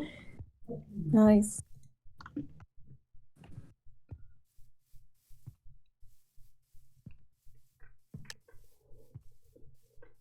Jake. Jake needs help. What's wrong? Where are you going, buddy? I'm okay. Nothing wrong. Oh yeah, let's just let Jake run off. He'll learn the hard way. Just let him. Can I shoot you in the face without getting attacked, please? Why are you so angry? I'm only shooting you in the eyeball. Right? Like, so offended, gosh. Pistol This nozzle thing's might be up so your personal. nostril, but it's fine. It's a It's restaurant, a Jake. bullet in your nostril right now, but like, calm down. It's only a game, bro. Sometimes a bullet might go through your ear, but you know what that's like.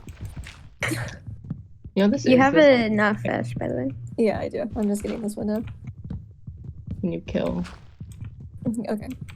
So how do I do this? Just hold it out? You just take the one you want to do and right click it. Good. Oh, wow. Look at that. It's Alright, next is so probably much going to be the nicer. sniper. Oh, I want to go grab the shotgun, actually. Oh, I'll come with you. Find like an AR. I think next I'm probably just going to have to do the pack-a-punches. Not pack-a-punch. I'm Call of Duty, sorry. You just start the next round. I'm going back down to the garden. See y'all later. Where the Why am I so blind? Where the hell is it? There it is. Oh my god. Okay, I'm just gonna follow you. Jake, Jake, I don't know why the fuck you're running on. I'm looking for. Oh, I found it. Ultimate shotgun one-shots everything, and it's so nice. Do we have everything already open? Dog. I think so. I don't remember.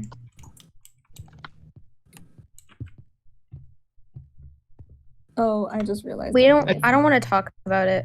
All I right. got you. Oh, never mind. Fuck. This is why we don't stay downstairs. Where are you? I don't know everything you can. Okay. Okay. Okay. Okay. Someone in Guys. trouble? Not this time. I gotta eat the sustenance required daily. Oh. Okay, I have to eat dinner. What time is it for you? 6:30. Oh, Jesus. Okay, so you're in the same same English. Same time zone as Luna. Yep. Do you guys know where to go to get to the garden? Can I go ultimate? Can I go ultimate this shotgun real quick? I'm gonna. I'm still. Don't kill the on last there. one, please. Okay. Can we meet back up in the power house before we kill the last one? Yep. Power station. It might be. Is it a blaze? Oh, again? I fucking found it. It's fast. But I speed. Speed. Let's go. Why are you? I have running? 2 ultimate. This is rad. I'm living. I'm gonna show you some real speed. Please. Oh, yeah. Hi, guys. How you doing? Trying. It's so fast. It's running away from me. Stop running around the thing. I can't. I'm really trying. I can't keep up with it. Yeah. Sniper.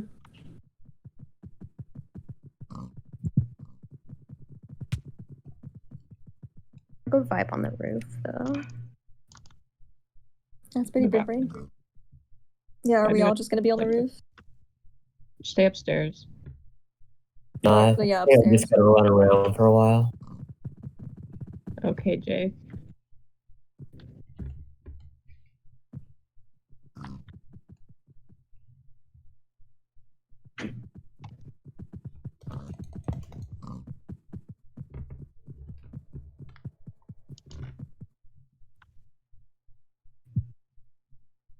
Ouch. don't like these magma dudes. They suck.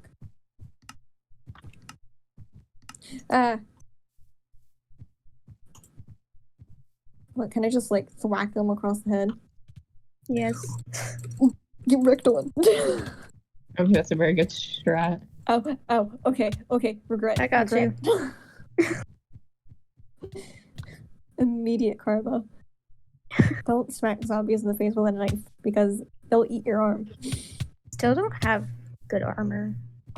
Team Yeah, machine. same. What is team machine? It gives you stuff for your entire team. You don't need it unless your team's in danger. Oh, oh, that's pretty big. I kind of want that, but I kind of don't. Oh no, firewall, please. For my beautiful iron outfit. Oh, so pretty. I know. I gotta be like the humble servant, you know. Oh, there's a Gold armor. Humble servant in gold. Okay, buddy. Reversed Gold is so humble. Dude, it's less strong. You know, you gotta give the peasant less. Yeah, gold is for peasants. Is this what you're? See, but diamonds is where it's at. Lights. What? What? You didn't turn any of the lights. Why was I supposed to? I didn't go down here. I'm gonna get yelled at so bad if I finish this game. Are we But at done? the same time, I'm not hungry. I don't want it. I'm I'm telling literally you just gonna what, sit at the table for a minute, just like, hi, guys. You Just child. blazes, so we could just sit here. Well, do you guys want me to end the round? No. Well, because we have everything repaired and stuff. I mean, yeah, I don't really have anything else to do except I'm do good. windows, but that's boring. Actually. The roof boss is in a few rounds, by the way. Oh god. I should It's probably giving up for reload here ultimate. soon. Okay, killing it. I want to upstairs. get extra health. I gotta save up. Yeah, you might just want to kind of get like extra. You might want to get upstairs. You guys, you might Is wanna- everyone? You want to stay up on the roof? Yeah. I'm up here. Jake's still running around. Jake, If Jake gets What he down, does? don't go revive him. Nah, I won't go down. I'm too good. Sometimes sacrifices must be made. Yeah. Just agree, imagine. Oh! Please, I'm burning. Luna was just too hot for me. Stop burning then, duh. XOXO kissy emoji. Yeah, did you know like 5 people? So if you saw my Instagram, my Snapchat story last night, right? Like 10 Maybe. people screenshotted it, and I was really like read their screen recorded or screenshotted it, and it scared me. Oh, please. That's when you know that you're hot. Dude, you look so cute though. Just saying. Leave me alone, please. Are you Is it hitting not on me? really? I have a boyfriend. Oh, you do? Sorry, I met you first. Yeah, please leave me away. Okay, Jake actually Do come you- upstairs for do this you- round. You really need to come upstairs. Like it's about to get crazy. Do you want to throw it back to when we first met? I mean,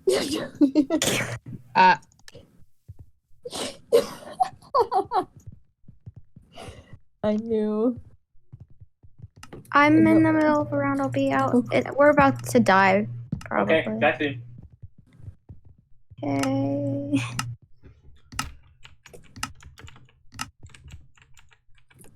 I was like the opposite of, are you winning, son? Just die, please, so you can eat dinner.